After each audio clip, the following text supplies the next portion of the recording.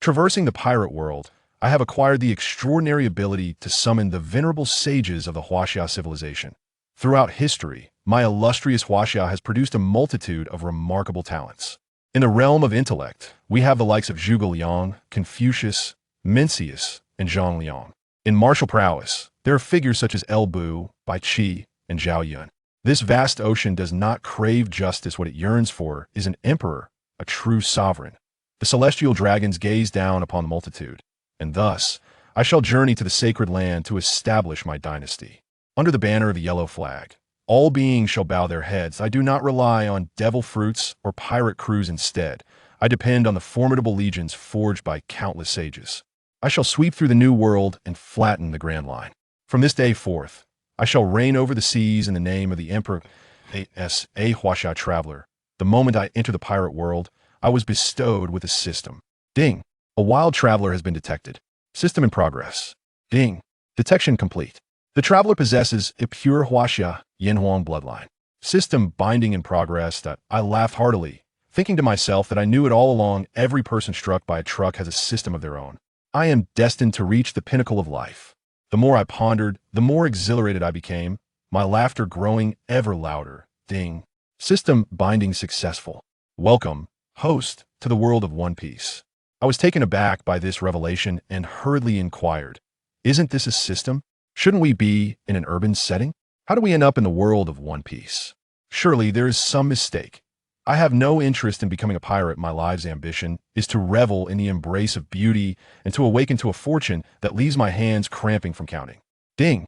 There is no error, host. You are indeed in the world of One Piece. The island you are on is located in the East Sea, and the time is 1480, and oh, please, system, I exclaimed, my anxiety causing me to stamp my feet. Let us switch to another world.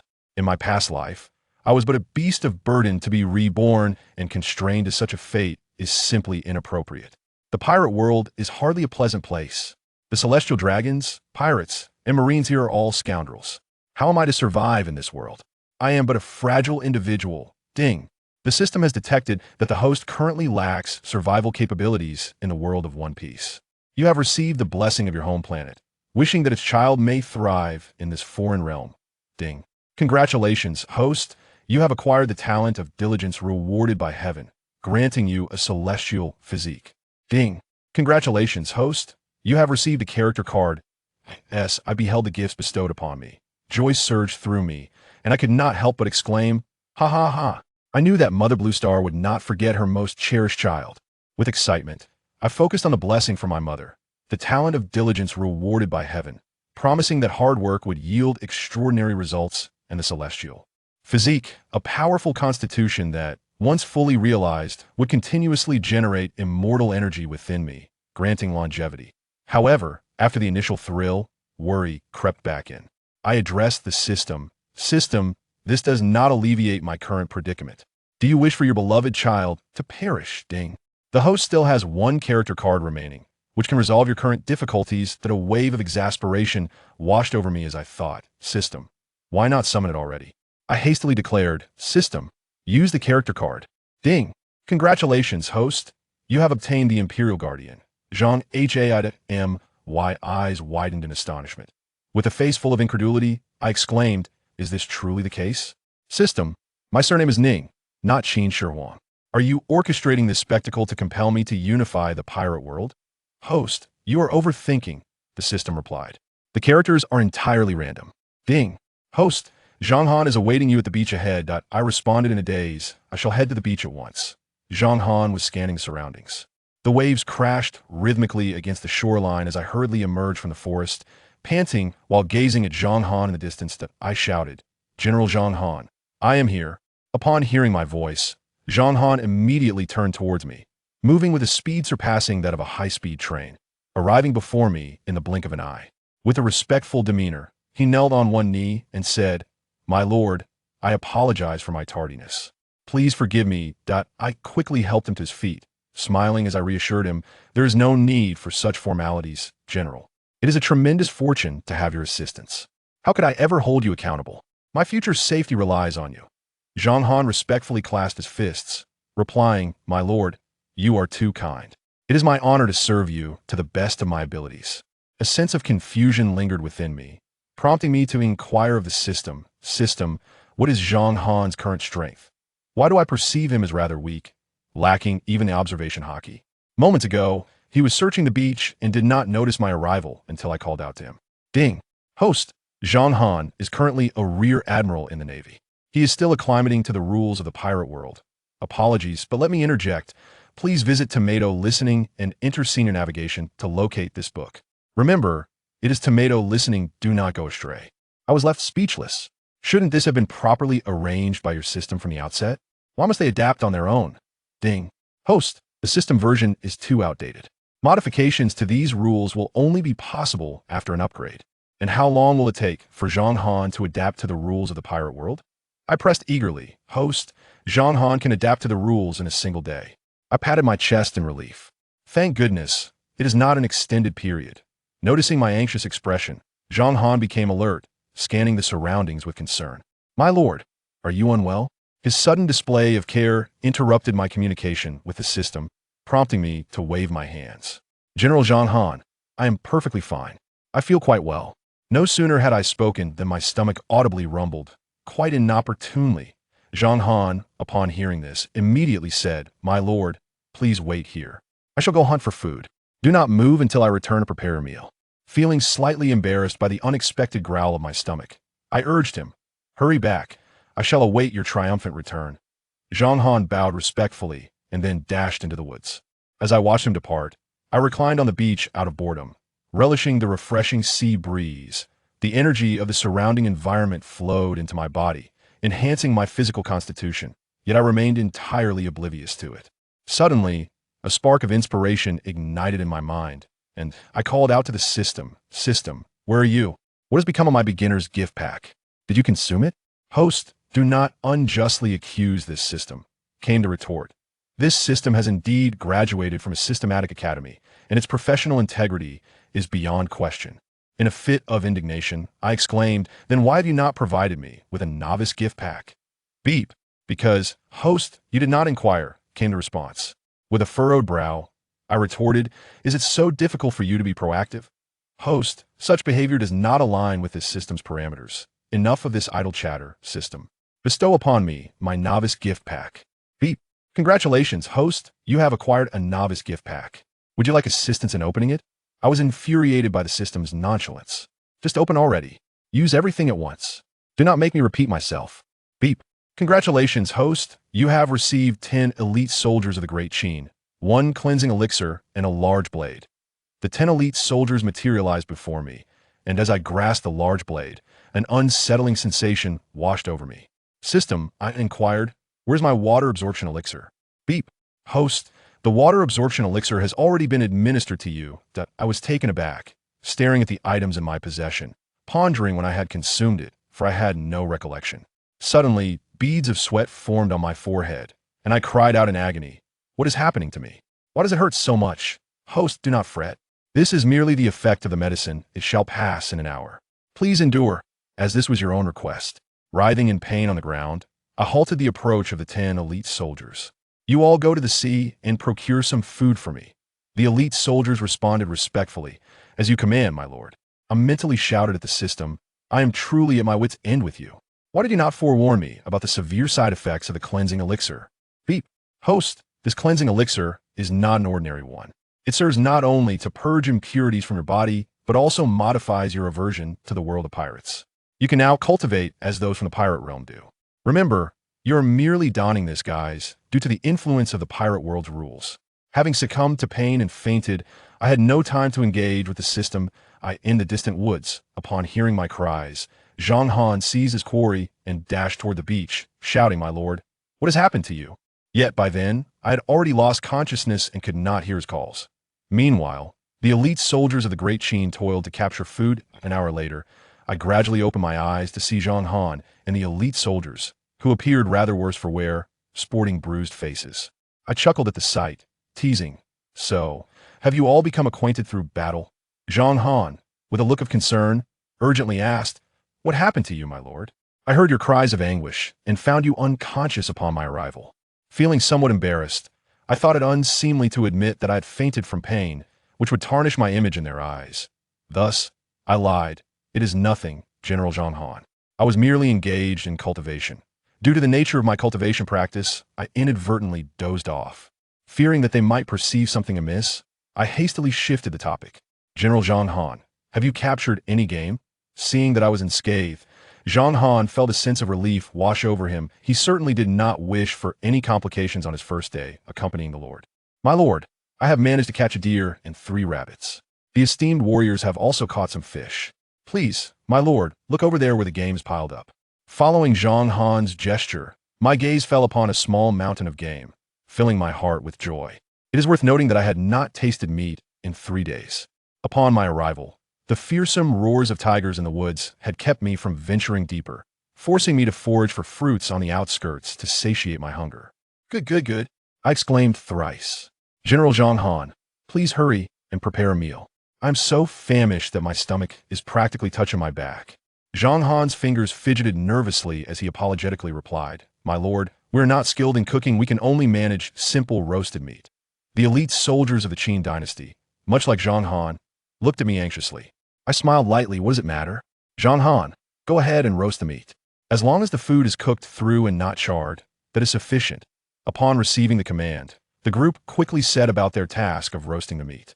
As I watched them depart, I once again called upon the system. System, come forth. You rascal, are you trying to kill me with pain? You cannot falsely accuse me. Host. This system guarantees that there has been no private manipulation. Observing the system's obstinate demeanor, I gritted my teeth and inquired, what is my current strength?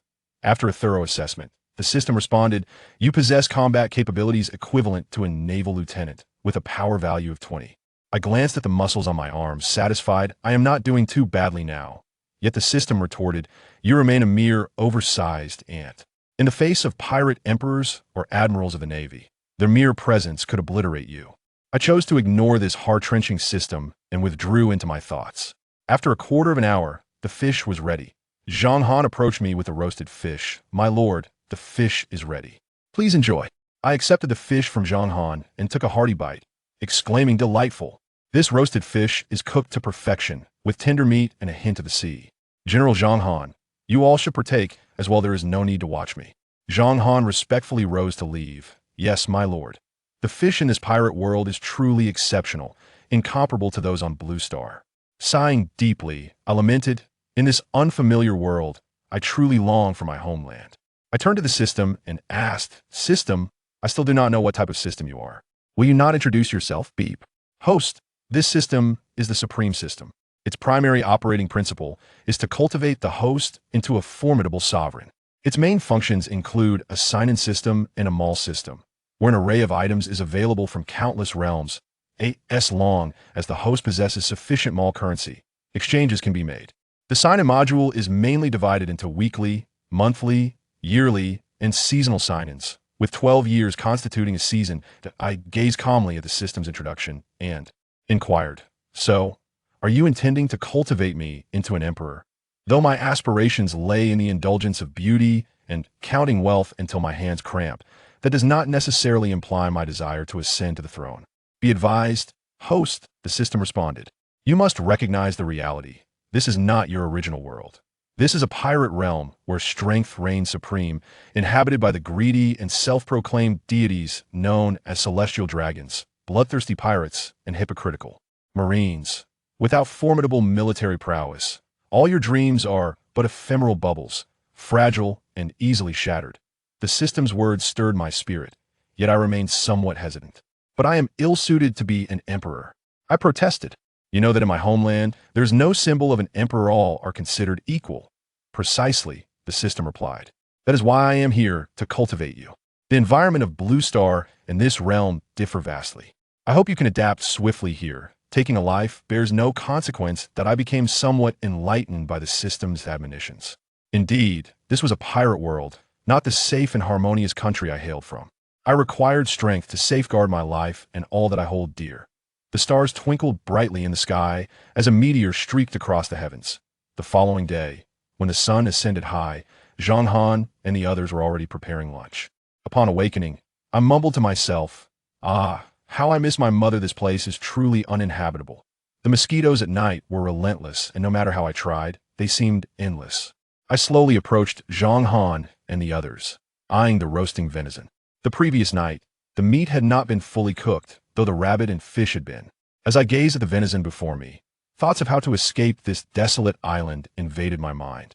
Damn the system for bringing me to this forsaken place. Zhang Han, does anyone here know how to sail? I asked, my gaze filled with hope. Zhang Han and the others shook their heads that, and why, Lord, we are but warriors, we know nothing of navigating vessels. Disheartened, I shook my head in disappointment. Well then, I shall ponder other solutions. I placed my hopes upon the system. Do you have any methods, system? Host, the system mall contains everything you could desire. As long as you possess mall currency, you may redeem anything, the system replied. I retorted in frustration. Isn't that mere drivel? I currently possess not a single mall coin. What can I redeem? Then, you must await the weekly lottery in 5 days, the system informed me. Perhaps fortune will favor you with a grand vessel. Alas, system, you are not living up to expectations, I lamented.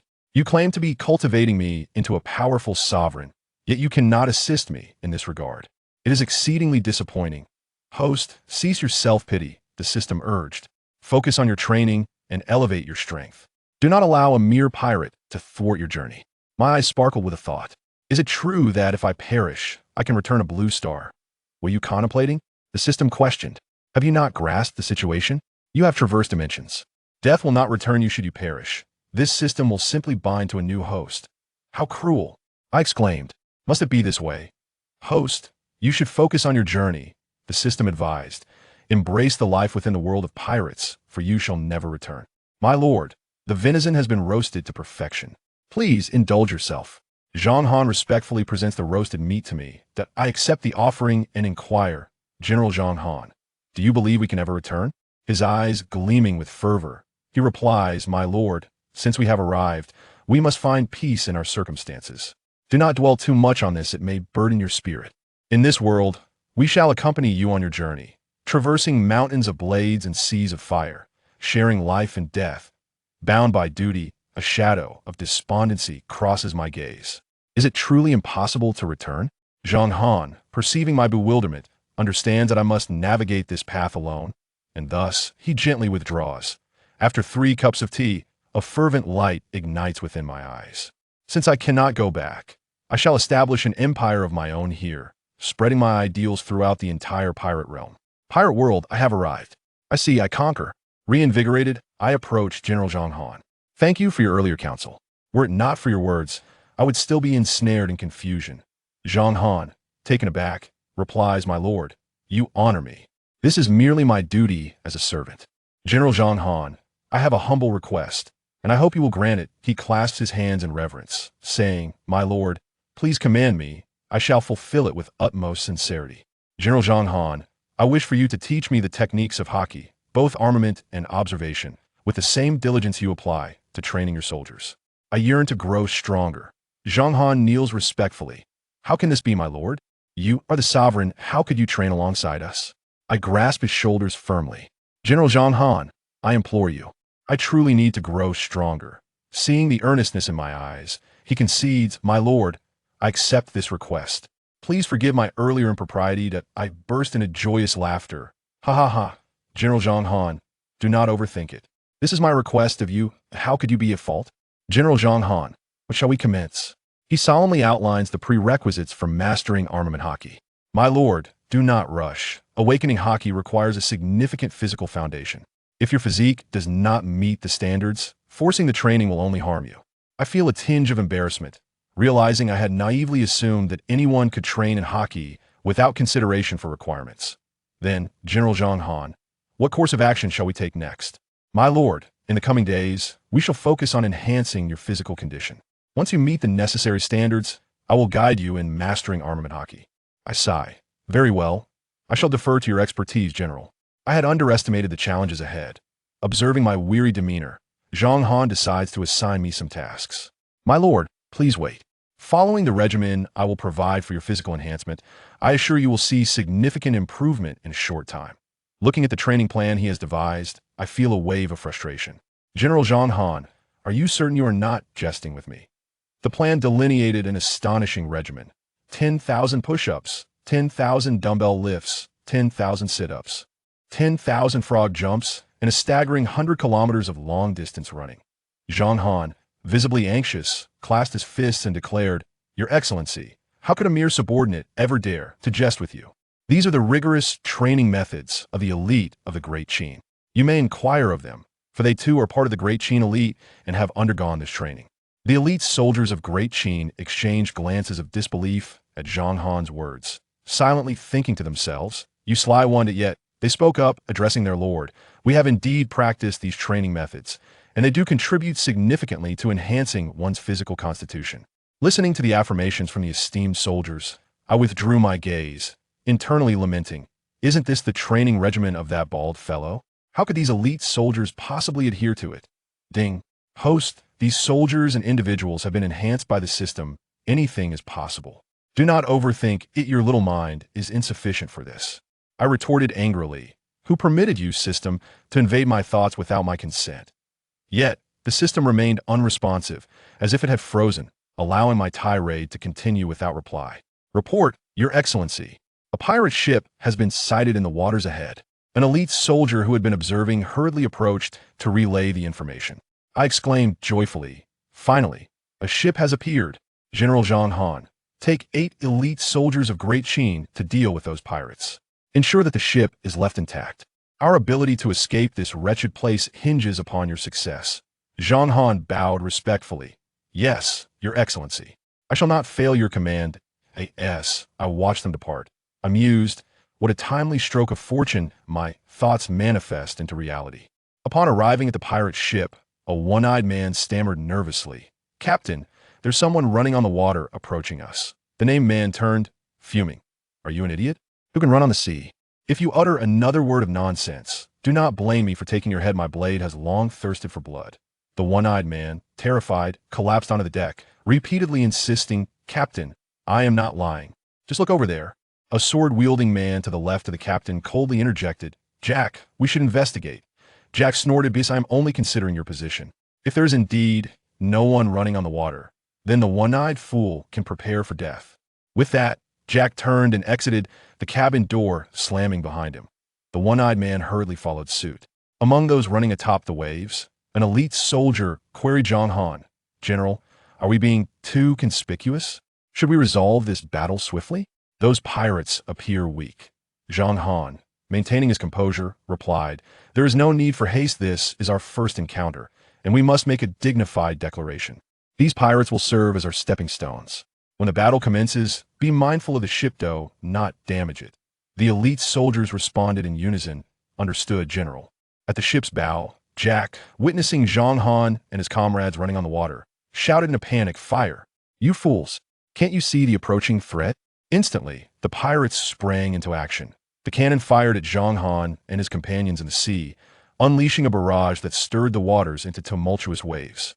As they deftly evaded the incoming cannon fire from the pirates, Jack erupted into boisterous laughter, mocking the hapless fools who dared to challenge the sea. A bunch of oblivious jesters, lacking strength yet aspiring to be pirate hunters, may they meet their demise. Ace interjected cautiously, "Captain Jack, take heed. The adversaries remain unscathed. My observation hockey informs me they are unharmed." Meanwhile, on the beach, I turned to Chinda and Qian Air, inquiring, "Can you both perform that as well? Running upon the surface of the sea?" Chinda responded, "We are quite adept at such feats, my lord. It is a fundamental skill among the elite of the Great Qian, known as the wave-treading technique. It primarily involves controlling one's bodily energy to a certain level, allowing us to traverse the ocean as effortlessly as we do upon solid ground." I was taken aback, contemplating how formidable they truly were. The enhancement of this system was astonishing, like a divine boon in the world of pirates. Qian Air added, "My lord, our strength is generally comparable to that of a naval colonel in this world, and structurally, we surpass them. I rejoiced indeed with your presence by my side.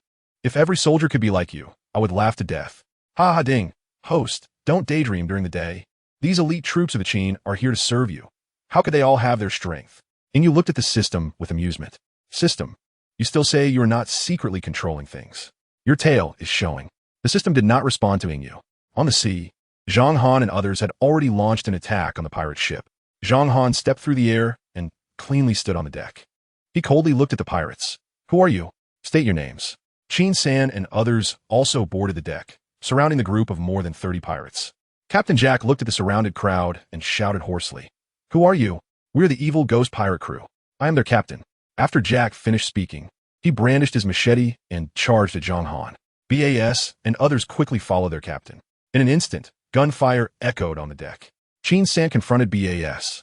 "Qian San, pirate, if you say you have such strength, why not do something good instead of engaging in killing and arson?" Ba smiled slightly.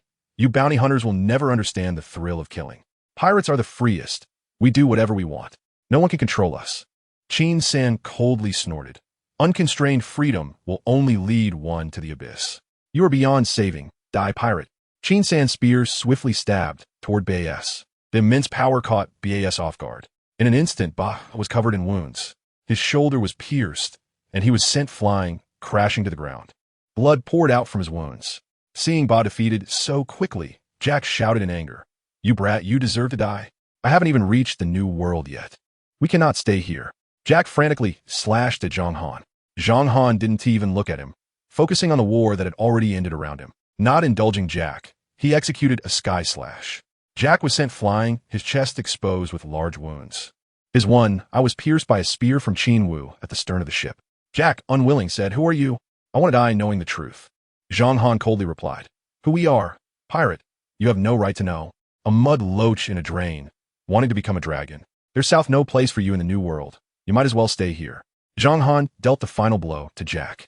Looking at the now lifeless BAS, he asked, "Can you tell me who you are?" "Qian San. Sorry, you really don't have the right to know who we are. There's no reason. If you choose to be a pirate, you must be prepared. Pirates can be killed by anyone." Qian San stopped wasting words with him and pierced through his heart with his spear. Looking at the dead pirate, Zhang Han said, "Qian San, you handle these corpses and clean the ship. Let us not dirty the eyes of our lord with these filthy things." Qian San, "Yes, General." "Kinda, do you think Zhang Han and the others have dealt with the pirates? Why are they still not back?" Ingyu looked at Qinda anxiously. "Qinda, my lord, you have asked this question 18 times in 30 minutes. My lord, don't worry. With General Zhang Han here, there won't be any problems. They will be back shortly." Ingyu sighed. "All right, I was overthinking it." "Ding, congratulations, host, for achieving your first kill. Achieving the first kill rewards you with 1,000 system coins. Congratulations, host, for receiving 1 armed color awakening pill and 1 body refining pill." Ingyu looked at the rewards in front of him, bewildered. "System, does what Zhang Han and the others accomplish count for me too?"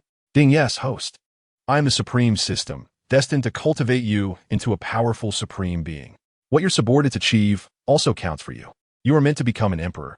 Ingyu exclaimed in delight. "System, is this armed color awakening pill the one I'm thinking of?" "Ding, host. It is the one you are thinking of. Actually, you don't need to lay a foundation like others. You are someone with a system, destined to be different from them." Chapter 5, Whitebeard in the Azure Sea. Seagulls occasionally flew by. Inside the cabin, Ingyu was complaining out of boredom. "System, why have we not encountered anyone in 5 days? Isn't this a pirate world? Where have all the pirates gone?" "Ding, host, you've asked this question 573 times already. You are in a pirate world, but it's not like you can meet pirates every day. Most of the time at sea is spent sailing." Ingyu lay limply on the deck. "System, I don't want this monotonous life. There's not even a single person around." "Host, don't worry. Once we find a suitable island, you can establish your own country there. At that time, you can do whatever you want." Ingyu sprawled out with his limbs open, his eyes turning. "System, it seems today is the 7th day. I can sign in." "Ding, yes, host. You can check in today. Then what are we waiting for?" "System, check in." "Ding, congratulations to the host for obtaining the 4 great sword servants, Spring, Flower, Snow, and Moon." Ingyu looked at the 4 stunning beauties before him, his eyes wide with amazement. "System, I love you so much. How did you know my thoughts?" Ingyu's lewd expression was almost pressed against the system. "Host, don't slander the system. This is the result of the system's rules operating on their own, and has nothing to do with this system." Ding, the 4 great sword servants are all Navy majors with an 8-star aptitude. Ingyu looked at the system with confusion. "System, what does this aptitude mean? Is there also cultivation in the pirate world? Can one not cultivate without aptitude?" Ding, the host has misunderstood. Aptitude is an accelerator for a person's growth. People with high aptitude cultivate much faster than those with low aptitude. Then what about Zhang Han and Qinda? What's their situation? Ding, Zhang Han has an 8-star aptitude, while Qinda and others have 7-star. Wow, the aptitude of these 4 great sword servants is too high. They're on the same level as my Imperial Guardian, Zhang Han. Do they have some special identity? Ding. Host, you're underestimating the system. Can a system give you anything subpar? System, can you create a data page that shows people's stats? Ding. Okay, host, please wait a moment. 3 minutes passed. Ingyu nervously asked system, are you done yet? Almost there, host, don't rush. This is a violation of the rules to help you. It takes some time. 10 minutes passed. Ding, the page is complete. Personal page of the host. Name, Ingyu age, 15 physique, celestial body, 30, talent, diligence rewarded by heaven's strength, Navy Lieutenant Hockey, armament color level 1 system. Is this the page you created? It's too simple. Ding, it's good enough for the host. It's free. What more do you want? Host, please bear with it for a moment. It might hurt a little. Ingyu asked in confusion, system, why would it hurt? Did I do something? Ding, host, the data I arranged for you hasn't been installed yet. I'll enhance your eyes for you, how about that? Ingyu was startled, recalling the pain from the last time. He didn't want to experience that again. System, wait a moment. Let me pass out first before you enhance them. The system looked at Ingyu speechlessly. General Zhang Han, please come in. Hearing the call, Zhang Han respectfully entered the cabin. My lord, what are your orders? Ingyu felt a bit embarrassed and said, General Zhang Han, I've been having some insomnia lately. Could you please knock me out so I can sleep longer? Zhang Han looked at Ingyu's outrageous request. My lord, what's wrong with you? Why would you make such a request? If there's any problem, you can tell me. I will definitely help you. Ingyu knew his request was strange. Anyone would think he was out of his mind. General Zhang Han, I'm really fine. I just haven't been sleeping well. I just want a good night's sleep. Sorry for troubling you. Zhang Han reluctantly agreed. Yes, my lord. Please forgive me. With a swift chop of his hand, he struck Ingyu's neck, and before Ingyu could react, he passed out. Kang Han stiated Ingyu, who was about to fall. Ingyu's eyes before fainting seemed to say, you sly old man, I wasn't ready yet. In the distant sea, a fierce gunfight was taking place. Whitebeard, we have no grievances or enmity. Why are you clinging to us? Newgate's eyes were fixed on the pirates opposite him. Russ, what are you talking about? What is there to discuss among pirates? When you plundered others, did you spare anyone? Since you chose to be a pirate, you must have the awareness of one. Men, kill them all. Ha ha ha, kill them. Leave none alive. The captain has spoken. A single one must not be spared. A group of pirates charged towards Russ. Ha ha, kill them all. Their treasures, women, and food will all belong to us. Russ glared fiercely at Newgate. Whitebeard, since that's the case, let's all die together. Bartholomew, set fire. Bartholomew quickly threw a torch into the cabin. In an instant, the gunpowder in the cabin ignited. The sound of explosions echoed everywhere. Realizing something was wrong, Whitebeard no longer cared about the others. His eyes, filled with killing intent, fixed on Russ. Russ, you deserve to die. With a great quake, Whitebeard clenched his left fist tightly and struck the space behind him. The space instantly shattered, and the sea water tilted dangerously. The pirate ship was also swaying precariously under the wave's assault. Russ himself was struck so hard that his internal organs were shattered. He looked like he wouldn't survive. Whitebeard didn't give him a chance to say more. With a slash, he killed him. After dealing with Russ, Whitebeard looked at the already shattered pirate ship. Men, hurry up and clean up the spoils. It's time to head back. Whitebeard ignored the already dead subordinates because there were no emotions in the Rock's pirates. The place was filled with slaughter, deceit, and cunning. In Whitebeard's mind, a pirate crew should be like a family, where they could drink freely without worrying about being stabbed in the back. With a leap, Whitebeard returned to his own pirate ship, looking at the now calm sea. It was littered with the remnants of war. No one could know what he was thinking. On the other side, Ingyu, who had just woken up, was complaining to the system. System, did you do that on purpose? Why do I still feel pain after passing out? Ding, host, your physical condition is too poor right now. The pain in your eyes will disappear soon. Ingyu looked at the system with a doubtful expression. Fine, I'll wait. If you lie to me, we'll both be done for. The system thought to itself. This host really isn't very bright. I want to train him to become a qualified emperor. The road ahead is long and arduous. Chapter 6, Discovering the Island, Your Majesty. We've discovered a small island ahead. Qian Air hurriedly reported to Ingyu. Ingyu pushed open the door and looked at Qian Air. So, what about the small island you mentioned? Your Majesty, please wait a moment. The island is just 20 nautical miles away from us, right in front. I saw it from the lookout tower, Qian Air replied. Great. Finally, we can replenish our food supplies. I've been eating fish for days, and I've lost my taste for it. Roasted chicken, roasted lamb chops, braised beef. Ha ha ha. They're all mine. Ingyu's mouth watered at the thought. Seeing his lord in this state, Qian Air realized it was time to take his leave and proactively asked for permission. Your Majesty, I'll return to the lookout tower. Ingyu, distracted by thoughts of food, casually replied, Qian Air, you can go back. There's nothing else for you to do. Damn it. We've been drifting at sea for over 20 days. Finally, they're Essen Island, and this time I'm going to enjoy a good meal. Thankfully, those reckless pirates over the past few days. Otherwise, I wouldn't even have money to buy food later. Chun Tao handed a handkerchief to Ingyu, covering her mouth with one hand, and laughed. Master, wipe your drool. If others see you like this, it wouldn't be good for your reputation, she added. Ingyu instinctively took the handkerchief. Chun Tao, you and Lan Huaxia get ready. Later, your master will treat you to a big feast. You've been eating fish on this broken ship for over 20 days. It's been hard on you. Chun Tao hugged Ingyu and said, Master, you worry too much. Being able to accompany you is our greatest honor. We don't care what we eat. Lan Hua, Xiao Shui, and Yu quickly chimed in, Yes, Master. We're very happy just to serve you. We are yours for life. Ingyu's face flushed. Having you all is also my luck. Chun Tao, can you move your chest a bit? I'm almost out of breath, Ingyu said shyly, looking at everyone. The girls teased, Oh, Chun Tao, you've made the master shy. Look at how red his face is.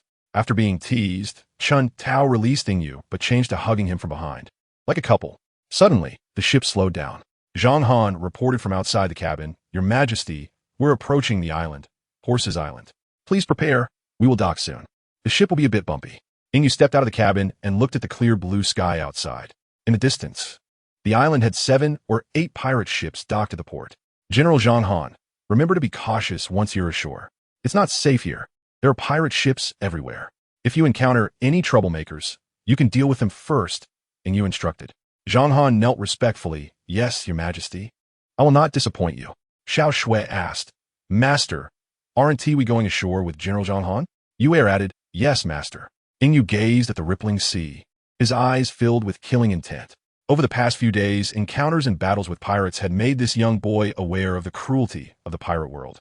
It was no longer just the descriptions from novels he had read. Xiao Shui, Yu we won't be going with General Zhang Han. It will just be the 5 of us. General Zhang Han and the others need to replenish food, fresh water, and wine, Ingyu decided. Half an hour later, the pirate ship approached the harbor. Oh, right. The new pirate ship is the 3rd one Ingyu has taken out, he thought. At the port, merchants selling fish and fruit were bustling about. Pirate ships came in and out. Hey, Tom, how much do you think the ship is worth? Should we take a shot at it? A pirate said, looking at the magnificent and beautifully decorated pirate ship. Mo Long greed arose among the pirates, wanting to seize it. Tom replied, We could take a shot at it. Otto, your team goes first. I'll notify Lord Roger. Otto laughed. Tom, you're still so timid. You need to ask Lord Roger about such a small matter? You're really embarrassing the pirates. Just go back to doing your mafia business. Otto led his pirate crew toward Mo Long, watching them leave. Tom smirked. Ha ha ha. What a bunch of brainless pirates. Who comes here without knowing what they're up against? They see something precious and want to rob it, not even considering their own strength. A bunch of idiots. I should get moving. It's not safe here, Tom thought as he slipped away from the crowd. Just as Zhang Han and the others disembarked, they were surrounded by Otto and his crew. Seeing Zhang Han and his armored companions, Otto hesitated for a moment. Otto's top henchman stepped forward. You useless fools. Hand over anything valuable you have. If our boss is happy, maybe he won't take your lives. The other pirates echoed. Yes, useless fools. Hand over your valuables. Otto was pushed to the front, feeling the pressure. He shouted hoarsely, Yes, useless fools. Today I'm in a good mood, so I won't take your lives. Just leave your valuables and this ship, and I'll let you go. Zhang Han and the others looked at him, as if he were an idiot. Zhang Han coldly said, Qian, you too? Quickly deal with them. Protect the ship. We're going to procure supplies. Without waiting for the pirates to roar, Zhang Han took the remaining elite troops of the Qian army and left. Otto, ignored and furious, shouted, You want to die? I'll make sure you do today. You guys attack. Kill them. Qian and Qian brandished their spears and charged at the pirates. Each thrust took down one pirate. These pirates had no ability to resist. They were only slightly braver than ordinary people, but in strength, there was no difference. They were just a group of cowards who dared to target the defenseless, old people, children, and women. To dare attack Zhang Han and his men today was simply madness. Watching the pirates fall one by one, Otto was filled with fear. 10 minutes later, all of Otto's men were on the ground, wailing. Pirates around the harbor quietly watched this farce. Otto, terrified, had long since lost his weapon, which had been knocked away by Qian. Don't come near. Devils. You're all devils. This isn't human strength. You're all monsters from hell. Seeing Otto going insane, Qian lost interest. With one thrust, he pierced through Otto's head. Otto fell to the ground with a thud. Qian looked at the wailing pirates and also lost interest. Qian, what do you think is wrong with these pirates? Are they all this stupid? Qian was cleaning his spear. Maybe anyone could become a pirate now. A group of pirates who can barely afford to eat 3 dishes. How many of them are normal? Chapter 7. Zhao Yun makes his entrance. Qian and Qian diligently guarded the Mo-Long ship, preventing pirates from getting close. During this time, there were always some reckless pirates who came to provoke them, but all were killed by Qian and discarded to the side, piling up into small mounds. The heaps of pirate corpses also intimidated the remaining superstitious individuals. On the Mo-Long ship, Chun Tao was helping Inyu massage his shoulders. Lan Hua was massaging his legs, Xiao Shui was fanning him, and Yu was feeding him fruit. Inyu looked like he was enjoying himself, resembling a young master from an ancient noble family. System, hasn't the monthly sign-in for this month been completed yet? Can you help me sign in? Do I always have to remind you, my host? Beep, host, would you like to start this month sign-in now? Yes, of course. Inyu replied. For now on, don't make me remind you about such things. When it's time, just activate it for me. Beep, understood, host. Beep, congratulations, host. You have obtained the Imperial General, Zhao Yun, Zhao Zilong. Inyu looked at the young general in white robes in front of him, excitedly saying, Zilong, you've come. It's truly heaven's assistance. Zhao Yun respectfully knelt on one knee. Zhao Yun pays respects to the Lord. Ah, General Zilong, there is no need for such formalities. Please rise quickly. Inyu helped Zhao Yun up with both hands. A flash of blue light appeared in Inyu's eyes, and Zhao Yun's data appeared in front of him. Zhao Yun personal data page name, Zhao Yun. Courtesy name Zilong age, 27 combat power, General, 12,000, Hockey, Armament Hockey 8th tier, Observation Hockey 8th tier swordsmanship, Great Sword Master loyalty, 100 note, characters have emotions. Please treat them kindly, host. Inyu laughed joyfully. Ha ha ha, Zilong, you've come. My safety is now guaranteed. Inyu held Zhao Yun's hand, looking as if he had a lot to discuss. Zhao Yun smiled. My lord, with me here, no one can harm you in the slightest. Good, good, good. Inyu exclaimed 3 times. With Zilong here, I can rest assured. You haven't eaten yet, have you? I'll arrange something for you. Zhao Yun replied. Thank you for your kindness, my lord. Ha ha ha. Zilong, you are too polite. Chun Tao, you all go prepare lunch. I want to have a long chat with General Zilong. Chun Tao and the others, seeing Inyu's happy demeanor, went to the kitchen as ordered. Yes, master. Xiao Shui giggled. Chun Tao, look at how happy the master is. He really looks like a child. Chun Tao, you might lose your favor. You tease as well. Yeah. Chun Tao, look at how the master treats General Zhao Yun. He seems to care for him much more than for you. Aren't you worried? Chun Tao knew the others were teasing her and casually said, what are you all worrying about? Whatever the master thinks, we servants cannot interfere. Go cook, or the master will be hungry later. Xiao Shui clicked her tongue. No wonder the master likes Chun Tao. He doesn't seem to have the same affection for us. It turns out sister understands the master so well. Chun Tao, please teach us. We also want to be favored by the master. Lan Hua and Yu also looked at Chun Tao earnestly. The subject of their conversation, the master, turned red-faced. It's not as good as Xiao Shui said. The master loves us all equally. Don't overthink it. Yu said coyly, Chun Tao, you can't be like that. The master has been sleeping with you all this time, while the 3 of us haven't slept with him at all. You're a full man who doesn't know the struggles of the hungry. Chun Tao blushed, stammering. You all misunderstood. I haven't gone that far with the master. He just likes to hold me while sleeping. It's not like you think. The 3 of them were dumbfounded. How could it be like this? Is the master not capable? Chun Tao knocked Xiao Shui's head lightly. Is there a maid who speaks like that about her master? The master said he is still young and hasn't fully developed. He can't engage in intimate relations. Lan Hua's eyes widened in disbelief. Still young? I've seen him when I helped him bathe. Chun Tao's face turned crimson. What are you all thinking? I'm younger than the master. Go cook for me now. The 3, realizing they had upset her, hurried to the kitchen. At the port, Zhang Han and others returned with supplies. Qian, what happened here? Qian helplessly replied, General Zhang Han, you wouldn't know. After you left, these pirates acted brainlessly, watching us deal with the trash while they insisted on robbing us. I really don't understand how these pirates are so fearless. To avoid disturbing the Lord, we had to deal with them all. Zhang Han looked at the pirate corpses and chuckled. All right, enough joking. Everyone come help move the supplies onto the ship. I'll go up and report to the Lord. Zhang Han turned to the assisting merchants. Be careful, there's alcohol inside. The rewards will be settled later, so don't worry. Moments later, Zhang Han arrived outside the cabin. My lord, the supplies are ready. Should we set sail? Inside the cabin, Yingyu and Zhao Yun were enjoying delicacies and fine wine, discussing the future when they suddenly heard Zhang Han's voice. Yingyu stood up and opened the door. General Zhang Han, come with me. I want to introduce you to a colleague. Zhang Han, confused, followed Yingyu into the cabin. Upon seeing the people inside, he immediately became vigilant, placing his hand on the hilt of his sword, ready to strike, while protecting Yingyu behind him. Zhao Yun watched without concern. Yingyu was bewildered by Zhang Han's reaction. No, General Zhang Han, you must have misunderstood something. This is Zhao Yun, the colleague I wanted to introduce. Don't worry, he poses no threat. Hearing this, Zhang Han lowered his hand and cupped his fists. My apologies, General Zhao Yun. I misunderstood just now. Please forgive me. Seeing how the two were acting, Yingyu quickly intervened. All right. You two don't need to be so polite. Sit down. The food will get cold. This meal was prepared with great effort by Chun Tao and the others, so let us not let their kindness go to waste. Zhao Yun and Zhang Han respectfully replied, Yes, my lord, we will not disappoint the kindness of the four ladies. The four women, hearing this, looked at Yingyu without explanation, their hearts filled with joy. The master still cares for us. Once the master comes of age, we can become his women. Thinking of this, the faces of the four girls turned red. Even the usually cool Yu was blushing. And you also noticed that the few people hiding behind the screen did not pay attention or offer any explanations. In his heart, these four beauties had already become his women. Chapter 8. Engaging Whitebeard on the deck, supplies had already been piled up. Qian settled the payment with the porters, gave a few instructions, and let them disembark.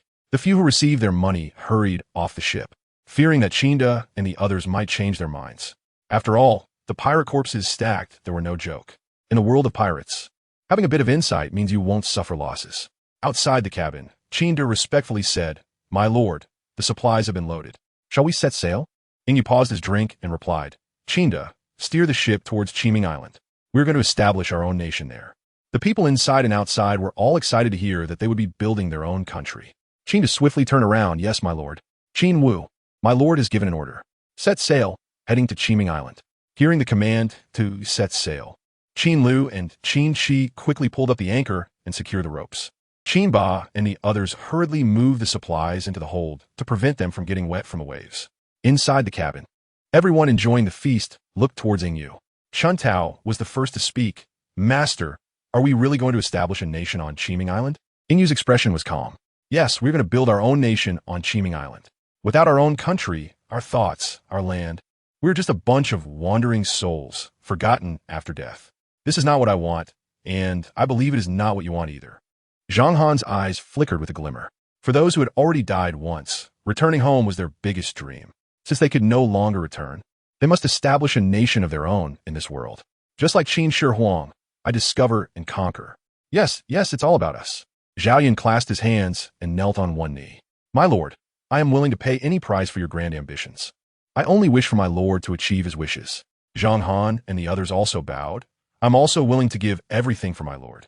I, the maid, am also willing to give everything for my master, sharing life and death together. And you looked at everyone with satisfaction. Everyone, please rise. A new nation cannot be built without each and every one of us. We all must live well. I hope that when I stand at the highest point, you will stand behind me, not lying in the dirt. Do you understand? Everyone stood up, willing to heed their lord's command. Yingyu's expression suddenly brightened. Everyone, don't stop. Continue to enjoy this delicious food. This was carefully prepared by Chun Tao and Xiao Shui. Zhang Han and Zhao Yun returned to their seats to continue savoring the fine wine. Chun Tao and the others returned to Yingyu's side, serving him. Yingyu looked at Chun Tao with a smile. Sister Chun Tao, your fingers are really beautiful, long and slender. Your hands shouldn't be in the kitchen. It was my mistake just now. When we reach Qiming Island, we'll hire a cook, so Sister Chun Tao won't have to go to the kitchen anymore. Chun Tao pulled back her hand that Yingyu had touched, shyly saying, Master is joking. It is Chun Tao's happiness to cook for you. Chun Tao was not the least bit wronged. Watching the two flirt, Zhang Han and Zhao Yun pretended not to see and continue their competition. Xiao Shui, feeling jealous, couldn't take it anymore. Master, you are really biased, only having eyes for Sister Chun Tao and not for us other sisters. Master is so bad.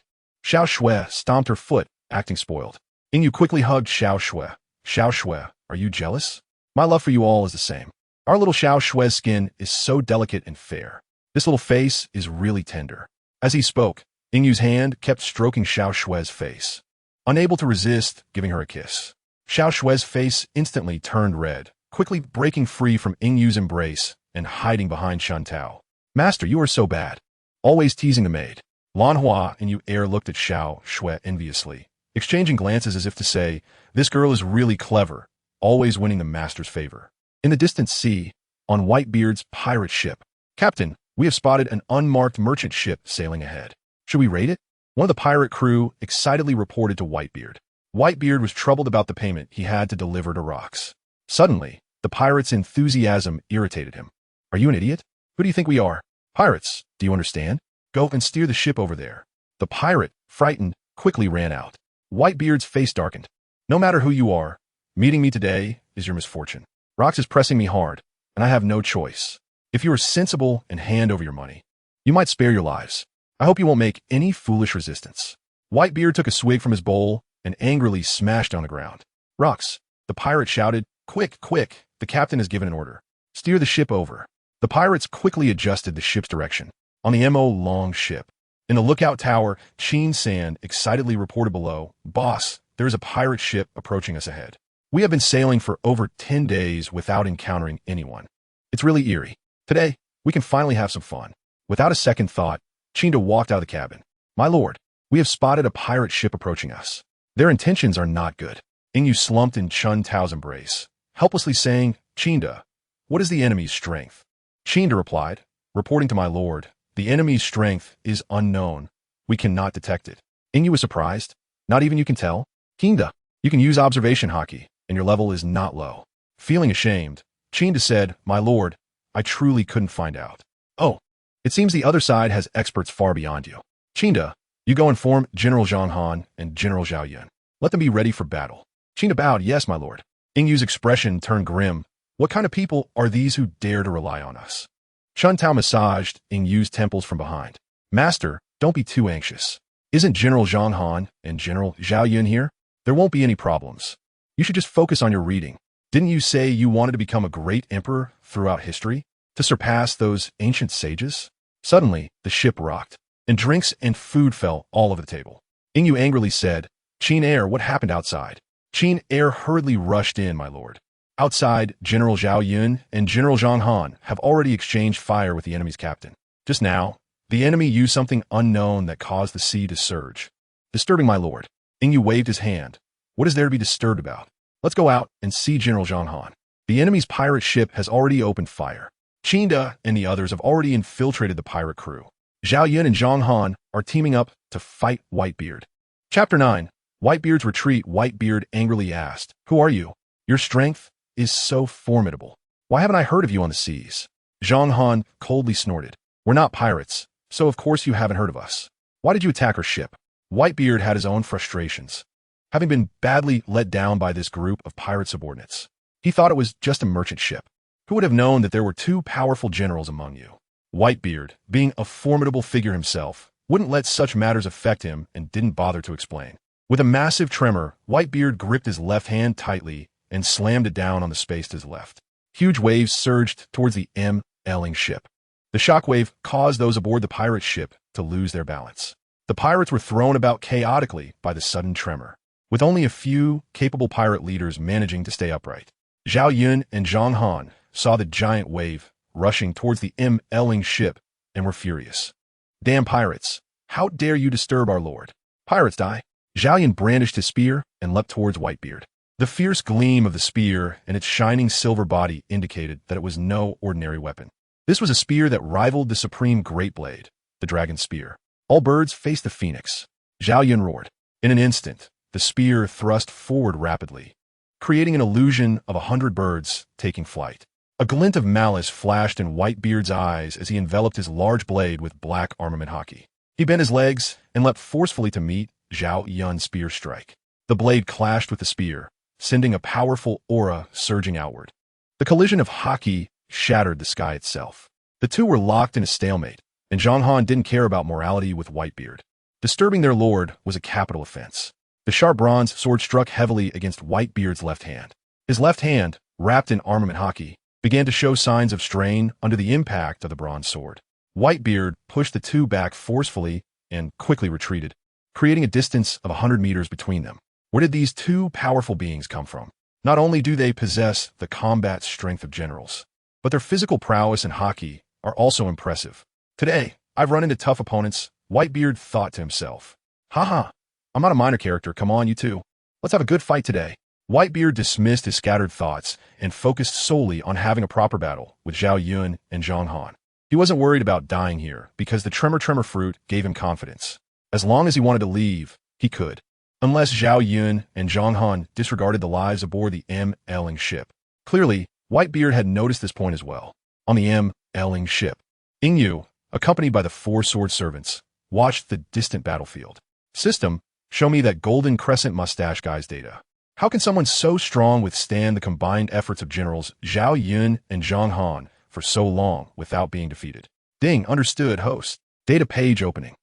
Name, Edward Newgate, Whitebeard, age, 32 combat power, general, 13500, qualification, 9 stars hockey, armament hockey 8th tier, observation hockey 8th tier, conqueror's hockey 6th tier, swordsmanship, great swordsman weapon, great blade, iron devil fruit, tremor fruit, 50. What the hell, this is Whitebeard. Why does he have a golden mustache? System, are you sure you haven't made a mistake? Ding, host, the system does not make mistakes. Look closely, how old is Whitebeard now? Yingyu irritably slapped his head. I mixed it up. The current Whitebeard, Newgate, is still in his prime.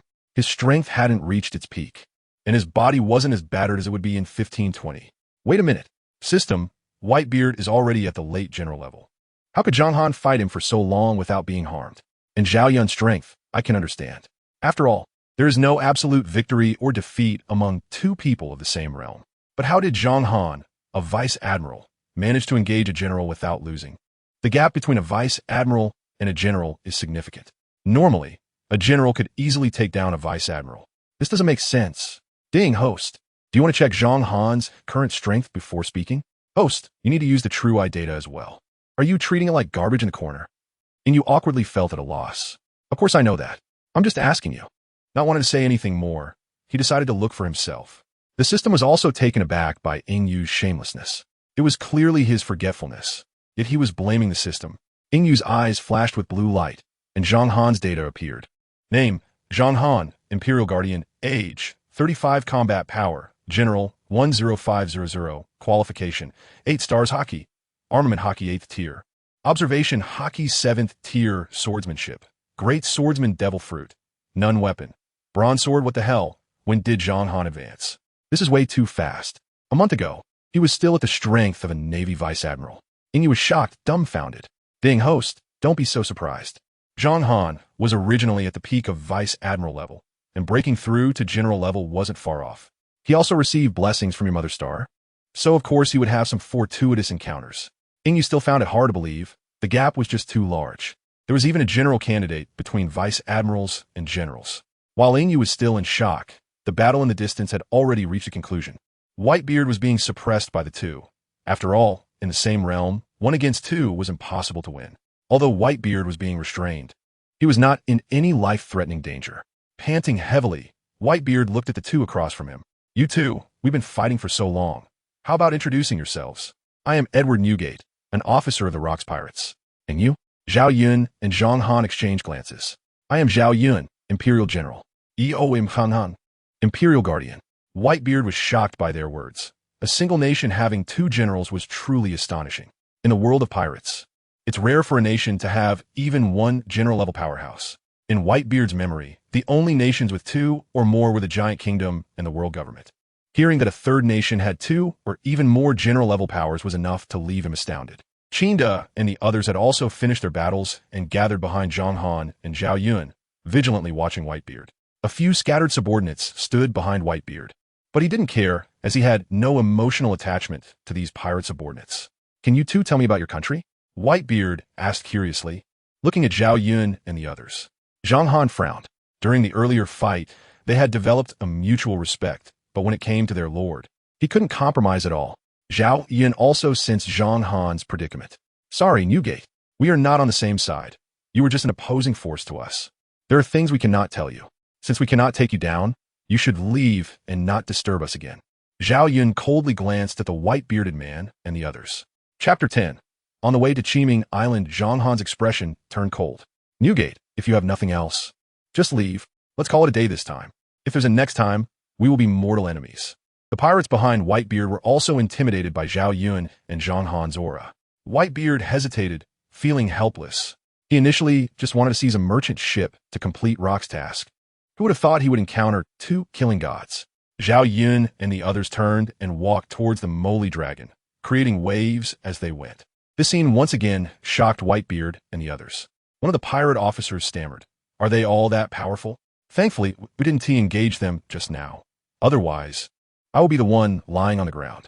On the sea, Zhao Yun looked seriously at Zhang Han. General Fangan, how are you going to explain this to the Lord? The other party disturbed the Lord, and you saw that the huge wave was heading towards the moly dragon. Zhang Han's face darkened. "Sai, this is all my fault. I will plead guilty to the Lord later." Qinda and the others were at a loss for words. After all, Zhang Han was their superior, yet he let go of those who disturbed the Lord. Zhao Yun's eyes flashed with a hint of struggle. "General Zhang Han, I will plead guilty with you later. After all, I also bear some responsibility for letting them go." Zhang Han felt guilty. "Zilong, this has nothing to do with you. It's all my own decision." Zhao Yun interrupted Zhang Han. "All right, let's leave it at that. I hope there won't be a next time. Everything we have belongs to the Lord.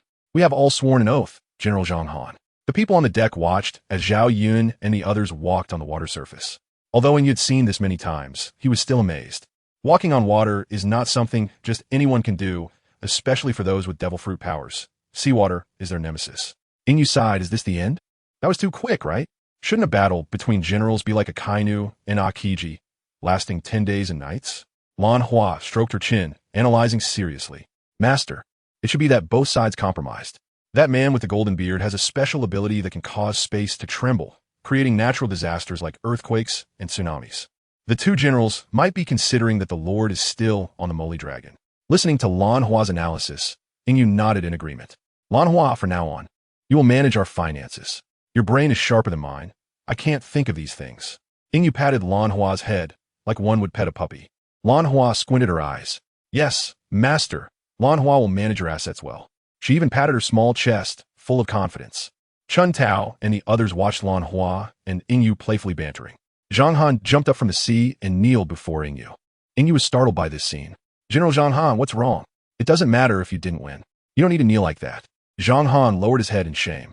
"My lord, I took the liberty of letting that thief go." Zhao Yun also came up at that moment and saw Ingyu kneeling as well. "My lord, this matter was not solely General Zhang Han's doing. I also agreed to let Newgate go."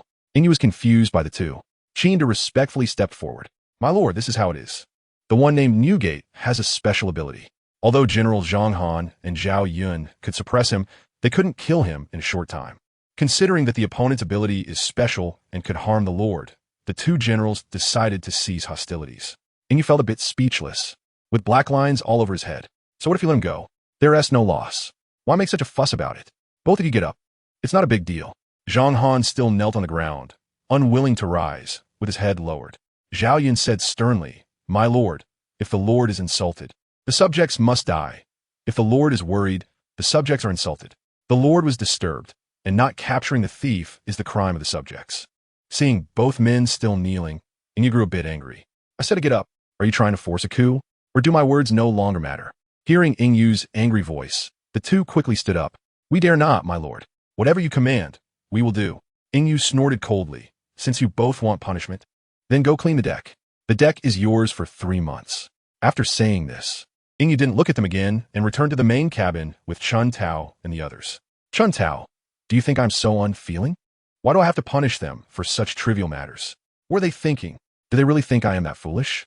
Chun Tao hugged Ingyu, letting him lean against her. She softly comforted him. "Master, both generals are the pillars of the nation. They are loyal to you and consider their responsibilities to the Lord. They are warriors. They might not pay much attention to details, but they are unwavering in their loyalty to you. They feel guilty this time because they startled you." Ingyu replied unhappily, "I know they are loyal. I have never doubted their loyalty. It's just that sometimes they are so stubborn that it frustrates me. Zhao Yun used to be fine, but I don't know what got into him today, going crazy with Zhang Han. All right, let's stop talking about them. It's so annoying. Is it true that once you become an emperor, you have no friends?" 2 months later, the moly dragon had transformed from one ship into a fleet of 17 sailing vessels. During these 2 months, everyone's strength steadily improved. Inyu had also raised his rank to colonel through sign-ins during this time. In the first month's weekly sign-in, he received 3 devil fruits and a good quality sword. Jingzha. The monthly sign-in gave him 300 genie wei and 4 commanding officers. The second month's weekly sign-in stabilized, consisting of swordsmen with 500 Tang Dynasty Imperial Guards, all with decent strength. The second month's monthly sign-in surprised Inyu greatly. 16 warships equipped with 3,000 elite Ming Navy troops. At that moment, Inyu was also shocked by this scene. These Ming elites were not comparable to regular Navy troops. Each Ming elite had an average combat power of 20 as a second lieutenant. Just thinking about it was terrifying. 3,000 naval second lieutenants. It seemed that the current world Navy didn't have that many second lieutenants. In 1480, the Navy was in the most dangerous era, with pirates thriving. There was an abundance of capable pirates. There are 6 famous figures, including the pirate emperor, Rox, the Iron Giant, Charlotte Linlin, the Sky Lion, Shiki, and Edward Newgate, among others. On the loyal guard Qian respectfully said to Inyu, "My lord, we have discovered the entrance to Qiming Island ahead." Inyu jumped up happily. After circling here for half a month, they finally found the entrance. Qinda, give the order to proceed into Qiming Island. Chapter 11. Clearing the land. The Qiming Islands are a tumultuous sea area filled with dark holes and dense reefs. Whirlpools are everywhere, and the correct entrance is unknown. No matter how many ships come, they will all run aground and sink. The Qiming Islands are not just one island. They refer to a group of islands in the sea, totaling 37 small islands of varying sizes. The largest spans 300,000 square kilometers, providing land for millions to inhabit, while the smaller ones cover 2,000 to 3,000 square kilometers, capable of supporting hundreds of thousands. In this sea area, the fleet cuts through the waves as it sails into the Qiming Islands, observing the whirlpools and undercurrents on the surface, along with the reefs that jut out. Commander Huaxia of the Ming Navy furrows his brow. What kind of weather is this? I hope we don't encounter any big troubles. Everyone, stay alert and watch for the reefs and whirlpools, he commands seriously. Yes, Commander, the Navy replies. On the Zhao Yun and Zhang Han stand on either side of Inyu, remaining vigilant for any unusual occurrences. Chun Tao and her 3 companions are playing Ludo with Inyu below deck, while the guards, including Qinda, stand around the cabin, watching for potential situations. After the arrival of the Jinui, they have transitioned from being elite soldiers of the Qin to personal guards of the Qian, dedicated to protecting Inyu, just like Zhao Yun and Zhang Han. Suddenly, a voice calls from outside the cabin. My lord, we have entered the Qiming Islands. However, there are many reefs and whirlpools in the area, and the ship may experience some turbulence. The commanding voice of the Jinui commander, Qing Long, comes from outside. Inyu pauses his hand that was about to roll the dice. Qing Long relayed to Huaxia to navigate safely to the Qiming Islands and not to rush. Since we've made it this far, it's not worth hurrying. Ensure everyone gets to the Qiming Islands safely. Yes, my lord, Qing Long replies respectfully before leaving. The ship's hull is constantly battered by the sea wind and waves, swaying precariously. Chun Tao looks at Inyu with a smile. Master, we're finally arriving at the Qiming Islands. We can build our own nation now.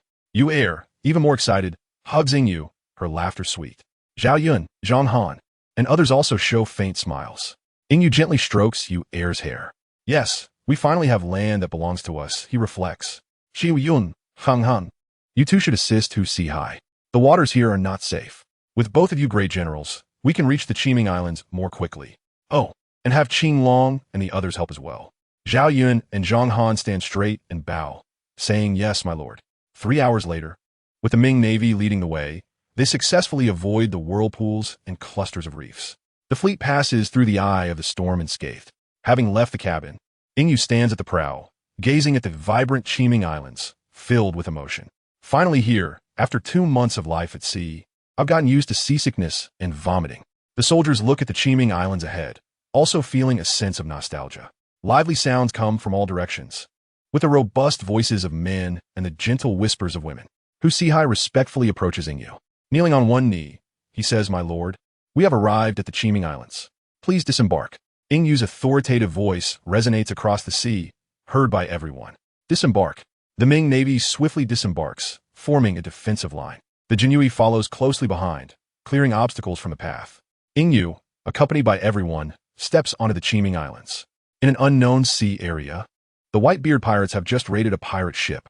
Sitting on the ship's edge, Whitebeard watches the wreckage of the pirate ship flickering in the flames. He cannot help but reminisce about the battle 2 months ago in the Baroque Sea. A hint of nostalgia flashes in his mind. Hey, I don't even know your name. Friend, I hope next time we meet you can tell me your name. Whitebeard sighs, who knows when that will be. He continues to drink heavily. Suddenly, a figure appears in the sky, a man in wooden clogs. Newgate, what are you doing here drinking alone? You look like you've been dumped by that woman. It can't be Ling Ling, right? Shiki mocks Whitebeard. Whitebeard roars, Shiki, are you looking for death? Already in a bad mood, Whitebeard's anger flares at Shiki's taunt. He draws his great sword, Tekai, and launches a strike.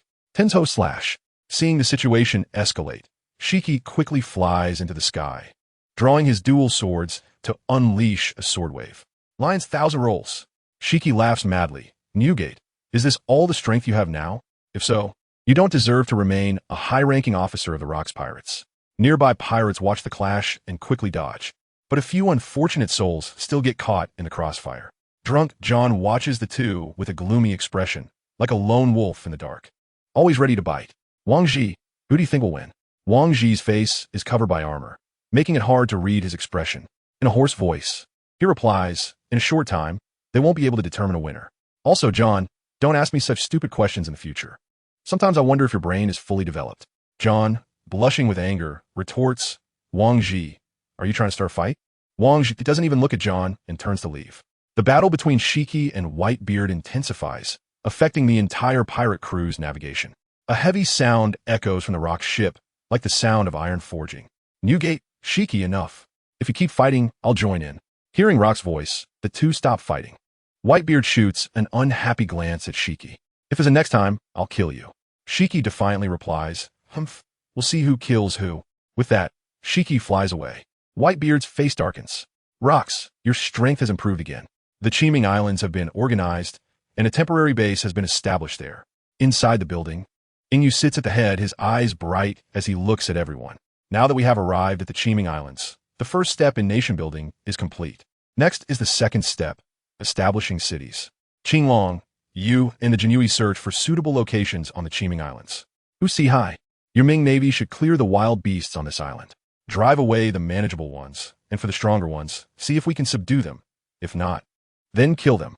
Zhuke, take 100 Jinui and check if there are any natives on the Qiming Islands. Qinglong and Zhuke respond, understood. Huaxia says, I obey your command. All right, you all go busy yourselves. There will be much to do in the future. Chapter 12. The Battle of the Air Elise. See, Admiral Sengoku stood on the naval ship, shouting furiously, Shiki, where are you going? The Navy's cloak, symbolizing justice, flapped in the sea breeze. The warship, powered to its limits, chased after the Golden Lion Shiki. Sitting at the bow of his pirate ship, Shiki laughed heartily, Sengoku, if you have the ability, come catch me. Is it such a big deal just because I robbed one of your allied nations? Why are you so relentless in your pursuit? Sengoku's eyebrows stood up like a fire, his rage echoing throughout the sea. Shiki, isn't that robbery? You bastard, you've killed the nobles of an entire kingdom. Do you know how much trouble you've caused for our navy? Shiki cackled, I'm honored to bring you some trouble. I don't think your navy is as great as you say. You're just the lapdogs of the celestial dragons, not even worthy of being called humans. Sengoku roared. Fire the cannons. Force them to a stop. The navy, hearing the command, quickly aimed the cannons of the warships at Shiki's pirate crew. The sound of cannon fire erupted from the ships. Sengoku's hand clenched tightly, the fire in his eyes seeming to burn away all evil. Sengoku knew that the navy was now the executioner of the world government, but he felt powerless to change the situation. All he could do was try to protect the civilians who were burned, killed, and robbed by pirates. As cannonballs flew towards him, Shiki remained unfazed, waving his sword. A slash shattered all the cannonballs, the explosions bursting magnificently in the air. Shiki hovered in midair, mocking Sengoku's incompetence. Is this all the power you have, Sengoku?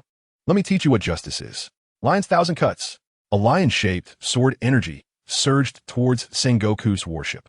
Sengoku quickly wrapped his arms in haki.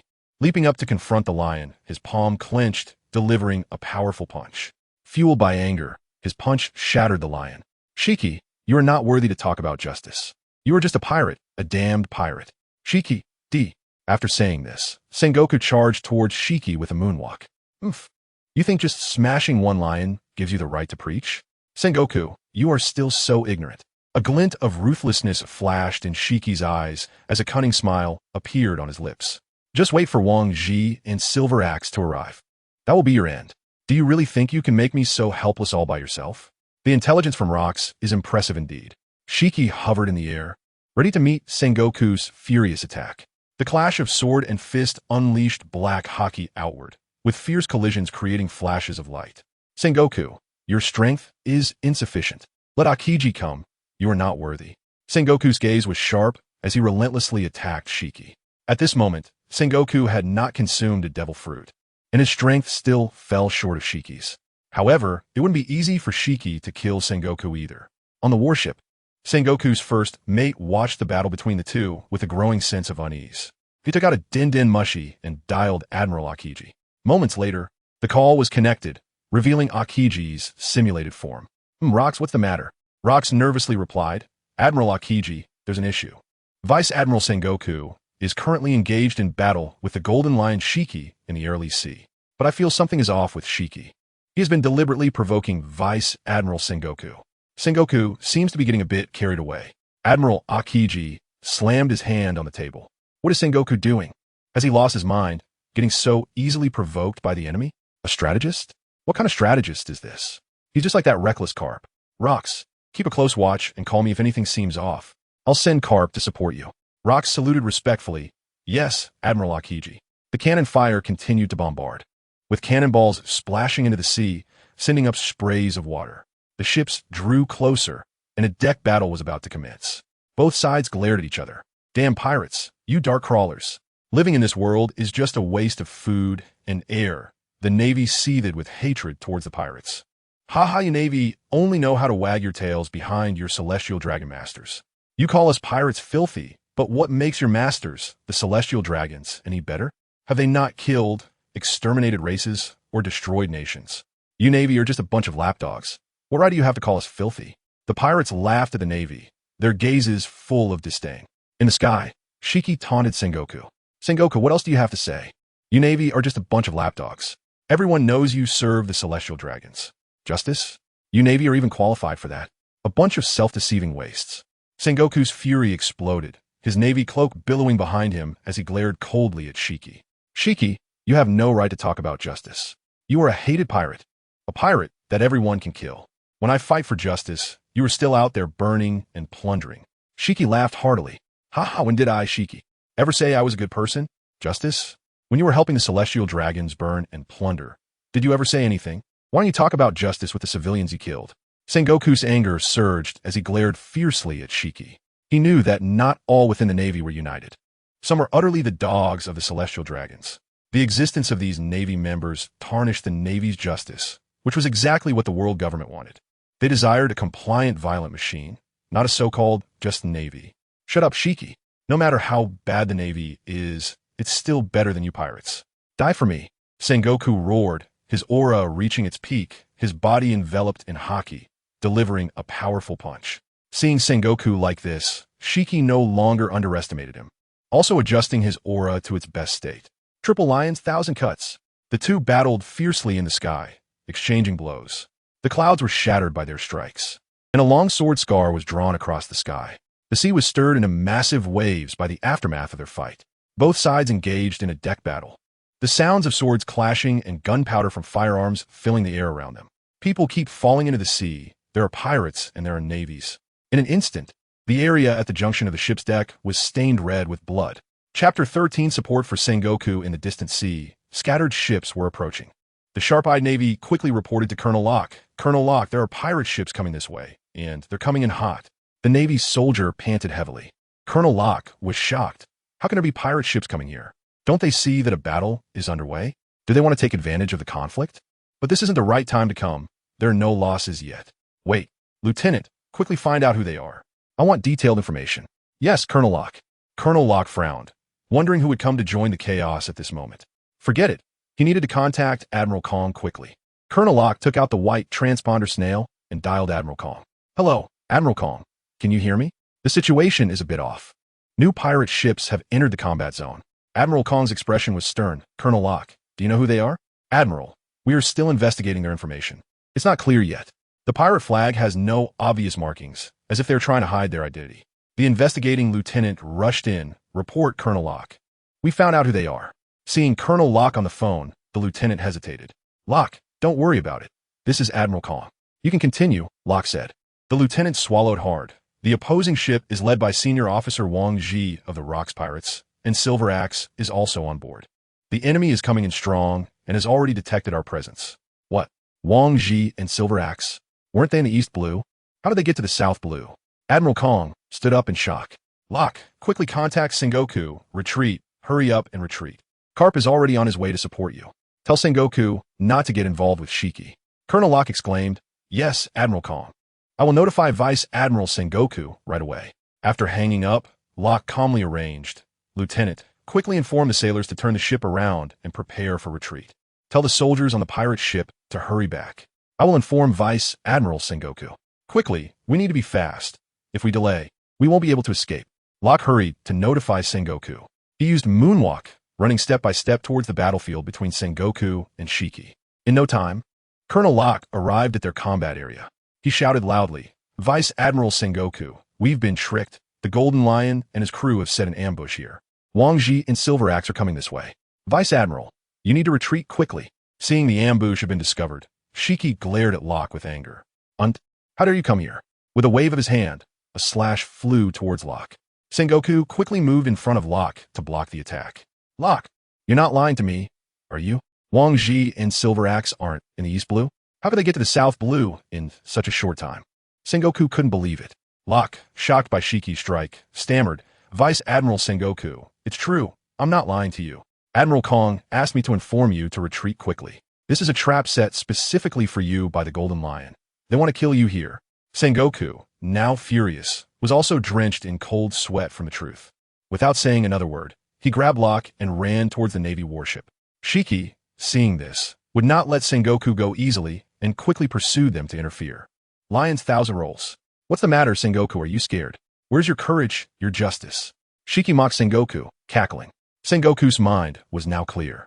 He would not be provoked by Shiki's taunts and kept running back. Shiki, furious, cursed, damn it. Wang Ji and Silver Axe, what are those two fools doing here? Sengoku hasn't been caught yet. Those idiots exposed our position early. How infuriating. On the distant night ship, Silver Axe said, isn't what we're doing a bit wrong? If Rox finds out, we won't have good days ahead. Wang Ji looked at Silver Axe seriously. You know how crazy Rox is? Anyone who stands in his way will die a miserable death. Silver Axe coldly smiled. Who knows we did it on purpose? Do you think Shiki doesn't know? This is all a show for Rox. There are spies everywhere on the ship. Wang Ji, you should be more careful in the future. Don't let yourself become target.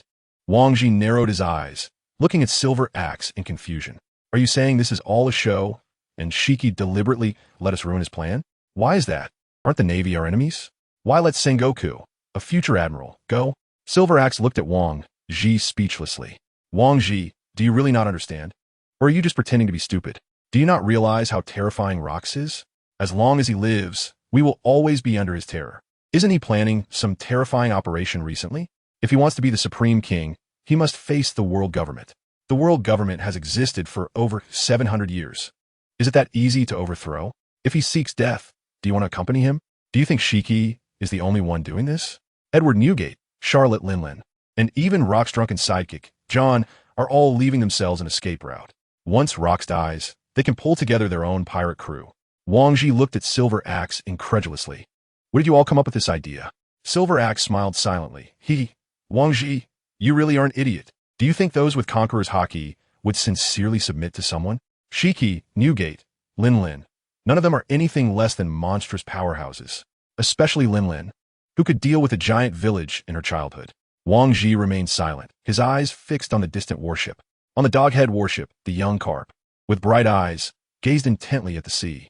His sturdy body contained terrifying strength. The Navy cape, symbolizing justice, fluttered in the wind. Bogart, how far are we from the Yalas Sea? Carp asked in a deep voice. Admiral Carp, we are still 3 hours away from the Yalas Sea, Bogart replied, holding his sword with one hand, his voice low. Carp pondered for a moment. Bogart, hurry up and get over there. I will go support Sengoku. Carp bent his legs and leaped into the air, using moonwalk to run swiftly across the surface of the sea.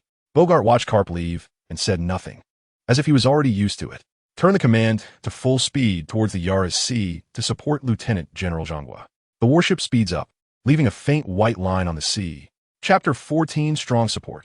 Carp, where are you going, Sengoku? Continue fighting me. Weren't you quite proud just now? Now look at this, Shiki mocked. Kik.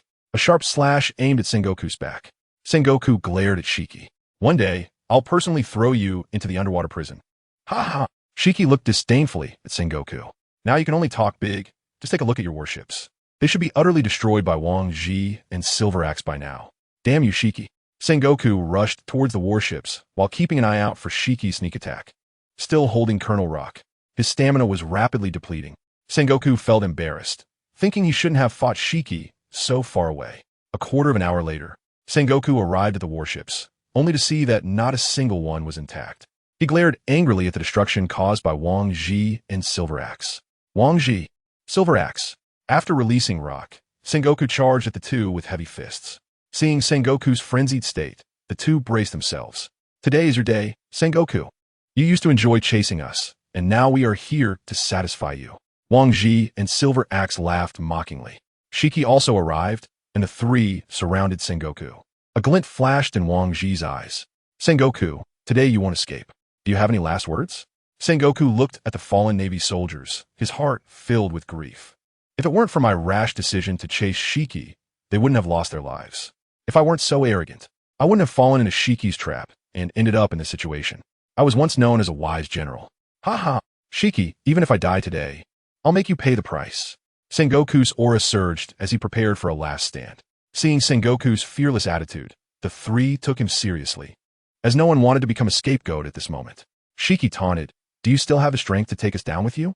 Don't dream. Wang Ji, Silver Axe, let's go together. They aimed to prevent Sengoku from gaining an advantage at this moment. All right, let us finish him off quickly. The two exchanged a glance and understood each other's thoughts. Let Shiki take the lead while we flank him, conserving our strength. The three charged at Sengoku with overwhelming momentum. Sengoku realized this battle was tough and decided to go all out, covering his entire body with haki. He unleashed a powerful iron fist attack. With the dual enhancement of observation haki and armament haki, Sengoku barely managed to block the three's attacks. The battle between the four was as quick as lightning, and ordinary people's eyes couldn't keep up with their speed. In the blink of an eye, they exchanged dozens of blows. 30 minutes later, Sengoku was covered in blood. His fists were bruised, and his waist had been deeply slashed by a sword. Shiki, who had been the main target of Sengoku's focus, also bore injuries.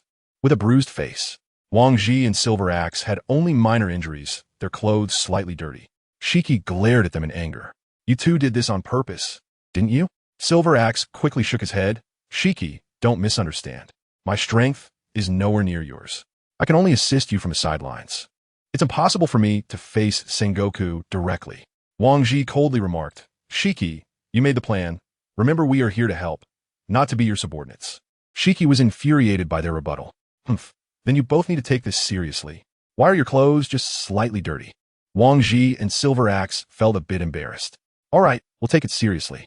Seeing their agreement, Shiki said no more and fiercely glared at Sengoku.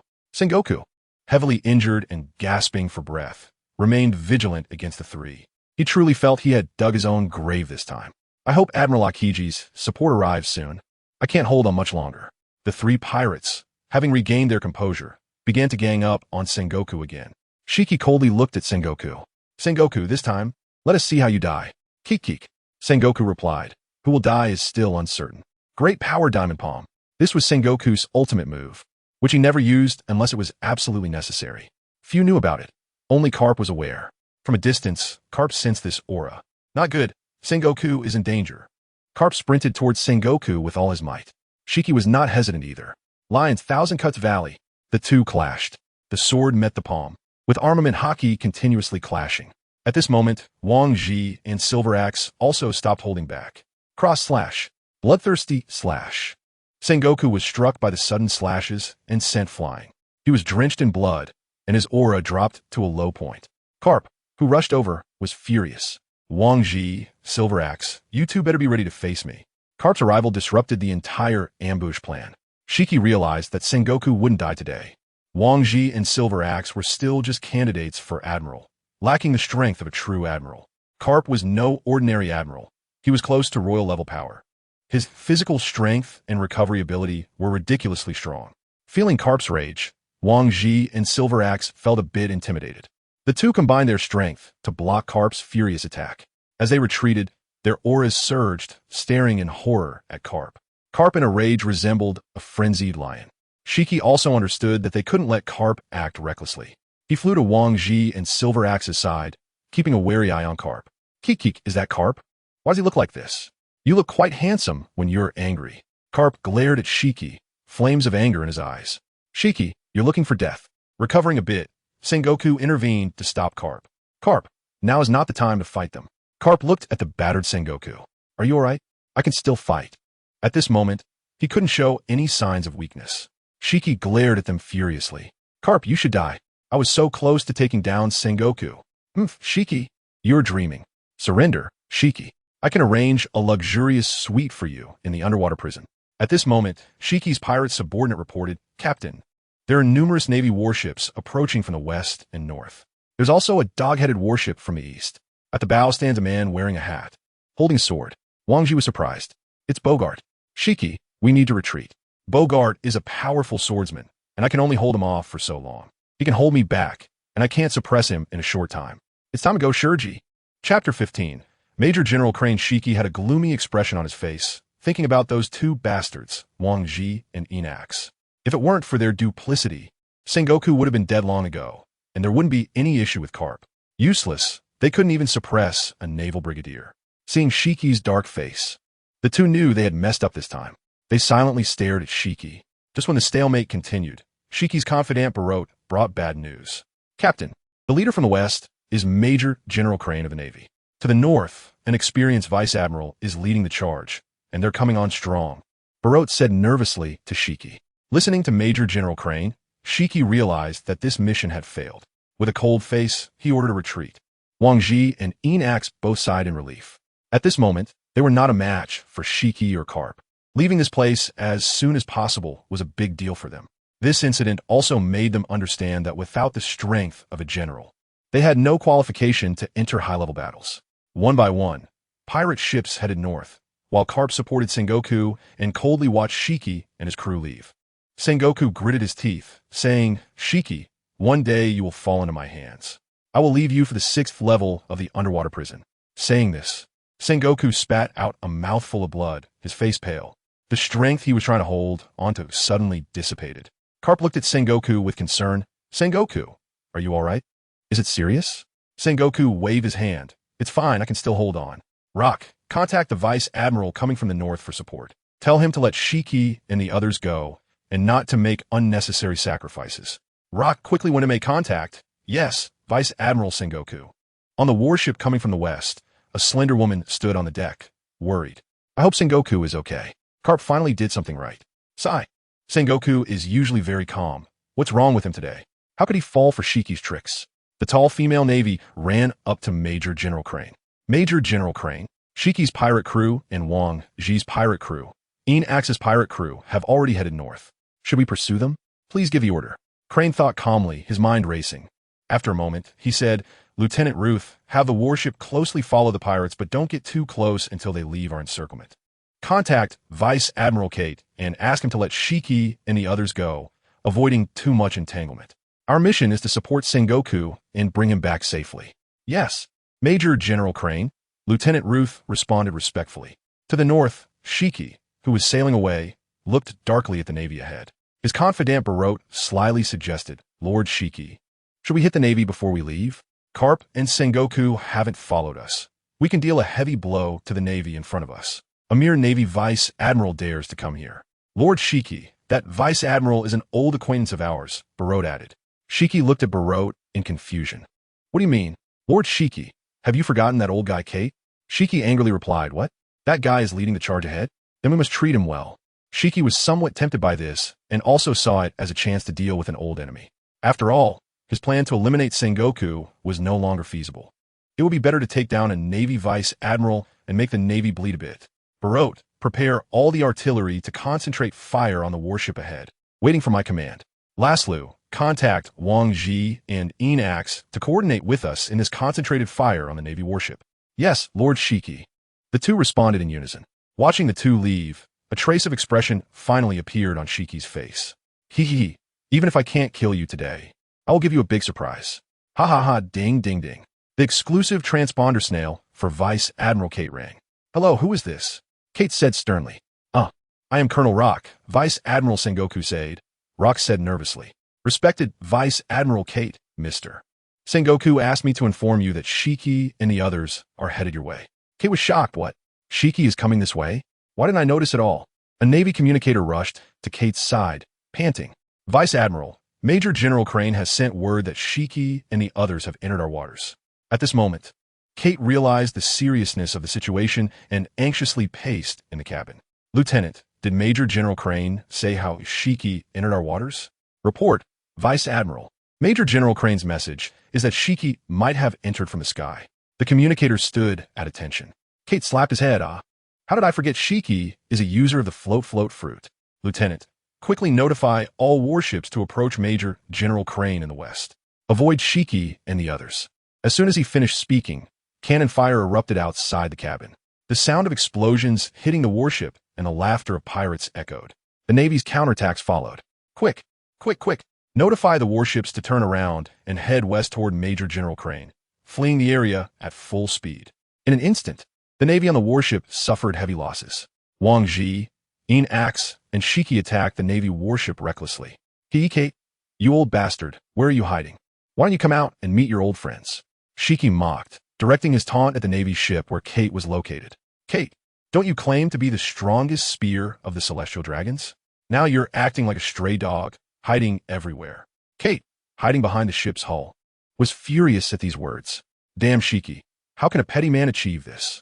Thinking back to when he was just a small pirate, chased by Kate all over the world, he never expected that just a few years later, Shiki's strength would increase so rapidly.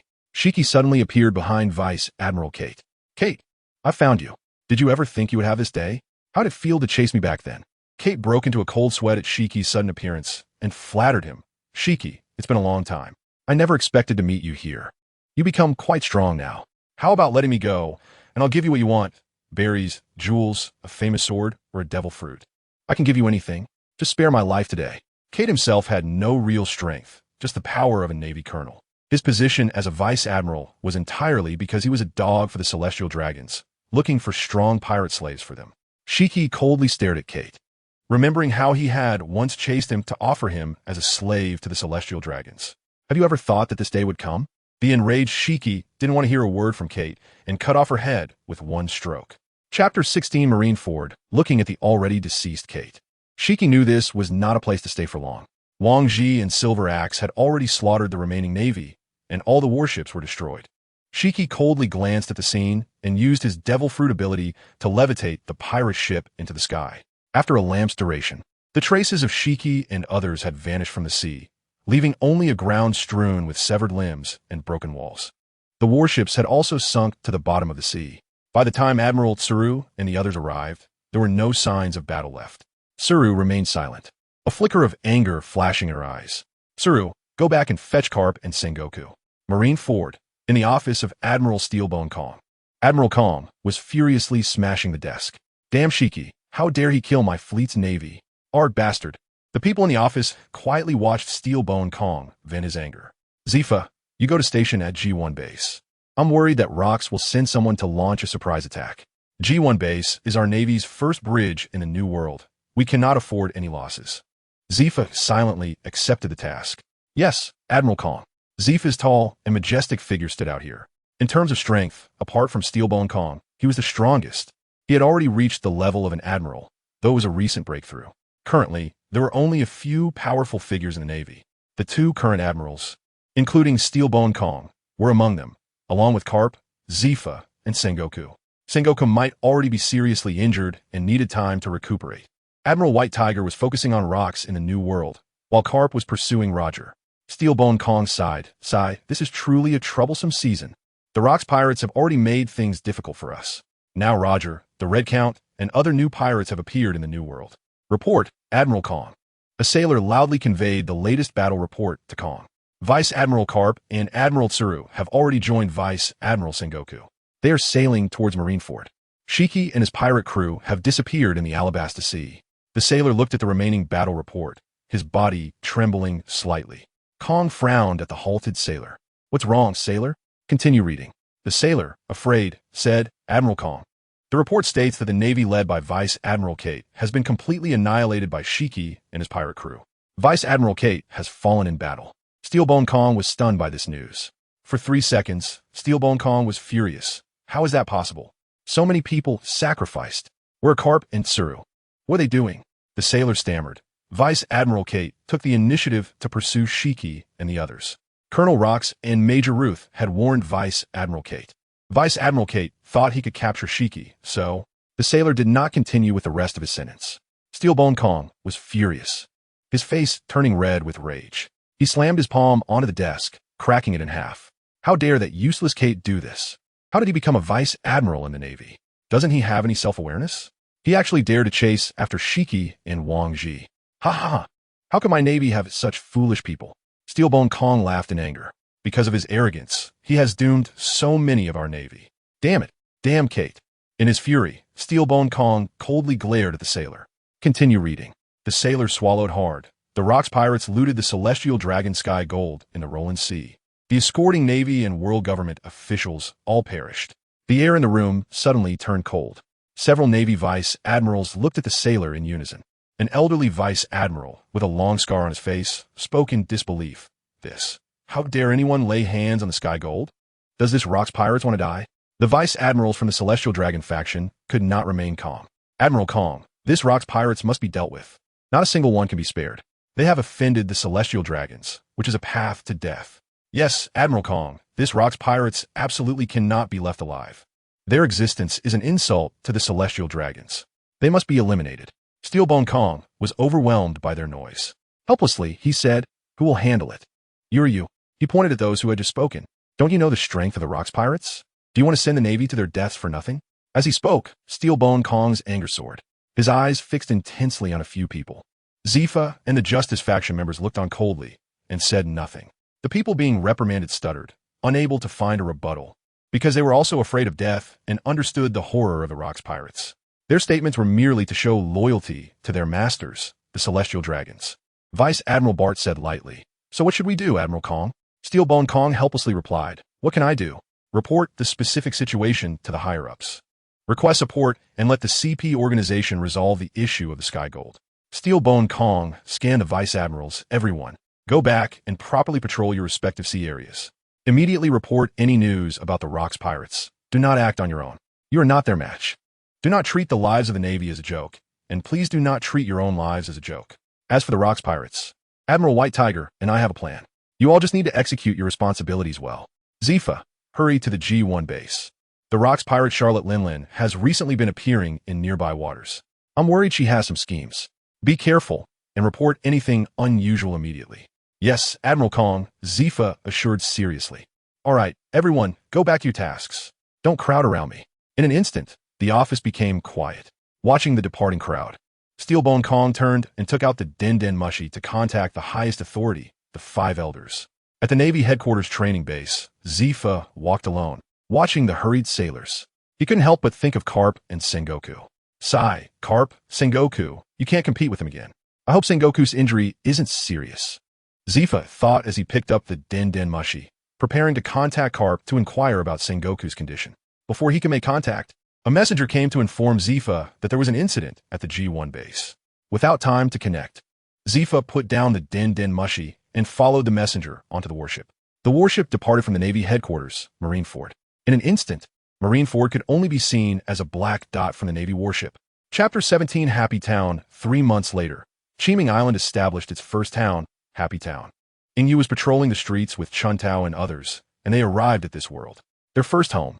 The streets were bustling with people, finally showing some liveliness. It was much better than Qiming Island 3 months ago. Sister Chuntao, we finally have a home. No more living on the boat or in tents. Ingyu sighed in relief. Yes, master, we finally have our own home. We now have a place to return to. Chuntao smiled warmly at Ingyu. At 20 years old, Chuntao was tall and graceful. It was unclear how much she was attracted to Ingyu. Before his time travel, Ingyu was a 24-year-old corporate slave with almost no resistance to youthful and beautiful girls. The group laughed and played on the streets. Passers-by would greeting you, and he would kindly tell them not to be so formal. In these 3 months, Happy Town had grown from nothing, thanks to everyone's hard work. It was especially due to the indigenous people of Qiming Island. In the first month, Qinglong and others discovered the indigenous ant people in the northern part of Qiming Island. At that time, the ant people were still living a primitive hunting lifestyle. Although they had modern tools and kept up with the times, they preferred their primitive hunting way of life and did not like farming rice and wheat. Mastering you. You came out to buy things too. I have wild boar that I caught today. It's fresh. Would you like some? It's free. I'll treat you, mastering you. A young man looked at Yu excitedly, as if he had met a star. No, I'm just here to see how you all are doing. Are you all living well? I hope we haven't disappointed you. Yu quickly declined. All is well, mastering you. We can eat our fill every day now.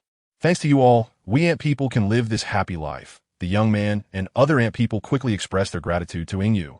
Yu hurriedly escaped from their circle of thanks. Chuntao and the others laughed behind him. Master, your face is all red, haha. You ate a kovoltea mil, giggling at Yu. Seeing this, Yu chose not to respond to them. Yes, Master is so cute, Lanhua admired Yu. At that moment, Yu had no time to deal with their teasing because in his mind, the system notifications rang. Ding. Congratulations to the host for establishing the first base in the pirate world. Rewarding the host with 4 devil fruits. The 4 devil fruits are the 4 fierce beasts. Taotai, Qiongqi, Tualuo, and Hundun. Yu's mouth watered. These weren't just devil fruits. They were clearly the 4 great generals. With these 4 fruits, it would be a waste not to cultivate someone into a general-level combatant. Looking at the system space, Yu thought about how to distribute these devil fruits. First of all, the 4 fierce beast fruits could not be given to anyone outside the system. The remaining 5 ordinary devil fruits had to be considered. Yu scratched his head in distress. Over the past 3 months, the Ming Navy, the Tang Imperial Guards, and the Jinyui had all made significant contributions to the establishment of Happy Town. They deserved to be rewarded. Secondly, the ant people, who had actively participated in the establishment of Happy Town after being trained by the Jinyui, were also among the first reserve citizens of the empire. And he couldn't let them down. Sister Chuntao, Happy Town is now established. Next comes the rewards. I have 5 ordinary devil fruits here. How do you think I should distribute them? There are quite a few deserving people, and Yu pretended to look pitiful at Chuntao. In these days, he had handed over all his official duties to Chuntao, only responsible for checking the results and stamping his seal. At that time, the empire had not yet been established, and Yu did not have an imperial seal, so he could only use his private seal. Chuntao looked at Yu with amusement. Master, you're being lazy again. You want me to think of everything while you play with Lanhua and the others every day? You're going to be a king. You can't do this. Yu childishly shook Chuntao's arm. Sister Chuntao, please help me just this once. I will definitely work hard to be a good emperor in the future. Chuntao helplessly tapped Yu's head. Sigh, I'm really scared of you. This is the last time, Master. Yu nodded. Yes, Sister Chuntao, this is the last time. Yu thought to himself that Chuntao would not refuse him, and he could deal with it next time later. He grinned. For now, I'll just enjoy my life. With Generals Zhang Han and Zhao Yun protecting him, no one could harm him on Qiming Island. In 3 years, when he came of age, his strength would reach a certain level, and he wouldn't have to worry too much. This was truly thanks to the blessings of his mother planet. Hard work pays off, and he had the 2 great treasures. Whether he actively cultivated or laid back, his strength would improve little by little. This would make those who work half their lives and could never reach the level of a general feel envious, and they might even spit blood in frustration. Xiaoxu had jumped in front of Yu. Master, what are you thinking? You're drooling. Master, are you thinking of something inappropriate? Yu snorted, looking into Yu's eyes and glancing at Chuantao's chest. I see you staring at Sister Chuntao. Do you want to sleep with her? Yu's face turned red and his heart raced. He unconsciously wiped his mouth, as he was still a 24-year-old virgin in his previous life. Being teased by a beautiful girl made him feel embarrassed. He clearly had no such thoughts earlier, but now his eyes inadvertently wandered to Chuantao's ample bosom. Chuntao also felt her face heat up from Xiaoxue and Yu's teasing. She glanced at Yu, only to catch him staring at her chest, making her lower her head even more. Yu felt awkward. No, Xiaoxue, how can you slander your master? Am I that kind of person? I'm a gentleman. How could I think such dirty thoughts? You must be mistaken. I won't blame you this time, but there can't be a next time, or else master will have to spank you. Yu pretended to reach for Yu's bottom, making a slapping motion. Lanhua stopped them from continuing. This isn't a street. How can you all act like this? Master, let's hurry back. General Zhang Han will blame Qian and the others if he doesn't see you soon. Yingyu also knows that now is not the time to continue talking with you heir and the others on the street. Orchid, let's go back. I'll deal with you later, you heir. You heir looked at Yingyu with a smile. Chapter 18, The Great Qian Empire. In the temporary conference room of the Great Qian Empire, Yingyu sat high in the main seat, flanked by generals summoned by the system. Generals, we have our own land in this world now. The foundation of the empire has already been laid with the first nail. All armies must undergo reorganization and renaming. As soon as he finished speaking, the room erupted into chatter. Zhang Han was the first to step forward. My lord, do you have any ideas? Yingyu looked at Zhang Han with satisfaction. Enough, this is not a vegetable market. All generals, please be quiet. Yingyu's commanding voice instantly silenced the arguing crowd. The base of the empire is established, and we have an army. We can no longer be scattered like before. The empire's army must have a common insignia, that is Great Qian. Indeed, our nation is the Great Qian Empire. Yingyu stood up, looking at the generals below, his tone filled with authority, resembling a newly crowned ruler. Zhao Yun stepped out of the ranks and knelt on one knee, saying, "Congratulations, my emperor, on establishing Great Qian. The emperor is destined by heaven, and I shall follow you in life and death." After speaking, Zhao Yun respectfully bowed his head 3 times to Yingyu, the king. Seeing Zhao Yun's performance, the other generals quickly reacted and knelt down. "Congratulations, my emperor, on the founding of Great Qian. May our emperor last for eternity." The 4 girls of Chun Tao also bowed, saying, "Congratulations to our master on establishing the Great Qian Empire." Looking at the congratulations from everyone, Yingyu's expression softened a bit. In a calm tone, he said, "All of you please rise. Do any of you have objections to what I just said?" With everyone now aware, there was no resistance to the army's reform. After all, it was all for Great Qian and for the emperor. "We have no objections and will follow your majesty's orders." Seeing the unanimous agreement from the generals, Yingyu felt relieved. All right, from now on, the Tang Imperial Guard will be called the Great Qian Imperial Guard. The Ming Navy will be renamed the Great Qian Navy. And other troops will all be changed to Great Qian. Qinda and others will still be my personal guards. Yingyu looked at Zhang Han and Zhao Yun. Zhang Han, Zhao Yun, you are both appointed to the position of 3rd grade general. Once you two achieve merit for the country, your positions and titles will not be lacking. I hope you two will not disappoint my expectations.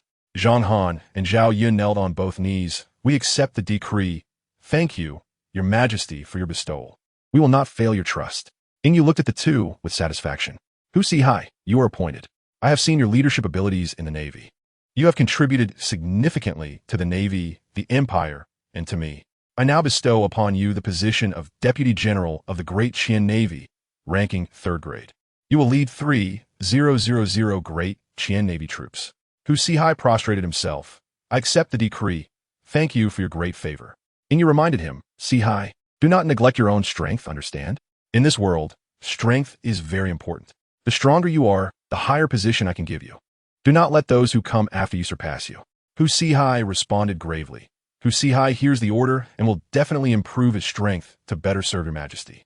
Yingyu nodded in satisfaction. Qinglong, Zhuke, Baihu, Xianyuan, you 4 are appointed as 5th grade officers of the Imperial Secret Police. Once you achieve merit for the Empire, I will confer titles and promotions upon you. The 4 of them knelt respectfully. We thank you for your great favor and will not fail the trust of the Emperor. We will strive to achieve merit for the Empire soon. Yingyu looked at everyone with great satisfaction. The appointments for today have concluded. Next, I have orders for you all. Yingyu's eyes flashed with a hint of killing intent. Commander of the Great Qian Imperial Guard, Li Xian, hear my order. Li Xian, during this time, you will lead the Imperial Guards to patrol Happy Town well. I do not want to see any misconduct happening in the Empire's first territory. Do you understand my meaning? Li Xian knelt on one knee. I accept the order. As long as I am here, I will not let Happy Town be harmed. I will execute your majesty's orders with my life. Yingyu was also shocked by Li Xian's loyalty. Although it was due to the system, Li Xian and the others had 100 loyalty, but they were also individuals with feelings, not mere machines. Li Xian, you don't have to be so serious. Just be responsible. I'm not asking you to die. Li Xian respectfully bowed his head to Yingyu. To die for your majesty is my honor. I am willing to die for you. Yingyu swallowed hard. The ancient people were too good. Li Xian, you can get up. I still have things to instruct. Li Xian respectfully stood up, bowed to Yingyu, and then stood aside. Yingyu organized his emotions. After all, he was only 15 years old and had not experienced such matters. Huaxia, Take the navy and go outside to capture some pirate slaves. The construction of the empire cannot do without labor, and the more, the better. You can also bring back any civilians who wish to settle in the empire. However, you must identify them well and ensure that spies from other forces do not mix in. Do this quietly for me. Do not make a fuss. Huaxia respectfully stepped forward. Understood, I accept the order. And you thought of something, and his eyes shifted. Huaxia, do you mind consuming a devil fruit? Having been here for half a year, everyone had a certain understanding of the basics of the pirate worldview. They all knew about the devil fruits and their side effects. Huaxia did not hesitate. As long as I can serve your majesty, I am willing to consume the devil fruit. Inyu was increasingly satisfied with Huaxia, a loyal person who is also so obedient and considerate. Who wouldn't like that? Inyu took out a devil fruit and handed it to Huaxia. Sihai, this devil fruit is a glutton. Its potential is not weaker than that of the current Navy General Baihu. Huaxia took the devil fruit and, without a second thought, swallowed it in front of Inyu.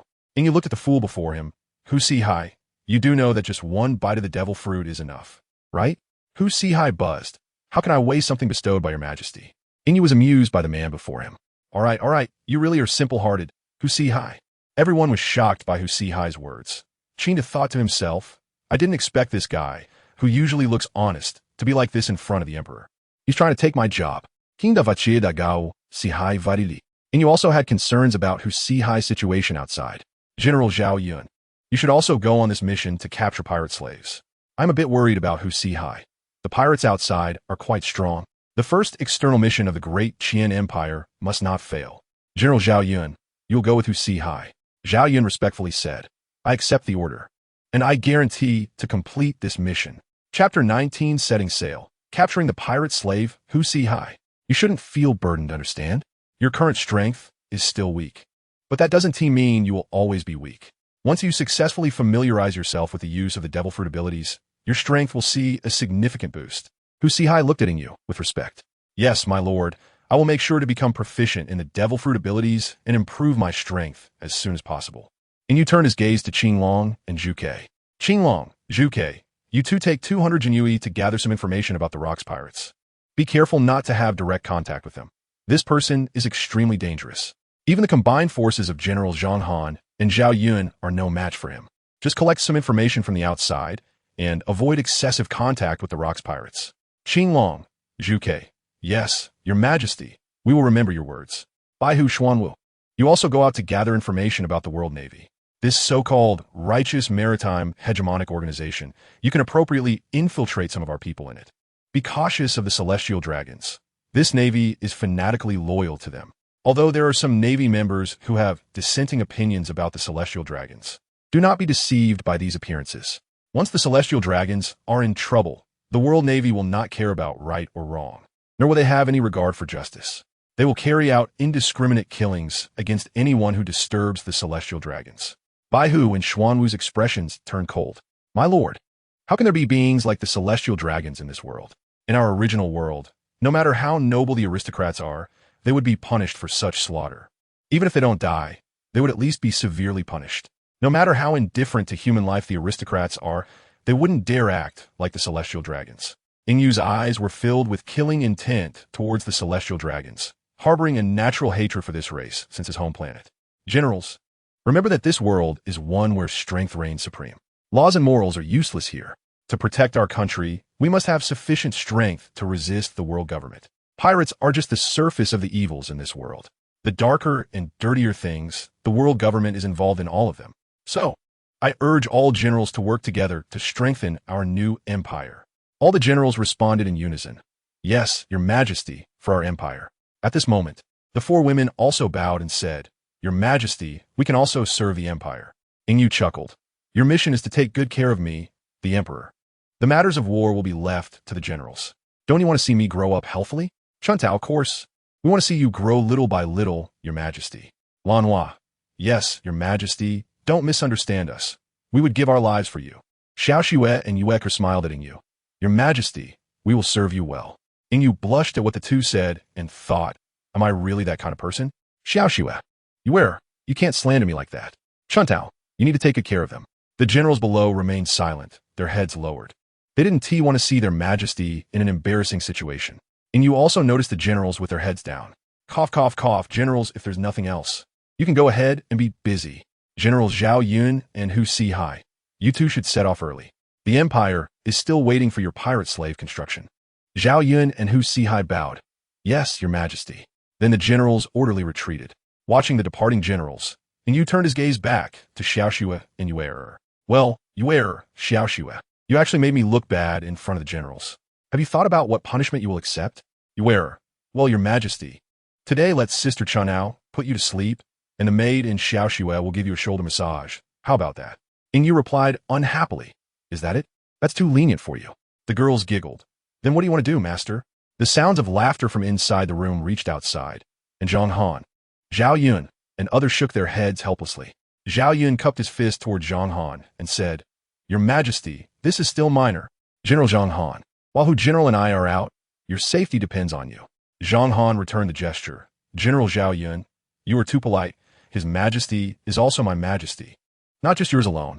For His Majesty, everything is worth it. General Zhang Han, take care. We may be gone for 2 to 3 months. The next time we meet might be in winter, and we can't drink with you. Zhang Han expressed a hint of regret. Then we will wait for General Zhao Yun to return in triumph, and we will drink together again. Zhao Yun nodded to Zhang Han and turned to leave. Yu and the 4 women grew tired from playing and closed their eyes to rest. System, come out. Ding. What can I do for you, host? System, check my sign-in earnings for the past 3 months. I almost forgot what I got. Ding. Okay, host, please wait a moment while I sort this out. Ding. Your sign-in earnings for the past 3 months are all here. Please see the data panel. A list of items appeared in Yu's mind. 500 pounds of special potatoes. 500 pounds of special rice seeds. 500 pounds of special wheat seeds. 300 million berries. 2 good knives. 1 navigational compass. 3 armed color upgrade pills. 3 observation color upgrade pills. 1 character summoning card. 1 legion summoning card.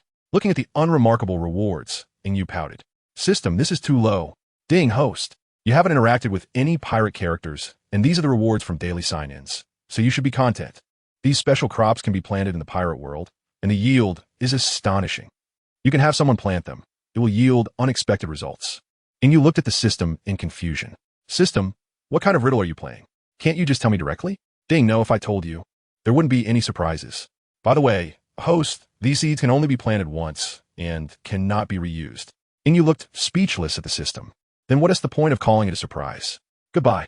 At the harbor of Qiming Island, Zhao Yun, who had already boarded the warship, looked at the happy town. Sigh, the town has just been built, and I have to go out to work. I didn't expect that as a dignified general of the Empire, a 3rd-rank official, I actually have to do escort work. What a hard life. Hu Sihai patted Zhao Yun on the shoulder from behind. General Zhao Yun, what are you complaining about? I didn't expect the usually cold Zhao Yun to have this side. Zhao Yun sighed, sigh. Isn't it to maintain my image in front of His Majesty? I can't lose my composure in front of His Majesty. My gourmet food. Hu Sihai was speechless. General Zhao Yun, we just went out for a trip. If we hurry and get lucky, we could be back in half a month. What are you yelling about? The ship began to slowly depart from the harbor, leaving Zhao Yun standing alone at the bow, like a stone waiting for a husband. Chapter 20. White Tiger, General New World, Jialan Island. Bari, you can't leave today. Honestly, come with me to the underwater prison. The White Tiger General coldly stared at the pirate in front of him. Bari Sinkvit, hif. Honestly, go to the underwater prison. White Tiger General, are you out of your mind? You want a pirate to surrender? Ha! Bari's pirate subordinates laughed mockingly. This Navy officer really isn't too bright. Let's see how we can cooperate with him. It's just too funny. Pirate. Oh no, I can't take it anymore. I'm going to die from laughing. Pirate B. This old guy is really delusional. The White Tiger General, who was being ridiculed, seemed unaffected, his eyes fixed on Bari. Come back with me, and I can guarantee your life. Stay in the underwater prison for a while, and I'll find a way to get you out. If you remain obstinate, next time it won't be me who comes. Bari's eyes were filled with killing intent. White Tiger General, don't pretend to be innocent here. You were the executioner of the destruction of Galodo Island. Bari roared like an enraged bull. What crime did Galodo Island commit to deserve your Navy's slaughter order? Just because a celestial dragon suddenly remembered a game, you ordered the massacre of the entire island's inhabitants. Not even women and children were spared. You wiped them out completely. White Tiger General, what can your Navy be trusted for? Justice? Ridiculous justice. Ha ha ha. The White Tiger's eyes remained cold, staring at the frenzied Bari. Bari, is this your reason for defecting from the Navy? Bari replied, Isn't that reason enough? I joined the Navy for the justice in my heart. But what about the Navy? Justice is just a hypocritical fade for your higher-ups. A flash of killing intent crossed the white tiger's eyes. Bari, you are still thinking too ideally, but that doesn't justify your defection. The moment you joined the Navy, you are no longer an individual. The Navy is not a place you can come and go as you please. Bari snorted, White Tiger, others may fear you, but I, Bari, do not. Since we can't talk it out, Bari, let's see whose strength is greater. White Tiger, this is the true face of the Navy. When you can't win an argument, you resort to brute force. Justice, you Navy are truly hypocritical. White Tiger, I, Bari, am not someone to be intimidated. Bari raised his 3-meter-long sword and swung it towards the White Tiger general. The sword was of magnificent quality. The White Tiger's eyes flashed with hostility as his arms were enveloped in haki. His pitch-black fist struck heavily against the large sword. At the moment of collision, the dark haki surged outward. The two were locked in a stalemate in midair. Bari, this is the last warning. Come back with me. I, White Tiger, guarantee you won't be in any life-threatening danger. White Tiger, do you really think you're someone important? I have fought celestial dragons. Your guarantee is worthless. One word from a celestial dragon, and you will serve like a dog. You have no credibility here. I have fought for the Navy for so many years. I have retreated once during a mission. Even if I die today, I will not go back with you, White Tiger. The last trace of sympathy in the White Tiger's eyes vanished. I'm sorry, Bari. For the Navy, you must die. The justice of the Navy cannot be tarnished. Suddenly, the White Tiger unleashed a powerful attack, his palm transforming into a tiger claw, striking towards Bari. Bari was sent flying backward, spitting blood. Damn, is the gap between a general and a vice admiral really that huge? I can't even take one of his big moves. Looks like I'm going to meet my end here. The White Tiger watched Bari fly away, but did not pursue him. In his mind, Bari was already a caged chicken. Bari's pirate subordinates looked at their boss, who had been knocked away, their faces filled with terror. Gower, one of the pirates, swallowed hard. Boss, did he just get knocked away? The pirate named Gower was filled with fear and ignored the other pirate who spoke. Suddenly, a pirate shouted, "Run! This Navy is too strong. Even the boss has been defeated." The sudden shout caused the already frightened pirates to scatter and flee. Angry curses and screams echoed throughout the island. The White Tiger was fed up with the noise. Chasing after these pirates, one punch for each little trash. Shut up.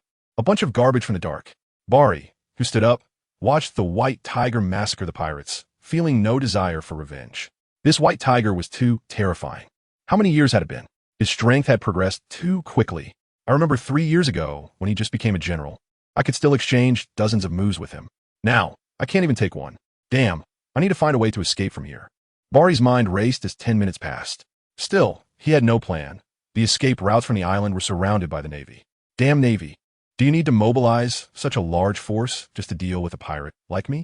Another 10 minutes passed, and the White Tiger general had already killed all the pirates. Some might ask, why didn't he capture them and imprison them in the underwater prison? The White Tiger would roll his eyes at such a person. A bunch of garbage pirates, none of them have special abilities. Why keep them? You should know I'm the White Tiger general, not some saintly general. The White Tiger symbolizes slaughter. Why would I, as a Navy general, let these pirates go and imprison them? Am I just idle? Or is the underwater prison so empty? The White Tiger took a step closer to Bari. Bari, I'll give you one more chance. Come back to the Navy with me, and I guarantee you will not be in any life-threatening danger. Bari staggered, wiping the blood from the corner of his mouth. White Tiger general, don't even think about it. I, Bari, would rather die than return to that hypocritical Navy. The White Tiger fixed his gaze on Bari's eyes, confirming that Bari truly had no intention of returning. I'm sorry, Bari. The Navy will remember everything you have done for it. The White Tiger's left hand clenched into a fist, the dark haki quickly enveloping it. Bari, unwilling to show weakness, said, White Tiger, I don't need your sympathy. Come and kill me if you want. I, Bari, am not a coward. Bari poured all his strength into a strike against the White Tiger's dark iron fist. At the moment of contact, Bari was sent flying. In an instant, his internal organs suffered a brutal destruction. Lying on the ground, Bari looked up at the sky with unwilling eyes. Is the gap between a vice admiral and a general really that big? White Tiger, even if I die, I will be cleaner than you, the hypocritical executioner. One day, the celestial dragons will get their comeuppance. The sun god will descend once again. Chapter 21.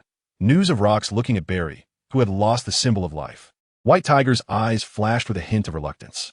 Barry, you said it. How could I not know? The current state of the Navy cannot be changed by just one person in a day. You have not seen the power of the world government. When I was promoted to admiral, I saw part of it. There were 2 or 3 members of CP organizations who were not weaker than me. The strength of the 5 elders is also unfathomable. We cannot destroy the Navy just for you. Although the current Navy has many shortcomings, it is still a barrier protecting the majority from pirate invasions. Without the Navy, the pirates in the world would run rampant. You place your hopes on that illusory sun god. We place our hopes on the next generation of the Navy.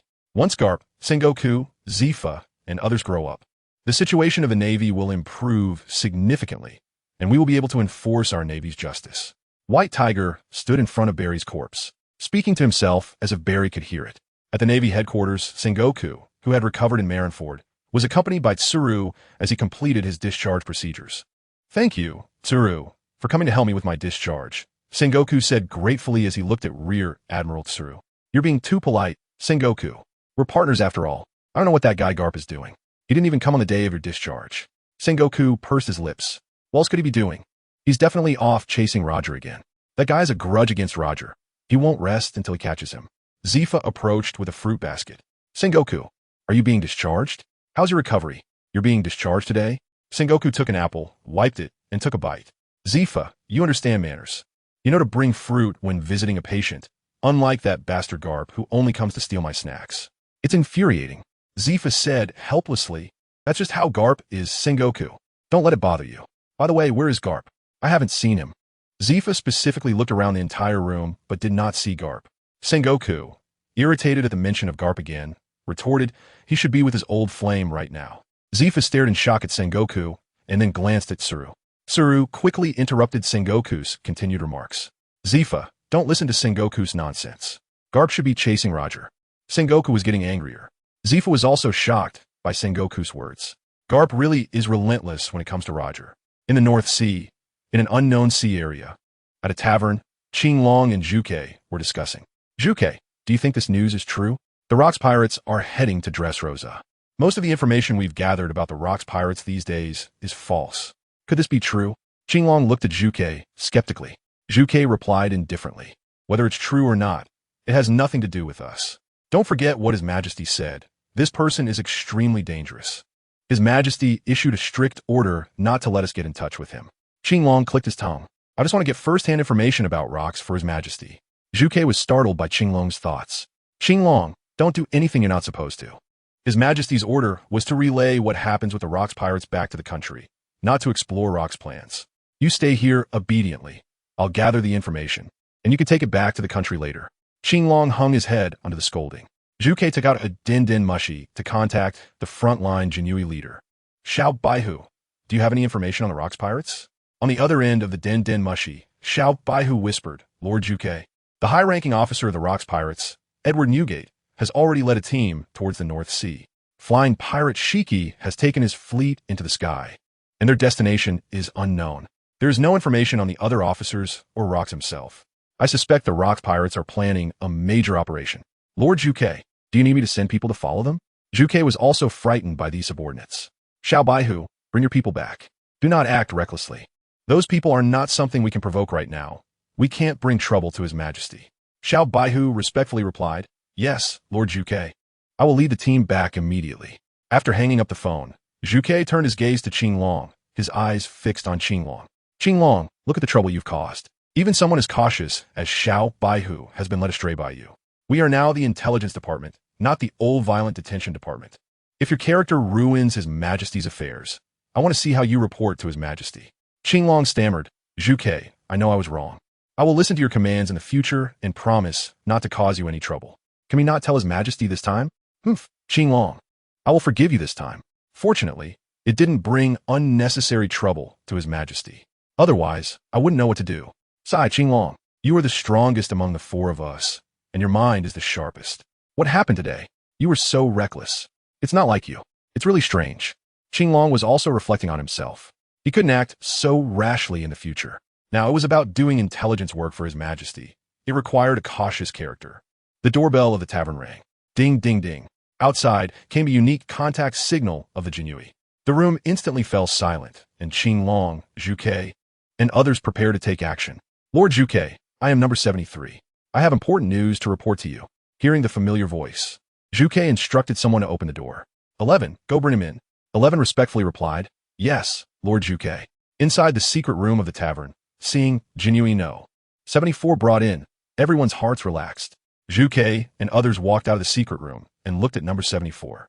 Zhu Ke said sternly, number 74, do you have important news that cannot be said over the den mushi? Number 74 respectfully replied, Lord Zhu Ke, I have news about Rox. I was at Pirate Island, drinking with a group of pirates, and I learned that Rox has taken his confidant John to the West Sea. He is not going to Dressrosa at all.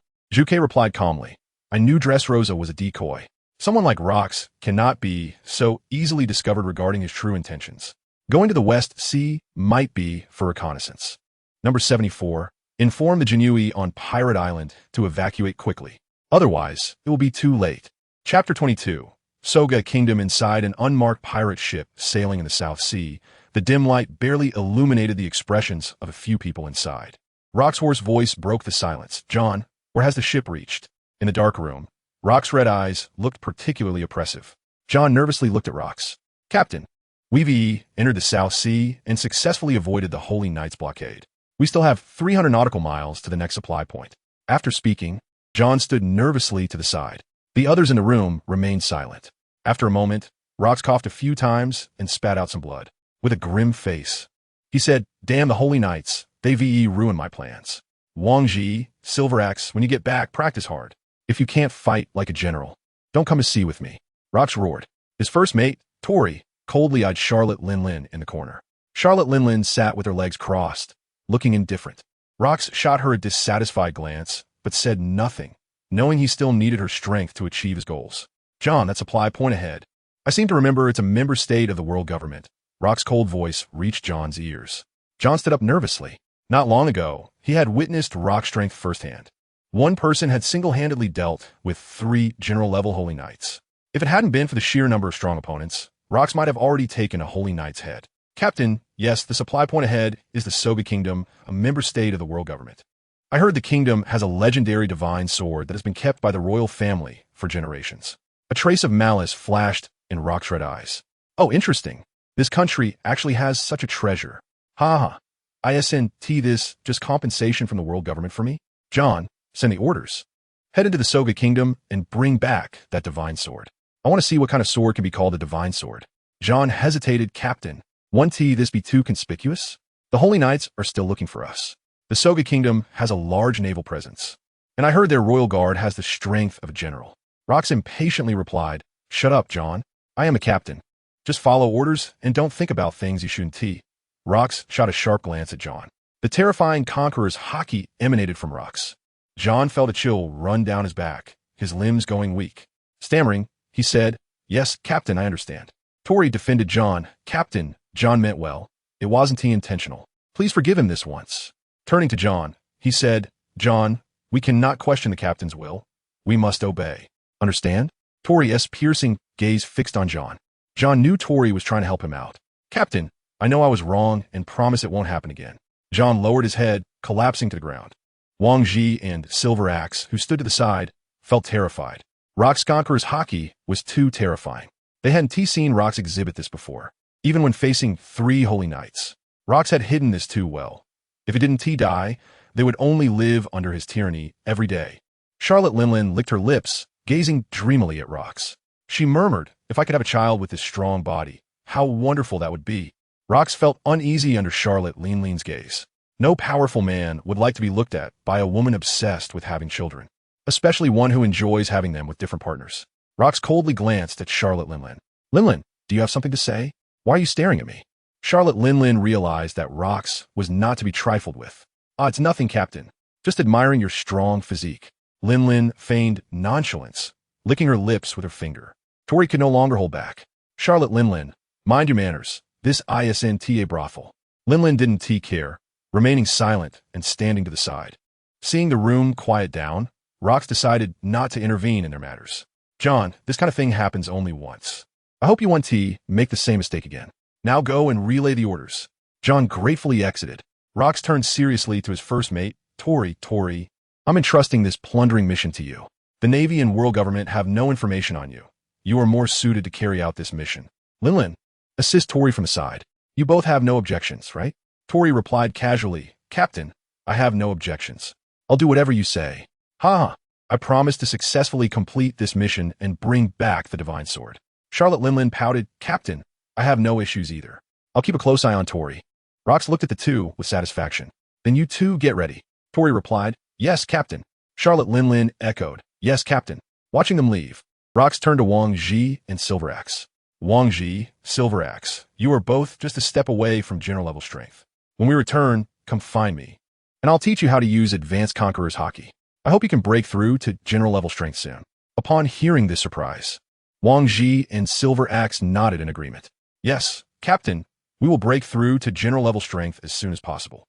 In the next battle, we won't lose to the Holy Knights like we did this time. Rox was satisfied and let them all exit. Only Rox remained in the room, his gloomy face dripping with tension. Who leaked the plan? Who among them was the traitor? Was it you, Tori? Or Charlotte Linlin? John and the pirates had already landed at the port of the Soga Kingdom. The sounds of shouting and pleas for help echoed continuously. Tori glanced at John's direction and quickly headed towards the capital of the Soga Kingdom. They needed to complete the mission and withdraw before the Navy could provide support. The Four Seas were no longer their domain.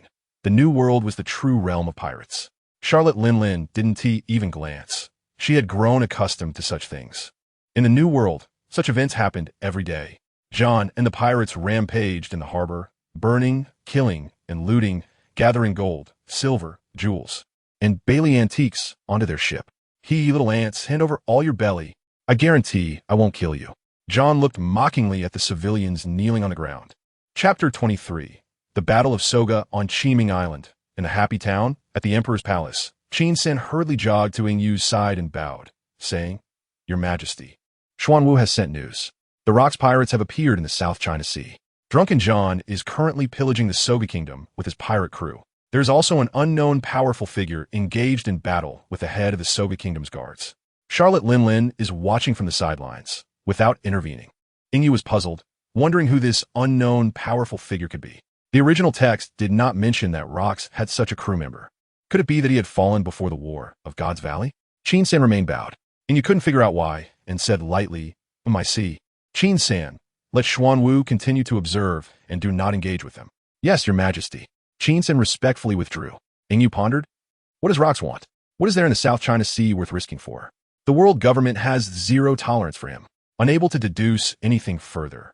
Ing Yu abandoned his thoughts and turned to find Chun Tao and the others. In the capital of the Soga Kingdom, Tori looked suspiciously at the person opposite him. Are you the head of the guards of the Soga Kingdom? The head of the guards glared at Tori in anger. Where did this little thief come from? Daring to cause trouble in the Soga Kingdom? How bold of you! Tori snorted coldly. You old fool. At your age, why aren't you staying home to enjoy retirement? What are you doing out here looking for death? Be sensible and hand over the Divine Sword. I might spare your life. The head of the guards was enraged. Damn pirate, today I will show you the power of an old man. With a tiger-like posture, the head of the guards wrapped his hands in armament color, his sharp fingertips seemingly able to tear a person apart. Tori, seeing the imposing head of the guards, put away his earlier arrogance and glared sharply at the approaching head of the guards. His hands were also wrapped in layers of armament color. Old man, you got some skills. Let us see how strong I am. With his fists wrapped in armament color, Tori unleashed a series of shockwaves shaped like fists, rapidly striking towards the head of the guards. The head of the guards said nothing and blocked each of Tori's attacks with his arms wrapped in armament color, mocking him. Pirate, if this is all the strength you have, then today you will leave your life in the capital. The head of the guards creatively used his armament color to manifest black tigers, which swiftly charged at Tori. Both Tori and Charlotte Linlin, who was watching from a distance, were shocked. Armament color can be used like this? Is this reasonable? It turned out that the Soga Kingdom was affiliated with the Celestial Dragons, and its king was appointed by that family of Celestial Dragons. The techniques to manifest armament color as black tigers were accumulated by the Celestial Dragons over 700 years. The application of armament color was not comparable to the present. Back then, the methods were bizarre, and each powerful race had its unique way of learning and using armament color. The world government was also worried that these powerful races would one day overthrow their rule. They conducted horrific massacres against these races, collecting and destroying their methods of using armament color. With such a method of using armament color, It was evident that the head of the guards was a force of the celestial dragons and was extremely loyal to them. Tori looked at the head of the guards in surprise and hurriedly dodged the attacking black tiger. "Old man, what the hell is this? Armament color can be used like this?" The head of the guards disdainfully looked at Tori. "Dirty pirate, you simply lack knowledge. This is not something you pirates can covet. It will be better for you to die." The head of the guards did not waste any more words with Tori and quickly launched a heavy punch. He would not rest until he killed this damn pirate. Tori staggered as he defended himself. In the distance, Charlotte Linlin knew she could not rely on Tori. The Navy would arrive soon, and it would be trouble then. Cautiously avoiding the head of the guard's probes, she entered the royal treasury. She saw the divine sword placed above, and beside it, a devil fruit was separately stored in a wooden box. Charlotte Linlin chuckled. That silly Tori only knows how to fight. I didn't expect that in the end, I will be the one to get the divine sword." Linlin's eyes gleamed with cunning. "Rox only asked us to bring back the divine sword. He didn't mention anything else, so this devil fruit is mine. Oh ha ho ho ho." While the battle outside continued fiercely, Linlin was already collecting her spoils. At the harbor, the Navy had arrived and was engaged in a tense battle with John. Navy Vice Admiral Blackbox glared at John in anger. "John, you damn bastard. Why aren't you staying in the New World? What are you doing in the South China Sea?" Navy Vice Admiral Scarface coldly replied. "Black Box, what are you talking to the pirate for? It doesn't matter why he's in the South China Sea. He's already plundered the Soviet kingdom. What we need to do is capture them and send them to the underwater prison." John sneered. "Navy, you really think too highly of yourselves. Capturing me, John? Ha ha, what a pipe dream." John quickly fired his pistol at Scarface. The bullets wrapped in armament color were even more powerful. Scarface reacted quickly and raised his knife to block. The bullet struck the knife, igniting sparks. The bullet's impact still forced Scarface back a few steps. Scarface's face darkened. "John, you're looking for death." The two Navy Vice Admirals teamed up to counterattack John. Having already obtained the divine sword, Charlotte Linlin flew towards the harbor. As she passed by Tori and the head of the guards battling, she flew by without a word. Tori's expression was grim.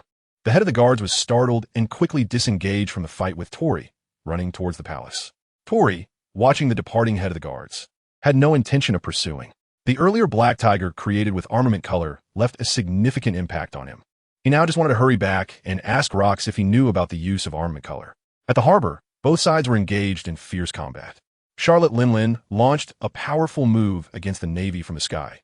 "Wagwa, John, it's time to retreat. The world government is coming." The Navy hurriedly tried to block Linlin's powerful move.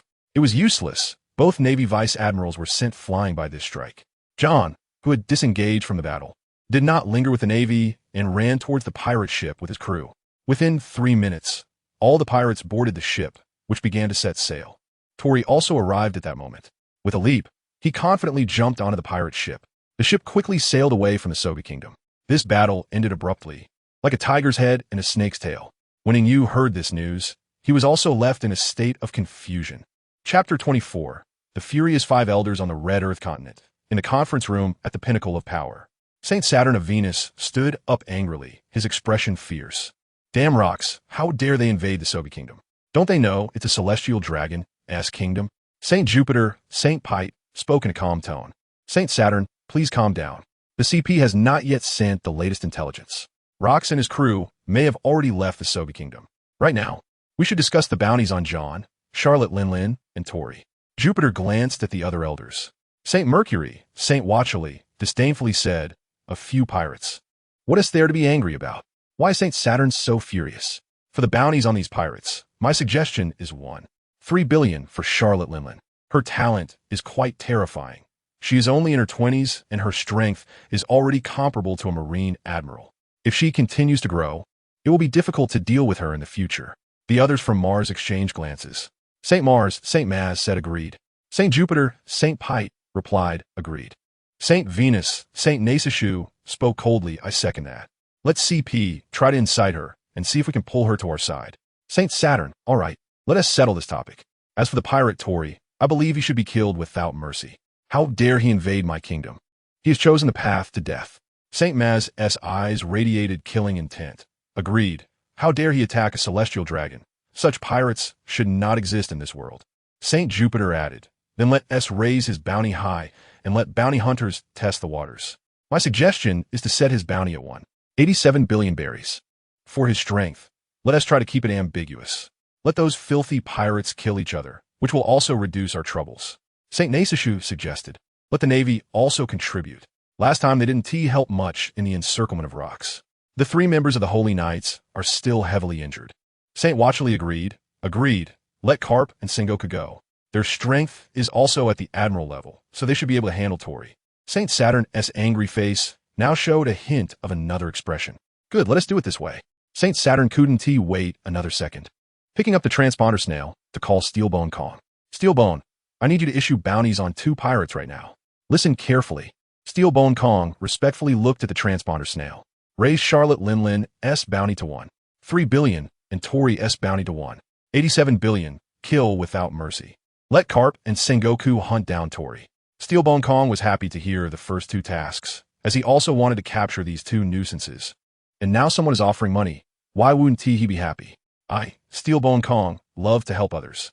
However, upon hearing that Carp and Sengoku were to pursue Tori, he felt a twinge of discomfort.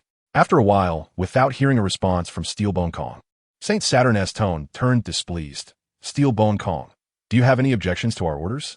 Realizing he needed to respond, Steelbone Kong quickly explained, St. Saturn, I have no objections. I will contact Carp and Sengoku right now. The bounty adjustments will be made immediately. You can rest assured, St. Saturn. Satisfied? St. Saturn hung up the transponder snail. He looked at the other 5 elders, thinking that Steelbone Kong is more obedient than White Tiger. He would be the next Marine Admiral. Do you have any opinions? The others exchanged glances, with St. Naisishu saying, St. Saturn, we have no objections. Steelbone Kong can be the next Marine Admiral. The current Admiral Cress is getting old. It's time for him to retire. St. Watchley remarked. What about the bounty on that drunkard John? His strength isn't very strong, probably only at the level of a candidate admiral. He can handle 2 Marine Vice Admirals easily. St. Jupiter replied calmly, don't touch this guy. He still has his uses. The other 5 elders all looked at Pite. He is my informant. This greedy guy has an inexplicable obsession with gold, silver, jewels, and berries. After hearing Jupiter's explanation, everyone didn't pay much attention. St. Watchley said, then let us set John's bounty at 830 million. His strength is sufficient. St. Jupiter had no objections to this either. All right, it's settled. The door to the highest power conference room sounded, and a man dressed in a black suit walked in. The 5 elders were not surprised. This man was their exclusive secretary at the pinnacle of power. Any special matters were brought in by him. The man respectfully said, esteemed 5 elders, the losses of the Soga Kingdom have been calculated. St. Saturn angrily replied, don't waste time, get to the point. Noticing St. Saturn's angry demeanor, the man did not hesitate. Esteemed 5 elders, the main losses of the Soga Kingdom this time were a devil fruit, 3 good quality swords, and most importantly, their ancestral divine sword is missing. Upon hearing that the divine sword was lost, St. Saturn furiously exclaimed, the divine sword is lost. How can it not go die? Don't they understand the significance of the divine sword? Where's Golfa? How could the divine sword be lost with him around? The man gulped and, under the pressure of Saturn's wrath, revealed the truth. The captain of the guards, Golfa, was engaged in battle with Tori, a senior officer of the Rock Pirates. Charlotte Linlin somehow evaded Golfa's observation hockey and secretly infiltrated the royal treasury to steal the divine sword. St. Saturn's expression darkened. Golfa was held back. What about the others? Was there no one to stop Charlotte Linlin? The man struggled to speak at that time. The kingdom's guard were all called by the king to the port to engage John. The king ran away with a few guards and hid in the forest. Hearing this, St. Saturn's face turned as dark as charcoal. He exploded in rage. Useless. All of them are useless. How can they not die? I was blind to make him king. Watching the furious Saturn, the other 5 remained silent. Half an hour later, when Saturn had vented his anger, he fixed his gaze on the man. Speak, is there any more bad news? The man hesitantly spoke. St. Saturn, at the scene of the battle, we discovered the presence of third-party force. However, that force did nothing, just like bystanders enjoying the spectacle. St. Naisishu curiously asked, interesting. Now all sorts of monsters are appearing. Pipe, notify CP to investigate these people properly. I want their detailed message. The man in the black suit, Peter, respectfully withdrew. The power peak suddenly fell silent. Chapter 25, Troubled Huaxia on the Great Qian warship, General Zhao Yun sighed. We've been out for over a month. We haven't captured many pirates, and we're far from the numbers we planned before setting sail. What should we do? The homeland is still waiting for these pirate slaves to return and help with construction. Huaxia sighed, worried about the nation and its people. Zhao Yun comforted him. General Hu, this is not your responsibility. We've been sailing for so long, and the pirates we've encountered are few and far between. I don't know if it's an issue with this sea area. There are also very few merchant ships. What can we do? The homeland is still waiting for development. Huaxia, frustrated, tossed a bottle into the sea. At that moment, a sailor from the great Qian Navy jogged over. Report, generals, we've arrived at Appletown ahead. Our food and water supplies are running low, and we need to go ashore to replenish. Please give the order, generals. The young soldier stood respectfully to the side. Huaxia dejectedly replied, All right, we understand. According to regulations, you can go ashore to replenish. If you find any pirates, bring them all back, leave none behind. The young soldier shouted, Yes, Commander. Watching the departing soldier, Zhao Yun bid farewell to Huaxia. General Hu, I'll go to the island with him shortly. I'll consult the locals to see if there are any pirates around. Huaxia gratefully said, Thank you, General Zhao, for your strong support. Without you, I wouldn't know where to find the 300 pirates now. I hope you can find more pirates. Sighing, he added, We're still far from our target. Zhao Yun clasped his fists and assured him, Definitely, General Hu, please don't worry. The Navy still needs your command. Take care of your health. Huaxia smiled, Yes. General Zhao is right. I will take care of my health. The great Qian warships all anchored close to the small island of Appletown. The sailors of the great Qian supply team disembarked one by one, orderly heading to Appletown to replenish supplies. The warship was guarded by troops, standing 10 meters apart. Zhao Yun leaped into the air, avoiding the crowd at the port, and entered the dense forest of the small island. Earlier, Zhao Yun had sensed that there were quite a few strong individuals on the island. Following this aura into the forest, Zhao Yun wanted to see what these people were up to. Deep in the forest, a one-eyed man looked at the burly, muscular leader. Boss, why do we have to hide in this damn forest? The mosquitoes could drain me dry. We encountered a lot of poisonous insects and snakes on the way here. The group complained. Yeah, boss. Did you discover something? This forest is really uncomfortable. It's not a place for humans, the burly, muscular man said in fear. Just now, my observation hockey alerted me that there's a terrifying guy on that ship, 100 times more terrifying than anyone we've encountered before. No, 1,000 times more terrifying. I've never met someone this scary. He is simply not human. The one-eyed man said nervously, Boss, why don't we move deeper in? I feel this place isn't safe at all. I'm really anxious. It feels like something bad is going to happen. The other crew members were also frightened by their expressions. Boss, let's keep going deeper. There may be more mosquitoes and poisonous insects, but we can still handle it. The muscular man's observation hockey kept urging him to flee. He said no more, leading his subordinates further into the forest. Meanwhile, Zhao Yun, who had been listening for a long time, jumped out and blocked their way. Pirates, where are you going? Zhao Yun teased them. The group was startled by Zhao Yun's sudden appearance. The one-eyed man fell to the ground, looking at Zhao Yun in terror. The muscular man's observation hockey was frantically warning him, and his face instantly turned pale as he stammered. Hero, who are you? We usually don't oppress good people. Spare us. Hero. Seeing their boss in such a state, the little brothers quickly knelt on the ground, begging Zhao Yun for mercy. They spoke over each other. Zhao Yun could no longer tolerate the noise and angrily shouted, Shut up. You, listen carefully. I will ask a question, and you will answer. Don't try to play tricks. You know my strength. He pointed at the muscular man. Kid, is your observation hockey any good? The muscular man quickly nodded. Yes. My lord, I definitely wouldn't dare to play tricks in front of you. He pleaded with a worried expression. Zhao Yun said indifferently, All right, my first question, why did you run when you saw me? Are you pirates? The muscular man quickly shook his head. My lord, please see clearly. We are not pirates. We're just small-time thugs from Appletown. We usually make a living by fighting and collecting protection fees. We are really not pirates. I have never killed anyone. The little brothers nodded. We usually just steal a little here and there, acting like street kids, not doing anything heinous. Zhao Yun nodded. Then I can spare your lives. The group, relieved to hear this, felt less tense, but they still looked at Zhao Yun anxiously, fearing he might change his mind. Second question, why are there no pirates in this area? The muscular man looked confused. My lord, you don't know? This is Thomas's territory. The biggest pirate here is Thomas. The Thomas pirate crew comes to Appletown every month on the 10th to collect head taxes. Everyone pays 100,000 berries, regardless of age or gender.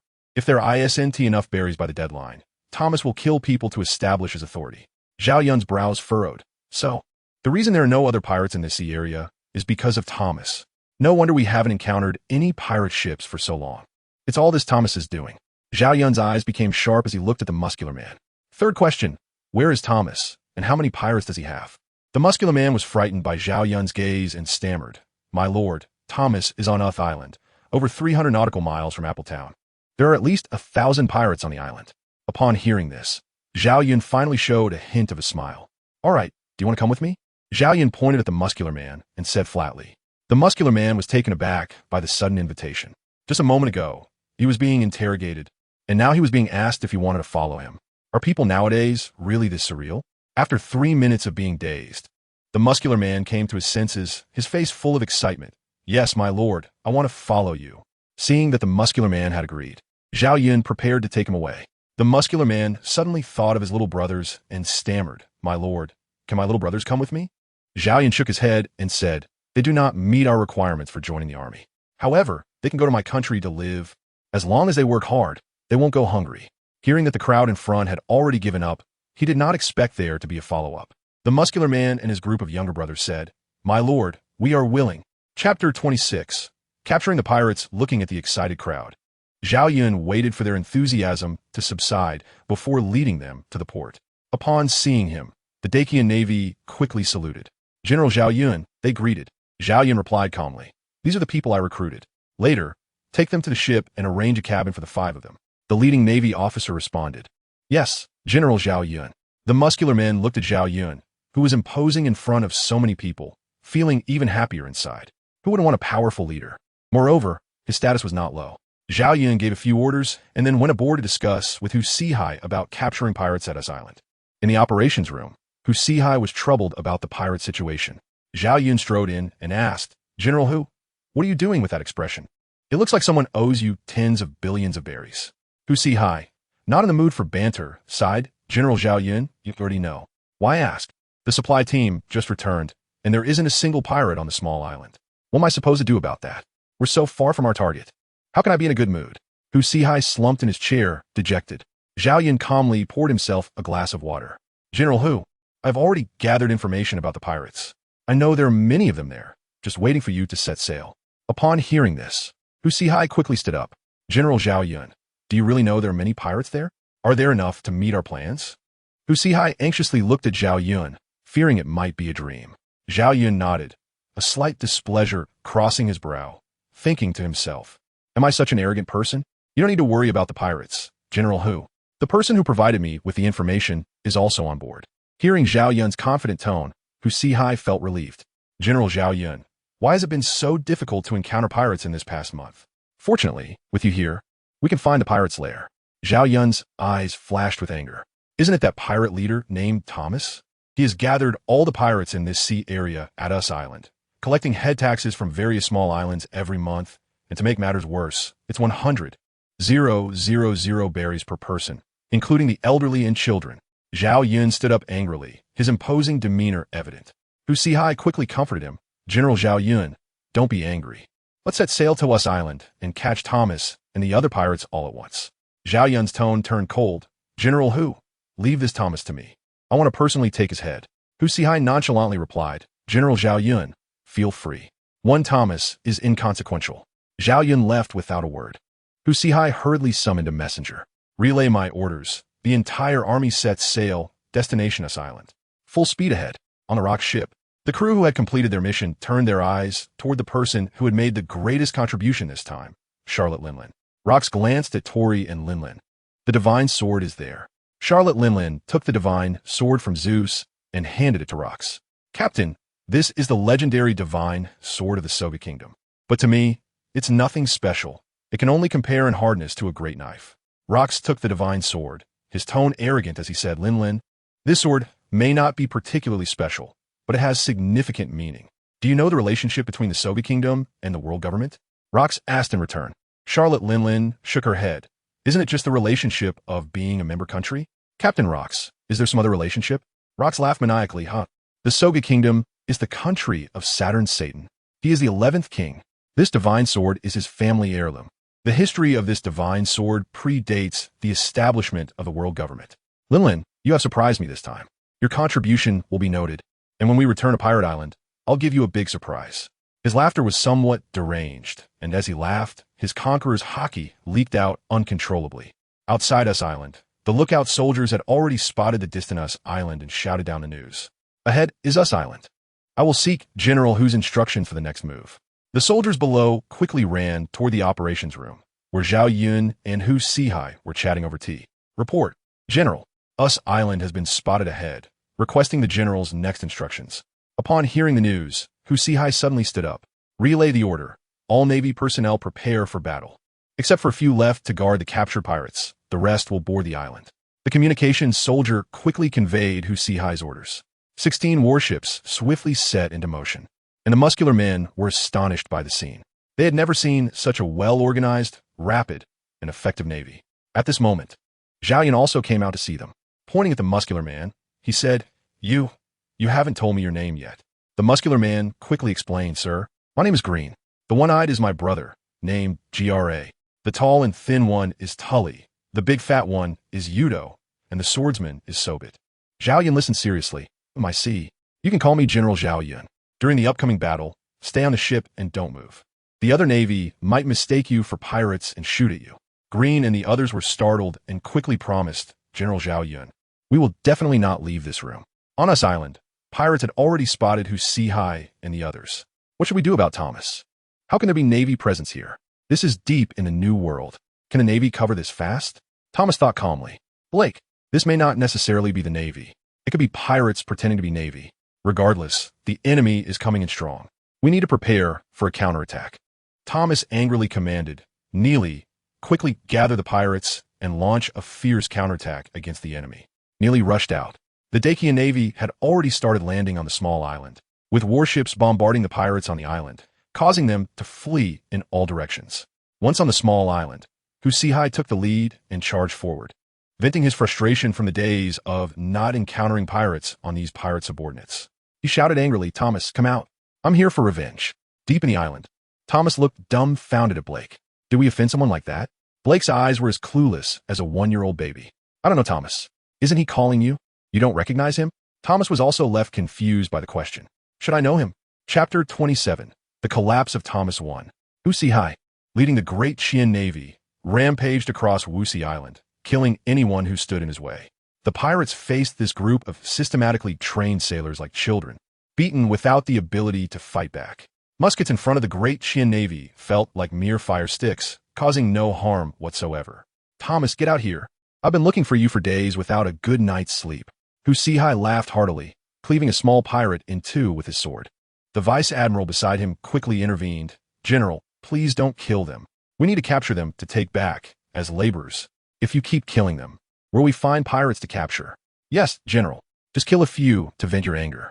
The remaining pirates can be defeated easily. They pose no threat to our great Qian navy. Consider it training for the troops.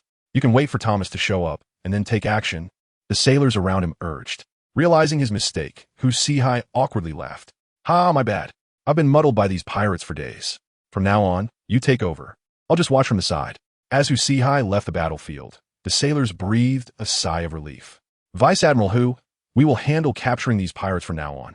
The future of the Empire still needs them as laborers, the Vice Admiral said.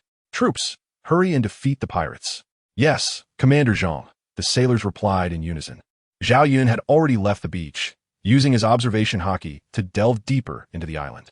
He found himself in a dense forest where the trees reached heights of 20 to 30 meters, with trunks so thick that it would take several adult men to embrace them. Thomas and Black were discussing how to eliminate the invading forces. Black, what do you think these Navy men are? Their attack power is so strong that our pirate brothers can barely hold on, Thomas said. Black's face turned grim. Captain Thomas, these Navy men might be from the special forces of the Navy headquarters. How did you provoke them? They seem determined to capture us. Fuming, Thomas shouted, Black, stop talking nonsense. What do you think I did without you knowing? How could I have known these Navy men were crazy? Black, feeling agitated, replied, Thomas, we should escape. You saw how many Navy men are on the beach. At least 2,000 or 3,000. Even if we went, we wouldn't stand a chance. We'd be exhausted just trying to fight. Thomas wiped non-existent sweat from his forehead. But what about the others? He thought, if you weren't my little brother, I'd be too lazy to deal with you. Acting like a pig, you're struggling to save yourself and still thinking about others. Pirates should have a little compassion. But why did you kill before? Suppressing his dissatisfaction, Black said, Thomas, now is not the time for that. If we lose our pirate brothers, we can recruit more later. Staying alive is more important. Looking into Black's eyes, Thomas was swayed. Fine, Black, let us run. As long as we have our lives. I can still be a great pirate next year. Black was dumbfounded that this guy still wanted to be a pirate. Haven't you seen those Navy men? He replied nonchalantly. All right, Captain Thomas. The two quickly packed their belongings, securing some valuable items and leaving behind what they couldn't take. Black stuffed a devil fruit into his pocket, and Thomas said nothing, knowing both of them were devil fruit users. He assumed that fruit was meant for his sister, Jenny. The two had initially become pirates to provide for their families, but after long battles, they had grown fond of the pirate life, now consumed by greed and bloodshed. As they prepared to leave and reach the door, they noticed Zhao Yun perched on a distant tree. The two exchanged glances and silently dropped their luggage, ready for battle. Zhao Yun coldly asked, Where are you two going? Your companions are still fighting fiercely up ahead. Thomas glared at Zhao Yun with a venomous gaze, ready to strike. Black, trembling slightly, questioned, Who are you to block our way? How can one person appear so close to us without a sound? It's terrifying to think about. Zhao Yun replied indifferently, Oh, it's nothing. Your captain here has a misunderstanding with my friend, and I need you both to explain. Thomas, alarmed, exclaimed, You're also a Navy man, part of the same group as those on the beach. Black gripped his sword tightly, prepared to strike Zhao Yun at any moment. Sweat dripping from their foreheads. Zhao Yun's powerful aura pressed down on them, making it difficult to move a single step. He was also eager to leave the mosquito-infested forest. All right, you two come with me. Fuming, Thomas retorted, What do you think you're doing? You damn Navy dog of the world government, die. Thomas swung his heavy sword at Zhao Yun's tree. Black remained vigilant, watching Zhao Yun's movements. Zhao Yun had no interest in dealing with such low-level threats. Their strength was below that of a naval rear admiral. With a flick of his dragon spear, a simple thrust sent Thomas staggering back, crashing into 3 large trees before stopping. Black quickly transformed into a werewolf, significantly boosting his strength to a level comparable to some Navy rear admirals. Seeing Black in his werewolf form, Zhao Yun nodded in satisfaction. Now that's more like it. How could a great pirate who dominates a sea area in the New World be as weak as that earlier guy? Thomas, now powerless, slumped to the ground in disbelief. How can a person possess such strength? Thomas screamed hoarsely, Black, run. This Navy man is more terrifying than the captain of the Beast Pirates. Black, drenched in cold sweat, recalled how Thomas had been sent flying. He sensed that the person before them was extraordinary. With Thomas as confirmation, he became even more certain that they were doomed this time. Looking at Black, who had transformed into a werewolf, Thomas laughed maniacally. Navy, even if we die, we won't let you have it easy. Zhao Yun stood there, coldly watching the performance of the two, as if watching clowns. Chapter 28. The collapse of Thomas II Blake kicked off with his hind legs, ready to attack Zhao Yun. The werewolf Blake, transformed and now several times faster, appeared like a phantom to ordinary people. However, as he extended his claws, Zhao Yun kicked him away with a swift strike. Trash. Who gave you the courage to play these little tricks in front of me? Zhao Yun said coldly, clearly irritated by Blake. I didn't intend to kill you. I just wanted to capture you as labor. Since you all want to die so badly, I will fulfill your wish. A flash of gunfire. A silver-white beam shot from the gun's muzzle. The werewolf Blake, still airborne and spitting blood, looked fearfully at the incoming beam. No, please. I still have important things to do. I want to go home. Before he could finish his words, Blake was pierced through the heart. Looking down at the hollow space where his heart once was, Blake died with his mouth full of blood. In the distance, Thomas, under a large tree, watched as Blake lay dead, laughing maniacally. This is impossible. Blake can't die. He transformed into a werewolf. How could he be killed with a single strike? Thomas, in despair, lost focus, muttering incessantly about going home. Zhao Yun took the devil fruit from Blake's grasp and, observing the missing piece, thought it shouldn't matter. With a face full of frustration, Zhao Yun didn't even glance at Thomas, swiftly piercing him and taking him away. Home! You pirates don't have a home. Zhao Yun snorted coldly and hurried towards the beach. Just before his death, Thomas heard Zhao Yun's words and pondered. Do I still have a home?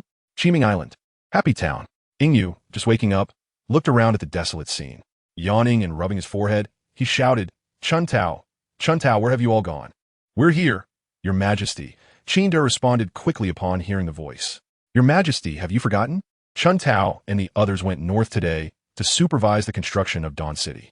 Right now, it's just a few of your personal guards in this courtyard. Is there something you wish to command? Qinda looked at Ingyu curiously. Having just come to, Ingyu remembered that Chun Tao and the others had mentioned this to him the day before. It's nothing. I just miss Chun Tao and the others. Qinda, you can leave now. I won't be alone. Qinda observed that Ingyu was still not fully awake and quickly took his leave. Yes, your majesty. I shall withdraw. If you have any commands, just call for me. I will be waiting outside. Ingyu watched Qinda leave with satisfaction. You may go. Once Qinda departed, Ingyu focused on system. System, what items do I have available for use right now? Beep host. You currently have the following items available. 1 character summon card, 8 devil fruits, 2 large sabers, and 5 good sabers. Ingyu looked at the items before him, frowning. System, why are there only these items? I remember having a hockey upgrade pill. Beep. Host, are you still not fully awake? Or do you think the system is that foolish? Host, please check your data panel. After saying this, the system ignored Ingyu. Ingyu stared at the silent system, feeling awkward. Host personal data panel. Name, Ingyu age, 15 combat power. Major General, 3500, swordsmanship. None body technique.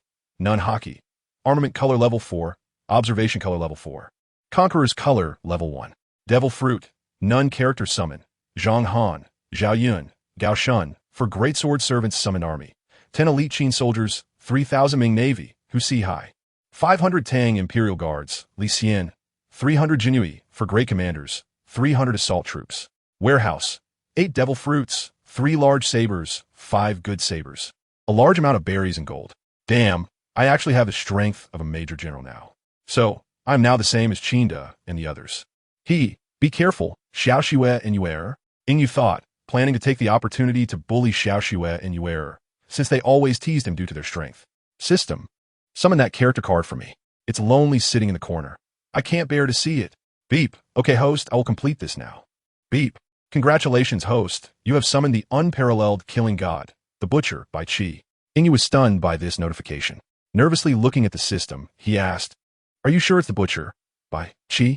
The system was equally bewildered, thinking, no way, this dog's luck is too good. An unparalleled general was drawn just like that. Did this dog host save the galaxy in his last life?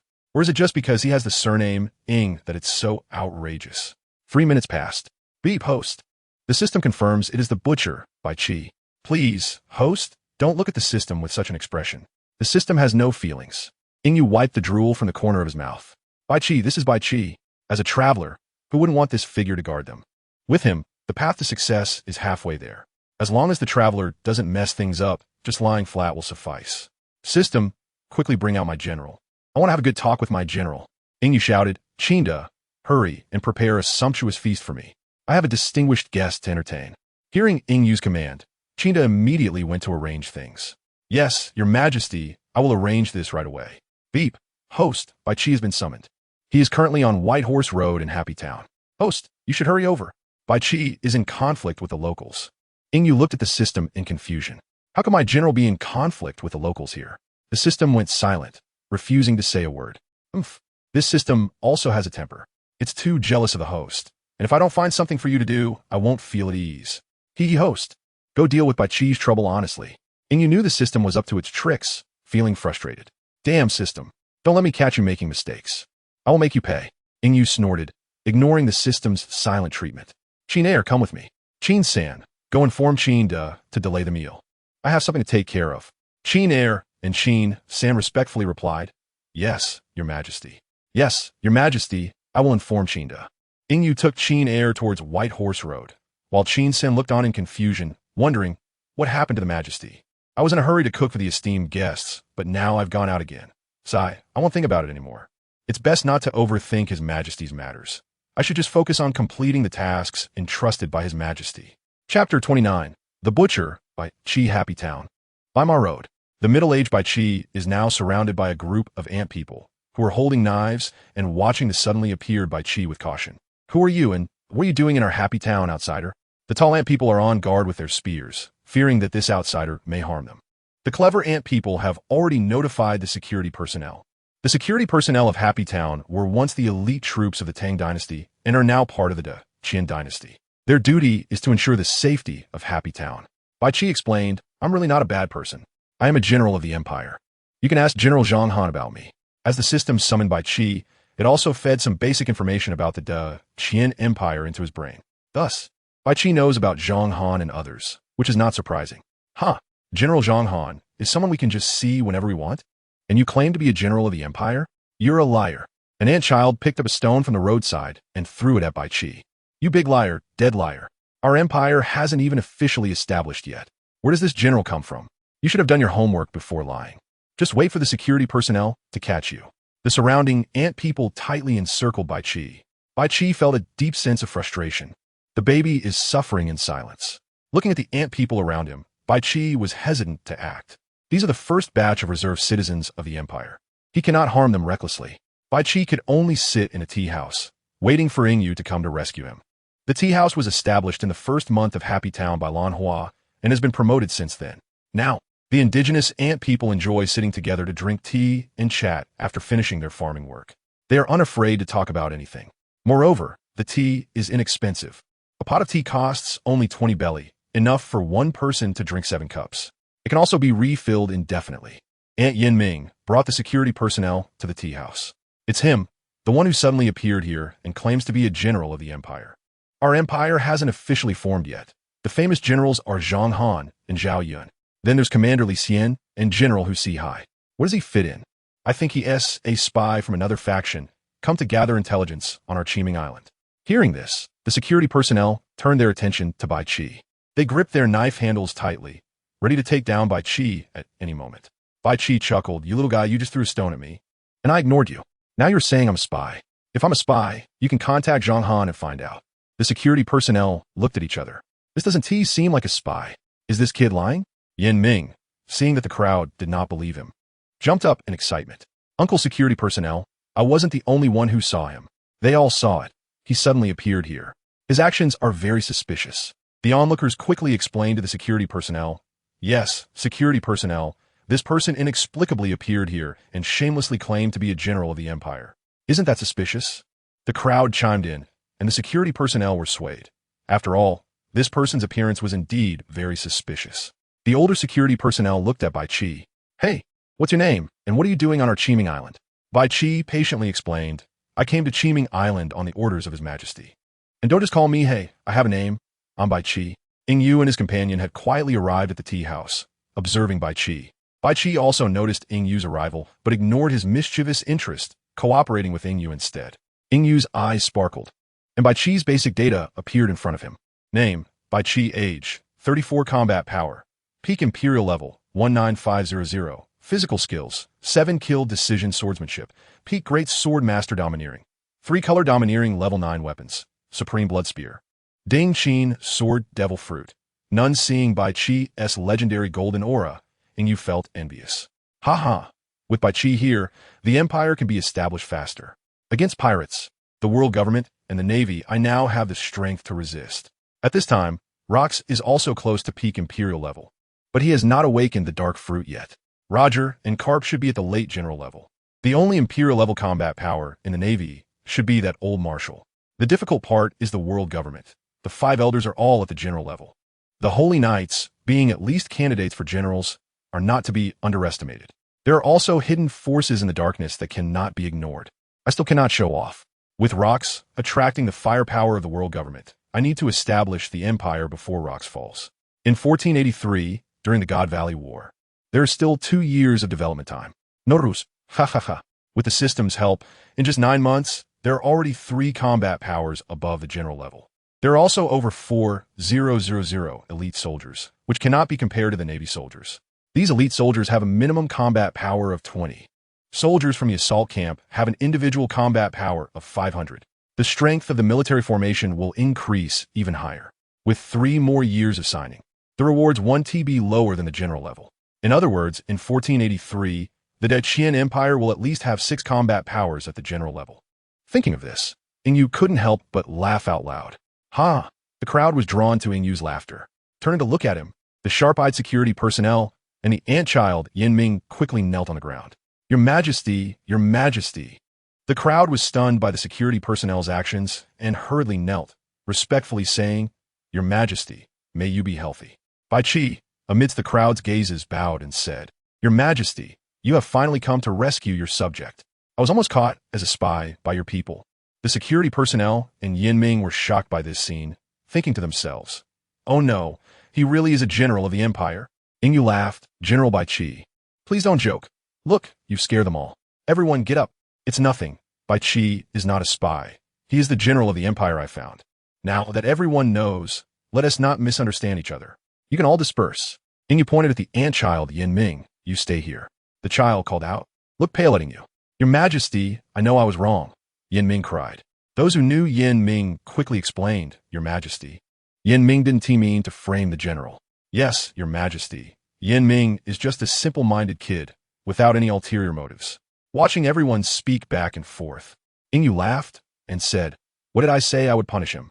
You're Yin Ming, right? You did well this time. When facing suspicious people you don't know, you should go to the security bureau to find a security officer, just like you did today.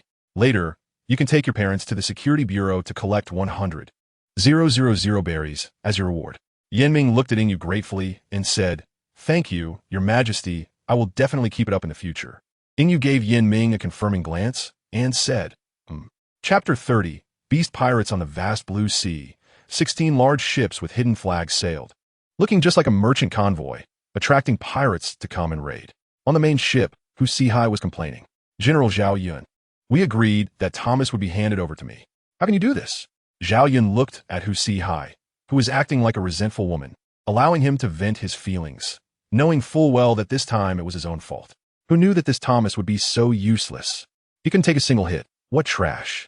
Zhao Yun said gently, this time is my fault, General Hu. I didn't expect Thomas to be so weak. Next time, you go first, and I'll support you. How about that? Huaxia also knew the hierarchy, and Zhao Yun was willing to indulge him a bit to let him vent. It was all for the sake of his majesty and their camaraderie. If it were based on strength, Zhao Yun wouldn't pay him any mind at all. As for status, there was no need to mention it.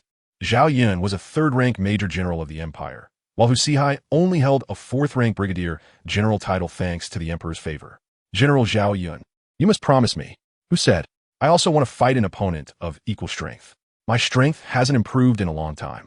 Only thanks to His Majesty's favor was I able to consume the devil fruit, and now my strength has increased. I want to find an equally matched opponent to hone my devil fruit abilities.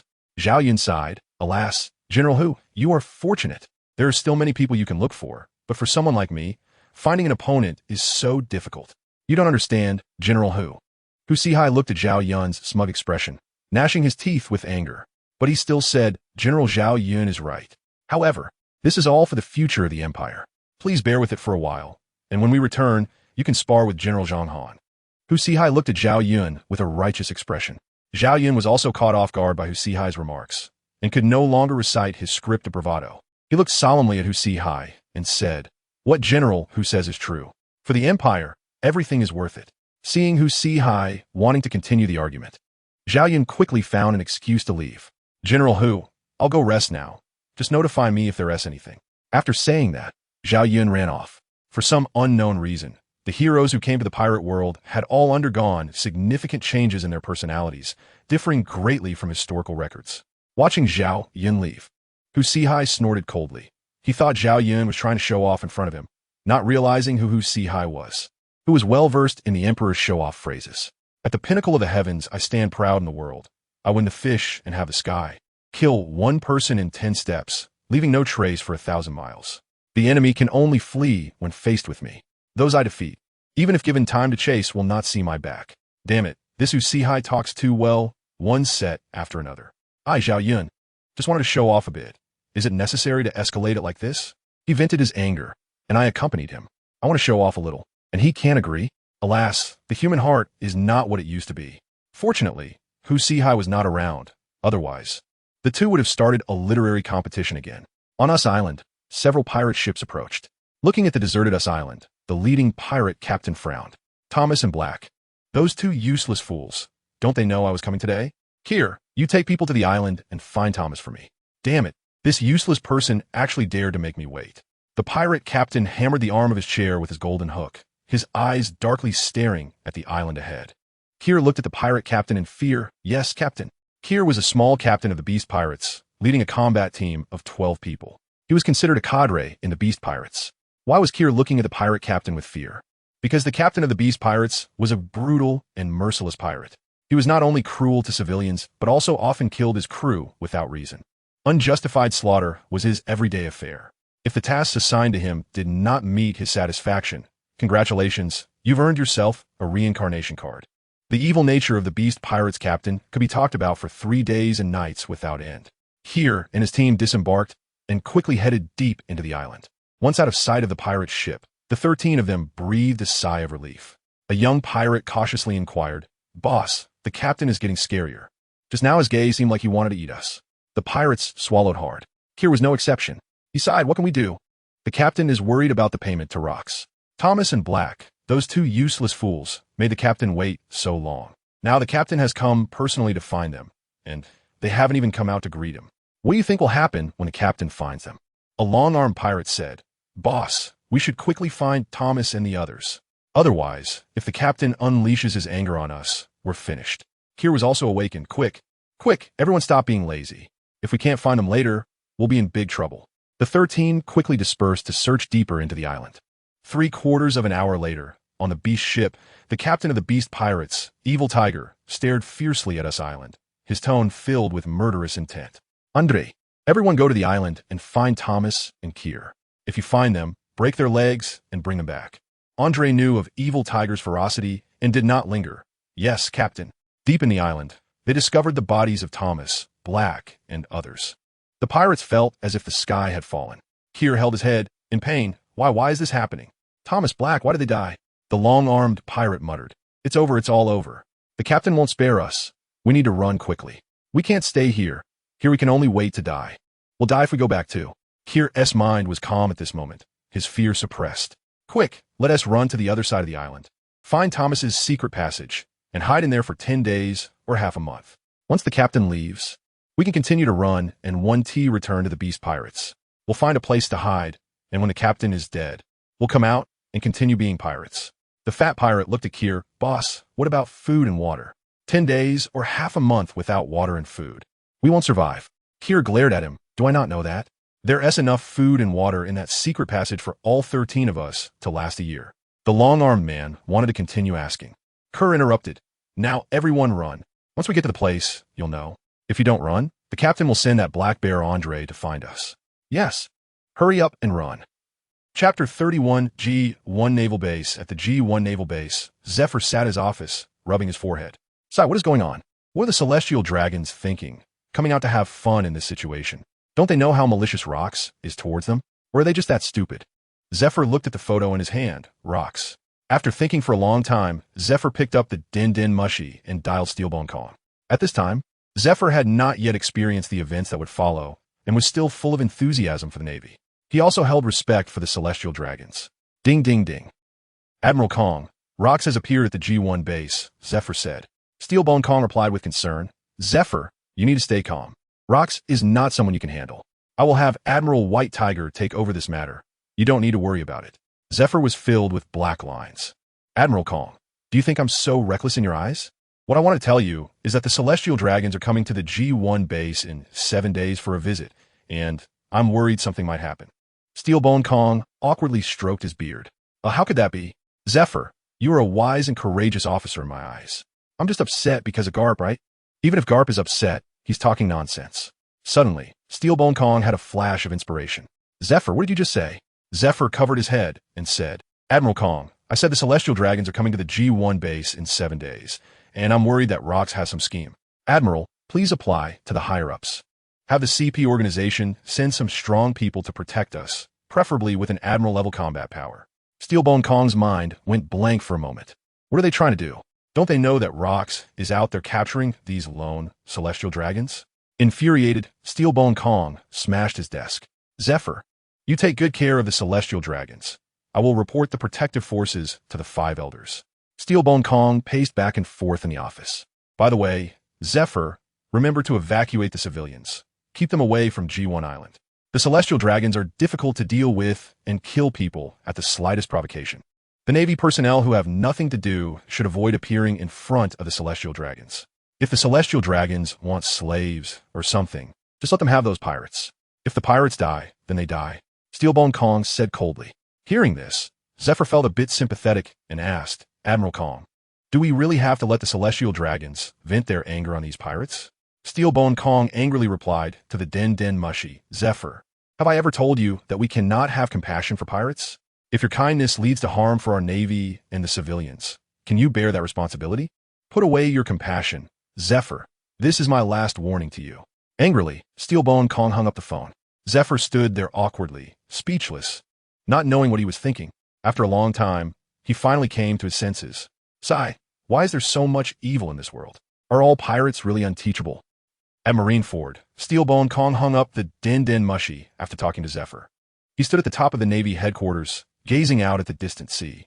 What is going on? Why do the Celestial Dragons want to go to the G1 naval base? There's nothing special there. It's just a frontline base for dealing with pirates. Is it that the Celestial Dragons are so fearless nowadays? Knock, knock, knock. There was a knock on the office door.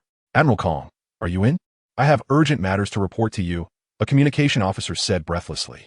Steelbone Kong replied from the rooftop. I'm up here. Just come to the top floor. The officer hurriedly ran up the stairs. Admiral, the Rocks pirates led by Golden Lion Shiki have raided one of our naval bases in the South Sea. The officers and soldiers at the base have all perished. The neighboring naval base is requesting support. Steelbone Kong angrily said, that damned Rocks pirates, always causing me trouble. Damn it. One day, I will lead the Navy to wipe you all out. Major General, where's Bookie? Where has he gone? Why didn't he notify the Navy headquarters in advance? The officer wiped his cold sweat. Admiral Kong, Major General Bookie has perished. His head was chopped off. Steelbone Kong's eyes filled with rage. Damn Rocks, damn Shiki. Go, notify all the vice admirals and above at headquarters to come to my office for a meeting. He roared, the veins on his forehead bulging. One can imagine how furious Steelbone Kong was at that moment. The Navy officer quickly turned and ran to notify others. Steelbone Kong jumped back into his office, looking at the 3 Den Mushy in front of him. 1 gold-colored, for contacting the 5 elders.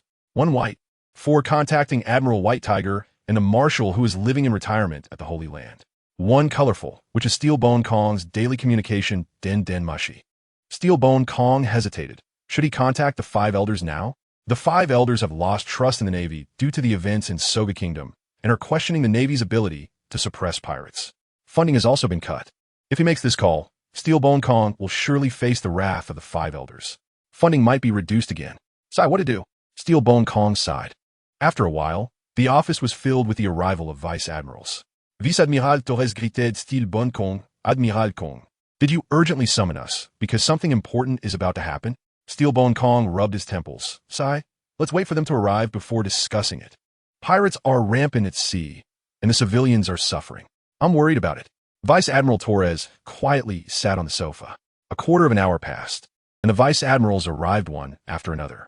Seeing Steelbone Kong with a gloomy face, everyone wisely remained silent. Steelbone Kong looked at the nearly assembled naval vice admirals. I called you all here today to discuss something. Major General Bookie has perished. The naval vice admirals exclaimed. How is that possible? Bookie's strength is among the top among us. He was stationed in the South Sea. How could he have perished? There haven't been any pirates entering the South Sea recently. Steelbone Kong interrupted the chattering officers. It was the Rocks pirates Golden Lion Shiki. Suddenly, the office fell silent. Golden Lion Shiki is a notoriously infamous pirate, not someone these naval vice admirals can handle. Among the Navy, only a few can fight him. Admiral White Tiger, Admiral Kong, and then Garp, Sengoku, and Zephyr.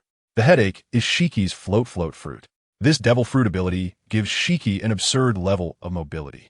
If Shiki wants to escape, there is no one in the Navy who can keep him. Chapter 32 Escort Celestial Dragon Steelbone Kong said angrily, that damned pirate, Don Quixote, not only killed Vice Admiral Bugido, but also wiped out more than 1,000 Navy personnel at the naval base, leaving no one alive. The purpose of gathering you here is that even if you find Shiki, you must first contact the Navy headquarters with a Den Mushy. I want to personally take down this bastard. In his rage, Steelbone Kong smashed a new desk, sending splinters flying everywhere, hitting the scar-faced vice admiral standing in front of him right in the face. By the way, this scar-faced vice admiral was the one who dealt with John in the Soga Kingdom last time. He was transferred back to the Navy headquarters due to the anger of the 5 elders. Now, he's on the front line of capturing pirates, active in the New World. Once Steelbone Kong calmed down, the Navy vice admirals finally dared to speak. Admiral Kong, we understand.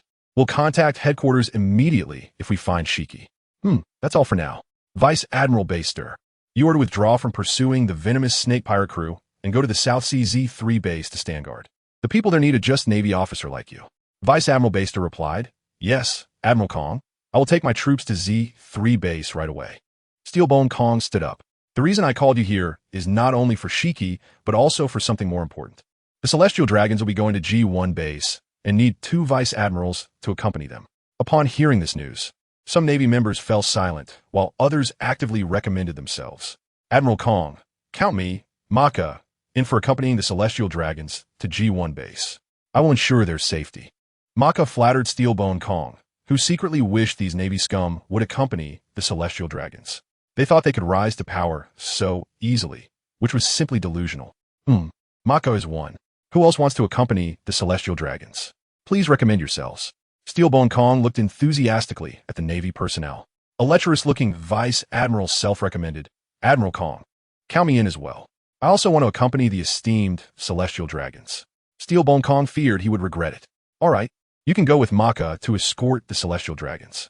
If anything happens, you know the consequences. After saying this, Steelbone Kong gave the two a stern look. Maka confidently assured, Admiral Kong, rest assured, with us 2 Vice Admirals escorting, there will be no mistakes. Steelbone Kong gave the two a meaningful glance. All right, you two go to the Holy Land and wait. As they left, the other Navy personnel thought to themselves, 2 fools. Do they really think the Celestial Dragons are that easy to serve? They won't even know how they died. Okay, you all can leave too. During this time, pay attention. The sea has become turbulent again. Red Earth continent, the pinnacle of power. Saint Saturn was furious. What is going on with the Don Quixote family? They still want to go to the Holy Land and then to the New World G1 naval base. Are they tired of living? St. Mars sighed helplessly. Sigh, what can we do? We don't have the authority to directly manage the Celestial Dragons. We can only arrange personnel to protect them. If anything happens to them, Lordum won't be happy. These fools are ruining the Celestial Dragons, St. Venus said coldly, holding his sword. All day long, they just know how to eat, drink, and have fun, not even aware of their current situation. The Rocks Pirates are out to kill the Celestial Dragons. St. Jupiter said, Our Celestial Dragons should be noble. How can we act like those lower-class people? I see nothing wrong with them wanting to go out for a little fun. Just let the Navy arrange protective forces to escort them. St. Saturn replied, No, the main forces of the Navy are currently on guard against the Rocks Pirates. They have no ability to protect them. Let CP send people to escort these fools, and the Navy can find someone to guide them. St. Venus remained silent, as continuing the conversation would affect the unity among the Celestial Dragons. If Lordum found out, he would also face punishment. There was no need to suffer for these fools. St. Mars said, Well, let's do it this way. St. Saturn agreed. St. Jupiter agreed. St. Mercury agreed.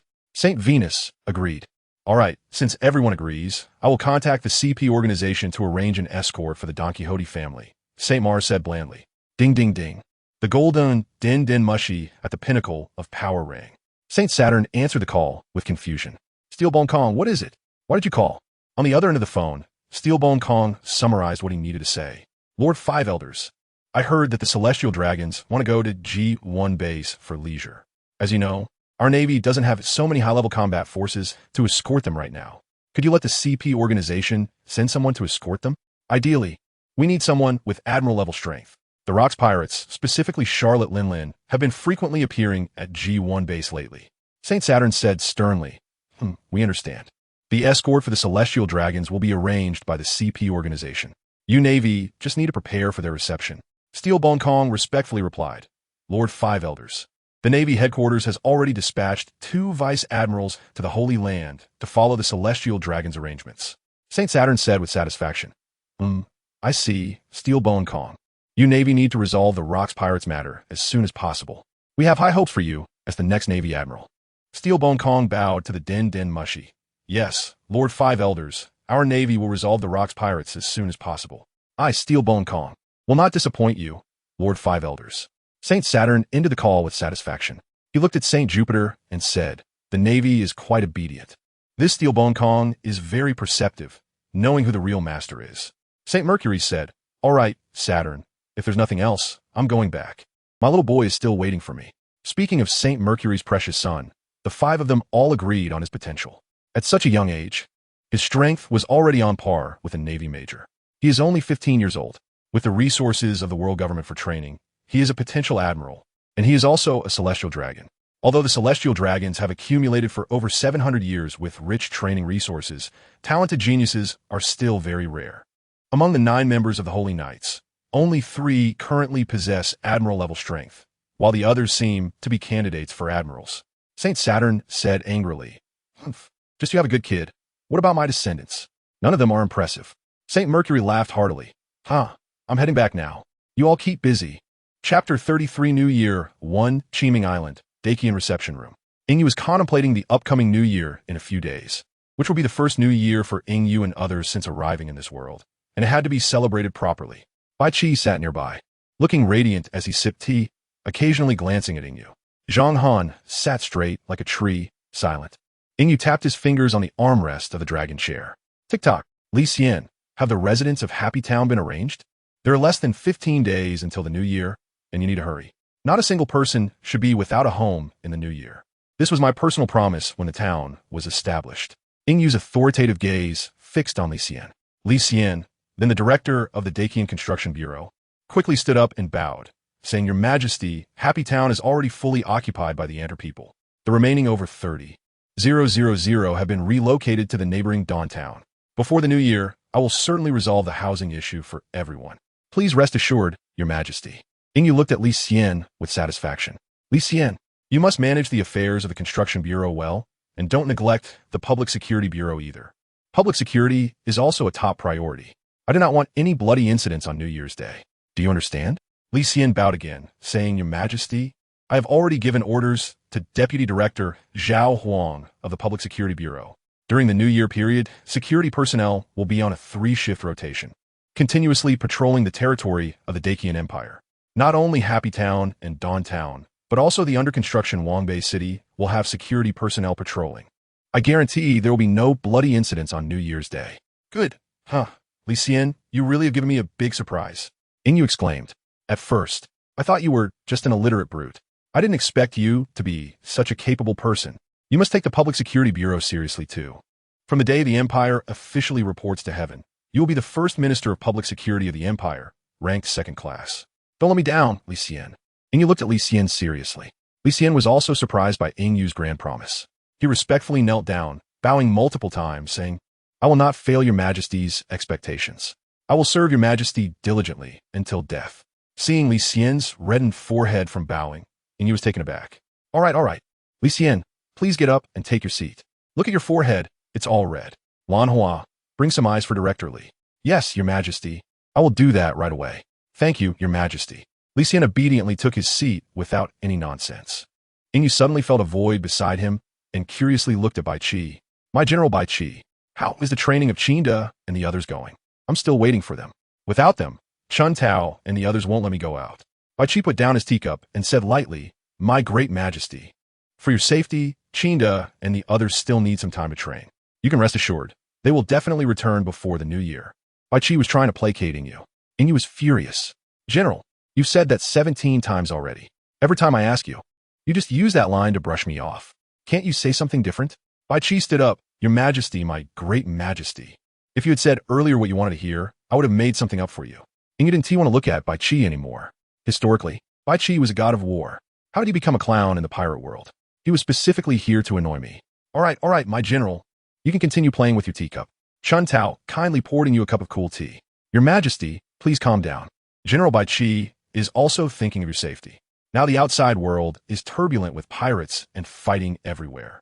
Recently, didn't the White Tiger report that a naval base in the South China Sea was wiped out by the Golden Lion Shiki? Our empire has just started and cannot afford such losses. Every person is important, especially you, Your Majesty. Ingyu understood this, so he didn't argue with Bai Qi. He initially thought that with Bai Qi, this god of war, he could act recklessly. But Bai Qi had pulled this on him. All right, Chun Tao, I understand. I won't go out, fine. Ingyu grasped Chun Tao's hand and looked at her gently. Chun Tao's face turned red. She whispered, Your Majesty, there's still so many people here. Tonight, I will do as you wish. Ingyu and Chun Tao both understood each other's feelings. Sooner or later, Chun Tao and the others would be Ingyu's women. But this was the first time in front of everyone, and Ingyu cleared his throat. Ahem, General Gao Shun. How is your training of the assault camp going? What's the current combat capability? Gao Shun stood there like a towering peak, exuding a sense of security. No storm could budge him an inch, standing still. Reporting to your majesty. My 300 assault camp soldiers have completed their training and can be deployed for war at any time. Individually, their strength will not be lower than that of a naval major. And as a formation, they can withstand the combat power of a general for 3 days. After 3 days, all soldiers in the camp will perish. Ingyu was shocked by this news, exclaiming, "Damn, that has such strong power. Gao Shun, you're not just trying to make me happy, are you? Your majesty, I wouldn't say such things. You know my character." Ingyu knew Gao Shun's character well. This guy was straightforward and wouldn't he flatter. He completed his tasks without cutting corners. Ingyu walked up to Gao Shun, encouragingly patting him on the shoulder. "Well done. General Gao, you have not disappointed me, as always. It has been 4 months since we arrived in this world, and not a single task has let me down. I really want to keep you by my side as my personal guard. With you around, I can sleep much more peacefully." Gao Shun replied, "Your Majesty, as long as you need me, I am available." Ingyu was also taken aback by Gao Shun's straightforwardness. "No, General Gao, I know your heart is in leading the troops. I cannot be so selfish. You are the one who gives me the most peace of mind. Much better than that so-called general." Ingyu shot a glance at Bai Qi, who was seriously playing with his teacup, feeling frustrated. "General Gao, please get up and don't always kneel. It's not good for your knees." Ingyu turned to look at the others seated. "Everyone, in the future, unless it's a major matter, please do not kneel in public." The generals bowed, saying, "Yes, your majesty. Thank you for your grace." Ingyu waved his hand. "What grace is this? I wonder if Zilong can make it back for the new year this year. He has been away for 2 months and still hasn't returned." Chapter 34 New Year 2 The Great Qian Navy sailed majestically through the waters of Qiming Island. "General Zhao Yun, we are finally back. Those damn pirates. I've been out for so long, nearly 3 months. I feel so regretful about the Empire's development with me being away for so long." 7 days ago, Ingyu had called Zhao Yun, urging them to return early for the new year. Upon receiving the call, the few of them quickly turned the warship around and headed back to the Qiming Island area with all their might. Originally, the two wanted to bring back more pirate slaves. After all, it had been a long time since they had been out, and it would feel a bit awkward to return without capturing more pirate slaves. Zhao Yun's face was filled with longing. They had only just arrived in this world not long ago, and the Empire had just been established when they set out. With such a long time, anyone would miss home. "Yes, General Hu, we are finally home. We still don't know how the Empire is developing. I hope these pirates can help the Empire." "Report. General, the fleet is about to enter the outer waters of Qiming Sea. There are many undercurrents and whirlpools inside, as well as storms. Please, General Zhao Yun, clear a path for the troops." The communications soldier looked at Zhao Yun with respect. After all, strength is a very important part of the military, and soldiers naturally respect those who are stronger than them. If someone is strong, holds a high position, and treats others well, soldiers will support him even more. Zhao Yun nodded and smiled. "All right, I will go to the front warship now to clear a route for the troops. General Hu, you can let the fleet closely follow the front warship." General Hu envied. "Okay, thank you, General Zhao Yun." Zhao Yun jumped in place and quickly hopped back and forth across the warships. He soon reached the front warship. "Ah, I really envy General Zhao Yun for having such strength. If only I had such power too. After I return, I'll ask His Majesty how to enhance my strength with the devil fruit." The enhancement of the devil fruit has also reached a bottleneck. The communications soldier was speechless. "General, your strength has visibly improved over these 3 months. Aren't you satisfied? If you ask me, General, you're just making things harder for yourself. The strength of a general-level warrior is not easy to enhance. Just look at how many general-level warriors there are in the World Government Navy. They have been around for over 700 years and have so many resources. Achieving general-level strength is not that easy." Huaxia angrily said, "Why are you talking so much?" "I don't know, but every time I see Zhao Yun show off in front of me, I can't help but want to punch him in the face." Hey, General, don't be angry. No matter how much Zhao Yun shows off, he can't be higher than you, right? You have His Majesty's golden words. Isn't that just wanting to be His Majesty's apprentice?" "Ha ha." Huaxia was amused by this remark. "Right, I do have His Majesty's golden words, which are personally passed down to me. Zhao Yun might be a bit stronger than me, a bit more handsome, and a bit higher in status." As he spoke, Huaxia became increasingly unconfident, and the communications soldier, sensing the situation, quietly slipped away. By the time Huaxia reacted, the soldier was already gone. Zhao Yun stood tall at the bow of the ship, his sword wrapped in layers of armed color. In an instant, with a swift motion, he slashed the sky. A huge sword Qi burst forth from Zhao Yun's blue steel sword. The sword Qi fiercely tore apart the clouds, and sunlight once again shone down on this sea area. The raging storm was forced to change direction. Seeing this, Huaxia quickly ordered all warships full speed ahead to leave this sea area and head for Qiming Island. With the command given, all the warships accelerated. Having resolved the storm, Zhao Yun turned around and returned to the main ship. With his eyes closed to rest, Huaxia at this moment would not chat with Zhao Yun. After all, he was the commander of the entire fleet. He had to be responsible for bringing the entire army back to the Empire. If he were negligent and caused damage to the soldiers in this sea area, he would have to face a military court, and His Majesty would not let him off easily. Under Huaxia's command, the entire army sailed steadily. 3 hours later, the great Qian navy entered the inner sea of Qiming Sea. Upon seeing the outline of Qiming Island, the soldiers cheered with joy. "We're home, finally back. Back to my home." Some soldiers embraced each other, while others were in tears of joy. The navy had been away from their homeland for 3 months, which was quite normal for a navy. However, they had only been in this world for a little over 6 months. The empire had just been established, and the great Qian navy had to go out on a mission. They had only lived a few days, or maybe 10 days, in the homeland of the empire. Huaxia did not manage the navy. He let them freely vent their emotions. Zhao Yun also opened his eyes, staring intently at the Qiming Island ahead, as if someone was waiting for him there.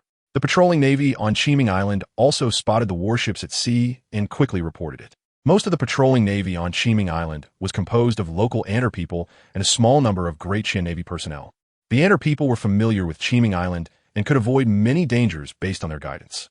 The Great Qian Navy was responsible for military output and training the Ander people to enhance their strength. Report, General, the Great Qian Navy has returned. Our navy has come back. They are currently docked in the Inner Bay. General, should we go take a look? Deputy Director of the Public Security Bureau, Zhao Huang, stood up. Of course we should go. The Empire is currently short on manpower. Huaxia must have captured many pirate slaves. You go notify all the security personnel to go to the bay and prepare to receive the pirate slaves. Zhao Huang rubbed his hands excitedly. Ha, it's like what I wish for is coming true. The director has been urging for more manpower. The arrival of these pirate slaves is just in time. Ingyu was still lying in bed, not knowing what dream he was having. He was drooling. He kept laughing out loud. Chun Tao, don't run away. Let me hug you. Chun Tao, who walked into the bedroom, blushed. Your Majesty, what dream are you having? You even want me not to run away, laughing so happily. Chun Tao carefully wiped the drool from Ingyu's mouth. She gently shook Ingyu awake. Your Majesty, don't say any more. General Zhao Yun you've been mentioning every day has returned. Do you want to go take a look? Ingyu, just awakened, was still confused. Chun Tao, you're here. Don't move, let me kiss you. Ingyu directly kissed Chun Tao on the cheek. Confused, Ingyu looked at Chun Tao. Why does this feeling seem so real? Chun Tao blushed and softly said, Your Majesty, of course, I'm real. You're already awake. This isn't a dream. Chapter 35 New Year 3 When you woke up, holding Chun Tao. Chun Tao, what were you just saying? Who is back? Chun Tao thought for a moment and replied, Oh, Your Majesty, please don't touch me like that. Almost forgot. The General Zhao Yun you've been thinking about has returned, and General Hu and the others have successfully captured the pirate slaves. What? Zhao Yun and Huaxia are back. When you excitedly stood up. Chun Tao, quickly help me change clothes. I want to go see General Zilong. By the way, Chun Tao, please arrange a lunch for about 10 people in the banquet hall. Zilong and the others just returned and must not have eaten. There is nothing good to eat at sea, and the food is not fresh. Chun Tao gently helped when you change clothes. All right, Your Majesty, but don't be too anxious. General Zhao Yun and the others still need to hand over the pirate slaves to Deputy Director Zhao Huang. Wait a moment and let Qinda and the others accompany you. Although Qiming Island is much safer now, your safety still requires strong guards. Qinda and the others, as your personal soldiers, have also improved in strength through training with General Bai Qi. Qinda and Qin Air now have the strength of a vice admiral in the Navy. The other 8 are also very close to that level. When you looked at Chun Tao with affection, Chun Tao, it's so good to have you. You consider everything for me, and you all help me handle the Empire's affairs. Chun Tao, when I come of age, will you be my concubines, okay? Wenyu's eyes were filled with love for Chun Tao.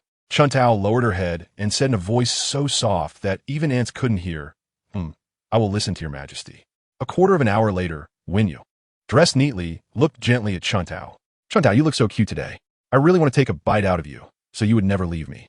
Chuantao's face turned red. Your Majesty, I will never leave you in this lifetime. As long as your Majesty is willing, I can always accompany you. All right, Chuntao. You said it. You must accompany me forever. Your Majesty, you should go see General Zhao Yun and the others now. The soldiers are all waiting for you. Okay, Chinda, let's go to the Gulf port to see our General Zhao Yun and see the pirate slaves that Huaxia brought me. Yes, Your Majesty. Chinda and the others surrounded Wenyu in a protective formation as they went along. Whenever they saw Wenyu, the passers-by would actively step aside and respectfully shout, Your Majesty the Emperor. At the Gulf port, Zhao Yun Huaxia and the others had already met with Zhao Huang and were in the process of handing over the pirate slaves. Zhao Yun spotted Wenyu from a distance, explained to Huaxia, and then approached. Your Majesty, what brings you here? Zhao Yun respectfully bowed to Wenyu. Chinda and the others blocked Zhao Yun from getting too close. General Zhao, please stay a bit further from His Majesty. Do not get too close. Zhao Yun looked confused at Chinda. No, Chinda, I'm Zhao Yun. Don't you recognize me? Why can't I get close to His Majesty? Qin helplessly said, General Zhao Yun, there is no other way. Some time ago, someone impersonated the White Tiger to get close to His Majesty. If it weren't for General Baiqi discovering it in time, His Majesty could have been injured. Now, no one can approach His Majesty until their identity is confirmed. Later, General Zhao Yun, when you pass by Happiness Town, you will be illuminated by the Haotian mirror. You can only approach His Majesty if there are no issues. General Huaxia and the others must also be illuminated by the Haotian mirror before getting close to His Majesty. When you also spread his hands helplessly. Clearly, there is a system, and I almost got assassinated. Isn't it ridiculous? This damn system doesn't care about people. It doesn't even remind me when enemies get close. Ding, host, do not frame this system. I have already provided you with tools to identify enemies. The data, it's your own laziness for not using it. How can this be blamed on the system? The host is truly shameless. Wenyu was too lazy to respond to the system's complaints. Anyway, it's definitely not my fault. It's all the system's fault. He took responsibility seriously. Zhao Yun angrily said, Chinda, what are you all doing? What about Zhang Han? How could you put His Majesty in such a dangerous place? And is General Baiqi a butcher? Speaking of the butcher, Baiqi made Zhao Yun feel uneasy. Everyone knew about Baiqi's infamous reputation for killing. Wenyu waved his hand and said, Zilong, they were all sent to train at that time. Zhang Han was still building in Wangbei City. General Baiqi is exactly the person you're thinking of. Don't learn from him. Having one of him is enough for me to handle. Zhao Yun looked puzzled. Your Majesty, what did the general do to offend you? That bastard Baiqi is always making me angry, saying I can't go here or there. Making me stay in the palace for 2 whole months. 2 months, do you know how long that is? Boo-hoo, that detestable Baiqi. As Wenyu spoke, he pretended to cry. Zhao Yun looked speechless at the emperor before him, thinking, is this still my innocent emperor? Fake crying, at least put some tears in it. Who would believe a dry sob? Your Majesty, General Baiqi is also doing this for your own good. You couldn't be let out without any protection back then. Look, Chinda and the others have returned from training. You're out now, right? General Baiqi didn't say anything. Zilong, whose general are you? Why are you speaking for that bastard Baiqi? When you said, unhappily, I clearly wanted you to join me in condemning Baiqi, but instead, you compliment him. I know Baiqi is doing it for me. But that guy makes me angry every day. That bastard Baiqi. Zhao Yun comforted Wenyu. Your Majesty, of course. I am your general. Whoever you want me to fight, I will fight. Otherwise, I could go find Baiqi and have a matched event for you. Wenyu laughed and glanced at Zhao Yun. You're going to fight Baiqi? Are you going to deliver food? Do you know his strength? You go ahead. Zhao Yun looked like he was ready to sacrifice himself. For your Majesty, it doesn't matter if I die. Your Majesty, I am at least a general-level fighter. How could I go to deliver food? I may not win, but it shouldn't be that miserable. Wenyu chuckled. Baiqi is a peak royal-level existence. About to break through to king level. What do you think? Isn't that going to deliver food? Zhao Yun was stunned. Is he that strong? Wenyu didn't want to dwell on this issue anymore. All right. Let us go back together. I prepared a welcome banquet for you. Qin, go notify Huaxia to hurry up and complete the handover procedures and come to the banquet hall for dinner. Yes, Your Majesty. Qin, let us go. My General Zhao, do you still want to fight Baiqi?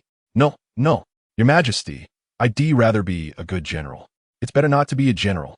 Chapter 36 New Year 4 at the beginning of the year 1481 of the C-Round calendar, on January 1st, in Happy Town and Dawntown. Red peach charms were hung everywhere, praying for a smooth year ahead. The entrance was adorned with red paper fu characters, symbolizing that good fortune had arrived at home. These customs were brought by Ying Yu, who informed the Ander people. Since the Ander people submitted to the Great Qian, their living standards have greatly improved, and the people of Great Qian do not bully them, leading them to a happy life. The 80,000 Ander people wholeheartedly submitted to Great Qian. Whenever Great Qian announced a policy, they rushed to implement it, fearing to fall behind others. Peach charms and fu characters were just examples. The town was bustling with people coming and going, and the streets were filled with vehicles.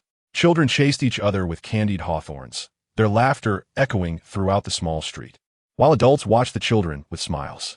After the establishment of Great Qian, safety on the island was guaranteed, especially in the town where the safety index was the highest.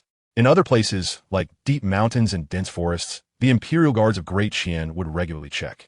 As for pirates, once they arrived at Qiming Island, the pirate prison would be their destination. Thanks to these pirate slaves, the empire was able to establish itself so quickly. Wangbei City was also nearing completion, and the imperial sacrificial ceremony was about to take place, with the date confirmed for March 1st. Ying Yu sat at the head of the banquet hall, looking down at the generals. To Ying Yu's left were Bai Qi, Zhang Han, Gao Shun, Qing Long, and Zhu Ke. To his right were Zhao Yun, Hu Sihai, Li Xian Bai Hu, and Xuanwu. Today was a new year, and it was also a new year for us in this world. From now on, I ask all the generals to properly build our Great Qian. Great Qian is not an empire of one person. It belongs to all the people of Great Qian. Now, the outside world is turbulent, filled with killings and theft. Lies are as worthless as grass. I will establish an empire here with sound laws, and everyone will be bound by the law, including myself. However, the establishment of the empire requires a strong military readiness, as hungry wolves are always watching us. I need all of you generals to fight and conquer for me. Strike fear and pain into those hungry wolves and ferocious tigers. Ying Yu stood up, his aura magnificent. The generals quickly rose.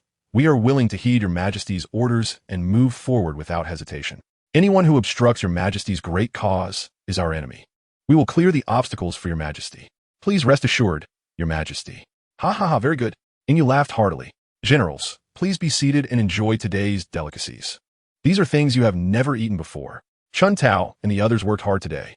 Chun Tao and several others sat with Ying Yu, listening to his praise. They shyly said, "It's nothing. It's all thanks to your majesty's secret recipes and ingredients that we were able to make these delicacies." Lan Hua placed the peeled crayfish in front of Ying Yu. "Your majesty, please eat. This crayfish is made to your taste." The foods mentioned in the text are all provided by the system, obtained through sign-ins or purchases from the system shop. Readers, please don't mind. The generals did not pay attention to Ying Yu and the flirtation of the four beauties. They were all captivated by the delicacies before them, knowing they had never seen such food before in their lives.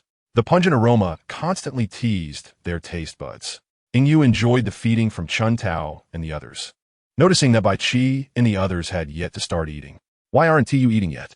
Is it not to your taste?" No. Your majesty, these delicacies are quite to our liking." Upon hearing Ying Yu's words, the generals dropped their modesty. They ate heartily, drinking the beer and high-proof liquor purchased from the system. 7 hours later, the sun slowly set in the west. In the banquet hall, the generals were all quite tipsy. Bai Qi sat alone, drinking quietly. Zhao Yun and Zhang Han were still competing in drinking, while Hu Sihai lay on the ground, a bit tipsy. Qing Long and Li Xian were dancing on the table. Ying Yu got drunk around 5 p.m. and was taken back to the palace by Chun Tao and the others. His personal guards, including Qinda, also had the day off and had gone early to the tavern in Dawntown for fun. Lying on the dragon bed, Ying Yu was bargaining with the system in his mind. "System, you can't do this. You want 100 million berries for these foods and drinks? That's robbery. I only have 130 million berries in total. If you take away so much, how am I supposed to live? I haven't even distributed military salaries to the generals and soldiers yet. Some have been waiting for 5 months, and others for 9 months. You can't take so many berries from me. Woo-woo system, you can't do this." "Ding, host, when you purchased, I already told you that the items in the system shop are expensive. It's your own choice to buy. It's not the system's fault. Also, host, you've been in the pirate world for so long, and berries are as scarce as a dime. This 130 million berries were also obtained from the system sign-ins. How lazy are you? What about Zhao Yun and the others catching pirates? What about the pirates' treasures? They're berries. Are you all stupid pigs?" "Well, and you didn't know how to explain." Zhao Yun and the others indeed hadn't brought back any pirate treasures. He didn't know if it was the system's fault. But these heroes had become strange in personality and intelligence since arriving in the pirate world.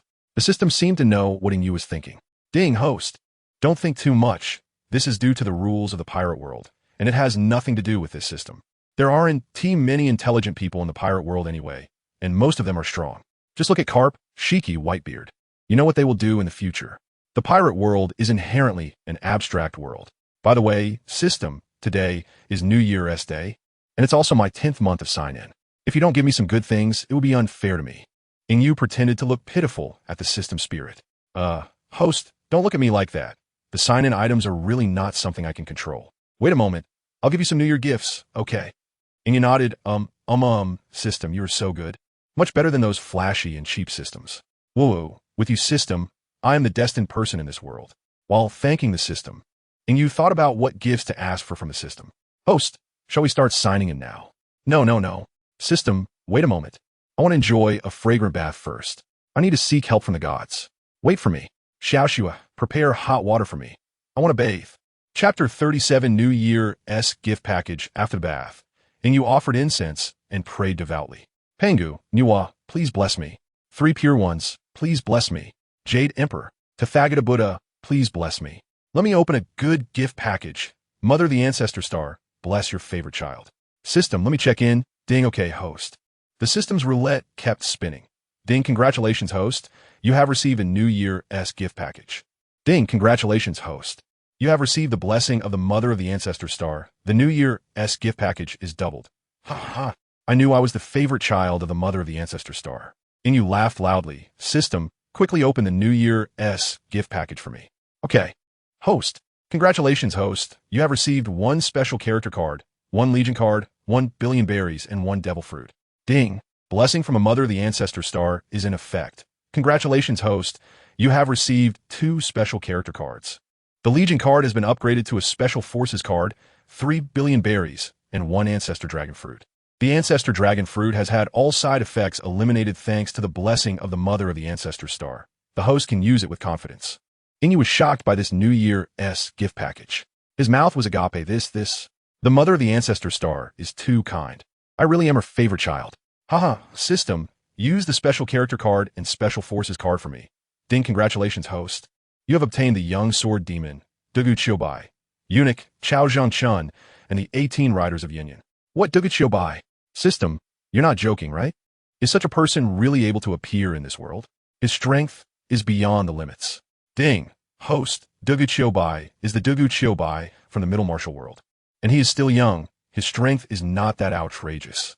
All right, Yu said a bit disappointedly. Bring them all in front of me. Don't keep them so far away. Okay, host, according to your request. A vortex appeared in front of Yu, and 20 people walked out. They respectfully greeted Yu. Greetings, your majesty. The voice of the 20 people was a bit loud, startling the nearby Orchid, who hurriedly walked in. Who are you? How did you get into his majesty's room? Orchid looked at everyone warily. Yu pulled Orchid over. These are my people. Xiaolon, don't say anything. Orchid stared blankly at Yu. How did they come out, your majesty? All right. Xiaolon, be good. Let us not ask. Xiaolon was coaxed like a child, lying in Yu's arms. Yu looked towards Dugu Chiobai. Everyone, please be at ease. We are all family now that we are in this world. Name, Dugu Chiobai. Age, 37 strength. Peak Emperor level, 19999. Swordsmanship, Supreme Great Sword Master Haki. Armament Haki level 9.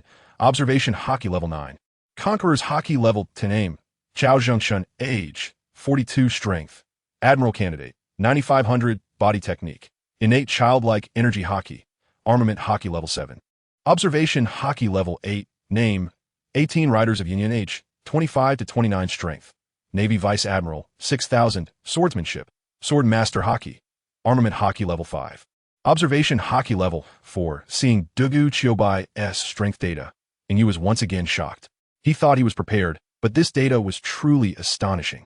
Even the current rocks might not be as strong as Dugu Chiobai. The only one possibly stronger than Dugu Chiobai is the master of the world government, Senior Dugu. Would you like to serve as a courtier for the empire? Yu said cautiously. Although he knew they wouldn't refuse him, he still wanted to give them the power of choice. After all, he was also an idol from his youth. who hasn't dreamed of wandering the world with a sword in their youth? Dugu Qiubai said softly, "Okay, Your Majesty. Senior Dugu, would you like to rest first? I'll have someone prepare a room for you, all according to Your Majesty's wishes." "All right, Xiaolon, you help Senior Dugu find a place to rest." "Yes, Your Majesty." Orchid, who came out of Ing's arms, said respectfully. Watching Dugu Qiubai leave, Chao Zhengchun said, "It's been a long time, Your Majesty. I have long admired you. Today, I finally see you in person, haha." "Your Majesty is joking. This old servant has embarrassed you." No, no, Gong Zhensheng. Don't say that. I know who you are. Although there were some small mistakes, your loyalty is still recognized by me. Isn't it just greed for wealth? Greed for power? As long as you don't betray me, I can still give you a chance." Chao Zhengchun looked gratefully at you. "This old servant thanks Your Majesty for the recognition. This old servant will never walk the old path again, and will faithfully follow Your Majesty from now on. If Your Majesty orders this old servant to die now, this old servant would also willingly do so." Chao Zhengchun, "I can understand your greed for power and wealth, but you must do it within the laws of the empire. If you cross the red line of the empire's laws, I will not spare you." Yu's eyes fixed on Chao Zhengchun. Chao Zhengchun quickly knelt down. "Your Majesty, this old servant will absolutely not touch the red line of the empire's laws in the future. If I do, I will commit suicide in front of you." All right. I'm not asking for your life. I hope you remember what you said today, Chao Zhengchun. Get up. In my empire, there's no need to kneel. Gao Zhengjun, you will follow me from now on and protect my safety. Yes, Your Majesty. This old servant guarantees to protect Your Majesty. Yu no longer looked at Chao Zhengchun and turned his gaze to the 18 silent special military generals. "Do you all have names?" The leading man said hoarsely, "Reporting to Your Majesty, we do not have names. We are named by code. I am called Yin. Yu frowned. "Then you shall take my surname from now on. Be my personal guards and protect my safety." The 18 riders of Yin respectfully knelt on one knee. "Thank you, Your Majesty, for your great grace. We pledge to follow you to the death." Yu waved his hand. "I've said no need to kneel. By the way, I haven't thought of names for you yet. There are 18 of you. I need to think carefully. For now, you shall take the surname Ing, and when I think of names, I will rename you." "Yes, Your Majesty. We will trouble Your Majesty to think of it." "Hey, speaking of this, my life depends on you all." "No problem. The 18 of you go find Qinda later and have him arrange your accommodations." "All right. Qinda is also my personal guard, just like you. You also have a superior, General Zhang Han. You should still be drinking with Zhao Yun and the others. When he wakes up tomorrow, I will introduce you to him." "Yes, Your Majesty. We will get along well with Qinda and the others. Actually, there is no need to deliberately please them. In the army, you can spar with each other as long as it's not serious injuries or intentional harm. It's all fine. Qinda, and they often look for soldiers from other units to fight." The 18 riders of Yin simultaneously flashed a glimmer in their eyes. Did they misunderstand my meaning, Master Chao? Your Majesty, it shouldn't be the case, right? Chapter 38. Setting sail on January 7th, 1481 of the Sea Circle calendar. The New Year holiday came to an end, and everyone returned to their respective jobs. Construction on Wangbei City resumed, and the pirate slaves, who had just rested for 7 days, were about to start working again. Complaints echoed everywhere. What awaited them was the whip of the overseer. The laws of the Qian offered no protection for these pirate slaves. In the Qian Empire, they had no human rights. When they died, they would simply be thrown into a canyon or valley. In the conference hall, Yu looked at the crowd below and asked, "What should we plan for this year?" Everyone was invited to share their thoughts for discussion. Wangbei City will be ready by the end of February, and Li Xian, you will be responsible for relocating the people there. The two current towns are a bit crowded with 130,000 residents. Yes, Your Majesty. I will arrange the relocation personnel. Li Xian Asurat. Now that we have the addition of Senior Dugu and Gong Chao, the strength of our empire has risen to a new level. Previous policies need to be adjusted, and you stated seriously. Bai Qi, you are appointed as the Grand Marshal of the Imperial Army, with the primary responsibility of protecting the empire's territory and the safety of its people. The entire army will be under your command. A flicker of memory passed through Bai Qi's eyes, perhaps recalling the end of his previous life. He replied calmly, "Thank you, Your Majesty. I accept the decree." Yu paid no mind to Bai Qi's attitude and continued, "Li Xian will serve as the director of the Public Security Bureau. You will not go to the Construction Bureau anymore. Manage the Public Security Bureau well. Your duties will involve handling internal criminal activities and disputes among the people." Li Xian's eyes lit up. "I got promoted." "Yes, Your Majesty. I will not disappoint your expectations. Huaxia, you are still the only rear admiral in the Qian Navy. Work hard to strive for a promotion to vice admiral soon. The 3,000 Navy personnel will still be under your command. Huaxia said dejectedly, Yes, Your Majesty, I will ensure the Navy is trained for combat. Well, Huaxia, this is not your fault. When the Empire gets better, I will increase investments in the Navy. Focus on improving your strength. Don't let future generations look down on you. Let me tell you, if others are stronger than you, their status and ranks will definitely be higher. Huaxia replied gloomily, Understood, Your Majesty. Seeing Huaxia's low spirits, and you didn't want to say anything more, he had already said what needed to be said. The devil fruit had also granted him great power. If he couldn't rise above, that was his own problem. Qinglong, Baihu, Zhuke Xuanwu. You will continue to lead the Jinyui and monitor the major forces. You will report directly to me and do not need to report to anyone else. Qinglong and the others respectfully replied, Yes, Your Majesty. We will ensure that Jinyui monitors the major forces at sea and delivers the latest, most useful intelligence to you. Ingyu said lightly, Pay attention to the Holy Night Order outside. This night order is extremely powerful. Don't let your heads get too hot. If you encounter them, just walk away without hesitation. Gao Shun, is your 300-strong contingent ready for battle? Reporting to Your Majesty, the assault troop is always ready for you. Gao Shun looked intently at Ingyu. Good, Gao Shun, this time when we set sail to capture pirate slaves, it counts as your assault achievement. Zhang Han, you and Gao Shun will head to the west of the Qiming Sea. Zhao Yun, continue partnering with Huaxia and lead 1,000 Navy personnel south. Be cautious. Zhao Yun, pay special attention to the Rocks pirates. Although they have been quiet lately, their strength is still not something you can contend with. The remaining 2,000 Navy personnel will be trained by Bai Qi. The crowd replied in unison, Yes, Your Majesty, we will definitely bring back the pirate slaves. Bai Qi said seriously, Your Majesty, my energy is also limited. Training these 2,000 men to be competent is something I cannot accomplish even if I die from exhaustion. Ingyu knew this was a bit unreasonable. Then do your best to help them improve their strength. They must not be inferior to the elite of the Navy headquarters. Yes, Your Majesty, I accept the decree, Bai Qi replied impatiently. Ingyu ignored his expression. He had already agreed. All right, everyone, if there's nothing else, go prepare. Yes, Your Majesty, we take our leave. World government, pinnacle of power.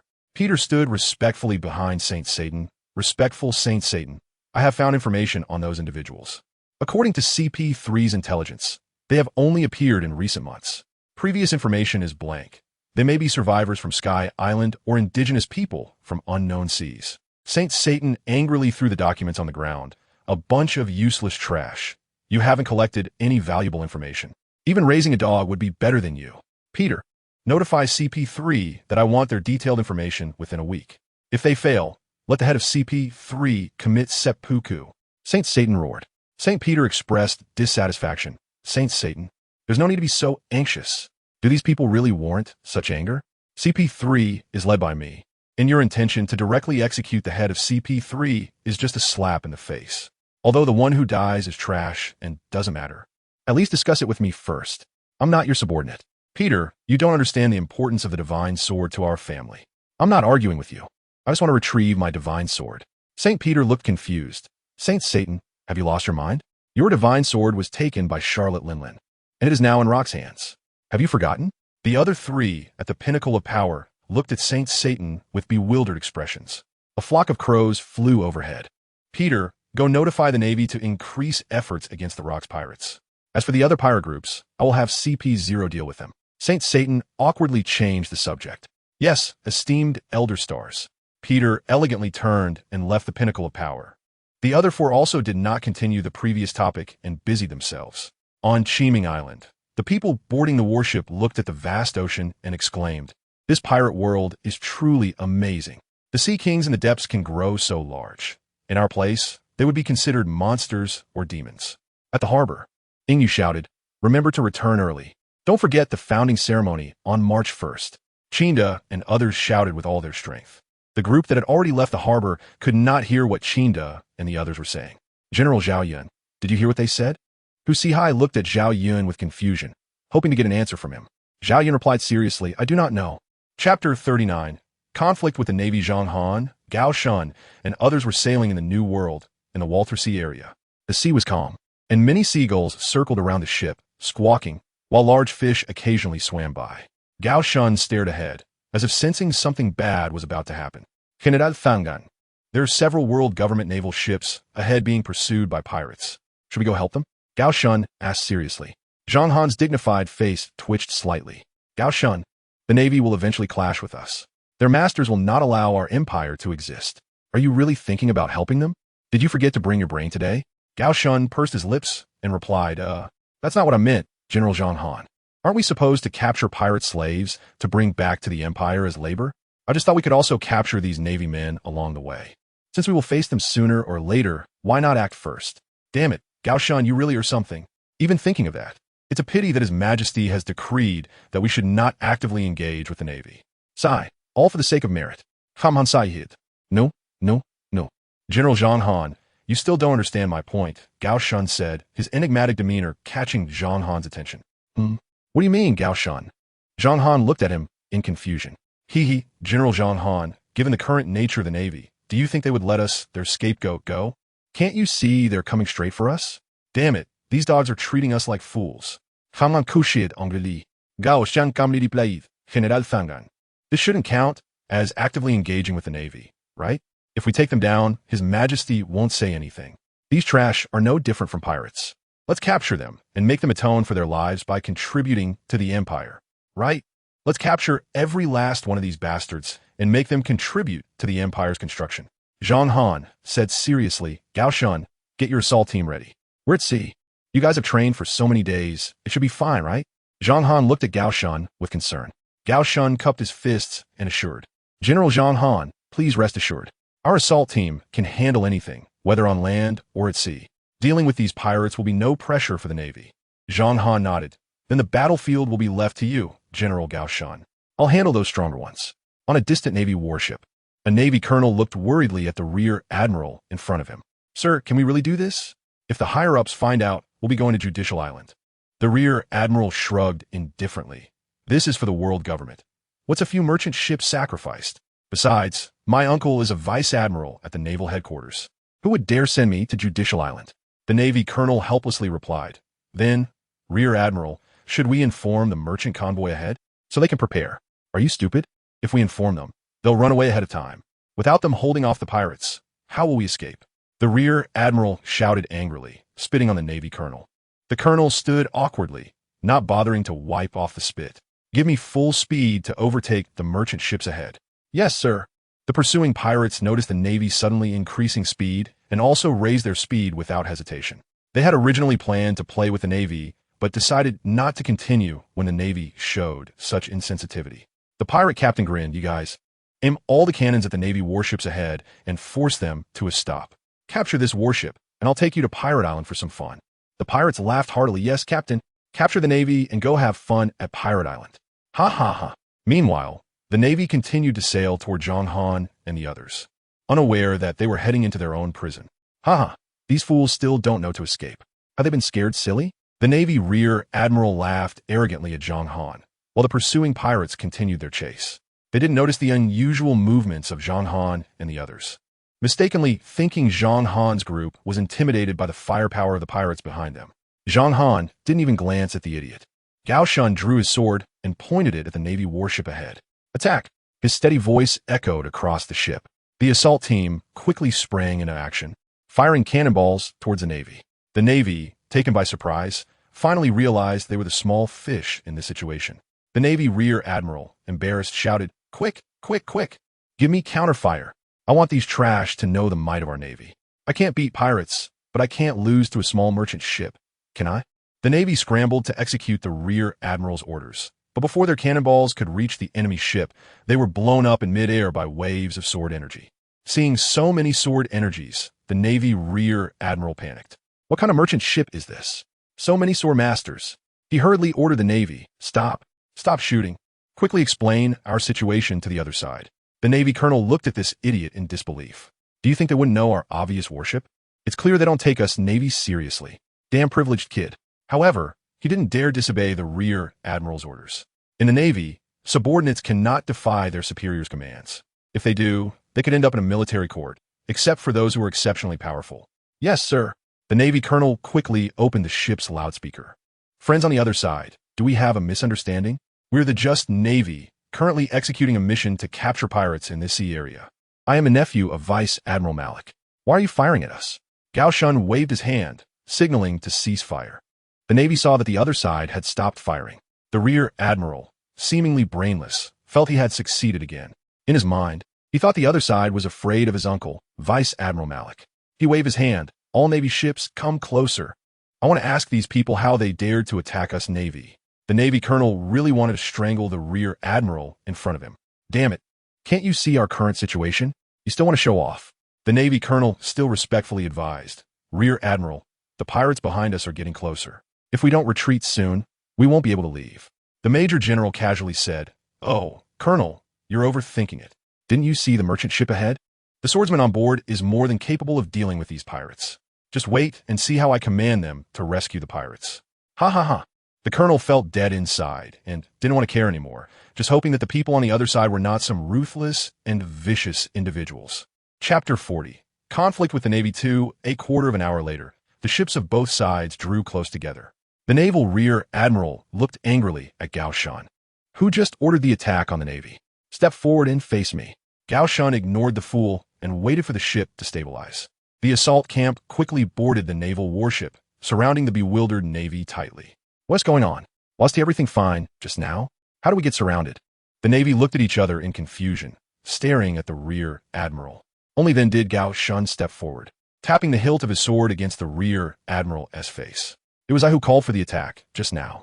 Do you have any objections, rear admiral? The rear admiral looked into Gao Shun's sharp eyes and lowered his head in fear. And no objections. Gao Shun scoffed. Is this how bold the Navy is? With such little strength, you dare to come to the New World. And still, such brainless people hold high positions. Or is it that your Navy has too many people, hoping to expend some here in the New World? The Navy kept their heads down, silent, as they knew they were merely accompanying a prince to gain prestige. After all, someone had a good uncle, right? Zhang Han jumped down from the sails and said calmly, Gao Shun, the pirates in front have suddenly stopped. They seem to be turning and running. A flicker of emotion crossed Gao Shun's face as he raised his hand. The centurion of the assault camp appeared by his side. Take your 100 men and board the ship to chase the pirate ship ahead. Don't let them escape. Yes, General. The centurion quickly led his soldiers onto the warship, pursuing the pirate ship ahead. On the pirate ship, the captain exclaimed, What the hell are these people? Swordsmen are launching attacks into the air like they're free. How can we rob anyone like this? Jack quickly turned the ship around. Escaping is the priority. Yes, Captain. I'll turn the ship around now. Jack hurriedly ran to take the helm. The assault camp was already chasing after them. The naval rear admiral stuttered. Who are you? Why are you capturing us, Navy? Oomph. Gao Shun snorted coldly. Do you think we couldn't see what your Navy just did? Always shouting about justice, but your version of justice is like this? The Navy lowered their heads, fearing that Zhang Han and Gao Shun would turn their gaze upon them. Zhang Han sneered. Gao Shun, you overestimate them too much. ISNT, it said, that the pirates consider the Navy to be the watchdog of the world government. What justice do dogs have? They just need to be loyal and protect their master. Ha ha. The soldiers of the assault camp laughed heartily. These Navy people were truly ridiculous, still wanting to show off in front of others. Indeed, it's just like that. Their masters, the celestial dragons, don't even see them as human. The pets of the celestial dragons are more esteemed than these Navy. The Navy's face was utterly humiliated. The naval colonel wanted to explain something, but under Zhang Han's sharp gaze, he instantly swallowed the words of rebuttal and, like the others, kept his head down. Gao Shun waved his hand. Bind him up. Bring him back to the cabin for proper detention. He must not escape. The naval rear admiral, terrified, said, What do you want to do with me? I have money. A lot of belly. I'll give it all to you. Just let me go. The rear admiral collapsed to the ground in fear, snot and tears streaming down his face, making one feel disgusted. Zhang Han frowned. Quick, take this thing away. It's truly disgusting to look at. I really don't know how the Navy allowed such trash to become a rear admiral. Is the Navy already this corrupt? Can such a violent organization really fight against pirates at sea? Gao Shun looked disdainfully at the rear admiral lying on the ground. Ha, you've truly embarrassed the military. Being a soldier yet so cowardly. Two soldiers from the assault camp ignored the rear admiral's wails and knocked him unconscious. They shackled him with high-purity iron chains. The other Navy members, seeing the rear admiral's miserable state, dared not complain, and obediently followed the soldiers of the assault camp. Gao Shun glanced at the naval warship. Come here. Move all valuable items, food, and water from the warship to our ship. This Navy warship is too inconvenient. We'll sink it later. General Zhang Han. We will trouble you later. Zhang Han waved his hand and said, It's nothing. It's all for the Empire. It's only right. What a pity for this warship. Such a good ship, what a shame. Gao Shun helplessly replied, There's no other way. The Navy S markings are too obvious. Didn't His Majesty order us not to engage with the Navy? To avoid trouble, we can only do this. The soldiers of the assault camp swiftly moved all the food and water from the Navy warship onto the assault ship. They were still assessing the value of the belly and other valuable items. Zhang Han said little, gazing ahead at the pirates. The centurion of the assault camp looked angrily at the pirate ship ahead. Are these pirates made of mud? How can they escape? Damn it. We were so close to catching them. How did a Sea King suddenly appear? The centurion slammed the ship's edge in frustration. At this moment, the centurion was still no match for the giant Sea King that was 1,000 meters long. He did not want to put the soldiers of the assault camp at risk. Reluctantly, he ordered retreat. The helmsman quickly executed the centurion's command, turning the ship 180 degrees. The large ship sped away from the area. The centurion looked unwillingly at the bull-like Sea King, the fire of anger in his eyes nearly igniting it. Damn it, beast. You actually helped the pirates. The bull-shaped Sea King seemed to sense something and roared toward the sky. Moo moo moo. It turned over, creating huge waves that crashed toward the pirate ship. The pirates still in the territory of the Sea King were doomed. The waves destroyed their pirate ship, one by one sinking like dumplings in a pot. Unfortunately, the soldiers of the assault camp had already moved far away and could not see it. Damn it. What is wrong with the Sea King? Why is it going crazy all of a sudden? We didn't provoke it. The pirate captain said angrily. Captain, could it be that those people did something to the Sea King? The pirate captain slapped the subordinate who said this to the ground. Do you take me for a fool? How could those people, so far away from this beast, do anything? We were all watching them closely. We could see every little move they made. Now you tell me, how do they do it? Speak up. Damn it, an idiot. The captain cursed as he boarded the small boat. The other pirate crew members followed closely behind. The beaten pirate also quickly got back up. Chapter 41. The angry Steelbone Kong in the office of Steelbone Kong in Marineford. A man dressed as a secretary handed a report to Steelbone Kong. General Kong, this is a report on the captured Navy personnel. It contains all the information about the naval reconnaissance ship led by Admiral Malik's nephew. Steelbone Kong took the document, opened it, and looked at the information inside. He slammed the report down on the table in anger, causing the water cup on the table to jump. Damn it. Who promoted this Navy officer to Rear Admiral? He is so useless and loves to court death. Steelbone Kong roared at the secretary. The secretary looked at the desk with pain. This desk didn't provoke you. Why are you being so rough? General Kong, this incident happened 7 days ago. The intelligence department submitted it last night. I don't know the specifics. The involved parties have all been captured, and now we have no information at all. Steelbone Kong helplessly fell back into his chair. What is going on here? The South Sea base was destroyed not long ago, and now the Navy is being openly captured. We don't even know who the enemy is. This is just making us a laughing stock. Those damn pirates, I will eventually catch them all. The secretary squinted, disdainful in his heart. You think you can catch all the pirates? You should see if your superior is willing to. You just talk big here. Sigh. When will this day end? I joined the Navy and became a secretary just to find a backing, so I wouldn't be bullied. I could slack off and not have to fight pirates. Who knew there would be so much going on? I'm really going to be overwhelmed. This Sunday, I have to work overtime again. My poor Maina. Steelbone Kong glanced at the secretary. Do you have anything else? The secretary came back to his senses. General Kong, do you have any orders? Cohen, why don't you go home and rest properly? I can see you've been distracted. You've worked hard these days. Cohen solemnly replied. It's all for the Navy. It's not hard at all, General Kong. Steelbone Kong looked at Cohen with satisfaction. The Navy needs more people like Cohen. If only that guy Carp was as obedient. The Navy is truly at its most difficult moment. The Rocks pirates are like the sword of Damocles hanging over the Navy. Steelbone Kong rubbed his temples and sighed. Cohen, you can go busy yourself now. Cohen felt like he wanted to die. You asked for it, and now look what happened. My rest. All right, General Kong. Cohen closed the door and quietly left. Steelbone Kong looked out at the ocean and lamented. When will the era of the Navy come? This damned era of pirates. On the red soil continent. At the pinnacle of power. St. Peter looked at the information in his hands, frowning. Why does this force want to capture pirates? Is that old man trying to establish a new navy? St. Vachely shook his head. No, Peter, are you joking? Do you know how many resources it takes to establish a navy? It's not enough to just have a few strong people. The sheer number of the navy is not something just anyone can handle. Moreover, it's in a place where our world government is unaware. If the enemy has that kind of strength, we will be in trouble. St. Maz analyzed seriously. No, this force is a bit suspicious. Let's CP5 investigate. The rocks in the New World is already established power and is difficult to deal with. We need to focus our efforts on dealing with rocks. It's better not to target this unfamiliar force for now. Just let CP5 monitor them. Currently, this force doesn't have any conflicts of interest with our world government. My suggestion is to just monitor. Saint Vacheli, agreed. Saint Satan, agreed. Saint Najiru, agreed. Saint Peter, agreed. All right, with 5 votes in favor, let's CP5 monitor them. The next topic is how to curb the development of the Rocks pirates. Saint Satan was filled with anger because his family's legendary sword was still in the hands of Rocks. What else can we do? Let the Navy eliminate the Rocks pirates. The world government has supported the Navy for so long.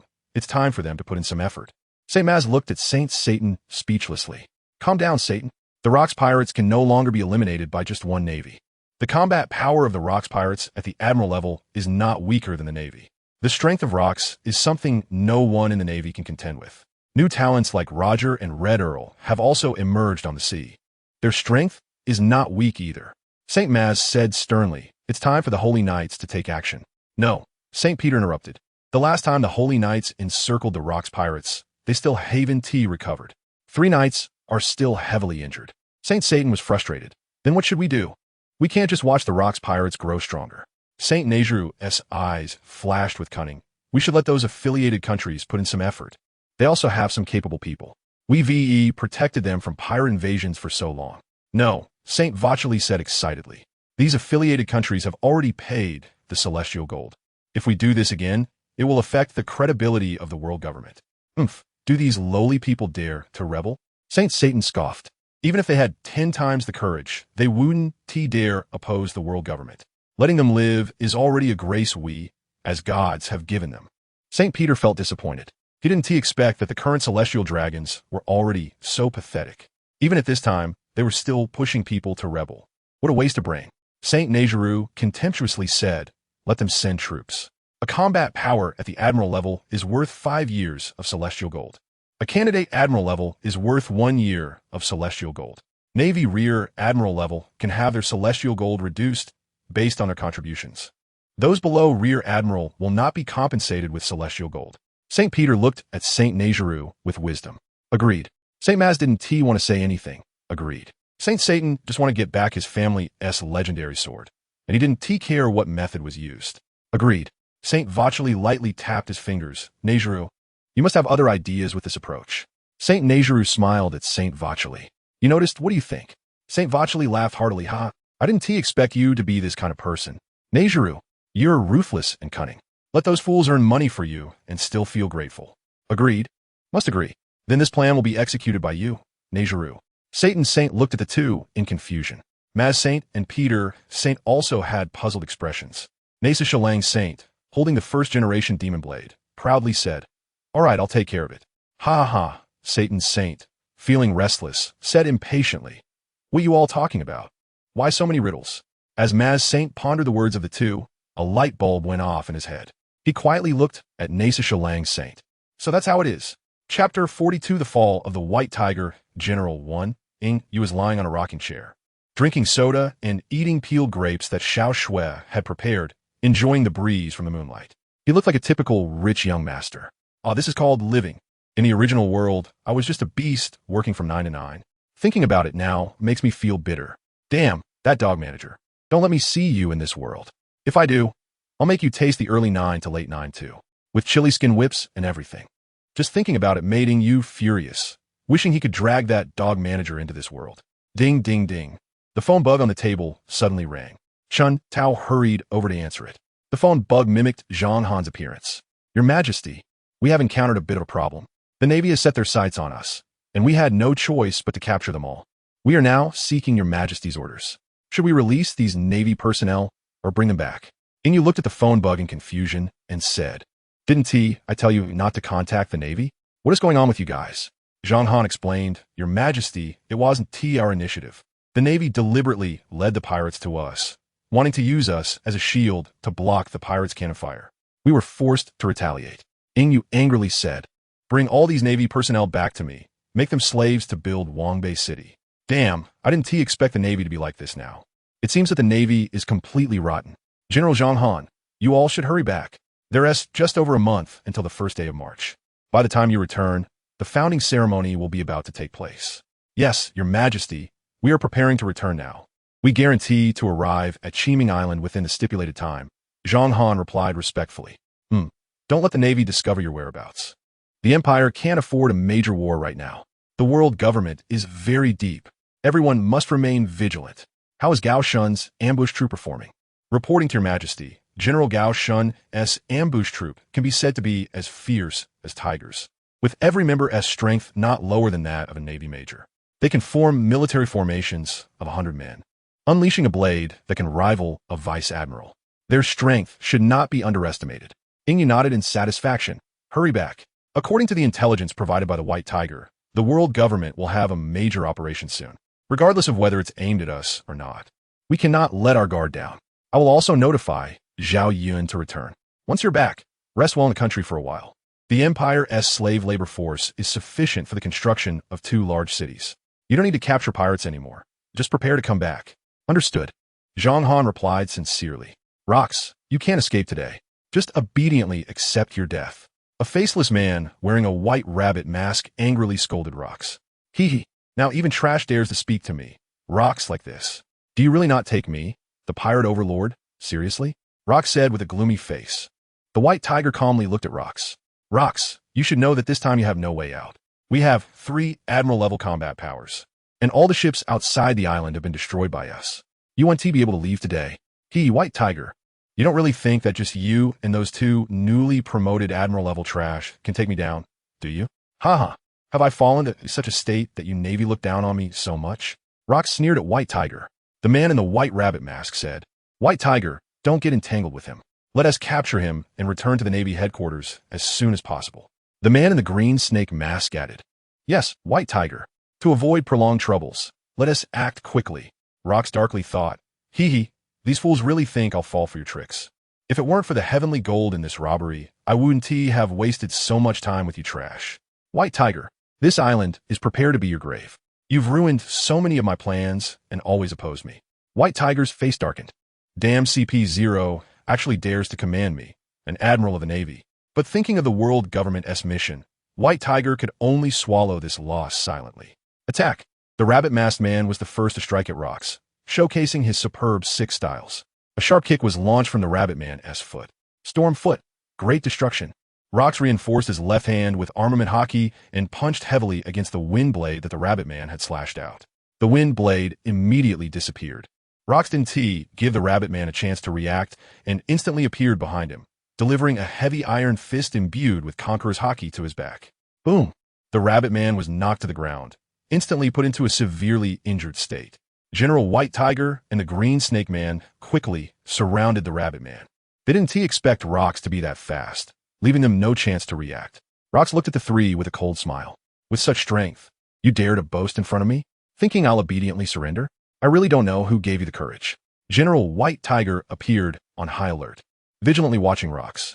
The rabbit man spat out a mouthful of blood, looking at Rox in horror. How is his strength so strong? We are all Admiral-level combat powers. Why is he so powerful? General White Tiger didn't want to bother with this idiot. Doesn't the world government see them as humans? Didn't they tell them these basic things? There are gaps even among admirals, not to mention a pirate overlord. If Rox were that easy to deal with, it wouldn't be your CP organization's turn to handle him.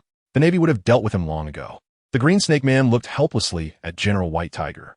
General White Tiger, what should we do next? This Rox is not at all in line with the information we have. Rox's strength is at least that of an Emperor-level combat power. And he's not just a newbie at the Emperor level. White Tiger cursed inwardly. Damn it, I'm going to be killed by you CP0 today. What are these intelligence organizations doing? The strength gap is so vast. White Tiger's face was dark. I don't know. Rox's strength has exceeded the intelligence by far. The mission is impossible to complete. Everyone needs to exert their full strength to block Rox. If we let Rox defeat us one by one, Rabbit, hurry and recover. The 2 of us might not be Rox's opponents. We need you to interfere with Rox from the side. Rox quietly watched the three of them, not in a hurry to deal with them, because his goal was to attract the attention of the world government and navy. In this way, Shurji and others can complete the plunder of Don Quixote's treasures. Inside, there is the dark fruit that he has been longing for. White Tiger, why aren't you laughing anymore? Aren't you going to capture me? Come on, make your move. Chapter 43, The Fall of the White Tiger. General 2 Rox, don't get too proud. Our naval support troops have arrived. Just wait to die. The White Tiger exclaimed indignantly. The White Rabbit Man was already shaken psychologically by the previous strike. Since breaking through to the admiral level, his mission success rate had been consistently high. Today, a Waterloo-like defeat made him realize that his once proud strength was so fragile. It was as if a person in heaven suddenly fell into hell. His psychological defenses crumbled. Rox laughed maniacally. White Tiger, are you waiting for the Navy outside to notify the naval headquarters? Do you want to see if there are any of your Navy left at sea? You don't think I'd chase you without any arrangements, do you? White Tiger, your self-righteous attraction is just me playing with you. Do you really think I don't know you were lying in ambush here? If I didn't have some strength, would I have played with you for so long? The White Tiger felt a tightness in his chest and quickly used Moonwalk to step up. Looking at the empty sea, the stone hanging in the heart of the White Tiger general also fell to the ground. The White Tiger glared at Rox. Rox, come die for me. The furious White Tiger general charged at Rox recklessly. The armed color shone with an obsidian-like luster on his fists. It's easy to imagine how high the White Tiger general's mastery of armed color was. Rox scoffed. Useless, stupid dog, all you can do is bark. White Tiger, you've been chasing me for so many years. Today, I'll make sure to repay you well. A hint of killing intent flashed in Rox's eyes. The supreme great knife in his hand was wrapped in layers of armed color, looking like a black blade. God Slayer, with a single slash, the sky turned gloomy. A powerful sword chi destroyed the surrounding trees and rocks, leaving a deep ravine. The White Rabbit and the Green Snake saw this strike and knew they couldn't rely solely on the White Tiger. They would all die here today. The two of them no longer hid. 6 forms, Great King Gun. 6 forms, Decapitating Knife.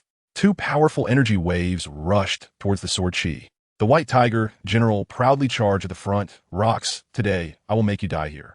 The White Tiger general instantly completed his beastification, transforming into a White Tiger. The powerful physique brought by beastification allowed the White Tiger general to withstand the sword chi that was dispersed by the 2 energy waves. His sharp tiger claws reached for Rox's head. In the space he passed through, deep marks were left by these sharp claws. Rox calmly dodged the White Tiger general's attack, while the 2 CP-0 members interfered from the side. Is this all the strength you have, White Tiger? You're getting old. Rox mocked.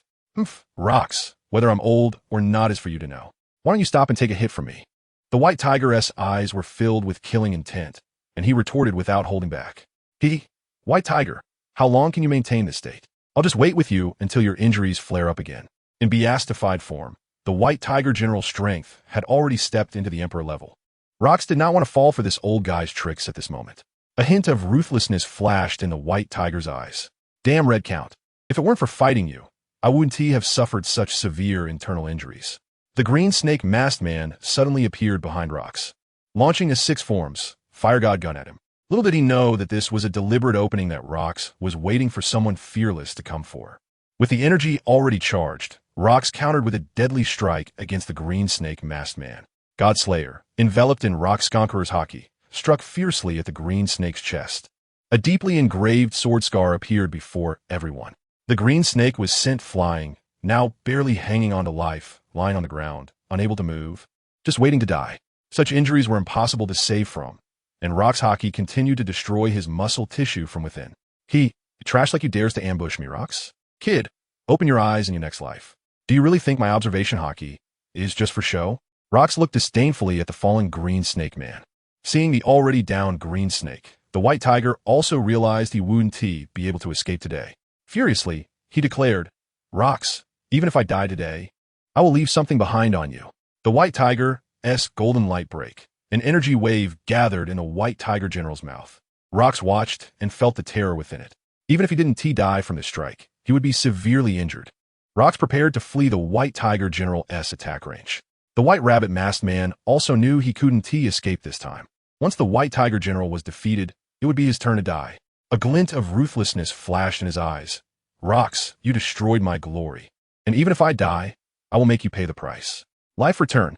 The injuries on the White Rabbit Man's body instantly healed.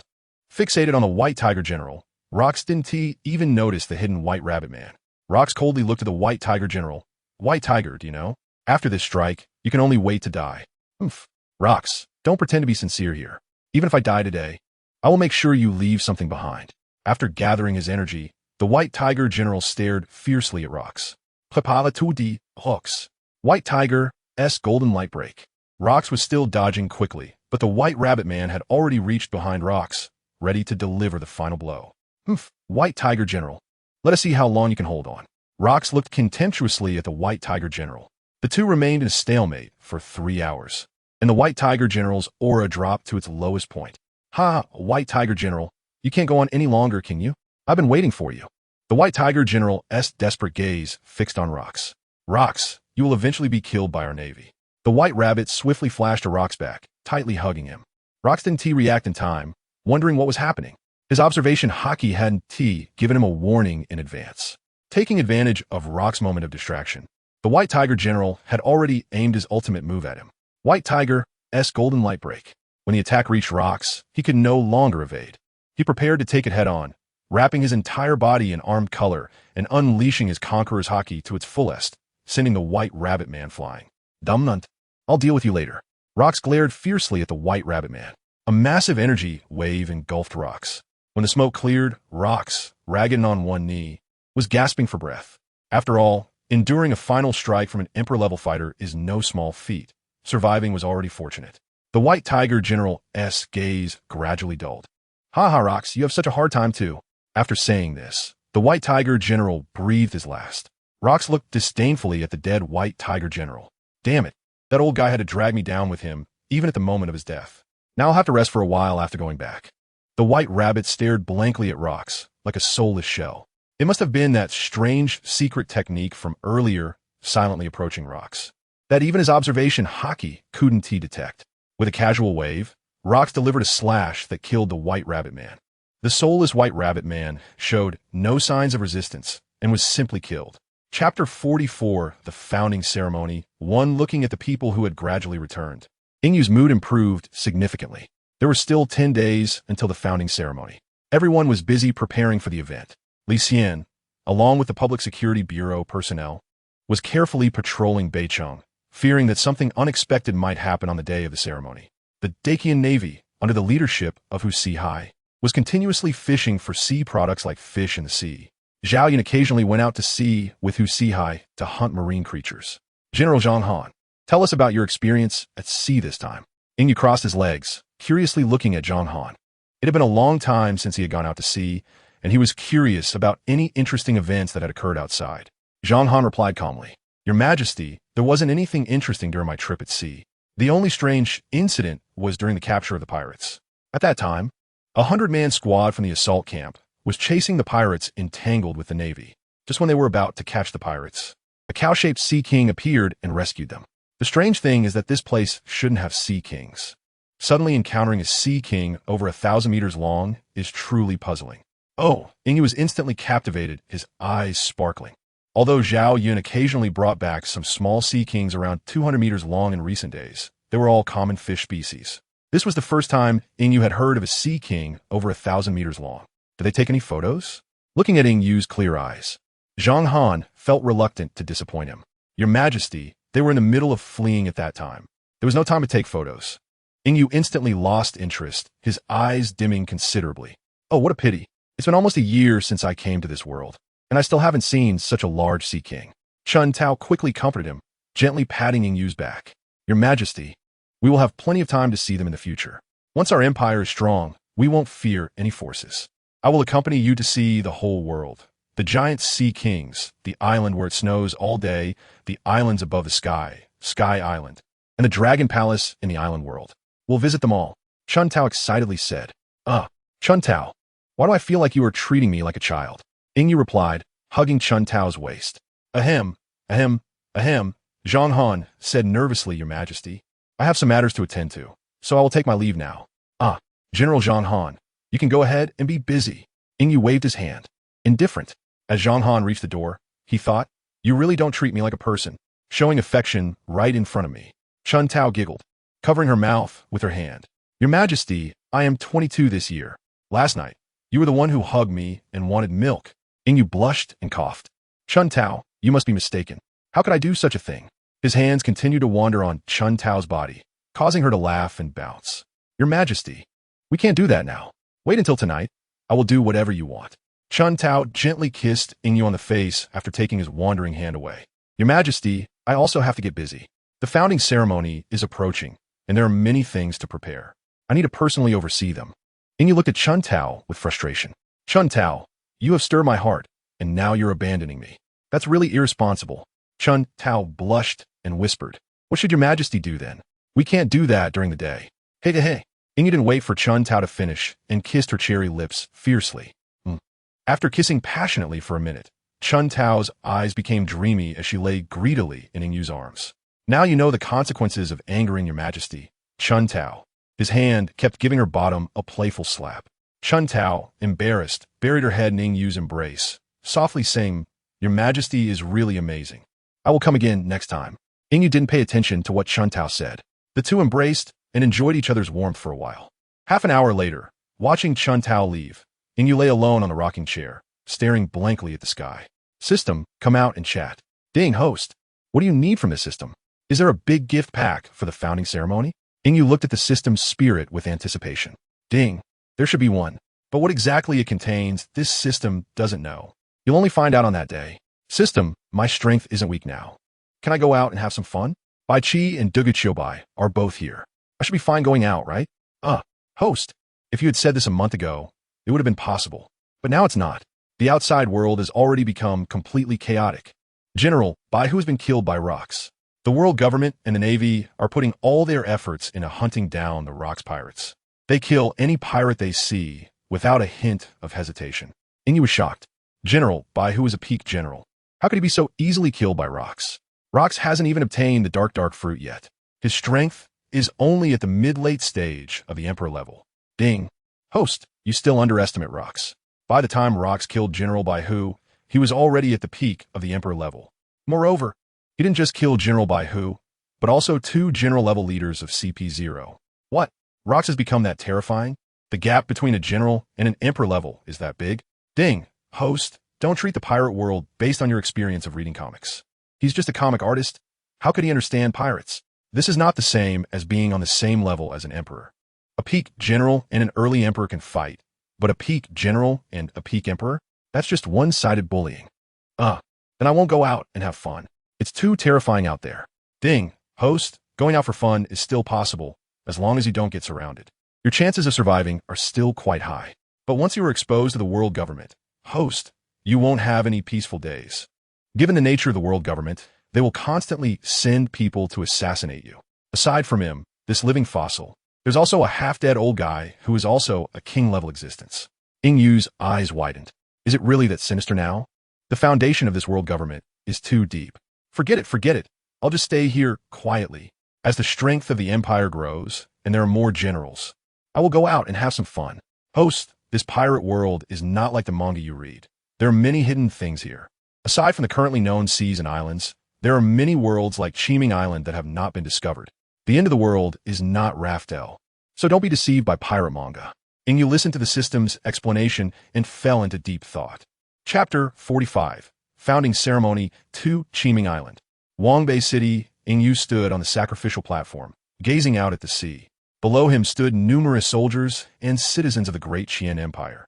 Qinda and Ingda, along with 28 personal guards, lined up on either side of the heavenly ladder. Generals like Bai Qi and Zhang Han arranged themselves in order of rank. Dugu Qiubai stood closely behind Ing Yu, ensuring his safety against any potential danger. Everyone hoped that there would be no accidents during the founding ceremony. As time passed, Ing Yu looked at the sacrificial words in his hand and proclaimed solemnly, I, by the grace of heaven, shepherd the people on behalf of heaven. With the support of the generals and the respect of the populace, today, I establish the great Qian Empire in this place and proclaim the era of Tian Ci. May my people be like dragons. While I live, I shall expand the nation and protect the people. If I perish, my soul may transform into a dragon to safeguard the foundation of the great Qian. Heaven, earth gods! Demons and spirits bear witness to this. As his words fell, the citizens and soldiers below knelt involuntarily. Long live our emperor! Long live for thousands of years! A unified country for eternity.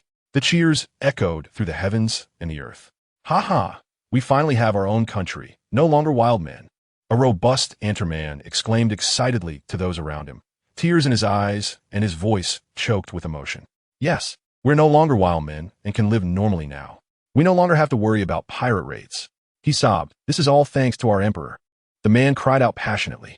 Such scenes were common among all the citizens. After the sacrificial rites were completed, Yingyu and his entourage arrived at the imperial palace of the great Qian Empire, a palace complex occupying 1/5 of Wangbei City. It housed many functional palaces, including the halls for ministers' meetings, the Qian Hall, the Taiji Hall, the Martial Arts Hall for military officials, and the Literary Hall for civil officials, among others. In the Taiji Hall, many generals awaited their titles.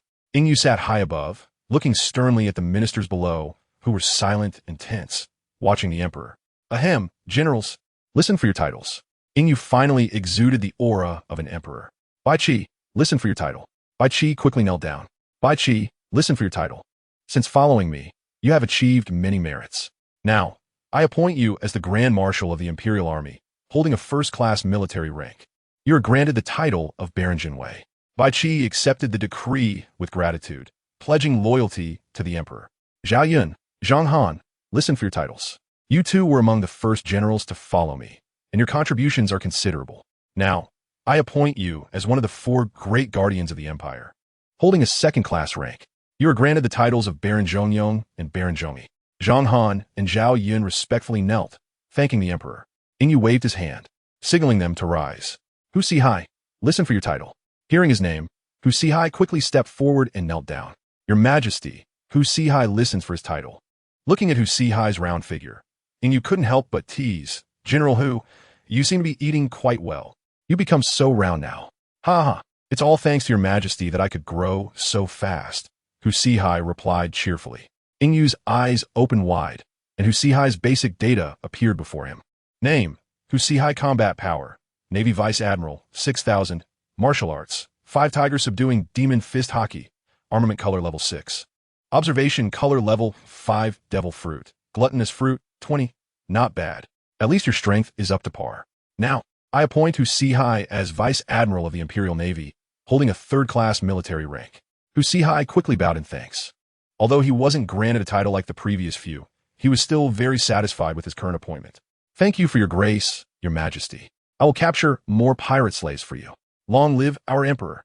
Long live for thousands of years. Yingyu was speechless at this foolishness. Don't you see where you are? Li Xian, Qing Long, Bai Hu, Zhu Ke, Xian Wu, listen for your titles. Yingyu looked solemnly at the 5 generals. Your responsibilities are significant. In the future, the Jinyui will also join the Public Security Bureau, with Qing Long and the other 4 serving as directors, holding a 4th-class salary. Li Xian will serve as the first Minister of Public Security of the Great Qian Empire, holding a first-class official position. If you 4 will be promoted, you must achieve results for me. The path is prepared for you, and Li Xian will assist you in getting up to speed quickly. The 5 responded in unison. Thank you for your grace, your Majesty. Long live for thousands of years. We will learn diligently from Lord Li. I will assist the 4 of Qing Long to get up to speed as soon as possible. Yingyu said lightly, you can all rise. Dugu Qiubai, listen for your title. Dugu Qiubai respectfully bowed to Yingyu. Your Majesty, I, Dugu Qiubai, listen for my title. Yingyu sincerely looked at the sword demon. Senior Dugu, I know you're not interested in court matters. I will not press you. I will appoint you as the grand offering in the offering hall. Is that acceptable? Dugu Qiubai pondered for a moment. I, Dugu, accept the decree with gratitude. May our emperor soon unify the land and end this chaotic pirate era. Yingyu looked at Dugu Qiubai with joy. Good. Then I will take your good words. Ha ha ha. Seeing their emperor smile, the generals also began to laugh. A smile appeared on Dugu Qiubai's face as well. Ding, congratulations to the host for ascending the throne. The system brought warmth to Yingyu, who was momentarily stunned. Today's annual signing had already been given to him, and the rewards were still resting in the system space. What was this new development from the system? Ding, a complete set of 5 exclusive items for the emperor, including shoes, imperial robe, crown, imperial seal, and holy sword. Ding, care from the maternal star. the Empire's twin heroes, Dianwei and Su Chu. Yingyu was pleasantly surprised by the latter. Ha ha ha. The maternal star still loves her child. Host, this system has gifts for you too. Why not thank me? Yingyu dismissively replied, System. You should take a look at what you were sending. Do I still need these things now? The system was also taken aback by Yingyu's ignorance. Didn't it know that system products had to be top-notch? Ding. Host, should we take a serious look at this? No. I want to see my Empire's twin heroes now. Yingyu had no intention of dealing with the system anymore. System, just leave the items there. I'll check them when I have time. Now, summon my Empire's twin heroes. Ha ha ha. The system was also hurt by Yingyu's response. This system kindly sends you gifts, and you completely disregard it. Host, you'd better not have any requests for this system. Ding. Host, your Empire's twin heroes have arrived outside the palace, waiting for your summons. Chapter 46. Empire Duos, Dianwei and Su Chu. What? Yingyu exclaimed in surprise. Lord Chao, quickly go summon Dianwei and Su Chu to the palace. Yingyu looked excitedly at the nearby Lord Chao. Lord Chao smiled and responded, Your Majesty, there is an imperial decree to summon Dianwei and Su Chu to the palace. With calls echoing throughout the hall, the generals below became puzzled. Who are these two? Hu Sihai cautiously looked at Zhao Yun and asked, Zilong, do you know these two? Zhao Yun's face showed no expression as he calmly replied, Yes. They are both quite strong, with general-level combat power, similar to mine. In fact, Zhao Yun also didn't know how the Emperor managed to find them, unlike those brought by the system. The only one who knew was Zhang Han, as he was also a secret weapon given to Yingyu by the mother of the ancestral star. However, Zhang Han wouldn't share this information with them. What? General-level combat power? Hu Sihai looked at Zhao Yun in disbelief. The others were also drawn to Hu Sihai's exclamation. Such a commotion was hard to overlook. Realizing they were in the Taiji Hall, Hu Sihai nervously knelt down. Your Majesty, please forgive me. I deserve to die 1,000 deaths for disturbing your peace. Yingyu didn't mind and waved his hand. All right, Hu Sihai, be more careful and stand to the side. No need to make a fuss. Hu Sihai wiped away non-existent cold sweat and respectfully stood in the corner. At this moment, Dianwei and Su Chu entered, respectfully kneeling before Yingyu. Long live our emperor. Yingyu looked at the two and said, You two generals, please rise. Let me have a good look at you. Ha! Yingyu's excited demeanor made Dianwei and Su Chu feel very honored.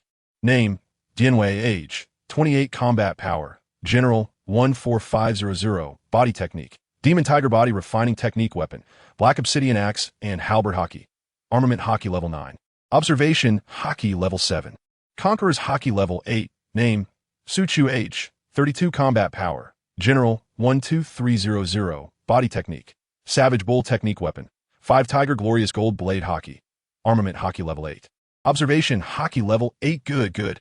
Yingyu looked at the two's impressive stats and couldn't help but feel happy with the addition of these two generals. Our empire will be even stronger. In this turbulent era, we won't have to fear anything. Ha ha ha. Bai Qi also glanced at the two and nodded in satisfaction. Dugu Qiubai still kept his eyes closed, resting. Hearing the emperor praise them, Dianwei and Su Chu felt a bit shy. Your Majesty, you flatter us. For your Majesty, we are willing to go to the death, even to climb mountains of knives or descend into seas of fire. The two respectfully bowed to Yingyu. Very well. You two generals are hereby appointed as two of the 4 great guardians of the empire, with a second-rank military title, alongside Zhang Han and Zhao Yun, known as the 4 great guardians of the empire. Your duty is to protect my safety. Do you understand? Dianwei and Su Chu quickly knelt and said, Your Majesty, we understand. We will definitely die before you. Everyone looked at these two simpletons making such statements in front of everyone. It was truly remarkable. Hu Sihai was also shocked by these two big men. He didn't expect there to be people even more foolish than him. And he wasn't too concerned about these small details. All right, both generals please rise. I'm not asking you to die. Just protect me well. Ha ha. Today is truly a good day. Yingyu proudly said, Lord Chao, quickly contact Chun Tao and have her arrange a banquet. I want to drink with the generals all night long. Lord Chao happily replied, Yes, Your Majesty. This old servant will inform Miss Chun Tao right away. Go on. Yingyu's happy demeanor was evident to all, and no one dared to disturb his joy at this moment. After all, he was their emperor. System, come out. Don't hide. Ding. What can I do for you, host? Are you not going to compensate for your empire duos? What's wrong with you, System? You seem a bit strange. Yingyu looked at the system's spirit in confusion. The system was also confused by Yingyu's behavior. Ding, host. Please tell me what you need. I still have things to do. Oh, system, bring me some delicious food and fine wine from the ancestral star. Is it all you need, host? Yes, system. Host, can't you just go to the store and buy it yourself? The system spirit's hair was on fire. Seeing the system spirit like this, and you felt a bit guilty. But he had gotten used to relying on the system for matters. System, I trust you. Shopping takes time. You're different. You can help me make the best choices. I can't do without you. You are the most important presence to me. Ding, Fina. Just this once. The system added, also help me open my data page. Ding, host, you can open it yourself. Just think about it. Oh, I see. Then I'll do it myself. Name, Ingyu age, 16 combat power. Lieutenant General, 5500, physique. Celestial body, can absorb the energy of heaven and earth to strengthen the body at any time. Talent, hard work pays off. You reap what you sow. Hockey, armament hockey level 5. Observation, hockey level 5. Conqueror's hockey level 3, special hockey. Imperial might, body technique. Divine demon slaying sword path. Swordsman devil fruit. Ancestral dragon fruit. Side effects eliminated. Characters. Zhang Han, Zhao Yun. Hu Si Hai, Baiki, Li Xian, Zhu Wu Gui Bai, Gao Zhengjun, Bun Gavet Swat Savang, Dian Wei, Su Zhu, Ami, Dan Yin Bogat Namjam, Ming Nai Vi Banin, Zini Wi Hainin. Yin 18 riders, Qian Elite 10, System Space, 8 Devil Fruits, 2 Great Blades, 1 character card, 10 billion berries, 10 cases of happy water. Emperor's set 1 complete set. Ingyu pondered. Now the high-level combat power is no weaker than rocks, but the mid and low-level troops are too lacking. His own strength is also a bit weak. It's still not very secure. Once I reach general-level strength, I'll show the world the existence of the great Qian Empire. For now, it's better to develop quietly and let rocks attract the attention of the world government. Rocks, you better get ready. Ding. Host, the items have been prepared for you. Where should I store them? Ingyu casually said, just put them in the space. System, also use that character card. It's just gathering dust inside. Summon it directly. All right. Host, the system will fulfill your request. Ding. Congratulations, host, on obtaining the Grand General Zhou. What? Grand General Zhou. Ingyu stood up in shock. This is really like asking for something and getting it.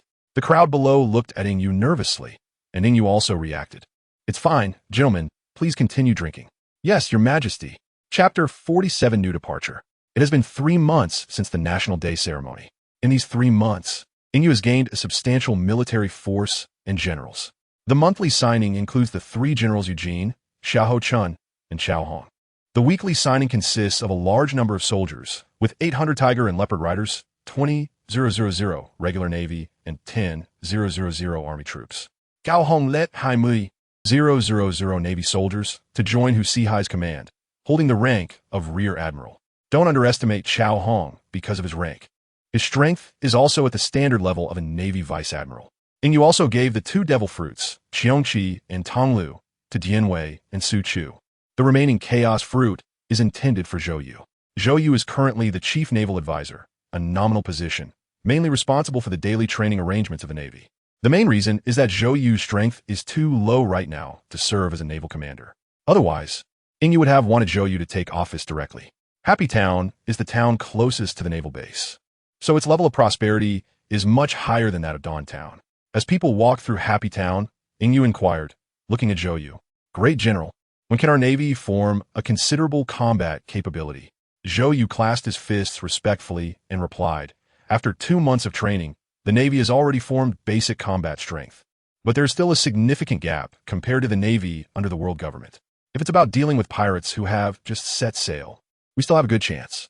Ingyu frowned and asked, Great General, when do you think we can set sail?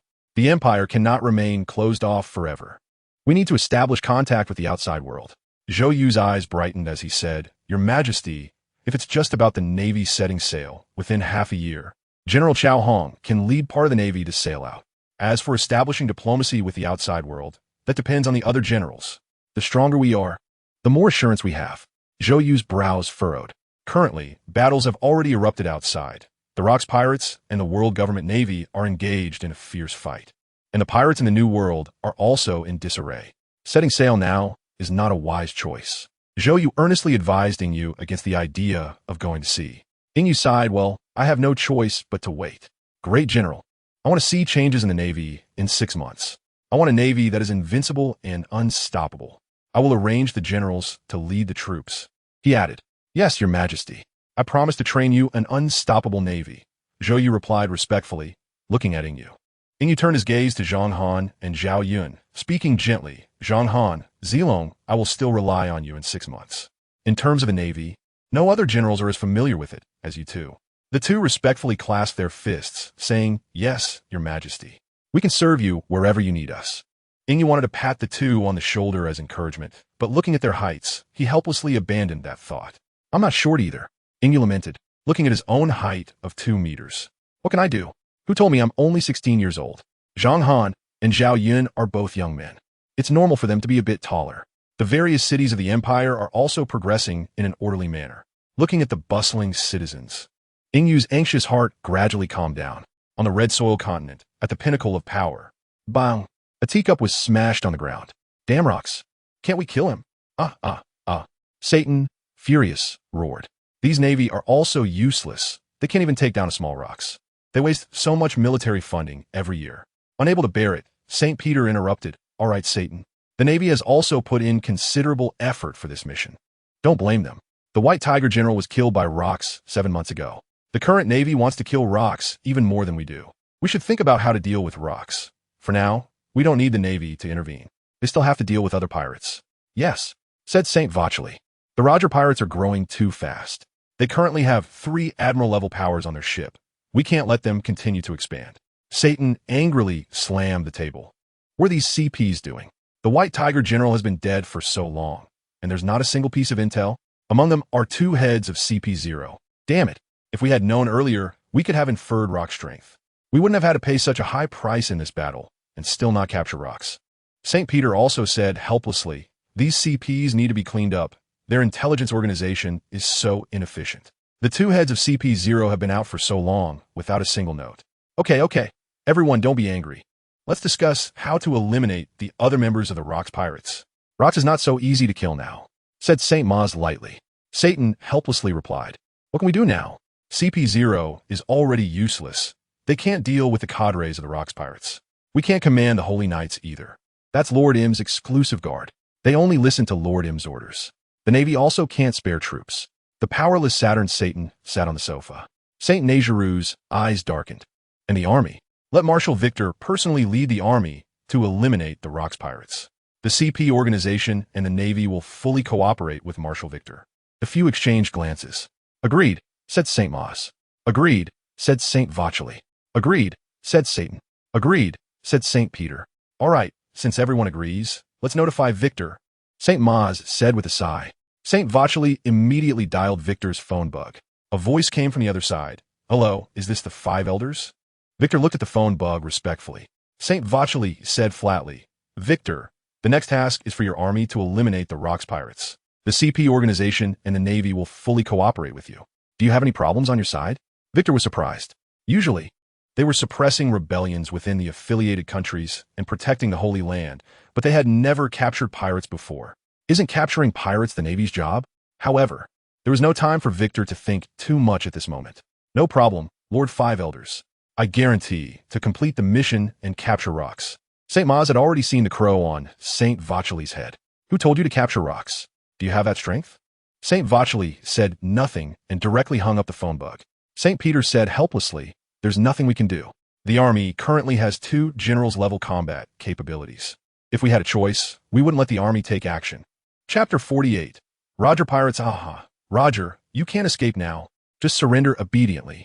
Carp was chasing after the Roger Pirates in his dog-headed ship. Carp, let's talk when you catch up to us. Roger laughed heartily. Riley looked at the 2 idiots speechlessly. Can't you see the world government's people are staring at us? You 2 are still flirting around. Riley, unable to hold back his anger, punched Roger on the head. You idiot. Instead of figuring out a way to break through, you're chatting with Carp. Idiot captain.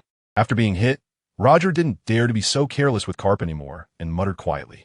Riley ignored the idiot captain's mood and turned to everyone, who were all preparing to break out with full force. The world government has sent people to chase us. Everyone, be serious. This time is different from before. Carp was mocking Roger from behind.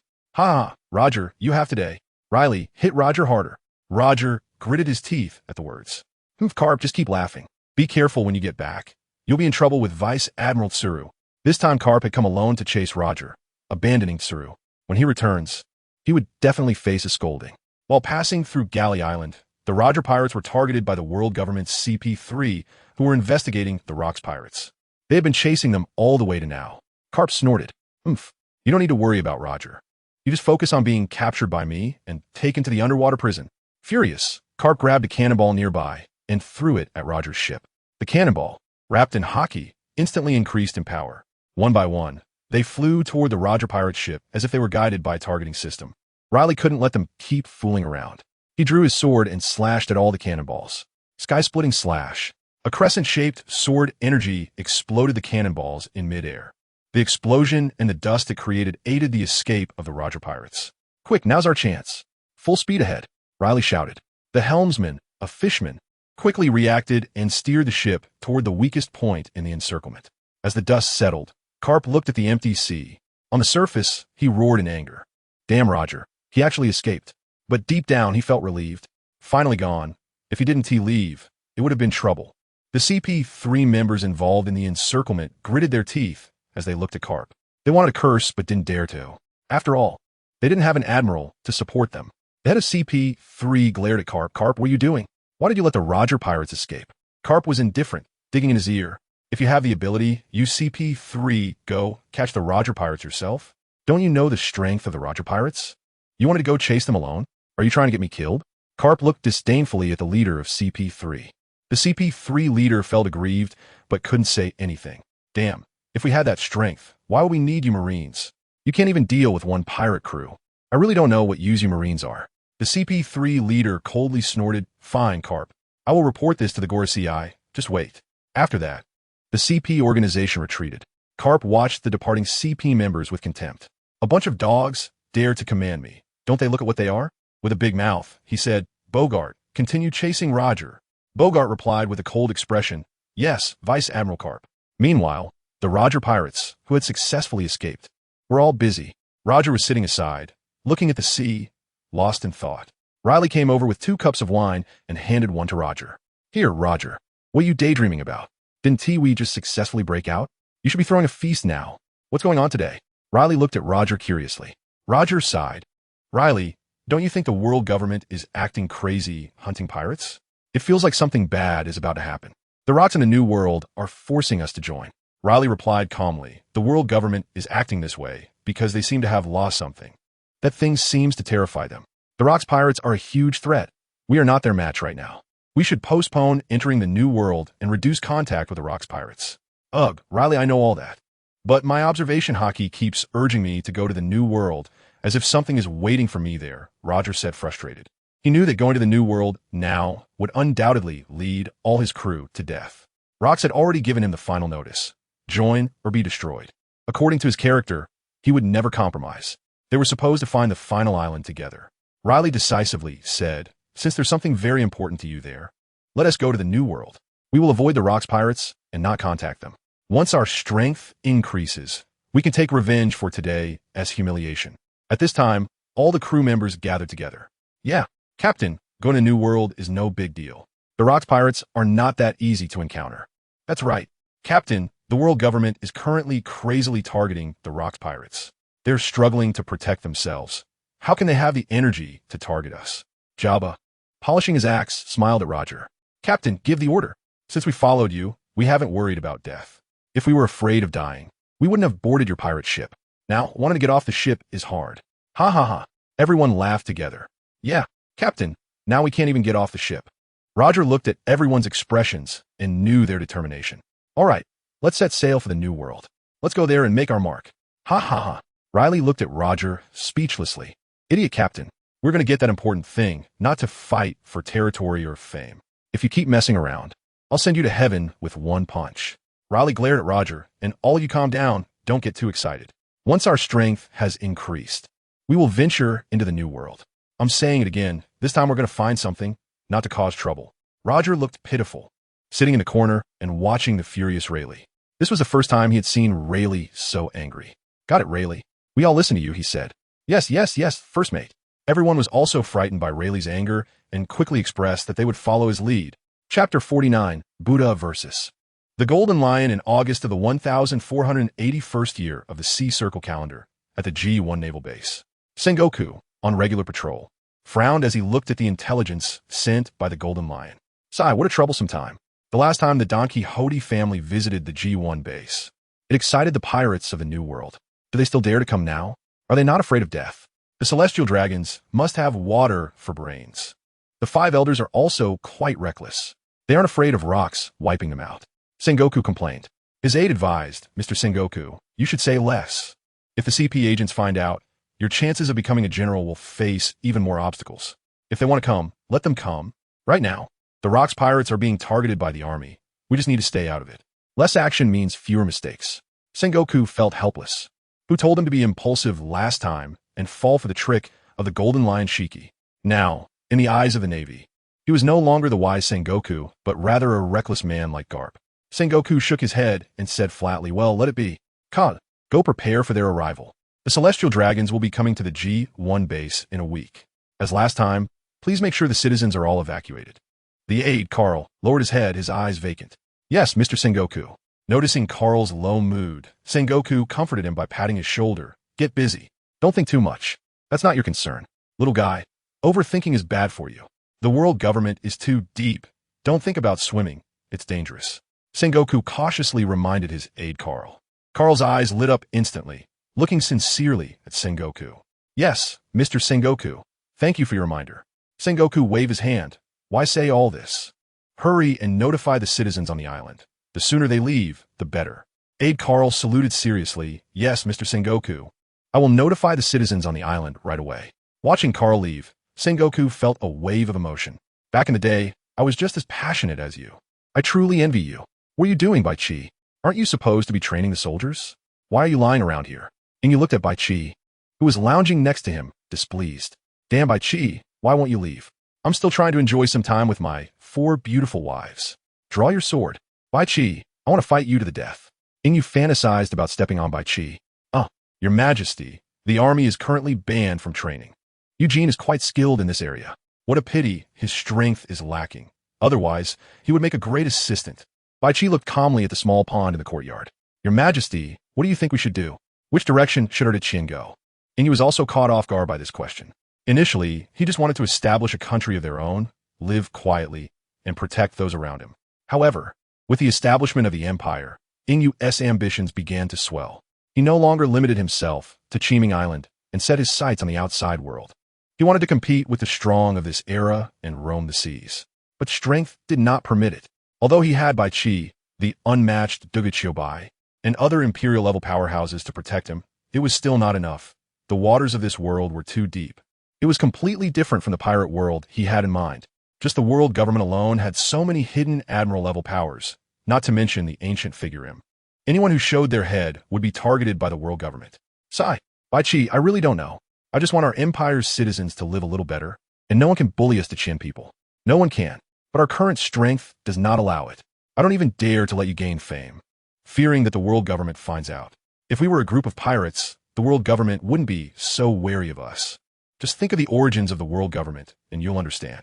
They will never allow anyone to exist that could overthrow their ruling power. A hint of killing intent flashed in Bai Qi's eyes. In an instant, the air around them turned cold. Your Majesty, please rest assured. With Bai Qi around, you will be safe. I will use my body to shield you from all harm. No one can hurt you. Inyu was also moved by Bai Qi's loyal words. I know with you generals here, I won't be in danger. What a pity that our national strength is not strong enough. I have already given you the special food, hoping that you can train this 10,000 strong army into elite soldiers. This food is irreplaceable. Once used up, it will be gone. I only used it for my personal guards before. No other troops have the treatment your army has. Bai Qi, do not disappoint me. Bai Qi bowed. I will certainly complete the task given by your Majesty. Thank you for your Majesty's grace. I, Bai Qi, will definitely bring you an elite force. The two locked eyes, as if they could see the trust between them. Above the G1 naval base, the Golden Lion Shiki laughed loudly. Sengoku, we meet again. Shiki, what do you want? I haven't settled the score with you yet. You still dare to come before me? Sengoku glared angrily at the Golden Lion in the sky.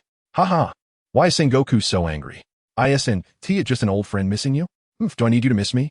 Shiki, I wish I could chop off your head to avenge my comrades in the South Blue.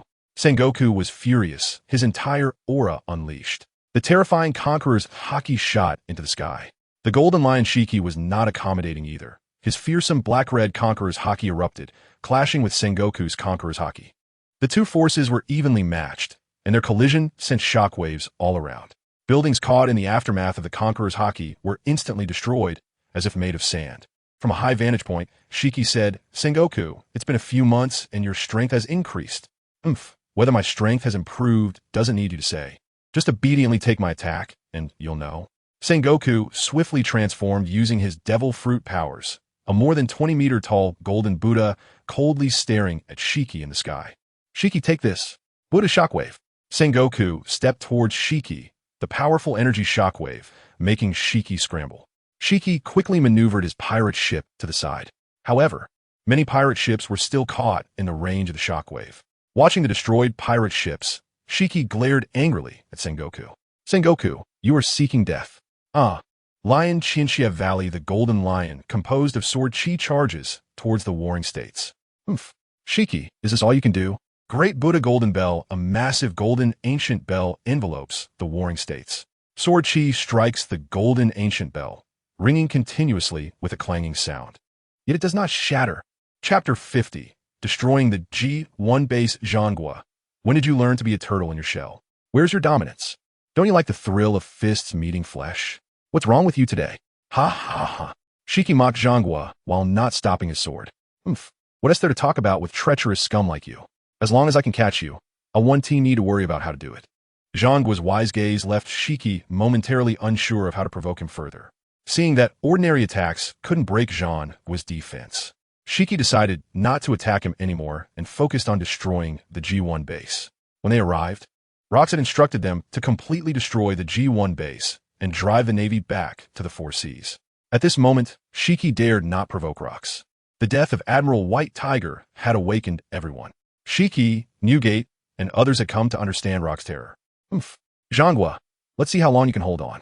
Lion's Roll. A powerful hurricane ravaged towards the G1 base. This was the result of Shiki utilizing the abilities of the float fruit, combined with his great swordsmanship.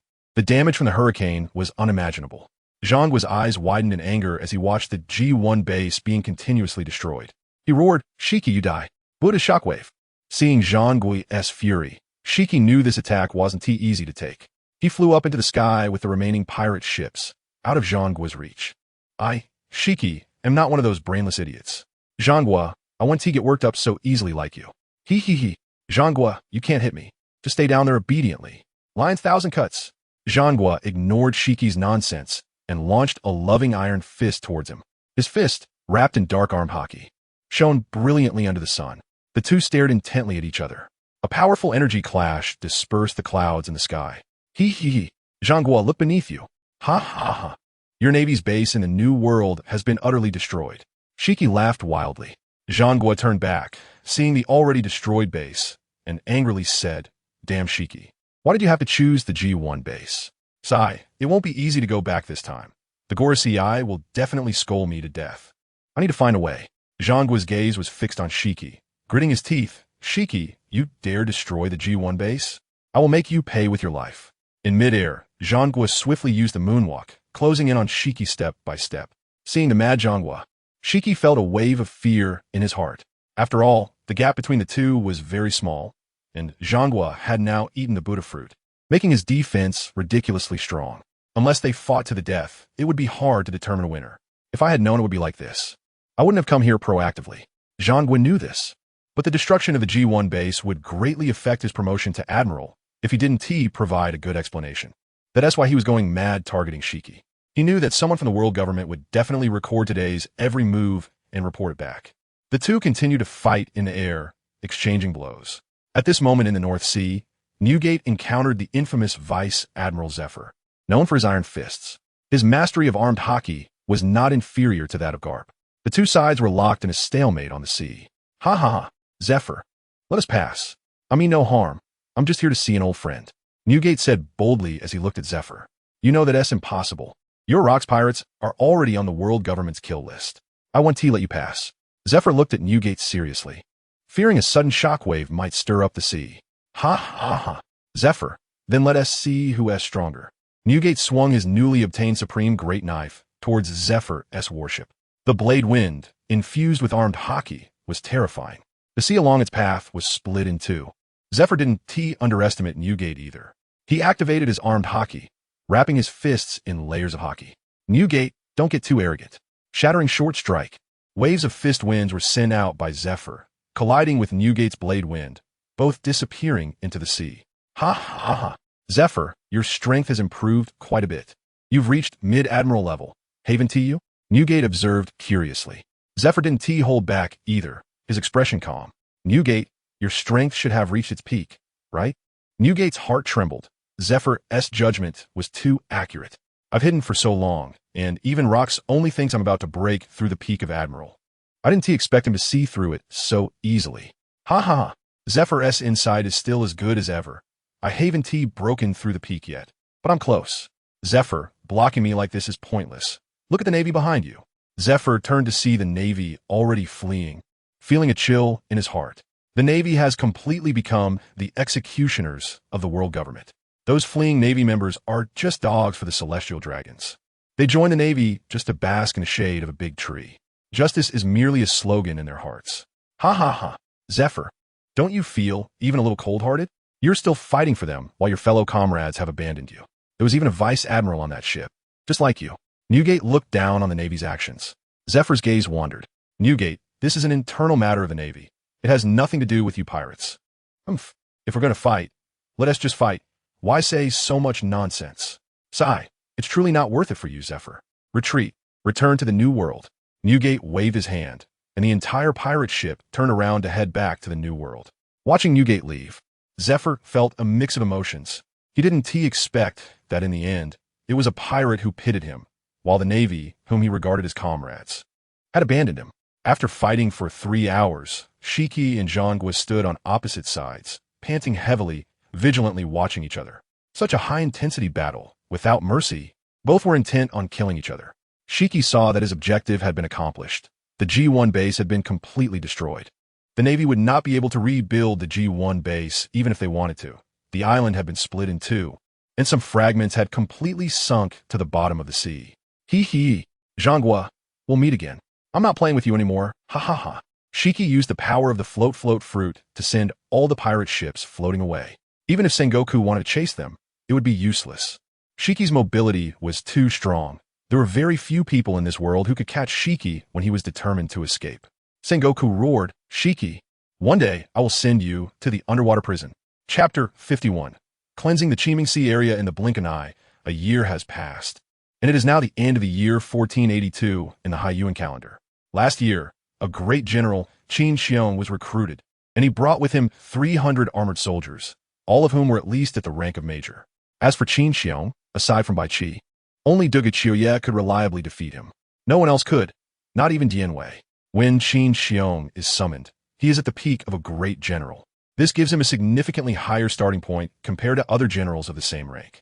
The monthly contracts from last year also brought many troops and generals to Yingyu, such as Yi Qigong, Qing Yaojin, Luo Cheng, Chao Run, and Xiao Yuan.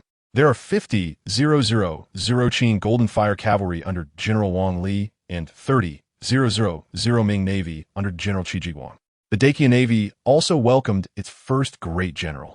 The 30,000 Ming Navy has merged into the Daqian Navy, bringing its total force to over 60,000. The Daqian Army also has more than 70,000 troops. In the Taiji Hall, Yingyu sits high on the dragon throne. On both sides of the hall stand civil and military officials. Bai Qi, how is the army training going? Can it ensure the security of the empire? Yingyu's voice, filled with authority, increasingly resembles that of an emperor. Bai Qi respectfully cupped his fists and bowed, saying, reporting to your majesty, it is sufficient to protect the empire's safety. Currently, there are 3 generals of the great general rank, myself, General Qin Qian, and General Yu Qigong. There are even more at the lieutenant general rank, including Eugene, Xiao Chun, Chao Run, Luo Cheng, and others. There are also 4 guardian generals and Duge Gongfeng by your majesty's side. Our empire's strength is now sufficient for self-defense. Yingyu casually waved his hand, signaling Bai Qi to step back. Zhou Yu, how is the Navy's training going?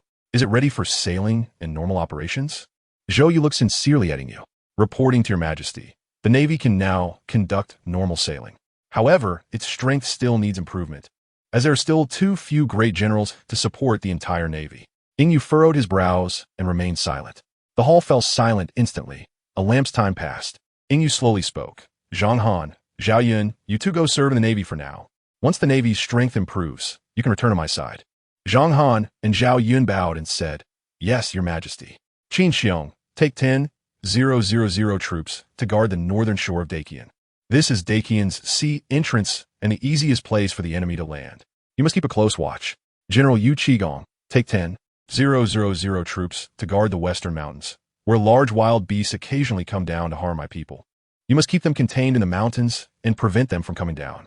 Qin Xiong and Yu Qigong cupped their fists and said, We will faithfully carry out your majesty's orders and complete the mission. Yu said softly, By Qi, arrange the army headquarters on the southern shore. Zhou Yu established the Navy headquarters on Chongming Island, to the left of Qiming Island. The new year is approaching. Generals, I do not wish to see bandits or pirates within my empire. The imperial authority radiated from Yu. The generals lowered their heads, responding, Your Majesty's command. We will thoroughly cleanse these lawbreakers. I'm a bit tired. So Gao. Uncle Chow quickly called out, dismissed. Your Majesty, I am here. Uncle Chow respectfully accompanied Yu, with the Daqian Imperial Guards leading the way, until Yu's figure disappeared from the Taiji Hall. The generals dared to breathe a sigh of relief. Sigh. Old Qin, the Emperor's authority is too strong. It makes me afraid to speak. With a face full of beard, Yu Qigong looked just like a black bear. Yu Qigong, mind your words. How dare you speak like that about the Emperor? Do you want to lose your life? Qin Xiong reminded, glancing at the other generals.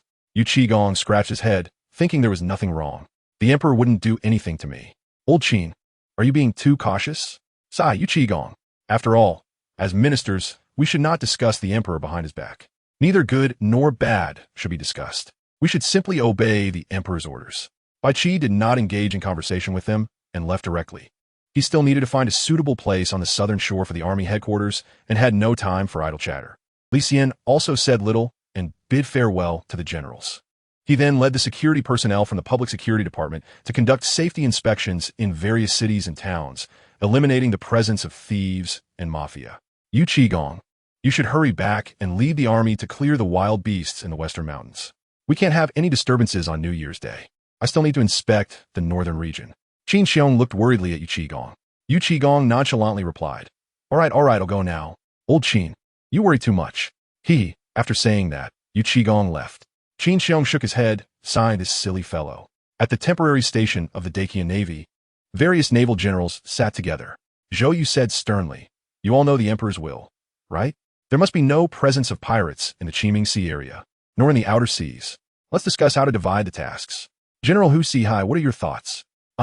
Hu Sihai, being asked, was stunned. Why are you asking me, great commander? You know me. I can fight, but can't strategize. As he spoke, Hu Sihai even touched his already sparse hair. Zhou Yu was also at a loss for words at Hu Sihai's response. He looked toward the other generals. No. Great commander, don't look at me. Old Chow, I'm just a brute. Whatever you need, just assign it, and I guarantee to fulfill it. Chao Hong hurriedly interrupted Zhou Yu's speech.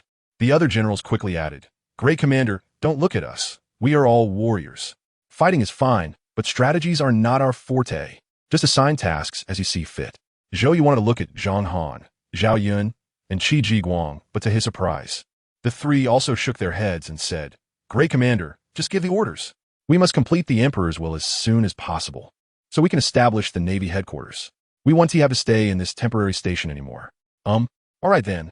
General Zhang Han, you and General Chao will be in charge of the northern pirates. General Zhao Yun and General Hu will handle the western pirates. General Qi Jiguang and General Xiahou Yuan will take care of the eastern pirates.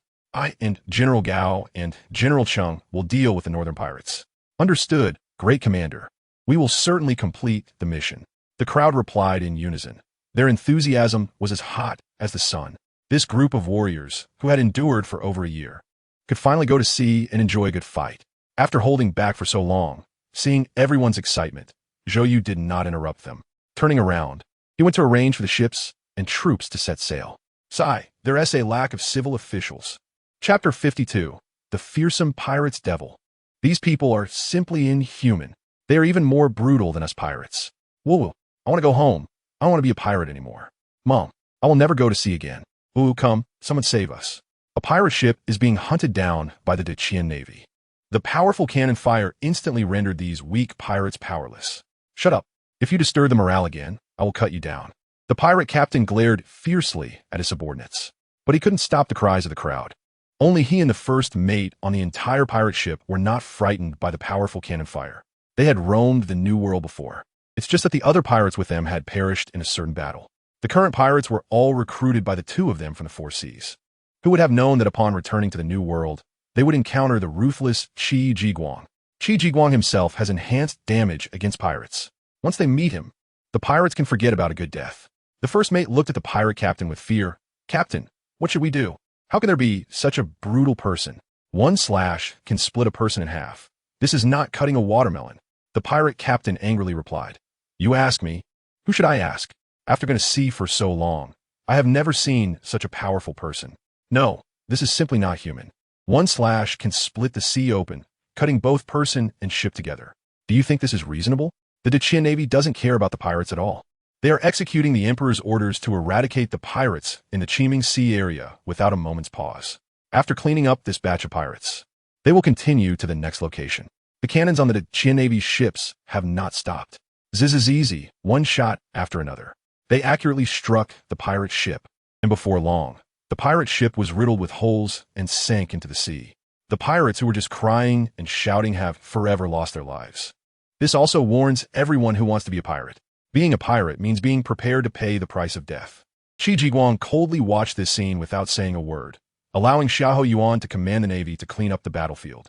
A quarter of an hour later, Xiahou Yuan led the navy to finish cleaning up the traces of war and turned to sail to the next location. At the same time, pirate eradication is also taking place in the northern and western parts of the Qiming Sea. However, these pirates are slightly stronger than those on Qi Jiguang's side. In the northern part of the Qiming Sea, Zhang Han and Chao Hong are engaged in fierce battle with a group of pirates. Zhang Han is firmly suppressing the opposing captain. Chao Hong is fighting with the opposing senior officials. The two are exchanging blows evenly, and neither can suppress the other. Chao Hong laughed loudly. The pirate is quite strong, isn't he? What a pity. With such strength, why not do something better? Why become a pirate? Humph. Master snorted coldly. You speak well, but why do we become pirates? Don't you Navy know? If it weren't for you, the celestial dragons wouldn't charge such high heavenly gold. Our country wouldn't have perished. Now that the country is gone, you world government lackeys come pretending to care. The Navy should die. Master glared at Chao Hong. The large knife in his hand never stopped, striking at Chao Hong with deadly force. The armed color wrapped around the large knife was played to perfection by Master. A dark blade grazed Chao Hong's face, leaving a knife wound from the external armed color. If Chao Hong hadn't dodged quickly, he might have been lying on the ground by now. Injured, Chao Hong didn't bother to be polite with the pirate master. He directly retaliated with bloodshed. Your fate is not caused by us. If you want to blame someone, blame the world government and the Navy. That's your problem. When pirates invade others, you and the celestial dragons are no different. Just a bunch of thieves. Chao Hong roared. We are not the Navy under the world government. Pirate, you will pay for this. How dare you scratch my handsome face? The situation on Zhang Han's side is completely one-sided. The pirate Captain Locke is being thoroughly suppressed. He has no chance to fight back and can only passively accept Zhang Han's greetings. Damn, who are these people? Do they need to be this outrageous in strength? Locke complained inwardly. Hey, Navy, what have I done to provoke you, that you pursue me so relentlessly? Zhang Han coldly looked at the pirate Locke. You should not be here. Being a pirate means being ready to be despised by the world. You must also be mentally prepared to be hunted by everyone. After all, you won't discuss reason with those who are powerless. You pirates believe in strength. Damn Navy. If I can escape, I will definitely take revenge. Locke glared at Zhang Han coldly. Little did he know that once they stepped into the Qiming Sea, there was no way out. Zhang Han didn't want to say another word to him. His eyes sharp, the sword in his hand swung faster and more powerfully. Locke was beaten to the point where he couldn't even fight back. With one sword, he knocked Locke's golden hook away, and with another sword, he struck heavily at Locke's chest. Locke was sent flying dozens of meters until he crashed into the ship's sail. His chest was clogged with bruised blood, and Locke spat out a mouthful of blood, glaring fiercely at Zhang Han. Like a dying wolf, his eyes were cold. He wanted to say something, but couldn't, only staring intently at Zhang Han. Zhang Han didn't give him the chance, swiftly delivering a Tianxiang slash. Until death. Locke still did not know what crime he committed to encounter this god of slaughter. Didn't I just rob a few rich merchants? Do I have such a deep grudge? After slaying Locke, Zhang Han returned to the ship and ignored Master, who was fighting with Chao Hong. The remaining pirates were also gradually dealt with by the Qian Navy. This was not a battle of equal strength at all. It was simply a one-sided massacre. On the pirate side, only Master remained now. Damn Navy, return my brother's lives. Seeing that he was the only one left, Master completely went mad. His moves became chaotic, wildly swinging the large knife, striking at Chao Hong with all his might. Ha ha ha, all the damn pirates are dead. How wonderful. Pirate, your companions are all dead. You should go accompany them. A bloodthirsty slash, wrapped in armed color, struck at Master. The violent blood-colored killing intent constantly invaded Master's brain, affecting his normal thinking ability. Master was forced to fight back. The blade energy kept bursting between the two. Navy, you world government executioners. You serve the celestial dragons like dogs. You won't have a good end either. Kill, kill, kill. Seeing that Master had been consumed by the killing intent, Chao Hong knew it was the best time to strike.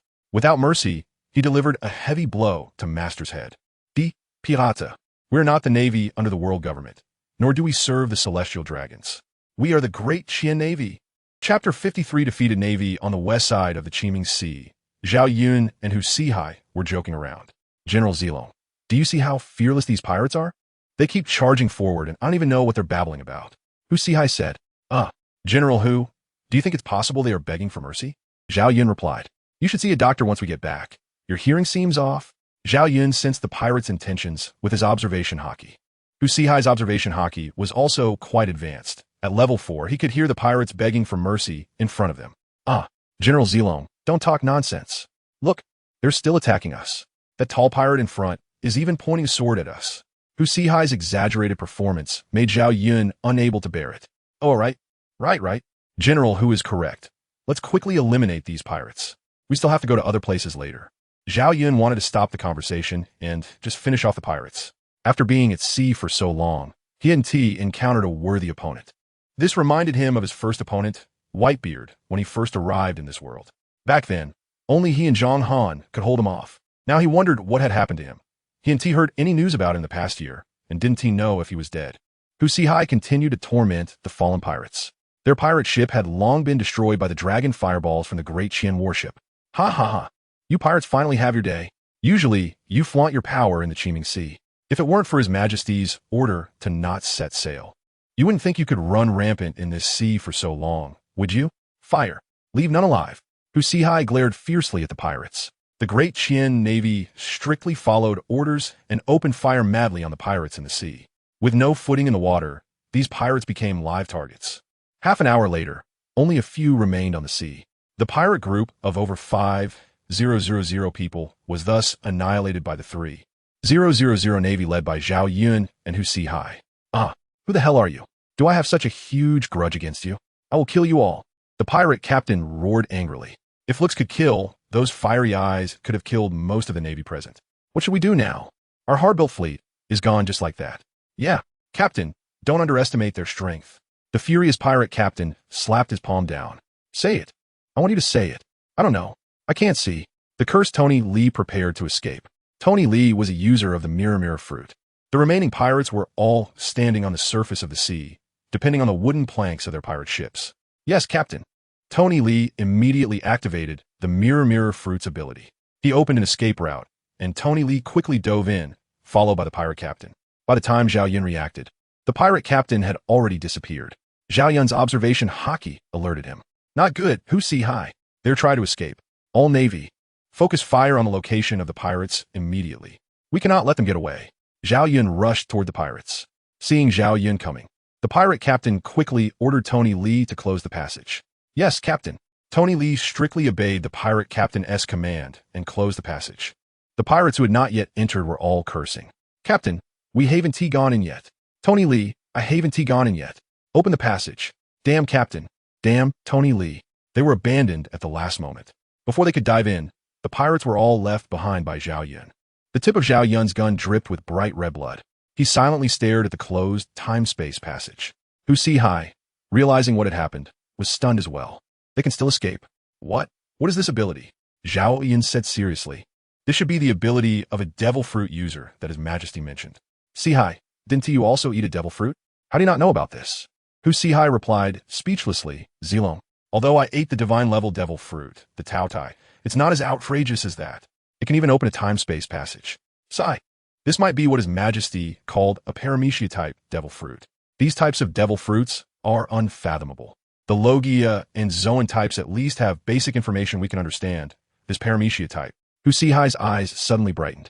Zilong, what if we capture this devil fruit user? Can His Majesty extract the devil fruit? If so, it would greatly enhance our imperial army. Thinking of this, Sihai's eyes sparkled. He also wanted to advance. While Zhao Yun was still deep in thought, a soldier came to report. Report, generals. A navy ship under the world government is approaching us. Should we intercept them? Zhao Yun frowned. What is the navy doing here? Didn't they get destroyed by the Golden Lion at their base G1 in the New World not long ago? Haven T, they retreated to the Four Seas? How could the navy appear here? Sihai didn't think too much. Send a message. We need to intercept the navy and ask them why they intruded into our territory. Yes, General.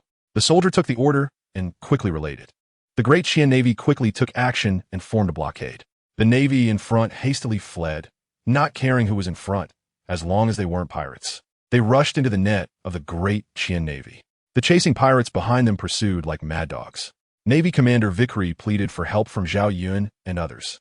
Friends in front, the beast pirates are chasing us. If you can fight, please help us. We are the station navy of base C1. If you can't fight, everyone run. These pirates were ruthless and merciless. Sihai looked at Zhao Yun for his opinion.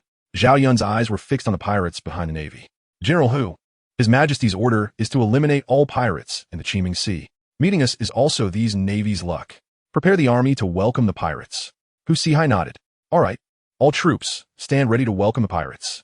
The wind howled as the soldiers' morale surged. The sound of gun stocks hitting the ground echoed across the sky. The defeated navy stared in astonishment at the army before them.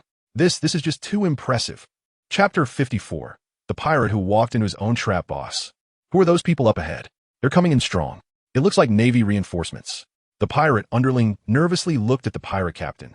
Oof. Who cares who they are? If they dare to ally with the navy, they are asking for death. Steer the ship over. I will tear them apart. The pirate captain commanded, and the underling dared not defy the order, quickly pushing the engines to full power toward the navy. Colonel Hu, terrified, looked back at the approaching pirates. Hey, why aren't you running yet? The pirates are about to catch up. Sihai disdainfully replied, if you want to run, then hurry up. Don't disturb our morale. The navy colonel wanted to say something more, but seeing the beast pirates closing in, he decided not to argue further and ordered the navy to flee at full speed. Watching the fleeing navy, the great Qian navy couldn't hide their disdain. We're still helping you fend off pirates, and you shamelessly run away like this. You don't even have the courage to fight the pirates.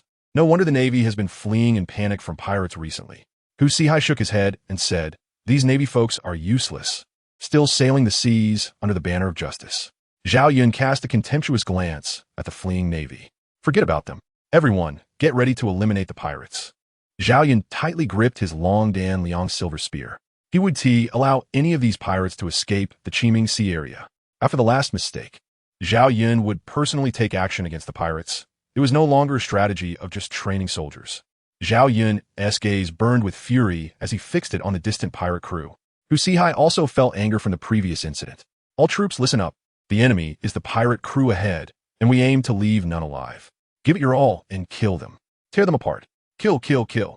The soldiers shouted, their voices echoing in the sky. The beast pirates in the distance were also stunned by this momentum. But who was the captain of the beast pirates? How could he be frightened by such a presence? He was someone who had withstood the conqueror's hockey of rocks. Everyone quiet down. The opposing side is just intimidating. We've faced far more terrifying situations before. Charge forward and kill anyone you encounter. They're just two shoulders and one head. Who is afraid of whom? The captain of the beast pirates, Marca, glared fiercely at his crew. Yes, Captain, we'll show these people our strength. They responded, laughter filling the air. All right, full speed ahead. Zhao Yun and the others had already launched their offensive, waiting for the pirates to walk into their trap. In the blink of an eye, the beast pirates had fallen into the encirclement of the great Qian navy, still shouting defiantly, showing no regard for Zhao Yun and the others. Open fire. Sihai had no time to waste on the pirates and immediately ordered the attack. 13 warships collectively fired at the 3 pirate ships within the encirclement. The thunderous cannon fire ruthlessly devastated the pirate ships. Captain Marca was furious. Counterattack. Those damn ants dare to fire on our great beast pirates. I will kill every last one of them. Kill them all. The captain roared as he watched his ship being ravaged. The underlings hurriedly reacted, firing their medieval cannons, sending large iron balls flying toward Zhao Yun. Zhao Yun ignored the pirates' response and leaped onto the pirate ship, mercilessly slaughtering them indiscriminately. One shot, one kill without any mercy, like a diligent killing god. No, no, no. Don't come here. Monster. The panicked pirates looked at Zhao Yun in fear, screaming in terror, unable to comprehend why such a terrifying person existed.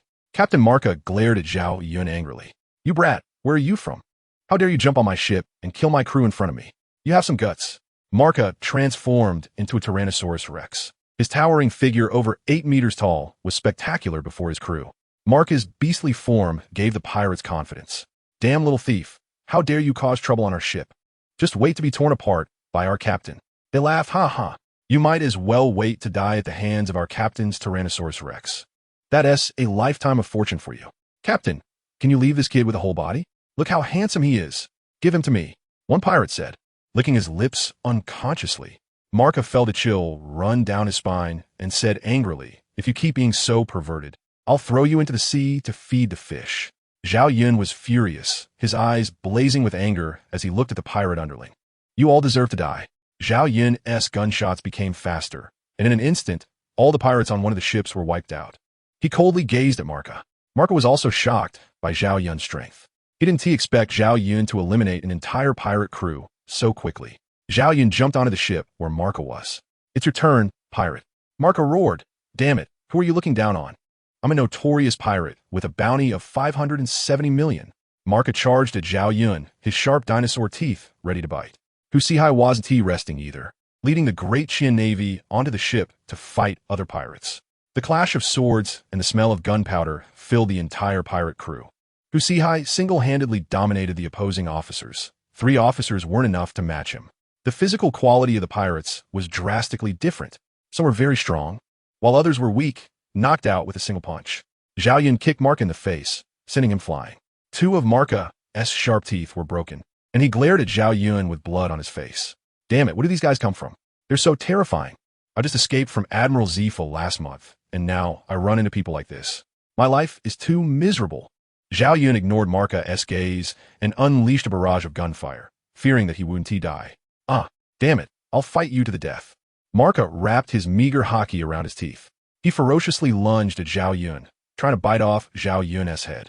Zhao Yun let out a cold snort. Countless gun shadows transformed into a flock of birds flying towards McAfee. Without the armed color, his body was like a plastic bag, riddled with holes from Zhao Yun's stab. Blood flowed everywhere, and he lay there, barely alive, looking up at the sky. Damn it, why does the old heaven always match me with high-end opponents? Is this something I can handle? After saying this, McAfee died with his eyes wide open, staring at the sky. Huaxia was also completing his final extermination mission. With the captain of the savage beast pirates dead, the remaining pirates were hardly worth mentioning. They posed no threat to the great Qian navy. Chapter 55 concerns from all parties 1. Marineford, Navy Headquarters. Admiral Steelbone Kong sat calmly in his chair, looking at the report in his hand, his brow furrowed. Ah, what a troublesome season this is. Where did these people come from? What is their strength? Will they have an impact on the Navy? Steelbone Kong's fingers tapped incessantly on the desk. Tick-tock, tick-tock. Suddenly, he shouted towards the door, Communications soldier, come in. The communications soldier pushed the door open and saluted respectfully. Admiral Kong, is there something you need me to do? Yes, inform Sengoku and Zephyr. Tell them to come over. I have matters to discuss with them. Steelbone Kong's resolute gaze fixed on the communications soldier. The soldier wasted no time and turned to contact them. As the door closed, the office fell silent once more. On the Red Earth continent, at the pinnacle of power. After Saint Satan read the information from Zhao Yun and the others, he turned to ask everyone, what do you all think? St. Peter casually replied, what's the big deal? Such powers emerge from the sea every year. We can't manage them all. St. Matt's looked at the information in his hand with pride. These people haven't done anything harmful to the world government. Isn't this just normal fighting? Killing pirates. Is there anything wrong with that? St. Matt's looked strangely at Saint Satan. Saint Satan, dissatisfied, said, "Why are you looking at me like that, Mats? I suspect this power is the same as the one from the Soviet Kingdom last time. Don't you all feel that the sea is getting out of control? We need to eliminate these suddenly emerging powers all at once. We can't let a second rocks appear." Saint Vachely frowned slightly. Satan, you're being a bit alarmist. Just because Rox stole your family's legendary sword. You see, everyone is Rox. We all know Rox's talent and strength. Do you think any random power can compare to Rox? Saint Satan, I think you're getting confused by anger. Humph. Saint Satan wanted to argue further, but was interrupted by Saint Peter. All right. Both of you stop arguing. We're here to discuss, not to quarrel. Vachely is right. Not everyone can compare to Rox. Rox's terrifying talent and means are not something ordinary people can match. You're being overly cautious, Satan. However, for this power, we also need to send someone to collect some information. We currently know too little about them. We don't have that many troops either. Let's hold off for now and let CP handle it. St. Matt's affirmed, yes. Our main priority now is to deal with Rox. If the higher-ups wake up and find out how poorly we've handled things, just think about the punishment. A flicker of fear crossed everyone's faces. St. Nazashiro, holding the first-generation demon sword, involuntarily trembled slightly. Let's go with this. According to St. Peter's suggestion, let the CP organization investigate the strength and information of this power. We indeed don't have enough troops to target this unfamiliar new force. St. Mats agreed. St. Peter agreed. St. Vachely agreed. St. Nazashiro agreed. St. Satan still wanted to push back, but seeing that they all agreed, he gave up. Weakly he said, agreed. St. Nazashiro decisively said, all right, let's arrange this. Satan. Next topic. At the Navy headquarters, in Steelbone Kong's office. Steelbone Kong, Sengoku, Zephyr, and Little Crane were discussing this emerging force. What do you think of this new force, Little Crane? Steelbone Kong asked seriously, as Little Crane was recognized as the brain of the Navy. Much smarter than the tactical Sengoku. Little Crane focused on the information in his hand. Admiral Kong, I believe we can engage in appropriate communication with this force. From their actions, they're just killing pirates and have not harmed passing merchant ships or the Navy. They have even helped us. Yes, Brother Kong, we could try to win them over. If they can join our Navy, it would be great. We would welcome a large number of elite soldiers. The reports from the Navy say they have a powerful commander on board. The Beast Pirates Captain Makar couldn't last more than a few moves against him. From their information, I can deduce that this commander is at least a quasi-admiral level powerhouse. If they join the Navy, we wouldn't be so passive in the world government. Sengoku looked excitedly at Steelbone Kong. Zephyr sat quietly on the side, not speaking, still troubled by being abandoned by his Navy colleagues. Shut up, Sengoku. Steelbone Kong sternly interrupted Sengoku. Don't think about it. The world government won't allow the Navy to become strong enough to influence them. You shouldn't say such things in the future. The CP organization is everywhere. There are many world government personnel within our Navy. I hope you can be cautious with your words, knowing what can be said and what cannot. Sengoku was scolded into silence. He also understood what the current Navy was like. Ahem, Brother Kong, we should also remain a bit vigilant about this new force. Little Crane looked sadly at Steelbone Kong. Steelbone Kong and Sengoku looked at Little Crane in confusion. Why is that? Little Crane, weren't you just suggesting we engage with them? Now why do we need to be cautious of them? Little Crane helplessly said, Brother Kong, do you think the world government doesn't know about their existence? Do you think the world government won't try to recruit them? A powerful new force like this. Wouldn't they want a piece of that? Steelbone Kong replied affirmatively. Of course they will. I know the Five Elders' character of not getting up early for no profit. But what does that have to do with our Navy? We're not planning to recruit them. Little Crane also had a face full of black lines. Brother Kong, have you forgotten what they do? Think about it carefully. Steelbone Kong's mind stalled. Sengoku's brain also froze. They hunt pirates. Zephyr said steadily. Little Crane's implication is that this new force might be recruited by the world government, splitting power from our Navy. No way. Steelbone Kong said in disbelief. This new force doesn't have admiral-level combat power. The world government wouldn't be so foolish as to cut off its own arm. Sengoku also shook his head, yeah. The world government wouldn't be that foolish. Little Crane and Zephyr exchanged speechless glances. Brother Kong, when did I say the world government would abandon our Navy? Isn't that so? Steelbone Kong scratched his head and smiled. What I mean is that the world government will divide some of our Navy's power to this new force. This will allow us to better control our Navy. At that time, our Navy's situation will become even more difficult. Chapter 56 concerns from all sides to the steel frame Kong, who had come to his senses, was also powerless. What should our Navy do about this? The world government won't care about our Navy's opinions. There's nothing we can do unless the two sides can't reach an agreement. Our Navy can only watch the changes. Vice Admiral Crane spread his hands and said helplessly, "So let's keep our distance from them. Don't get backstabbed." Zephyr looked at Vice Admiral Crane with a sad expression and said, "All right, then let's do it your way, little Crane." Steel Frame Kong said unwillingly. Zephyr got up and prepared to leave. Sengoku glanced at Steel Frame Kong and followed Zephyr out. The three did not say a word. It was obvious they were dissatisfied with Steel Frame Kong's deliberate shielding and abandonment of Zephyr. Vice Admiral Crane discussed the plan to hunt down the pirates of the Four Seas with Steel Frame Kong. Then they also left, not saying a word in defense of Zephyr. New World, Rock's Pirates headquarters. Rock sat in the main seat, listening to the reports of his subordinate pirates. "Captain, a new force has emerged in the New World. They specialize in hunting down pirates, and any pirate passing through the Dawn Sea will be attacked by them. Their methods are swift and ruthless." Rox glanced at Black Carbon Mushy, who was sitting at the last seat, with disgust. "Black Carbon Mushy, what's going on?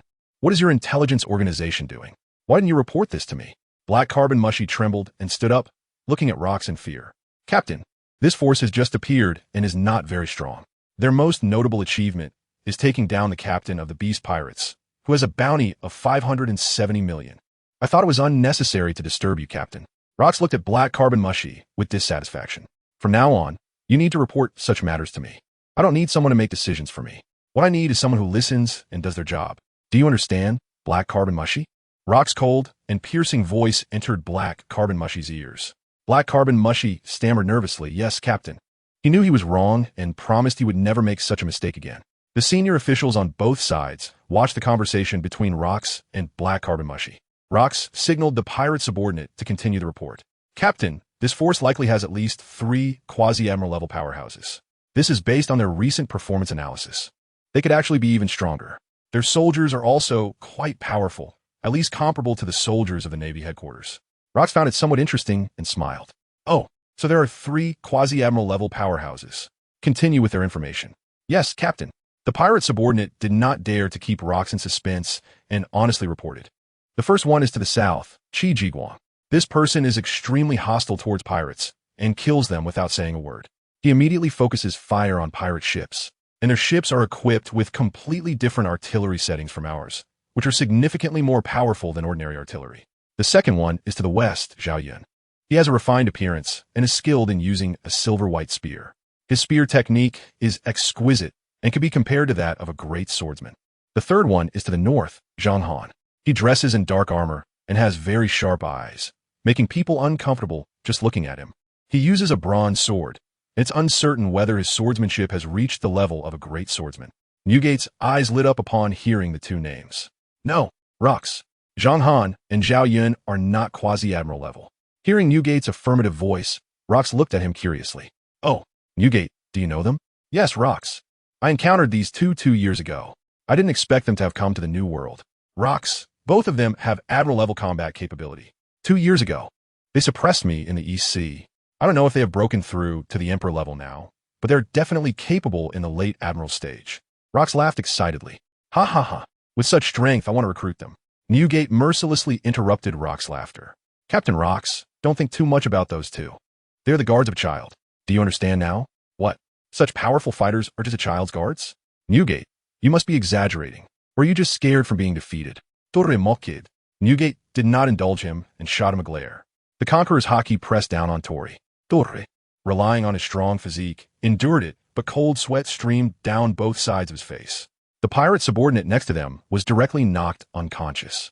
After a quarter of an hour, Rox finally spoke. "Newgate, let go." Newgate looked at Rox and reluctantly withdrew his Conqueror's haki. "Oof, Torre. This time the captain has spoken. I 1T hold it against you. If they're essay next time, just hope your head is hard enough." Torre still wanted to retort, but Rox shot him a glance, scaring him into silence. 2 years had passed, and the senior officials had all made progress. Wang Ji, Silver Axe, and John had all reached admiral-level combat power. Shiki, Linlin, and Newgate were even more terrifying, their auras much stronger than those of Wang Ji and the others. Only one person was still at the early admiral stage without any progress. Rox was already very dissatisfied with him. Newgate continued. "Yes, Captain Rox. Zhang Han and Zhao Yun are both top-tier talented fighters. They haven't consumed devil fruits relying solely on their physiques and powerful spear and sword techniques to reach admiral level. Their strength is undeniable. Newgate glanced at Tori. If I were to face those two alone, to be honest, I would have no confidence at all. Their haki is also very strong. They're quite impressive among admirals. Rox fell silent, seriously considering Newgate's words. Newgate, how did you leave back then? Newgate thought of that child. Captain Rox, it might be because of that child. They must be afraid of me using the tremor fruit to create a tsunami and harm him. This is troublesome. It's basically impossible to recruit them now. Based on what you said, that Qi Jiguang is undoubtedly an admiral-level powerhouse. It will be very unwise to make enemies with them now. Once I become the king of the world, I will recruit them. I don't believe they won't agree to join the Rox pirates. If they still refuse, I'll just take care of that child. Newgate looked at Rox with disappointment. Captain Rox, do you have anything else to say? If not, I will take my leave. Ha ha ha. If there's nothing else, Newgate, feel free to go. You too, hee. Rox stared at Whitebeard's back with blood-red eyes, hoping it wasn't you. Whitebeard. Chapter 57 Preparation before the Great War Royal Palace, Imperial Garden. Ingyu was lounging in a rocking chair, basking in the sun and admiring the beautiful scene of blooming flowers. On Qiming Island, it was like spring all year round. Even at the end of December, the flowers were in full bloom. Chun Tao smiled at Ingyu, fanning herself with a palm leaf. Your Majesty, the new year is approaching. How can you let General Zhang Han and the others go to sea to eliminate the pirates? Xiao Shui looked at Ingyu with confusion. Ingyu looked at Xiao Shui in surprise. Usually, Xiao Shui wouldn't ask such questions, but he didn't think much of it. ISNT next year, 1483? Didn't I tell you all? 1483 is an important year. A significant event will occur. I'm having General Zhang Han and the others clear out the pirates to prepare for participating in this event next year. What does that have to do with anything? I really don't understand your Majesty's thoughts. Xiao Shui pouted and muttered. Ingyu shook his head with a smile. Xiao Shui, you'll know when the time comes. Ha ha ha. Yue Er covered her mouth and laughed. Your Majesty, you really make people anxious. You always talk halfway and leave us guessing. Oomph. Xiao Shui playfully snorted. Chun Tao quietly watched them joke and play. Report. Your Majesty, General Zhao Yun requests an audience. Have they finished clearing the pirates in the Qiming Sea already? Ingyu looked at the messenger with confusion. They stayed silent for 3 minutes. It was Chun Tao who reminded Ingyu, Your Majesty, General Zhao Yun is requesting an audience. Please give response. Coming back to his senses, Ingyu quickly announced, Summon Zhao Yun for an audience. Yes, Your Majesty. The messenger hurriedly went to convey the order. A minute later, Zhao Yun, tall and imposing, came to pay his respects to Ingyu. Minister Zhao Yun pays respects to Your Majesty. Empress Da, Consort Qian, and Consort Shu. Rise. Zilong. There are no outsiders here. Speak quickly. What is it you need to discuss with me? Zhao Yun bowed with a hint of shame, Your Majesty. While clearing out the pirates, I rescued a group of naval soldiers under the world government. The world government and the Navy headquarters might already know about our existence. Ingyu frowned. Zilong, why would you think to save naval soldiers? They could become enemies of our empire. Zhao Yun felt guilty, Your Majesty. I wasn't thinking that much of the time. I was just focused on your orders to clear out the pirates in the Qiming Sea. I didn't expect to encounter the Navy there, and they were being pursued by pirates. When they met me, they explained their identities and the situation with the pirates. I didn't know what was going on, so I helped them. Ingyu relaxed his brow. Fortunately, it wasn't that Zhao Yun wasn't following orders. He waved his hand dismissively. Helping them is fine. If they know, then let them know. It's not a big deal. Dugu has already broken through. As long as we don't go looking for trouble, the world government doesn't want to cause us any trouble right now. Ha ha. The world government is currently focused on how to eliminate the Rox pirates. Zhao Yun, you and your men have already come to the attention of the world government, so you don't need to participate in the next plan. Just patrol the waters of the great Qian Empire well and prevent pirates from breeding. Ingyu lightly snorted. Messenger, notify all generals above the rank of general to gather in Chongming Hall. I have matters to discuss with them. Yes, Your Majesty. The messenger respectfully accepted the order and went to inform them. Ingyu also stood up. Chun Tao, you all continue to enjoy the flowers. I will go to Chongming Hall with General Zhao Yun to discuss important matters and will not accompany you. The 3 consorts stood up to see him off. Understood. Your Majesty, please take care of your health. We will wait for you in the Longfeng Hall. Ingyu's face turned red. Ever since he had relations with Chun Tao and the others, the 4 women had become bolder and often teased him, leaving Ingyu exhausted. Who could imagine what it was like to spend a night with 4 women? Ingyu hurriedly left the Imperial Garden with Zhao Yun. Chun Tao and the others watched Ingyu flee in embarrassment, giggling. Your Majesty is so cute. Hee hee. It seems we need to serve him well tonight. In Chongming Hall, all the generals had gathered. At the forefront was Bai Qi, standing alone in the lead, followed by Qin Xiong, Yu Qi Jinda, and others. Yu Qi curiously asked Qin Xiong, Old Qin, do you think the emperor called us here for an important matter to discuss? Qin Xiong thought for a moment and shook his head. I don't know. There hasn't been any major events recently. I wonder what the emperor has to discuss. Old Qin, you don't know either? I thought you would know. Yu Qi pouted. Qin Xiong was a bit annoyed. Fool. Zhang Han curiously looked around, not seeing Zhao Yun, and was puzzled. What is wrong with Zilong? Does he dare not follow the emperor's orders? Why hasn't he come yet? Qi Jiguang explained. General Zhao Yun went to the palace early to request an audience with the emperor. He might be with the emperor now. You don't know who General Zhao Yun is? Zhang Han was taken aback, realizing he had been overly nervous and forgot Zhao Yun's character. Hee hee. I was just overthinking it. Please excuse me, General Qi. No. General Zhang is joking. We all know about your friendship with General Zhao Yun. Eunuch Xiao pushed open the door. Silence. His Majesty the Emperor has arrived. Instantly, Chongming Hall fell silent. Everyone turned to look at the entrance. Ingyu, accompanied by Dian Wei, Su Chu, and Zhao Yun, entered the hall. Qinda and the personal guards quickly surrounded Chongming Hall, not allowing a single mosquito to fly in. The atmosphere was tense. Oh, what were you generals just discussing? Ingyu looked at everyone curiously. Qin Xiong bowed and said, Your Majesty, we were just discussing what matters you have to discuss with us. Ingyu said lightly, Oh, I will tell you shortly. For now, let General Zhao Yun explain the situation to you. Ingyu sat on the dragon throne. Dian Wei and Su Chu stood closely guarding him like two impenetrable walls, firmly protecting their emperor. Zhao Yun stepped forward and recounted the events that had transpired to the generals. Bai Qi frowned and said discontentedly, General Zhao Yun, how can you help our potential enemies? Do you know that the naval soldiers you helped might be a spear aimed at us in the future? Zhang Han also looked at Zhao Yun with confusion. Zilong, according to your character, you shouldn't have done such a thing. You are the one who follows His Majesty's orders the most diligently, without a hint of negligence. How did such a significant mistake happen this time?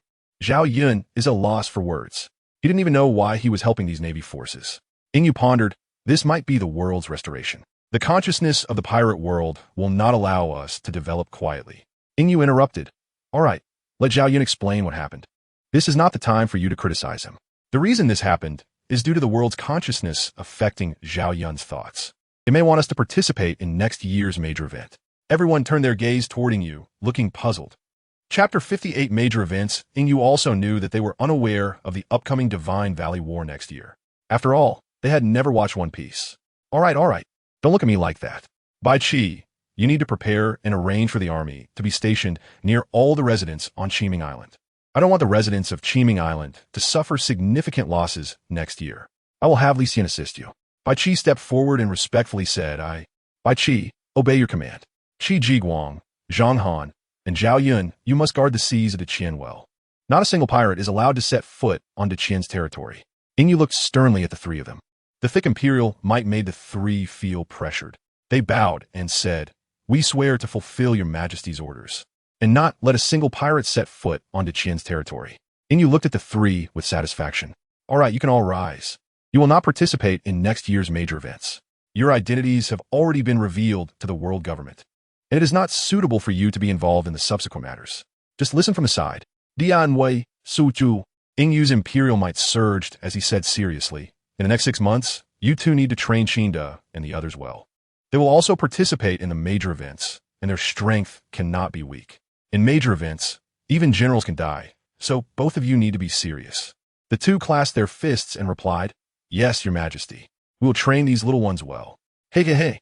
Ingyu looked speechlessly at Su Chu. Su Chu, take it easy. Don't cause any trouble. Hey. Your Majesty, how could you think that of me? Look at my thick eyebrows and big eyes. Do I look like someone who would do such things? Ingyu ignored him and snorted coldly. You Su Chu can fool them, but do you think you can fool me? You are quite cunning, yet you have thick eyebrows and big eyes. Dian Wei, don't be misled by him. Yes, Your Majesty. I will definitely not play with Su Chu. This guy is very cunning and often tricks me into drinking his wine. Su Chu, feeling cornered, said, Hey Dian Wei, why are you saying this? Can't we brothers still play together? Everyone watched the two clowns showing off in the hall. Ha! Look, Su Chu's face is red. He usually tricks Dian Wei into drinking a lot. Wei Qijing laughed excitedly. Qin Xiong couldn't help but laugh out loud too. These two clowns are too good at causing trouble. They aren't afraid of the emperor getting angry in the hall. Yingyu's face was already a bit dark. Everyone tactfully closed their mouths. All right, you two stop it. After the court session, you can fight however you want. Yingyu shouted angrily. Dian Wei and Su Chu shrank their heads and whispered, Yes, your majesty. Humph. Yingyu snorted coldly, not wanting to bother with them. Oh heavens! Who knew what you had turned them into? This is too different from history. Qin Qiong, Wei Qi Jingde. You two also need to arrange the guarding tasks within these 6 months. When the time comes, you will also participate in this major event with me. Bai Qi, hearing that Yingyu would also go, quickly stepped forward to stop him. Your Majesty, please don't go. Such a dangerous matter should be handled by us tougher ones.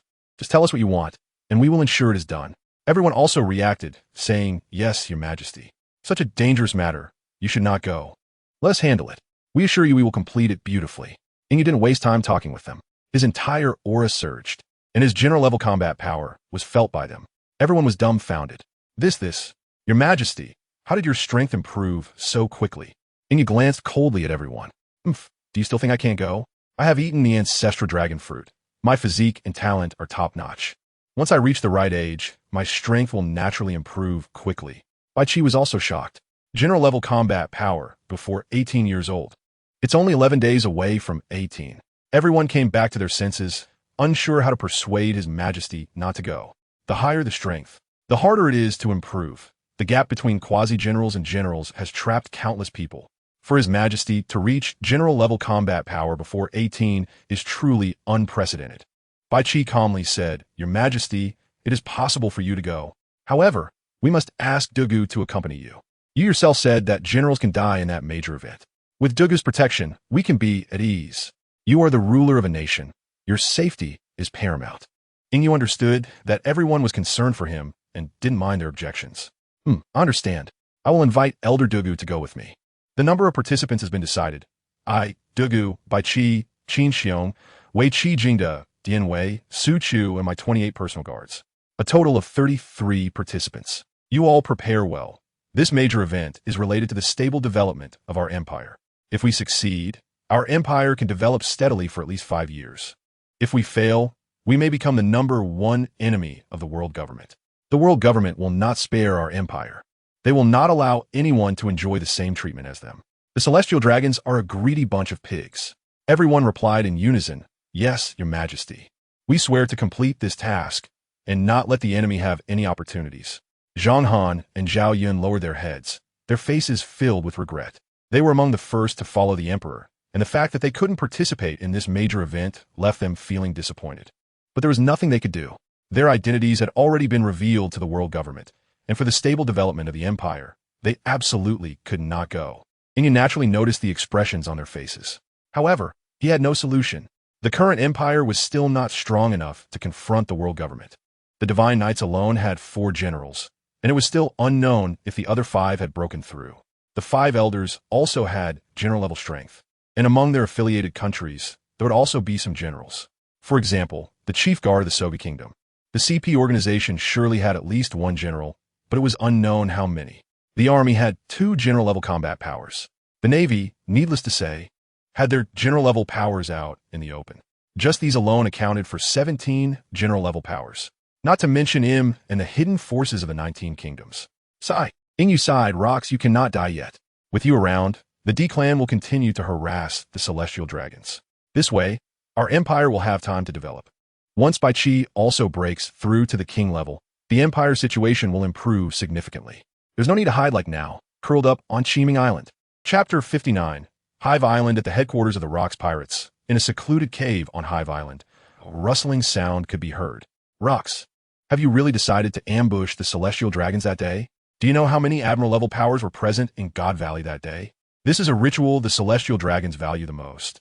I don't need to elaborate on the security forces involved. You know it yourself. The figure in the black cloak said seriously, looking at Rox. Of course I know, Elder. As long as the family can block those old geezers among the celestial dragons for me. The rest of these trash are of no concern to me.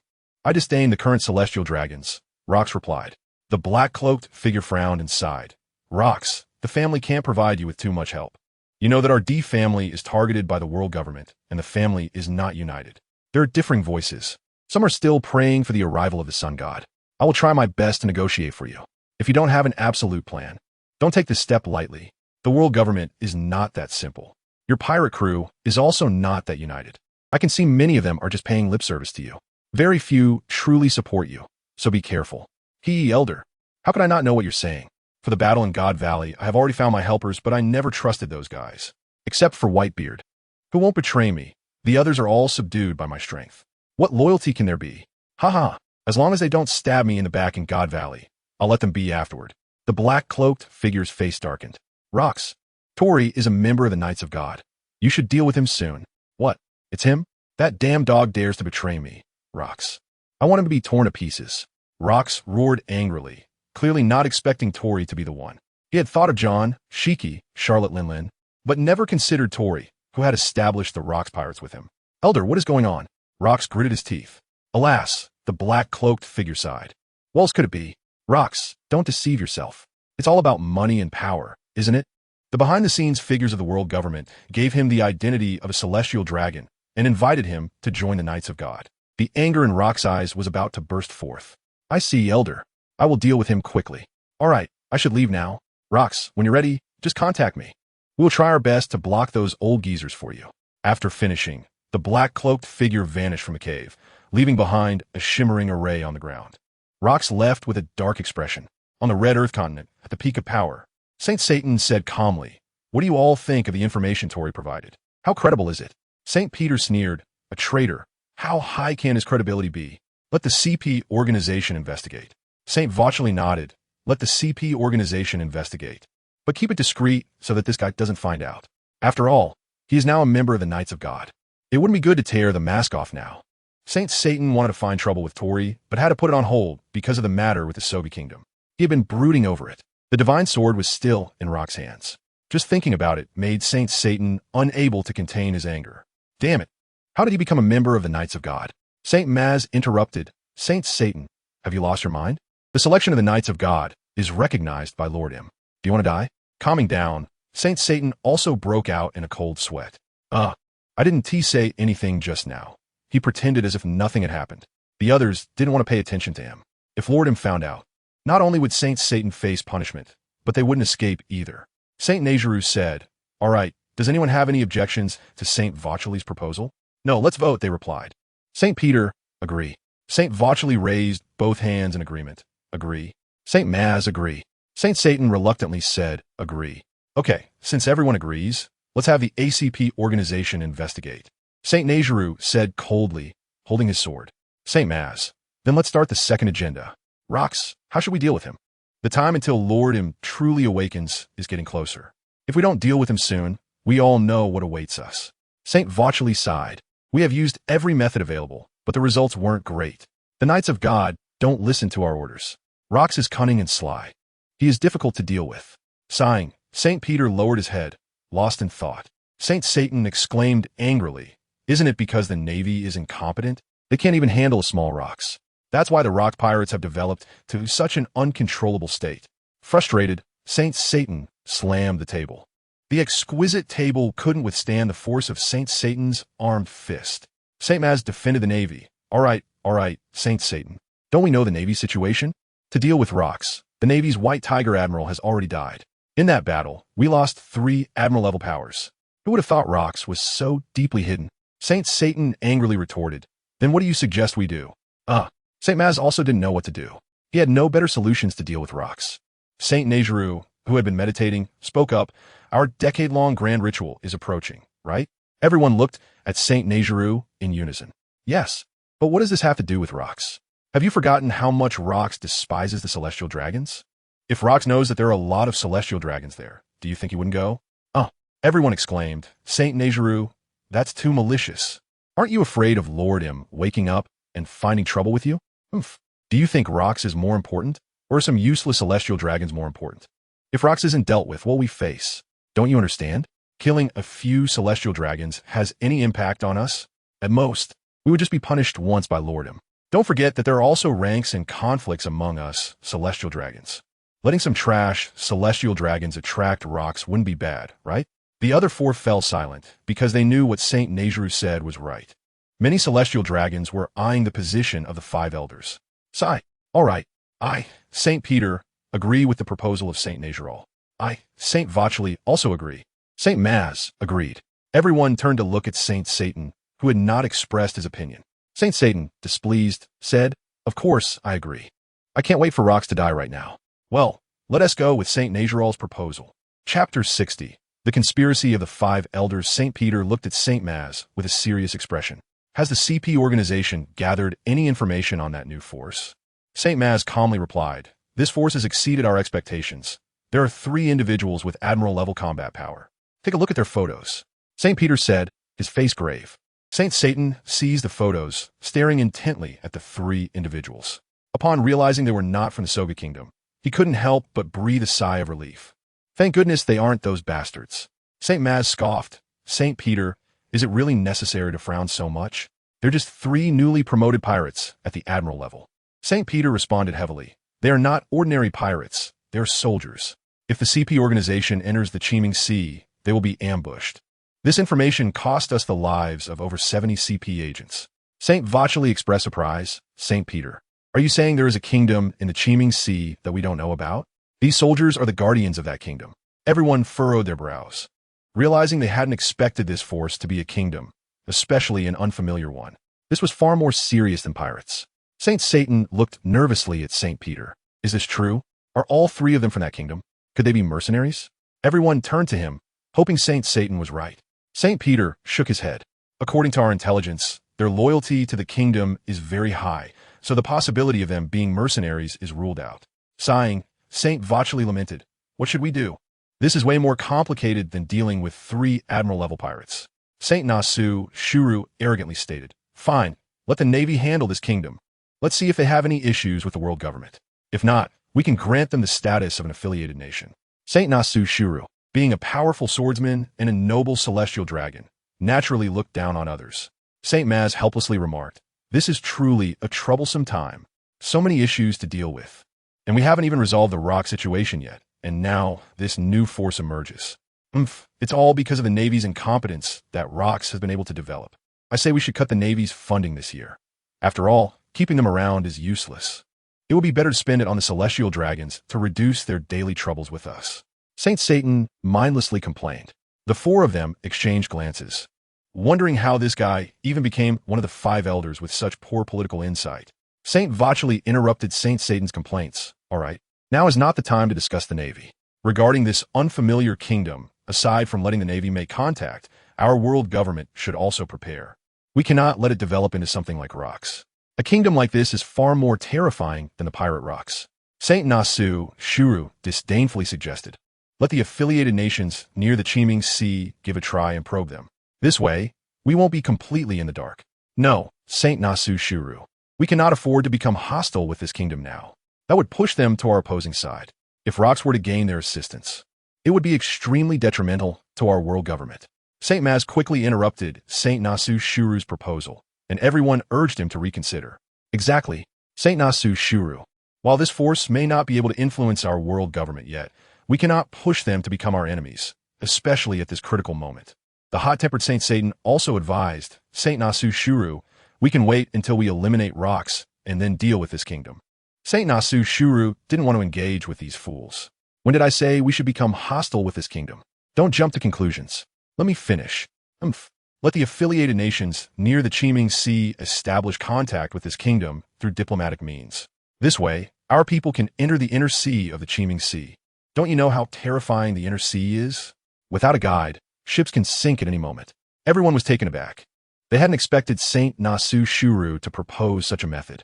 A proud celestial dragon like him wouldn't normally take such actions. Saint Maz said solemnly, "All right, let's go with Saint Nasu Shuru's plan." Saint Vacheli agreed. Saint Satan agreed. Saint Satan quickly agreed, fearing that Saint Nasu Shuru might come up with other ideas. Saint Peter agreed. "Let Saint Nasu Shuru arrange this matter." Saint Nasu Shuru said proudly, "No problem." In the 2nd month of the year 1483 of the sea calendar, after completing the monthly sign-in, Yingyu stared in shock at the character cards in the system space. Li Tzu and Xiao ran in. The system chimed in, "What is going on?" Has the monthly sign-in become this rich? This is even better than the yearly sign-in. Ding. Host, perhaps your luck is just too good. There is no guarantee that yearly sign-ins are always superior. Occasionally, there are exceptional monthly sign-ins. Haha. So does this mean my luck is like that of a monarch now?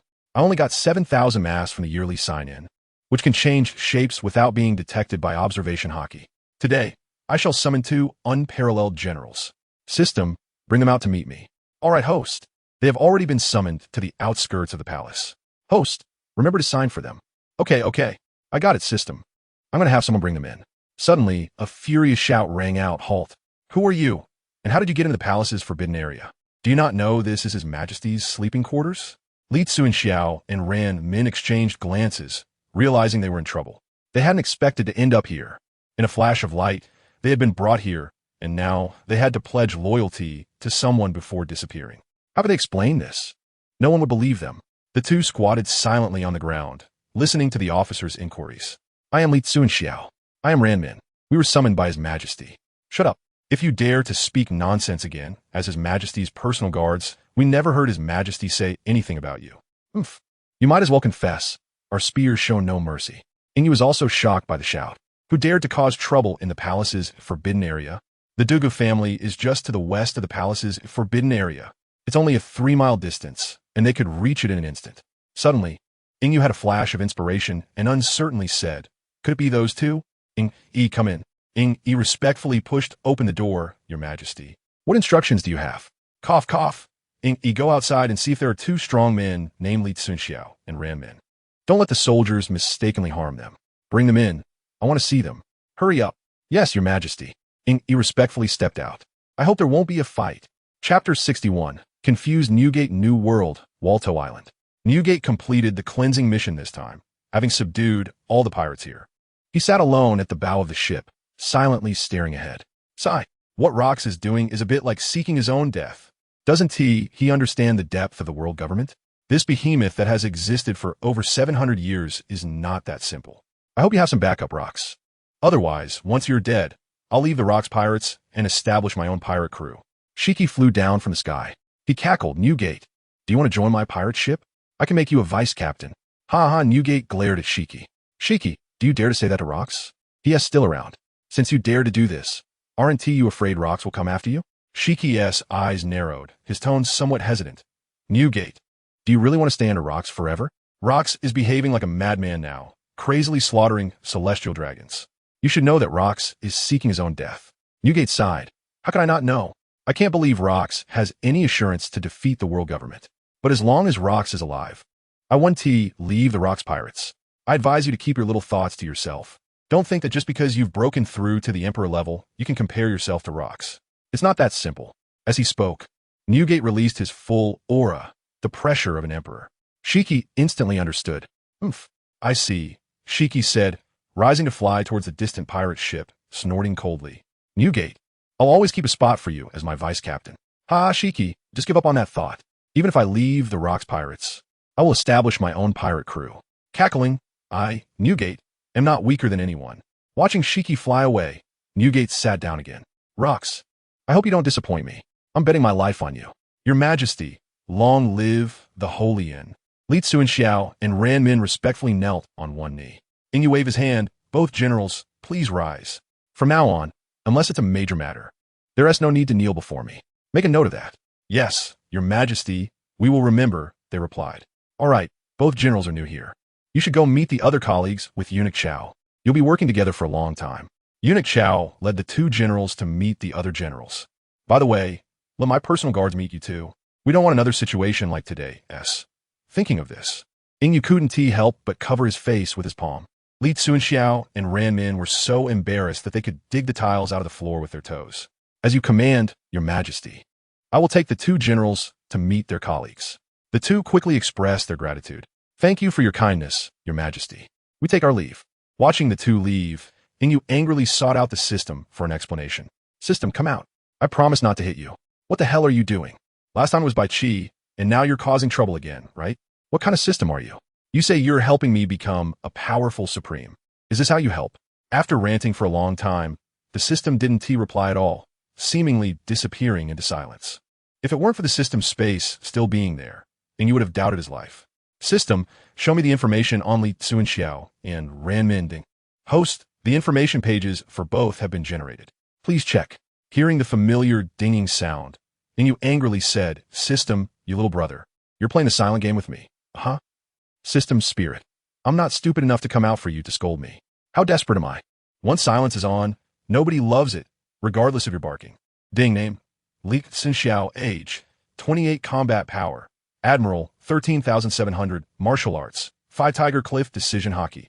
Armament color level 9. Observation color level 8 weapon. Yuang spear. Bai Yin hammer name. Ram Min age. 29 combat power. Admiral, 13,200, martial arts. Human slayer decision hockey. Armament color level 8. Observation color level 8. Conqueror S color level 7 weapon. Double-edged spear. Hook halberd. Seeing the data panels of the two, and you stopped scolding the system. Not bad, really good. With the addition of these two admirals, the Empire will be even more stable. I'll have them guard Qiming Island. Ha ha ha. This is truly heaven's help for me. And you laughed maniacally. It has been 3 whole years since he arrived in this unfamiliar pirate world. From nothing to something, the establishment of the Empire started from the first small town and the first city. Now there are 17 or 18 small towns and 5 large cities. There are already 11 admiral-level fighters. Ha ha. Give me another 10 years, and the Dacian Empire won't fear any force. This altered pirate world hides too many forces. In November 1482, if it weren't for rocks telling me, I would have known how deep the world government and those hidden family forces foundations are. They're like 1,000-year-old turtles, hiding so deeply. The Giant Clan, the Dragon Clan, the Angel Clan. I need to hurry. The world government won't give the Dacian Empire time to grow. I also hope the Angel Clan can hold back him, letting him wake up a little later. Ding, ding, ding. Lord Newgate, Captain Rocks is looking for you. The pirate guarding the snail hurriedly handed the snail to Newgate. Captain Rocks, what do you need me for?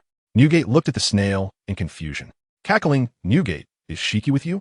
Newgate frowned. Captain Rocks, didn't Shiki and I come together to complete this mission? Why do you ask that? Ha ha ha, it's nothing. I just wanted to confirm. I have a task for both of you to solve together. This matter needs to be done quickly. Have Shiki come over to listen. Newgate looked at his pirate subordinate. Aren't you going to hurry and notify Shiki to come over? The pirate subordinate hurriedly ran to notify Shiki. Yes, Lord Newgate. In a moment, Shiki flew over. Newgate, what did Captain Rocks say? Newgate looked at Shiki with disdain. Can't you listen? Captain Rocks hasn't said anything yet. Isn't he waiting for you? Rock's voice came from the snail. Shiki, is it just the two of you now? Shiki grinned and said, Yes, Captain Rocks. What important matter do you have? The eyes of the Den Mushy suddenly glowed red, and Rox's cold voice came through. Shiki, Newgate, you two go to Udo Island and deal with that traitor Tory. What? Shiki and Newgate exclaimed in shock. Captain Rocks, are you sure it's Tory? One of the earliest members of your Rocks Pirates? Rocks replied with disappointment. That traitor Tory has already betrayed the Rocks Pirates. He has joined the world government and become a member of the Holy Knights. What? Tory has actually become a member of the Holy Knights? Newgate said calmly, Yes. Captain Rocks, we will deal with Tory. Hearing what he wanted to hear, Rocks hung up the Den Mushy. Chapter 62 Execution of Tory TSK. I really didn't expect this. Tory actually dared to betray Rocks. Shiki shook his head in disbelief. What's the big deal? A person like Tory can do anything. Newgate said disdainfully. All right, Shiki, let's hurry to Udo Island to deal with this traitor, to prevent any information leaks and let Tory escape. Shiki nodded. Using his float ability, he flew away with Newgate, and no one noticed the two of them were gone. Udo Island. Rocks, I'll make you understand how powerful I, Tory, am. You look down on me. Tory crushed the steel ingot in his hand with force. His entire right hand transformed into an indescribable beast claw. It was obviously a transformation from a devil fruit. Tory looked at his palm and marveled. The world government's resources are truly abundant. The devil fruits they casually grant are so powerful. I've been with Rocks for so long and haven't received a decent devil fruit. The more Tory thought about it, the angrier he became. Damn Rocks, you have so many powerful devil fruits, but refuse to give me one. Watching these younger generations surpass me while I remain stagnant, with no improvement in strength. I hate it. Ever since I joined the Knights of God, I obtained the devil fruit I had dreamed of for many years. You say Rocks deserves to die. Tory's eyes were filled with blazing fire. A CP3 member rushed over.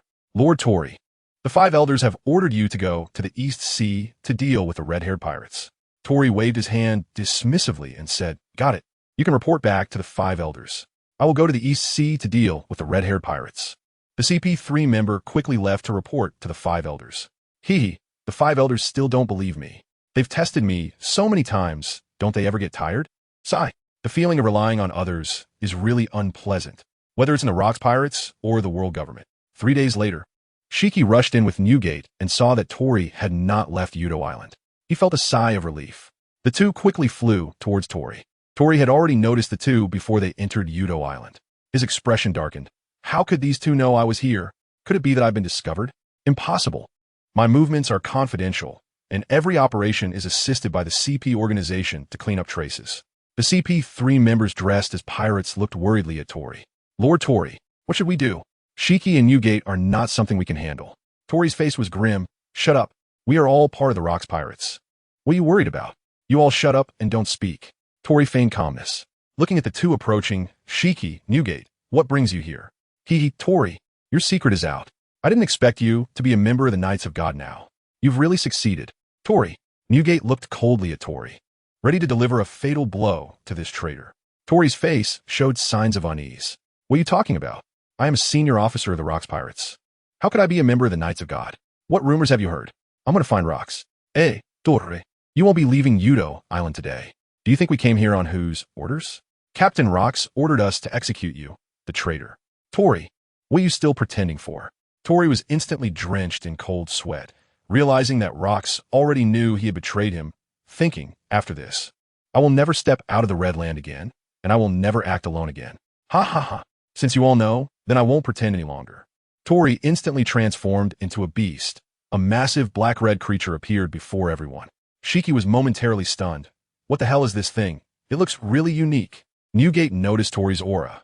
This guy's strength had increased significantly after transforming. "Shiki, be careful.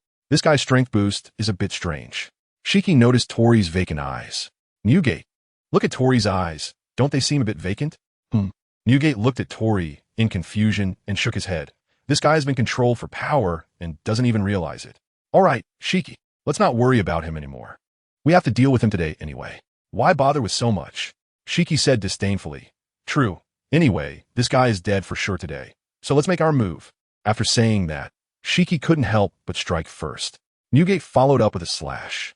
Tori glared at the two. "You really are arrogant. Do you really think I'm a soft persimmon that you can squeeze at will?" Tori roared. "Shiki, Newgate, come and die." Destruction death ray. A jet black beam of power shot from Tori's mouth toward Shiki. Shiki cursed. "Damn it. If I had known, I wouldn't have rushed to the front." Lion's thousand cuts. The lion-shaped sword energy roared towards Tori. Roar, the two attacks collided, creating a fierce explosion of fire. TSK, TSK, TSK. Newgate emerged from behind Shiki and struck Tori, who was in beast form, with a heavy blow. Sky-splitting slash, infused with Newgate's royal-grade armament hockey, landed heavily on Tori. The speed was so fast that Tori didn't react in time and could only brace his body to take the hit. Tori, who took the blow head-on, was sent flying, spitting out blood, and staggered to his feet. "Ha ha ha ha. Newgate, you're not so great either. Is this just a tickle for me?" Tori stubbornly said. If it weren't for the blood at the corner of his mouth, everyone might have believed his words.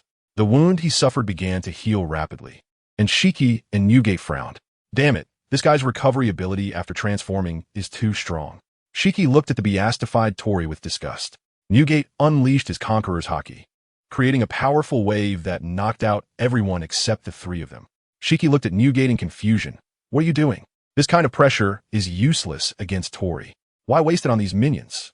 Tori's vacant eyes also showed a hint of emotion, staring in astonishment at the two. "Shiki, you idiot. Don't you realize where this is?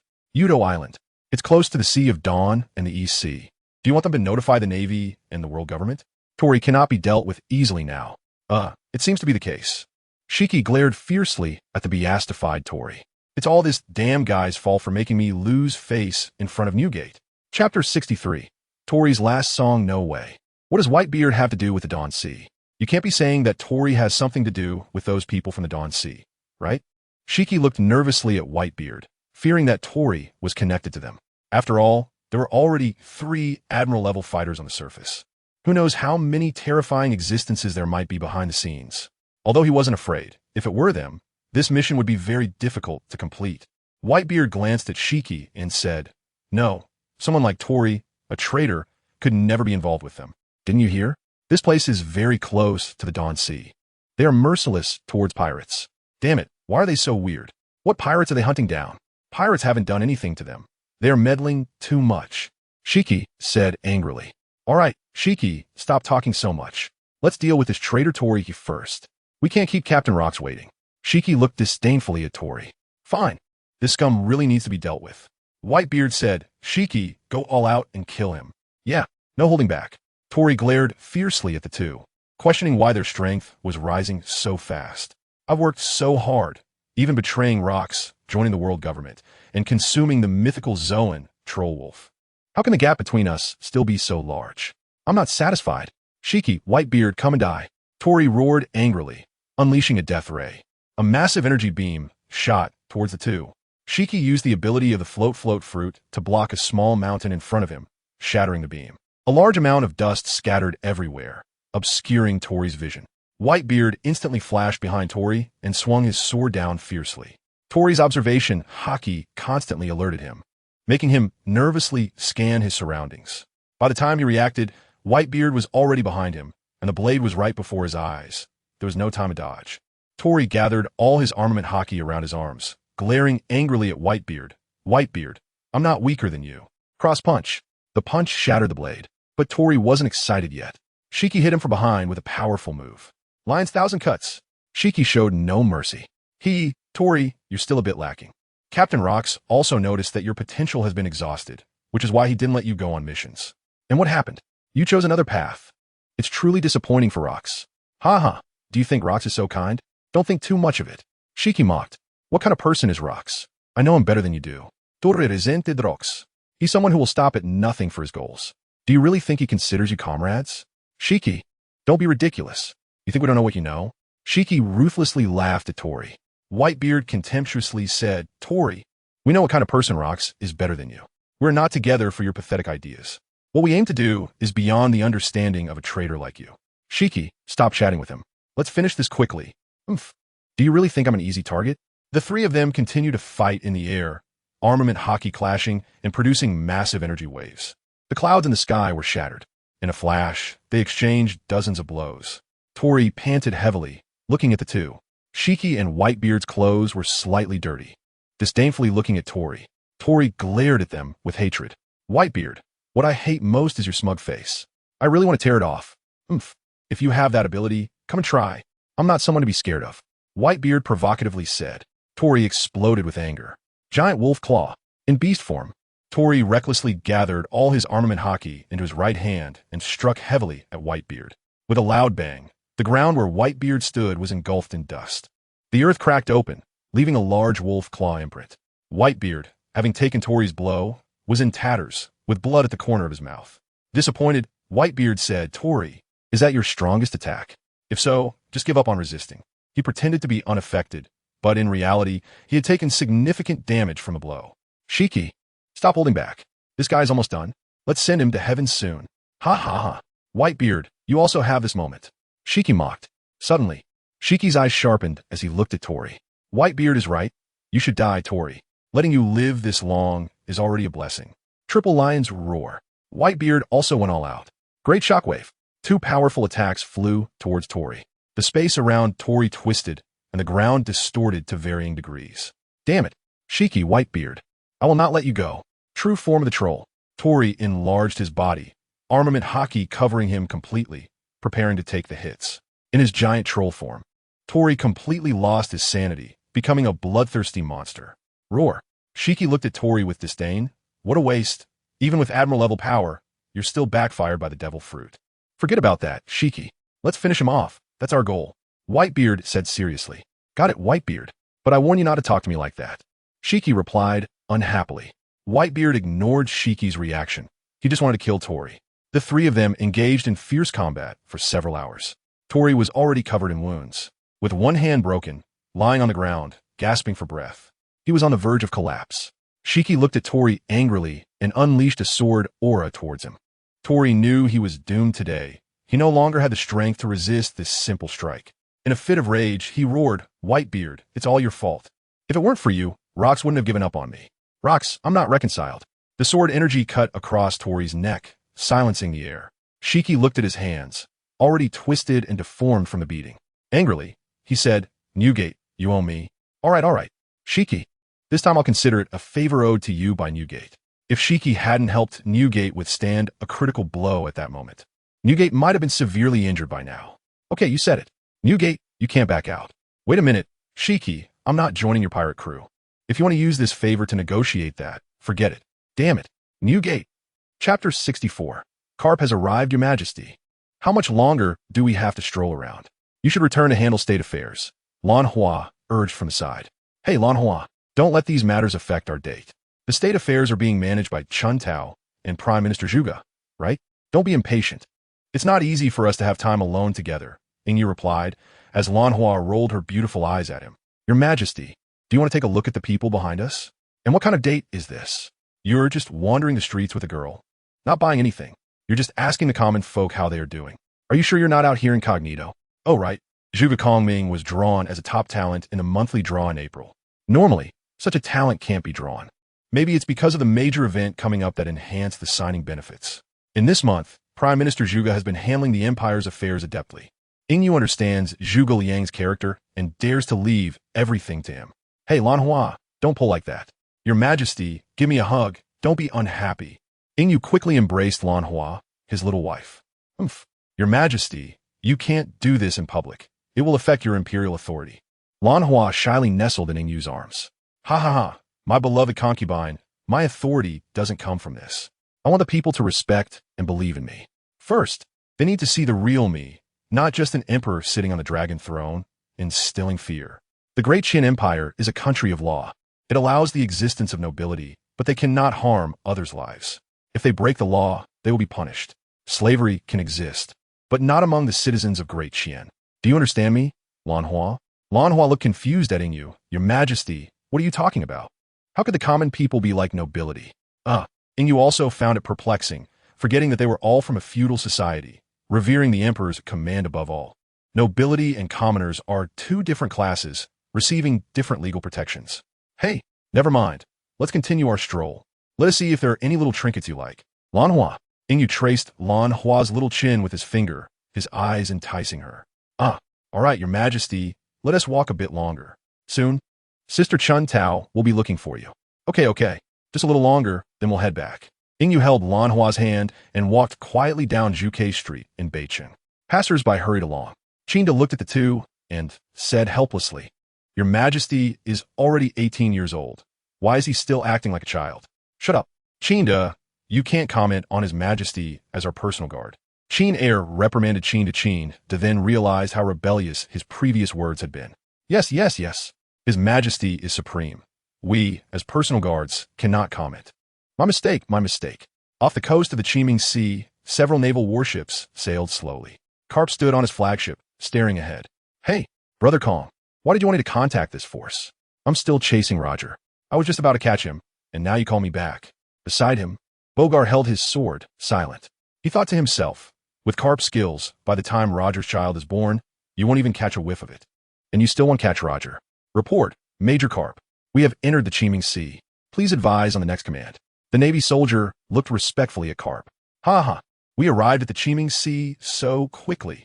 Have everyone stop the ships and wait for their arrival." "Yes, Major Carp."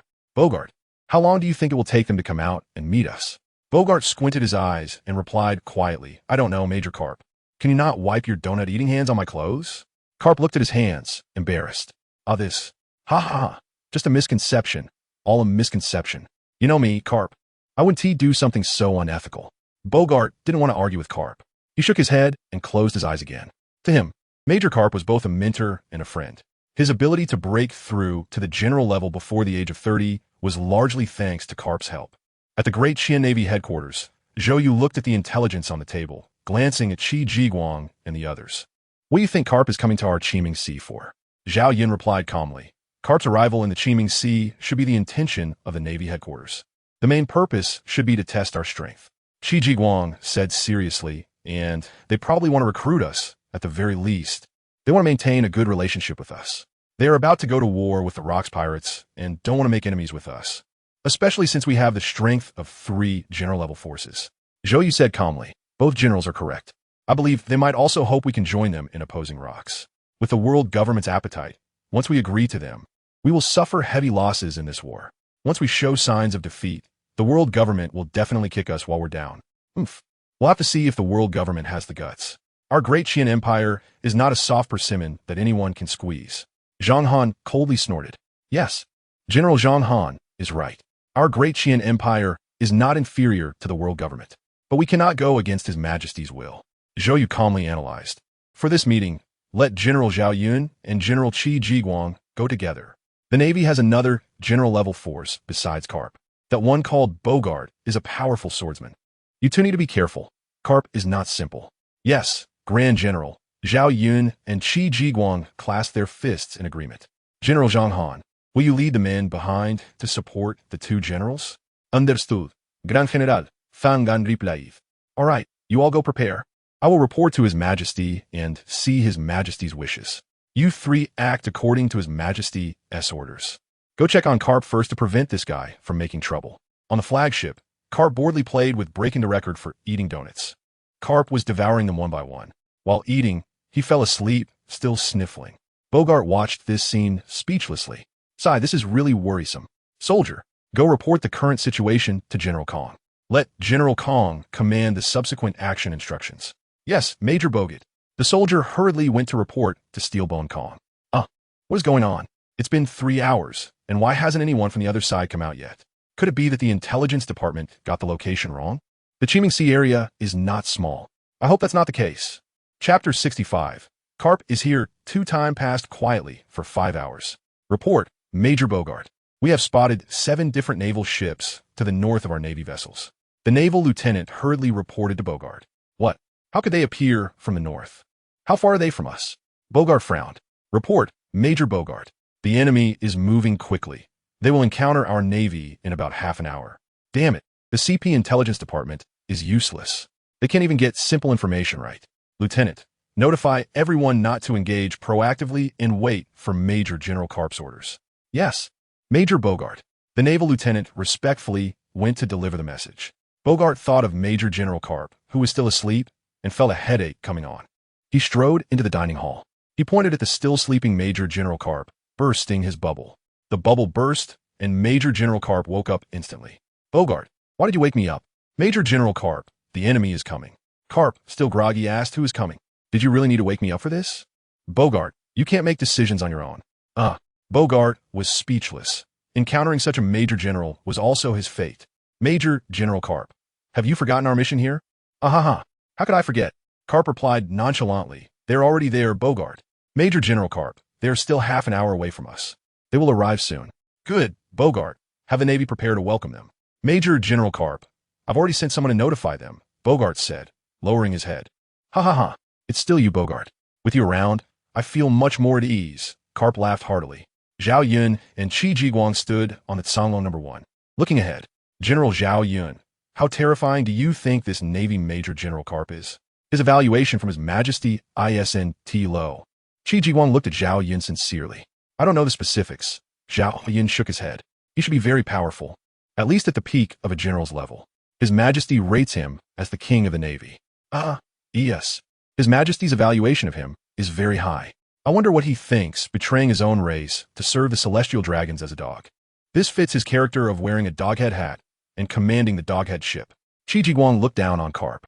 Zhao Yun interrupted Qi Jiguang. General Qi, don't underestimate him. If His Majesty can evaluate him like this, it's clear that his strength is unquestionable.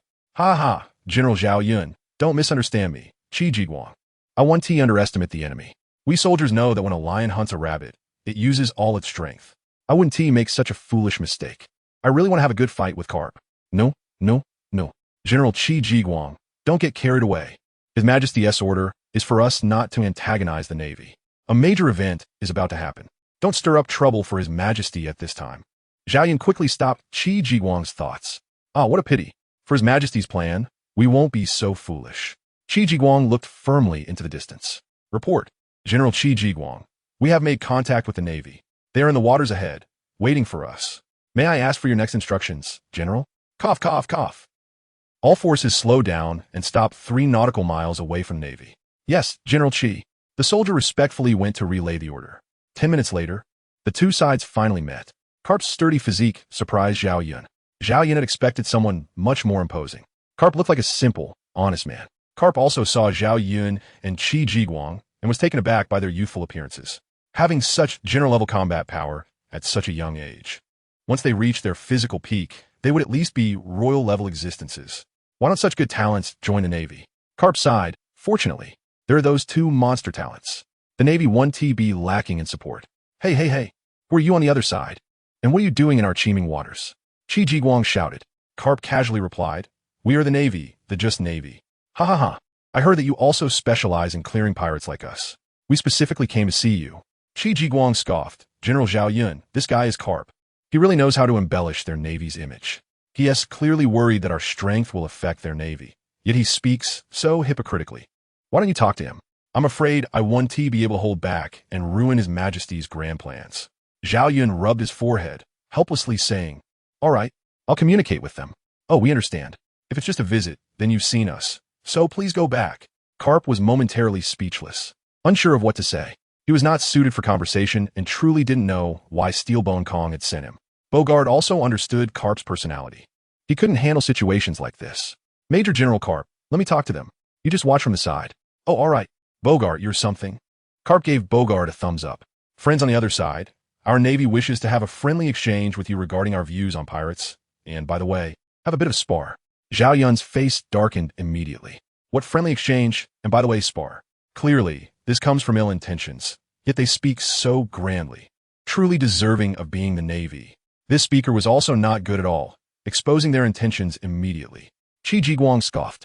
Zhao Yun also knew that if they didn't display some strength today, these Navy people wouldn't leave easily. He raised his voice. All right. What kind of spar does your Navy want? We don't have much time left. We still need to sail to the teeming waters to combat pirates. On the Navy side, Bogart looked at Major General Carp. Major General Carp, let me try with him this time. Your turn is a bit inappropriate. Carp said nonchalantly, Bogart, if you want to go, just go. I'll be here watching. Nothing will happen. Yes. Major General Carp. Hey, we are Major General Bogart, and we're here to spar with you. Who are you sending? A Navy recruit shouted. Zhao Yun frowned, having never heard of this person. General Qi, do you know him? Qi Jiguang replied excitedly. Of course I know. He's Kapu's deputy and one of the 2 general-level fighters this time. Since they've sent him out for a spar, General Zhao Yun, why don't you let me take this one? A spark of battle desire flashed in Zhao Yun's eyes. It was rare to encounter an opponent of similar strength. He was itching for a fight. No way. General Qi, I also want to spar with him. How about you take the next turn? No, absolutely not. General Zhao Yun, you can't do this. Do you know how hard it is to meet a general-level fighter at the forefront of this new world? It's been 2 years, and we finally found one. Zhao Yun thought for a moment. How about we settle it with rock, paper, scissors? Whoever wins gets to spar. All right. Qi Jiguang readily agreed. The 2 locked eyes, and the fierce flames of battle ignited between them. Chapter 66. Battle with Bogart. Ha ha ha. I won. General Zhao Yun, this time I really won. Qi Jiguang turned around and ordered the helmsman, head towards the Navy. Zhao Yun was still questioning his life. What's going on? I can't win even once after 7 tries. Is my luck really this bad? The Navy watched as Qi Jiguang and his team approached, ready to welcome them. A quarter of an hour later, the ships of both sides met, and Carp personally came to greet Qi Jiguang, Zhao Yun, and others. Ha ha ha. Gentlemen, who among you would like to spar with my deputy? Qi Jiguang stepped forward without hesitation. I, Qi Jiguang, would like to have a friendly spar with your rear Admiral Bogart. He looked at Carp with bright eyes. Carp laughed heartily. All right, today I will see what you young people are capable of. The crowd made way for the 2. Qi Jiguang looked at Bogart seriously, knowing that this person was not weak and was a good opponent. Qi Jiguang waved his long spear. Mr. Bogart, please. Bogart was not polite either, drawing his sword and looking seriously at Qi Jiguang. Both were very attentive to each other's subtle movements. Suddenly, both of them launched their attacks, and the clash of spear and sword created sparks. From their first encounter, Qi Jiguang could tell that Bogart had just recently stepped into the general level. His strength was not yet stable. Mr. Bogart, your swordsmanship should have just recently broken through, right? Qi Jiguang looked at Bogart sincerely. Yes, General Qi Jiguang. My swordsmanship has just recently broken through. But that doesn't mean I will lose to you today, Bogart said unhappily. Qi Jiguang didn't want to waste more words, and they began to exchange blows again, their techniques blending like flashes of light and shadow. The armed colors between them produced a brilliant display. Rear Admiral Bogart, be careful. Take the spear move. Dragon emerges from the sea. Qi Jiguang stood on the edge of the ship, waving his long spear. He moved quickly, the spear's shadows overlapping, ultimately transforming into a dragon flying towards Bogart. Bogart's eyes flashed, and with a sudden thrust of his sword, he broke through the waves. The dragon bit hard onto the long sword, resulting in a massive explosion in the air. Eventually, both disappeared into the sky, and Bogart's hands felt a bit weak as they exchanged blows in midair for a long time without holding back at all. Qi Jiguang, panting, looked at Bogart. I didn't expect Mr. Bogart's strength to be so impressive. You have pushed me to this point. I admire you. The Navy is indeed full of talents. No wonder it is a top power on the sea. Bogart remained silent, knowing that the other side was giving face to their Navy. He also knew he had lost. Although in a life-and-death battle, he might not necessarily lose. In this spar, he had indeed lost, and the opponent had held back. Carp chuckled, haha. General Qi Jiguang's strength is also very impressive. Not many at your age have such strength. Bogart is not bad either. Yes, both of you have impressive strength. So let us call this spar even, shall we? Zhao Yun looked at Qi Jiguang happily, as if saying, kid, you did well this time. You didn't embarrass our great Qian Empire. Qi Jiguang also saw Zhao Yun's eyes and held his head high. All right, let's call it even this time, Mr. Bogart. Just as Bogart was about to admit his defeat, he caught a glimpse of Carp's expression, secretly suppressing his displeasure. Okay, General Qi Jiguang, let's consider this a draw today. I hope to have the opportunity to spar with you again. Bogart's eyes were filled with a desire for victory. Qi Jiguang responded readily. Great. I hope next time we can fight on land for a more intense match. Sparring on the sea still limits our exchanges. Ha ha ha. That sounds good. Our Navy's friendly sparring with you not only enhances our strengths, but also promotes our friendship. Carp said, our Navy has zero tolerance for pirates. Just like you. We will eradicate pirates and protect the peace. Gentlemen, do you have any thoughts for the future? With your strength, you shouldn't be confined to the mere teeming sea. There's a broader world outside for you to explore. Carp looked sincerely at Zhao Yun and Qi Jiguang. Zhao Yun replied seriously, as for pirates, we insist on striking and capturing them. In the teeming sea, we do not wish for pirates to exist. In other areas, our strength is limited and we are helpless. We still have to rely on your Navy. Carp's expression changed slightly. He knew that inviting them to join the Navy this time was impossible. Ho ho ho. What you both said makes sense. I hope to have the opportunity to cooperate with you in capturing pirates. Ha ha. There will be opportunities, Mr. Carp. We also detest pirates. Qi Jiguang readily agreed with Carp. Good. Chatting with you young people has lifted my spirits quite a bit. Unlike that old man from the Warring States, who makes me unhappy every day. Mr. Carp, let's leave it at that for today. We still need to continue our voyage in the teeming sea. Farewell. Zhao Yun and Qi Jiguang jumped back onto the Canglong No. 1. The ship slowly sailed away from the Navy. Watching the two leave, Carp's expression suddenly darkened. Bogart, what do you think of that Qi Jiguang? Bogart rubbed his numb right hand. Admiral Carp, Qi Jiguang is at least at the late-stage general level, and his power is quite strong. Sigh, that Zhao Yun is also a difficult character. His strength is also at the late-stage general level. Bogart lowered his head. All right, Bogart, don't be discouraged. There are many talented people in this world, but how many can reach the end? The world government will not let this force go. Their fate is either to submit to the world government or to be eliminated. You still have a broader stage. Come with me to see the world. Being a general is just the entry point for top-tier power. Carp looked at the helmsman, return, head back to Marineford. On Canglong No. 1, Qi Jiguang, General, what do you think of Bogart? Zhao Yun looked at Qi Jiguang calmly. His strength is not bad. The physical skills are a bit lacking. But when it comes to swordsmanship, he can be said to be exceptionally talented. However, he can hardly break through to the imperial level. His physique is just too weak. In summary, his attack speed is strong, but his defense is low.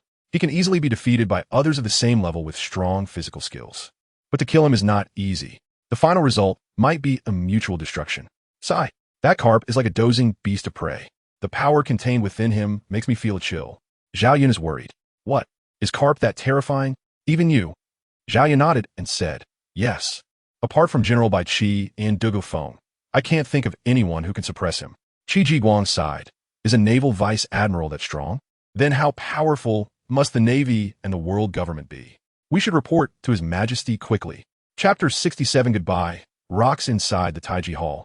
Zhao Yun and Qi Jiguang, who had just returned from the sea after communicating with Carp, were respectfully reporting to Yingyu. Qi Jiguang spoke calmly, Your Majesty.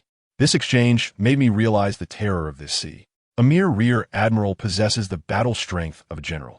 I can't imagine how many general-level commanders the Navy has. Yingyu looked at Qi Jiguang in confusion. Could it be that this child was discouraged? So gloomy. Zhao Yun, you speak. Who is this rear admiral he mentioned? Yes, Your Majesty. Zhao Yun clasped his fists, saying, the rear admiral he referred to as Carp's aide, Bogart. This aide has reached the level of a general, and he is also a powerful swordsman. The strength contained in Carp's body left both General Qi Jiguang and me feeling quite oppressed. Yingyu glared fiercely at Qi Jiguang. Ha ha, I thought it was something else. You don't need to be scared by the performance of these two. The Navy doesn't have that many people like them. From what I understand, there are only a few general-level powers in the Navy. Steelbone Kong, Sengoku, Zifa, Carp, Bogart, and the retired Admiral Inya, the old Navy Marshal. Just those 7. The Navy is not as strong as our empire. What I worry about is the world government, not the Navy. Bogart is from the same era as Carp. He is over 10 years older than you. It is not surprising that he has general-level power. As for Carp, you don't need to think about him. He is from the D clan. His physique is different from others. Their lineage is simply born to be strong in physical combat. As for naval positions, they have never been important to them. Carp voluntarily became a vice admiral because he didn't want to answer to the celestial dragons. Qi Jiguang and Zhao Yun finally showed some anger on their faces. They were also shocked by the positions of these two men. Sigh, Your Majesty, why is this person so complicated? Born as a member of the D clan, yet not fighting for his homeland. Turning around to serve the enemies of his own family. And even being half-hearted about it. Qi Jiguang looked down on Carp. Zhao Yun remained silent, still worried about the strength contained in Carp's body. When can I have such strength too? Only then can I better serve Your Majesty. Ha ha ha. Qi Jiguang, he is just a lost old horse, not knowing what he really needs. He wants it all. He will surely pay a heavy price for this in the future. All right, you two don't need to worry. Their strength in the Navy headquarters is not significant. Now I understand why the Navy would send them here. It was to intimidate us. Just these two made my two generals feel worried. Ha ha, that Vice Admiral Crane from the Navy is really clever. Qi Jiguang and Zhao Yun lowered their heads. Their faces darkened. They knew they had been played, but they couldn't blame anyone. It was an open scheme. Their strength was all imagined by themselves. All right, you two generals can go now. Train the Qian Navy well and guard the Qian Empire during my absence. Yingyu looked at the two solemnly. Qi Jiguang and Zhao Yun quickly clasped their fists and bowed. We swear to protect the Empire with our lives, as commanded by Your Majesty. Good, good, good. Seeing that the two were in good spirits, Yingyu felt much better. You all go and get busy. I still have to go to the government office to handle state affairs. Zhao Yun and Qi Jiguang respectfully withdrew. Watching the two leave, Yingyu complained. As such a big emperor, I have to handle state affairs every day, with no time for fun at all. Mother of the Ancestor Star, your child is suffering in another world. Beep, host, stop howling. As a qualified emperor, isn't it your duty to handle state affairs? Now you still have Zhuge Kongming assisting you, and you're not satisfied? System, how come you came out? Usually when I call you, you don't show up. What is going on today? And you looked at the system's sprite curiously. What else could it be? It's still because of you, host. Just look at how the Qian Empire has been established for 3 years. What is its current state? The development is too slow. System, I can't help it. The world government strictly controls the Qiming Sea area. Many things are prohibited. You are making it impossible for me to develop the economy and people's livelihood of the empire. I can only focus on military strength for now. And when the empire's military is strong enough, I won't fear to fight against the world government. I will naturally develop the economy and people's livelihood. Beep. The system has delivered a batch of construction materials. Host, make good use of these construction materials. Hurry up and develop the empire. There are even greater challenges waiting for you. Yingyu looked at the system, puzzled, wondering what greater challenges awaited him. I can't even resist the world government right now. And you mentioned greater challenges. All right. You can rest assured, system. I will definitely develop the empire well. The system did not respond and fell silent again. Yingyu didn't care about it. He had gotten used to it over the past few days. Besides the timely sign-ins, he couldn't see the system at other times and didn't know what it was busy with. Yingyu looked at the construction materials in the system space, drooling. The materials for building the empire were truly comprehensive. Lime, cement, wood, these are all basic materials. Things like anti-aircraft laser cannons and city defense fire dragon cannons, etc. left Ingyu dumbfounded. It was the first time he had seen such a variety of things, especially the anti-aircraft laser cannon. He had never seen anything like that in his original world. Having been in the pirate world for 3 years, he had never seen such a dazzling anti-aircraft laser cannon. Ha ha ha. It's truly like wishing for something and getting it. I was worried that taking the generals to participate in major events might affect the empire. Now it's fine. As long as they are not at the general level, no one can survive under the dense anti-aircraft laser cannons. The system sprite is truly my timely reign. Report. Your Majesty, there's a person holding your token who wishes to see you. The guard cautiously handed the token to Ingyu. Ingyu took a glance and immediately knew it was Rox coming. Where is he now? Reporting to your Majesty. He is currently in the Tiger Might Hall. Ingyu frowned tightly. All right, I understand. You may leave. Yes, your Majesty. The soldier respectfully left. Ingyu shote. Kinda. Chinda quickly came out from the corner. Your Majesty, I am here. Ingyu wasted no time. Chinda, go to the offering hall and inform Protector Dugu. I need him to protect me while I meet someone. Although in the great Qian Empire, Lox couldn't do anything to Ingyu. Apart from Ingyu's own general-level combat power, there was also Dugu Bai Chi, and the 2 heroes of the Empire present. But a gentleman does not stand under a dangerous wall. It's better to be cautious. Who knows what this guy Lox is hiding? Lox is not a normal person. His ambitions are quite large. Chapter 68 Goodbye. Rox 2 No need, your Majesty. I've been waiting outside. As soon as that person arrived at the palace, General Bai Chi and I noticed him. Dugu Bai respectfully stepped through the door. Ha ha ha. It's still Elder Dugu who cares about me. Unlike that annoying Bai Chi, who lingers in my imperial garden without reason and disappears when there's something to do. Now that I'm in danger, he still hasn't come. Oomph. I really don't know who the emperor is, him or me. And you complained about Bai Chi. Dugu Bai didn't want to get involved in their grievances and shook his head, saying, Your Majesty, actually General Bai Chi came earlier, but he left as soon as he saw you were fine, leaving me here to guard you. He returned to the military department. Oomph. I knew Bai Chi was that kind of person. Dugu Bai was baffled. What kind of situation is it between the emperor and General Bai Chi? You are both men. There can't be any inappropriate relationships. Your Majesty is the future of the empire. Such things absolutely cannot happen. But the emperor doesn't want such relationships either. Although the emperor is lecherous, it's all towards the 4 ladies. Dugu Bai's mind was racing, but he couldn't make sense of it.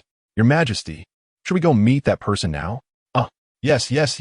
I almost forgot about the important matter. That Bai Chi is really infuriating. Ingyu snapped out of his complaints about Bai Chi. Chinda, lead the way to the Tiger Palace. In less than a tea's time, they arrived at the Tiger Palace. Rox was standing alone there, eyes closed, as if he were a pillar. Ahem, Rox, it's time to wake up. Ingyu reminded him. Rox opened his eyes and looked at the 18-year-old emperor. Long time no see, Your Majesty Ingyu. Rox had actually known of their arrival long ago. His observation haki was not to be underestimated. Rox exchanged a glance with Dugu Bai and silently sighed. I must be prudent this time. This is not a place where I can act recklessly. On the way here, I encountered 6 individuals with general-level combat power. One of them gave me a particularly strong feeling. My observation haki kept warning me. Ingyu didn't mind Rox's behavior as long as it didn't insult the dignity of the empire. As for other minor matters, Ingyu was too lazy to bother with Rox. Why have you come to my empire, Rox? Is there something you need? Haha, no, Your Majesty Ying, don't misunderstand. I came this time to ensure our plan's success. The world government has confirmed that on June 16th, a grand ritual will be held in the Valley of the Gods. Many celestial dragons will participate. The world government and the navy will both dispatch heavy troops. Your Majesty Ying, there won't be any unexpected incidents on your side, right? Ingyu glanced at Rox with amusement. Rest assured, Lord Rox, our great Qian will not let our allies down. When the time comes, just notify us with the snail phone. You won't be disappointed. Then let's wish for our success, Your Majesty Ying. Lord Rox, you didn't personally come here just for this, did you? Ingyu looked at Rox speechlessly. Of course not, Your Majesty Ying. I'm here to remind you that the world government is preparing to launch a probing attack on your great Qian Empire on June 16th. Lord Rox, do you know their specific combat power? I need to arrange our defenses. Your Majesty Ying, this could be a bit dangerous. The world government has mobilized 3 general-level powerhouses from its member states, along with 5 quasi-general-level individuals, to form a punitive expedition. Ha. Is that all the strength they have? Then Lord Rox, you don't need to worry. I will make the necessary arrangements. The Valley of the Gods, the great Qian Empire will not disappoint you. Actually, I'm also quite curious, Lord Rox, what kind of enmity do you have with these celestial dragons that requires you to target them so specifically, even going so far as to start such a large-scale war? He. Your Majesty Ing, the enmity of a destroyed nation is something that cannot be tolerated. Rox's crimson eyes blazed with fury. Dugu Qiubai quickly stepped in front of Ingyu, releasing his Conqueror's Haki to counter Rox's Conqueror's Haki. Ingyu hurriedly reminded Rox, wake up. Rox also came to his senses and quickly withdrew his Conqueror's Haki. Apologies, Your Majesty Ing. I was reminded of something unpleasant just now. Rox, what is this? Forget it. I won't ask anymore. Lord Rox, just notify me when you're ready. Thank you, Your Majesty Ing. No need to be polite. The world government has grievances against us, Great Qian, as well. If we can cause some trouble for the world government, we are more than willing. Ha. Ingyu looked at Rox with satisfaction. All right, then, Your Majesty Ing, I will take my leave. Contact me when the time comes. Rox turned to leave. Ingyu politely said, Lord Rox, since it's your second visit to Great Qian, would you like to have a meal together before you leave? Last time, you left in such a hurry. No, thank you for your kindness, Your Majesty Ing. After this major event, I will come to Great Qian again to drink to our heart's content. I really have to go back and prepare for this war. Seeing that Rox didn't seem to be pretending, Ingyu understood that Rox truly had matters to attend to. All right then, I will save this cup of wine for our celebration. Ha. Okay, Your Majesty Ing. I, Rox, shall take my leave. Watching Rox depart, Ingyu frowned and looked at Dugu Qiubai. Elder Dugu, how strong is Rox now? Dugu Qiubai pondered seriously. Your Majesty, Rox's state is a bit unusual. He has reached the threshold of king-level power, but it doesn't seem like he achieved it on his own. Ingyu's brow furrowed tightly. What is this? I can't understand. Suddenly, Dugu Qiubai had a flash of inspiration. Oh right, Your Majesty. The situation with Rox is the same as with Jianwei and Su Chu. His strength has reached a certain level, but his mindset hasn't kept up. Ingyu was speechless. Isn't this just the result of the devil fruit? I thought it was something else. So, it means that Rox has now obtained the dark fruit and has developed it to the awakening stage. Oh, now I understand. Senior Dugu, they have gained these abilities because they ate the devil fruit. The devil fruit is a magical fruit that grants the consumer different powers. It's normal that you don't understand, Senior Dugu. You've been in seclusion for breakthroughs. Dugu Qiubai exclaimed. There is such a magical fruit. Isn't this a heavenly treasure? No. Ingyu quickly stopped Dugu Qiubai. He didn't want to lose such a stabilizing force. Senior Dugu, this is not a heavenly treasure. A person can only eat one devil fruit in their lifetime. Eating another will result in an explosion. Also, those who eat the devil fruit cannot swim and are afraid of seawater and sea prism stones. What? There are so many taboos. Dugu Qiubai shook his head and said, then I'll just forget it. I'll practice my sword honestly. Chapter 69 Zhuge Liang. There are only 14 days left until the Battle of the Valley of the Gods. The day before yesterday, and you had drawn 7 special cloaks, which could conceal one's aura completely, making it impossible for others to recognize the wearer.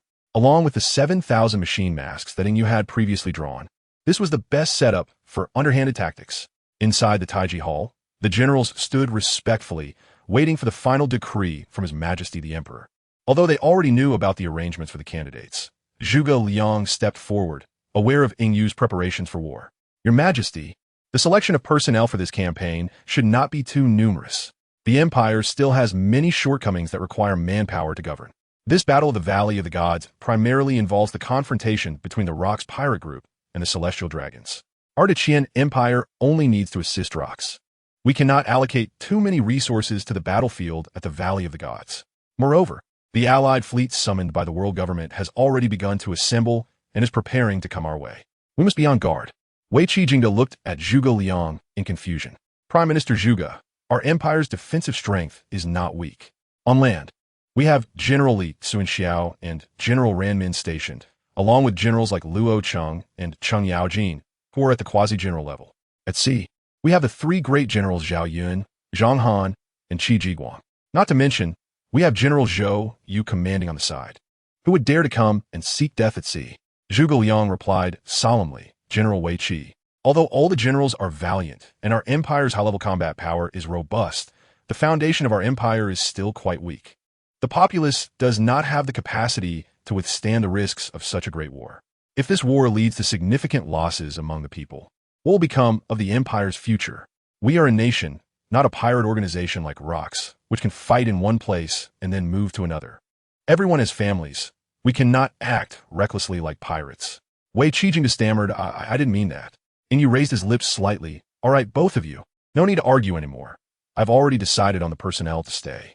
Prime Minister Zhuge, once we leave, the operation of the empire will rely on you. Your Majesty, I will obey your command. Zhuge Liang respectfully knelt before Inyu. Qinda, you belong to my personal guards. I originally intended to take you with me. However, Prime Minister Zhuge is correct. The empire needs strong soldiers like you to protect me. The 4 imperial concubines also need your protection, so I will not take you this time. Qinda opened his mouth, wanting to say something, but ultimately remained silent. We will obey your Majesty's holy will and wish for your Majesty to return victorious soon. Inyu noticed Qinda's slight movement and understood their thoughts. After all, since arriving in this world, the 10 of them had always accompanied Inyu, going everywhere together. But this time it was unavoidable. There were only so many resources. The Qian Empire could not expose itself to the eyes of the world government. They could only be wronged. Baiki, Dianwei, Suzhou, Qinqiong, Wei Qijingda, and Duge Qiubai, you 6 will accompany me this time. We will meet the world government and the celestial dragons. We accept the order and will follow your Majesty's command, moving forward without hesitation, killing anyone who blocks our path. The generals clasped their fists in salute. All right, after you leave the court, go find Eunuch Chao. He has prepared some things for you. Get familiar with him. Inyu looked at Zhou Yu with a stern gaze. General Zhou Yu, I entrust the Navy to you. I hope you and the other generals can contain the flames of war at sea and prevent them from spreading to the territory of the Qian. Zhou Yu quickly stepped forward, bowing at a 90-degree angle. I, Zhou Yu, accept the decree and will ensure that the enemy is intercepted in the Qiming Sea, preventing them from landing on the Empire's territory. Zhao Yun, Zhang Han, Qi Jiguang, and the other naval generals quickly bowed, Your Majesty. We will work together with the Grand Commander to intercept the enemy outside the Empire. Everyone rise. Inyu turned his gaze to Li Suanxiao and Ran Min, his eyes sparkling. Li Suanxiao, Ran Min, besides maintaining the safety of the Empire on land, if necessary, also support the Grand Commander. But you must ensure safety first, and only one of you can go for support. One must stay in the palace to protect the 4 concubines and Prime Minister Zhuge. By the way, Prime Minister Zhuge, you should stay in the palace for these days. Eunuch Chao will arrange a room for you. I, Kong Ming, thank your Majesty for your great kindness. I, Li Suanxiao, accept the decree. I, Ran Min, accept the decree. Long live the Emperor. Inyu pondered and found there was nothing else to instruct. He gave Eunuch Chao a glance. Receiving the glance, Eunuch Chao spoke in a hoarse voice. If there is anything, please report. If there is nothing, court is dismissed. On the way to the Imperial Garden. Eunuch Chao, please hand over these preparations to Bai Qi and the others later. During the days I am away, you must pay close attention to the safety of the palace. The concubines are all helpless. Eunuch Chao bent down and whispered, Your Majesty, please rest assured. This old servant will do his utmost to protect the palace. When you return, the palace will be just as it is now. Ha ha ha. Eunuch Chao, you really know how to speak.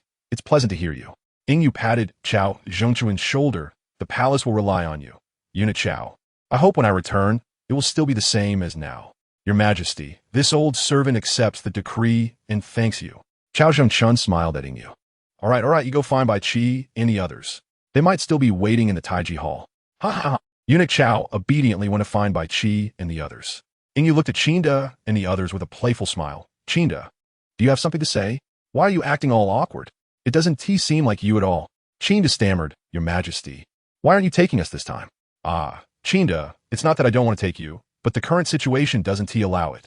Suddenly, Qinda shouted loudly, Your Majesty, it's that bastard who doesn't allow it.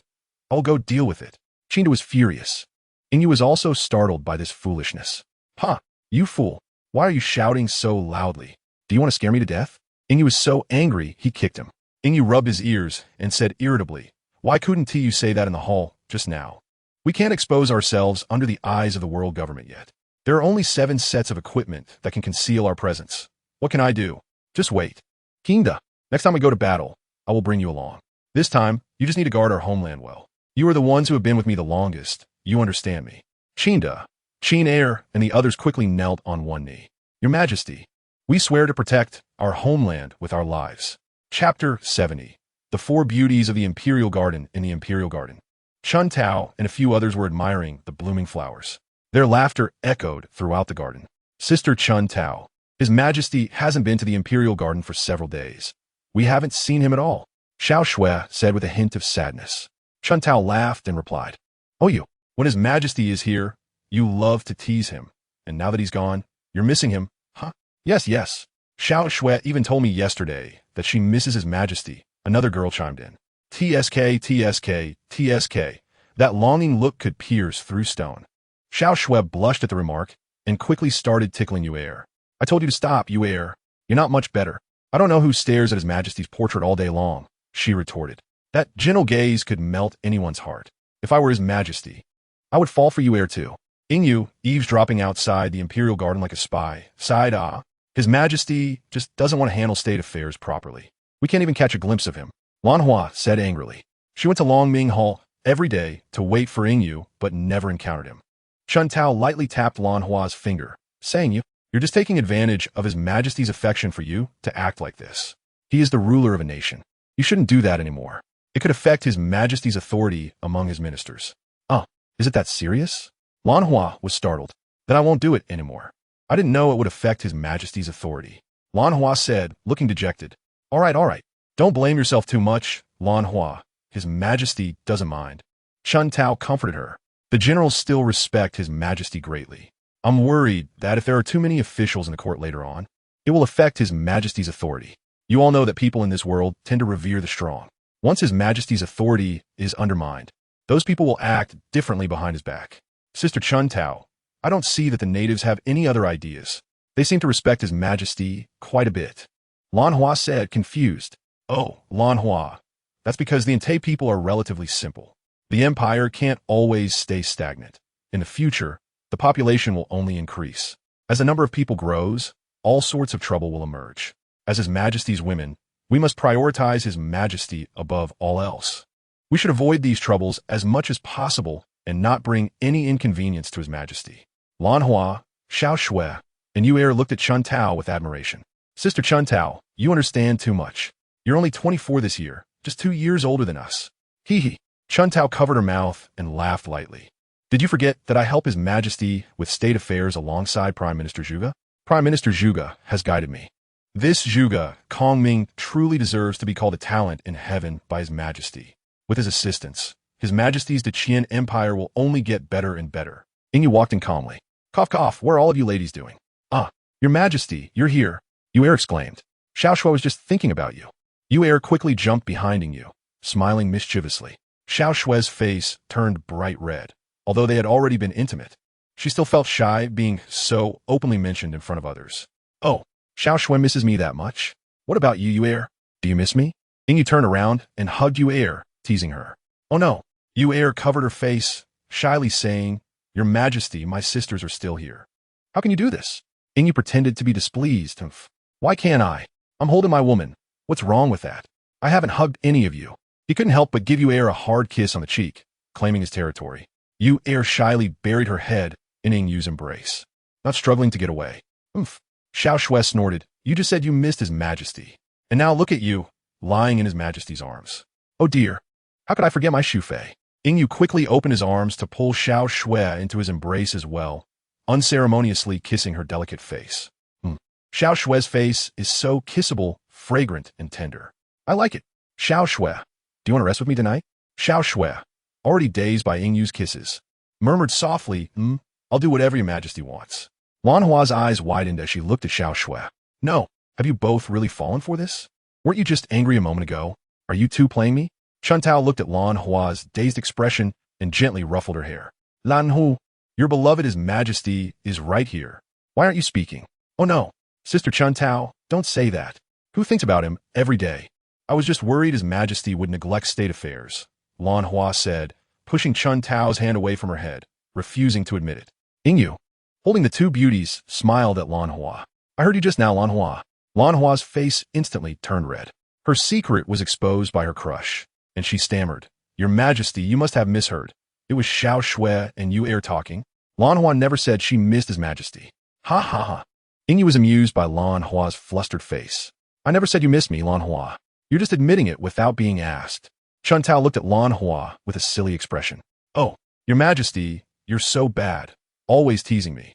Lan Hua, fuming, buried her head in Chun Tao's embrace. Chun Tao chuckled. Lan Hua, what do you think I am? You run to my arms every time you're shy. His Majesty is right over there. If you want a hug, go to him. Chun Tao gently stroked Lan Hua's head. Look at His Majesty. Xiao Shui and you are clinging to him tightly. His Majesty doesn't think of you, Lan Hua. His heart is only for Xiao Shui and you There are no sisters left for us. Sister Chun Tao, aren't you worried? Ingyu looked at Lan Hua angrily. I'm still right here. Lan Hua, you're starting rumors about me. When have I ever not liked you too? Chun Tao also playfully patted Lan Hua's head. Nonsense. How could His Majesty not like us? Orchid, you just think too much. I don't care. As soon as the Emperor arrives, he just looks at Xiao Shui and Yue and doesn't show any concern for Sister Chun Tao. It's all blame on Orchid. Ingyu was rendered speechless by the remarks. Because it's the truth. As soon as he arrived, he was captivated by the conversation between Xiao Shui and Yue. He didn't care about Chun Tao. Sigh. Orchid, I see you're jealous and dragging me into it. Chun Tao looked at Ingyu with gentle eyes. Your Majesty, please don't listen to Orchid's nonsense. I know you've been worried about that major event these days. I have always believed in you. Ingyu looked at the gentle and caring Chun Tao and couldn't help but feel happy. Chun Tao, these days I have neglected to show my care for you all. Once I am done with this busy period, I will take you shopping and to Qinghai Lake to see the white-bearded dragonfish. We will do as Your Majesty says. Chun Tao gently looked at Ingyu like this. Chapter 71 Setting Sail, Meeting with Rocks 1. There are 7 days left until the Battle of the Valley of the Gods. Ingyu, along with Bai Qi and others, quietly departed on the submarine, Qianlong. They did not disturb anyone, and the citizens of the great Qian Empire were unaware that their emperor and many generals had already left. Inside the Qianlong, the submarine navigated intelligently. The 7 of them exchanged glances, not knowing what to say. Bai Qi and Du Guqiu closed their eyes to rest. Ingyu took out a set of mahjong and smiled at everyone. Do you all know what this is? The others shook their heads, saying, Your Majesty, this is the first time we have seen this. Qin Xiong curiously asked, Your Majesty, what is this? It looks like a gambling item. Yes. Dian Wei buzzed in Ingyu's ear. Your Majesty, hurry up and tell us. Ingyu, annoyed, kicked him away. Dian Wei, don't you realize how loud you are? Yelling in my ear like that is going to make me deaf. Dian Wei, I'm not playing with you this time. You can just watch us foreplay. Dian Wei pouted, grumbling, if you don't want to play with me, then don't. And say my voice is loud. Your Majesty is really unreasonable. Ingyu was too lazy to argue with him, having repeated it countless times already. Anyway, he wouldn't listen. Qin Xiong, Yu Qi, Su Chu, come sit over here. Let's form a square. This thing is called mahjong. It's a leisure toy. It can help us kill time, and it's easy to learn. Come on. I'll personally teach you how to play. Look over here. If you have 2 identical tiles, you can pong a tile that someone else played. For example, 2 foot 1 tong can pong 1 tong. 3 of them is a gang. Ingyu showed them 2 identical 1 tong. Dian Wei interrupted. So simple, it's not fun at all. Ingyu was about to explode with anger. You don't want to listen? Then go stand aside. Don't listen to that fool. Let us continue. 3 consecutive numbers can form a sequence, but they must be of the same color. Don't get it wrong. You also need to be clear about your tile count when winning. Don't miss any tiles. By the way, to win, you must have 2 identical tiles as a pair. Do you all understand?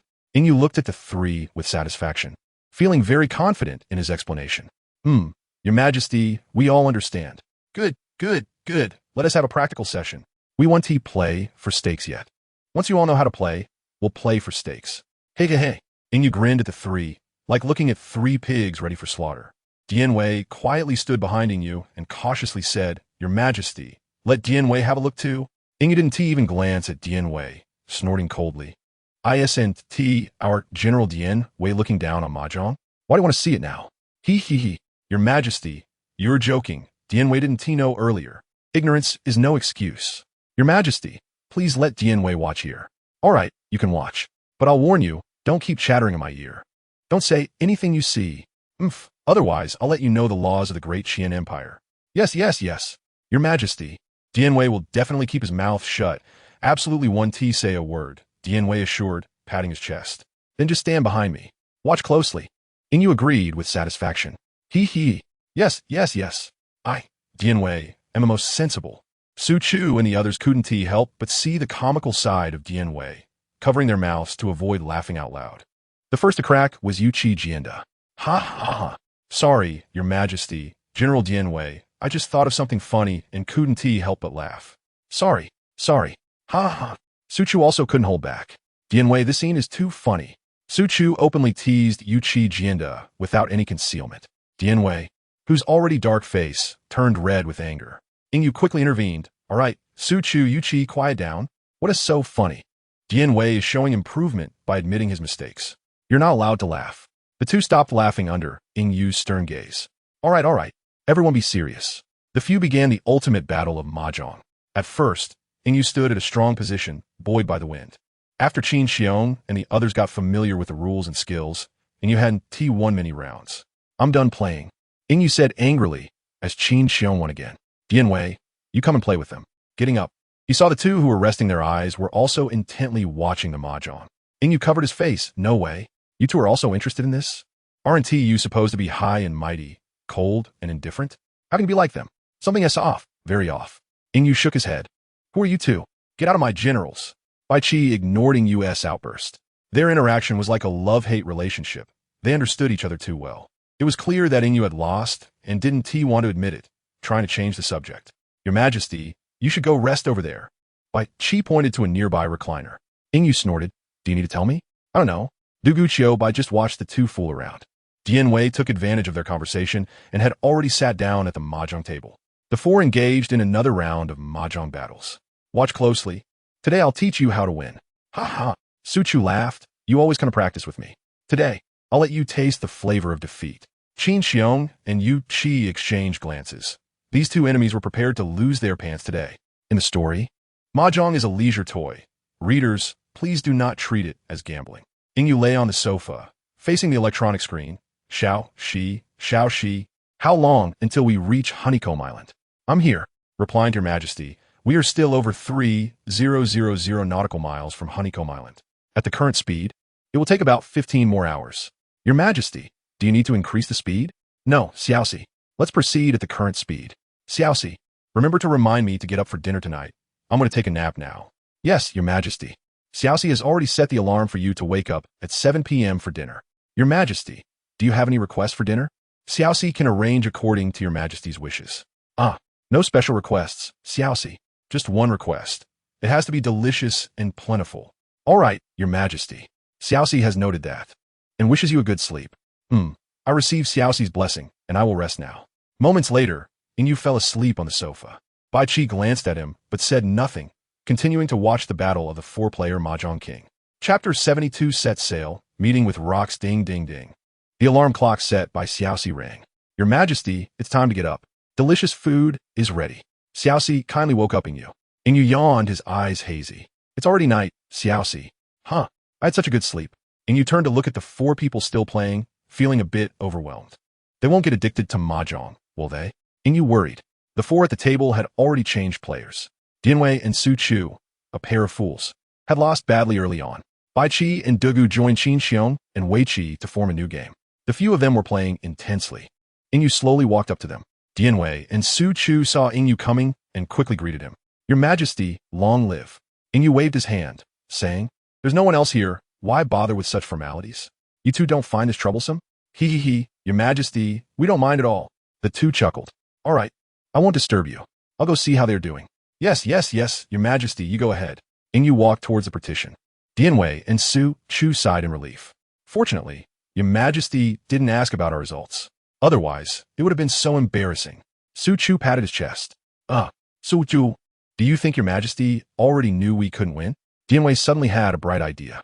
Yingyu must have known from the moment they got off the table that they had lost all their points. Mahjong is not easy for beginners to walk away from once they start playing. No way. When did Your Majesty become so clever? Su Chu frowned in disbelief. Your Majesty is already very smart. You wouldn't think Your Majesty is the same as you, Su Chu, would you? Dianwei defended Yingyu. On the other side, Bai Qi and the others were playing intensely. Wait a minute. I want to pawn the 3 bamboo. Wei Qi, put your cards back. Qin Xiong interrupted Wei Qi Jian's action of drawing cards. Hey, Lao Qin, can you pawn earlier next time? I've been waiting to self-draw. You're really delaying things. Wei Qi, you might as well wait for the next round. 3-1. Qin Xiong discarded a one tile. Bai Qi and Dugu exchanged glances and smiled. Sorry, Wei Qi. This time it's our turn to win. All honors. Bai Qi pushes cards down. Wait, I also won. Yes, I won. Qin Xiong's face instantly darkened. Ha ha ha. Lao Qin, I'll let you pong. And now it's a double win. Wei Qi laughed heartily. Cough, cough, cough. Uncle Bao, your luck is really too bad. Yingyu awkwardly looked at Qin Xiong. The four also noticed Yingyu's arrival, but no one stood up to salute. They greeted him like friends. Your Majesty, when did you arrive? Why was there no sound? Qin Xiong looked seriously at Yingyu. You were all so into the game just now. How could you have the energy to care about me, Your Majesty? Yingyu cursed inwardly. All right, everyone tidy up and let's go eat. If you want to play, you can continue later. Look at how you all are now. None of you look like a great general. Dugu, even you, your image of a refined person has collapsed. Wei Qi interjected with a laugh. Why don't you mention Grand Marshal Bai Qi, Your Majesty? What else is there to say? He's always like this. What do you want me to say? In someone's heart, I, the Emperor, have no dignity at all. Suddenly, the room fell silent. Qin Xiong shot a glance at Wei Qi, as if saying, look what you've gotten yourself into. Your Majesty, you're joking. In my heart, you are supreme. How could you lack dignity? Bai Qi respectfully bowed to Yingyu. Yingyu was also annoyed by Wei Qi's words. All right, let us all go eat. After saying that, Yingyu didn't wait for everyone's reaction and walked out. In the dining area, Dianwei and Su Chu had already served the food. Your Majesty, you're here. Su Chu pulled out a seat. Your Majesty, please sit. Yingyu sat down calmly. Once everyone was seated, they quietly finished their dinner. In the control room, Yingyu looked out at the sea. Through specially treated glass windows, he observed the strange fish in the ocean. A more than 50-meter-long exotic sea serpent was left far behind by the Qianlong. Its appearance surprised Yingyu slightly. Xiaoxi, how far are we from Honeycomb Island now? Your Majesty, according to Xiaoxi's data, we are currently 1,200 nautical miles from Honeycomb Island, and it will take about 6 hours. Yingyu frowned. At this sailing speed, we won't reach Honeycomb until 2 a.m. That guy Rox might have already gone to sleep. No, Xiaoxi, what is the maximum sailing speed of the Qianlong?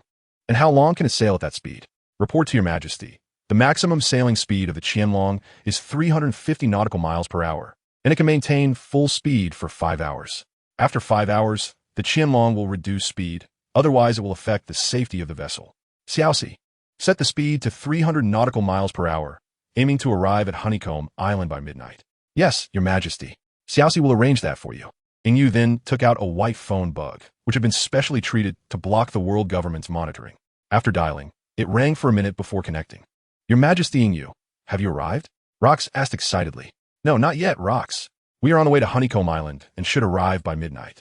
Rox, you better be ready to greet us. Okay. Your Majesty Yingyu, when you arrive, I, Rox, will personally come and welcome you. Your Majesty Yingyu, remember to call me when you arrive. Rox laughed maniacally in the secret base. Keek, Celestial Dragon's world government, your natural disaster is coming. I will make you taste the pain of a nation's destruction. God Valley is just the first step of our revenge. Yingyu looked at the already hung-up phone and shook his head, saying, this Rox really is quite unstable. Yes, this also fits his ambitious character. The Qianlong had been sailing for 4 hours and had arrived at Hive Island. Bai Qi and the others had also finished the Mahjong King battle 2 hours ago. After resting for 2 hours, the phone bug was dialed out, and this time Rox did not keep Yingyu waiting long. Hello. Yingyu, Your Majesty. Are you coming? Yes, Rox. We have arrived at the west side of Hive Island. You can come over. All right, Your Majesty Yingyu, please wait a moment. Yingyu looked at Bai Qi and the others. You can put on your gear now. Don't let anyone recognize you. The others said nothing and quickly completed their attire. In an instant, they suppressed their aura to a very low level. If it weren't for knowing they were wearing these outfits, Yingyu wouldn't have been able to recognize them. A quarter of an hour later, Yingyu finally saw Rox, who was followed by a tall man. Chapter 73, Taurus D. Bigikha, Your Majesty Yingyu, you finally arrived. I have been waiting for you at Hive Island for quite some time. Lox greeted Yingyu and the others enthusiastically. Ha, Lord Lox, you have waited long enough. This tall and strong man is Lord Lox. Aren't you going to introduce him? Yingyu curiously looked at the tall man behind Lox. This person gave Yingyu a suffocating feeling. His strength was likely not weak. Probably at the late stage to peak of a general. Ha, Your Majesty Yingyu, this is my fault. I forgot to introduce you. This is my cousin, the eldest son of my second uncle. His name is Taurus D. Begik. Taurus, come over and greet His Majesty Yingyu. Lox gave Taurus a look, signaling him to behave. Taurus buzzed, "Hello, Your Majesty Inu." Inu knew he was greeting under Locke's suggestion and did not take it seriously. "Hello, Lord Taurus." Locke looked at the people behind Inu, puzzled. "Your Majesty Inu, why are you all dressed like this?" "Ha ha ha, Lord Locke. This is to prevent the world government from discovering their true identities. They're all skilled individuals I invited from all over the world. Helping you deal with a few admirals is a piece of cake. Some are from within the Navy, and some are from the allied nations of the world government. Lord Locke, do you think they can expose their identities?" Locke felt a familiar aura among these people, but couldn't quite recall. His observation hockey had become so powerful that even the 1,000-machine mask and the sky cover cloak could not completely block his perception. "What? Are they all that strong? Even our Begik family only has 7 general-level fighters, and that includes my cousin Locke." Taurus looked at the crowd in disbelief. Locke was also dissatisfied with his cousin's exaggerated reaction. "Taurus, what are you doing? Stay put and don't interrupt my conversation with His Majesty Inu." Yes. Cousin Locke, I'll be quiet now." Taurus nervously closed his mouth, still feeling incredulous. "Your Majesty Inu, please don't blame me. My cousin has never seen the world. Please be more forgiving." Locke calmly apologized to everyone. "Hey, what is the big deal? Lord Locke, you're overthinking it. Come on. I have prepared delicious food and fine wine to entertain everyone at the secret base. Please follow me." Locke led the way, and Taurus whispered, "Cousin, why are you treating them so humbly? You are the young master of our family." Locke looked at Taurus disapprovingly. "Are you stupid? Right now, I need something from him. Inu is someone I paid a huge price to invite. I need to treat them well. The world government has already initiated a cleansing plan against our family. If we don't win this war, do you know how much it will impact our family? Let me tell you, Taurus, you better behave. This is a big matter concerning the family. Don't let your recklessness ruin us." Even I have to smile and be polite to them now. Inu and the 7 followed behind Locke quietly, not knowing what method Locke used. At such a close distance, they heard nothing of their conversation. Half an hour later, everyone finally arrived at Locke's secret base. Surprisingly, they didn't encounter a single person along the way. It was truly eerie. In fact, Shiki and the others had already been arranged by Locke to go to the vicinity of God Valley in advance.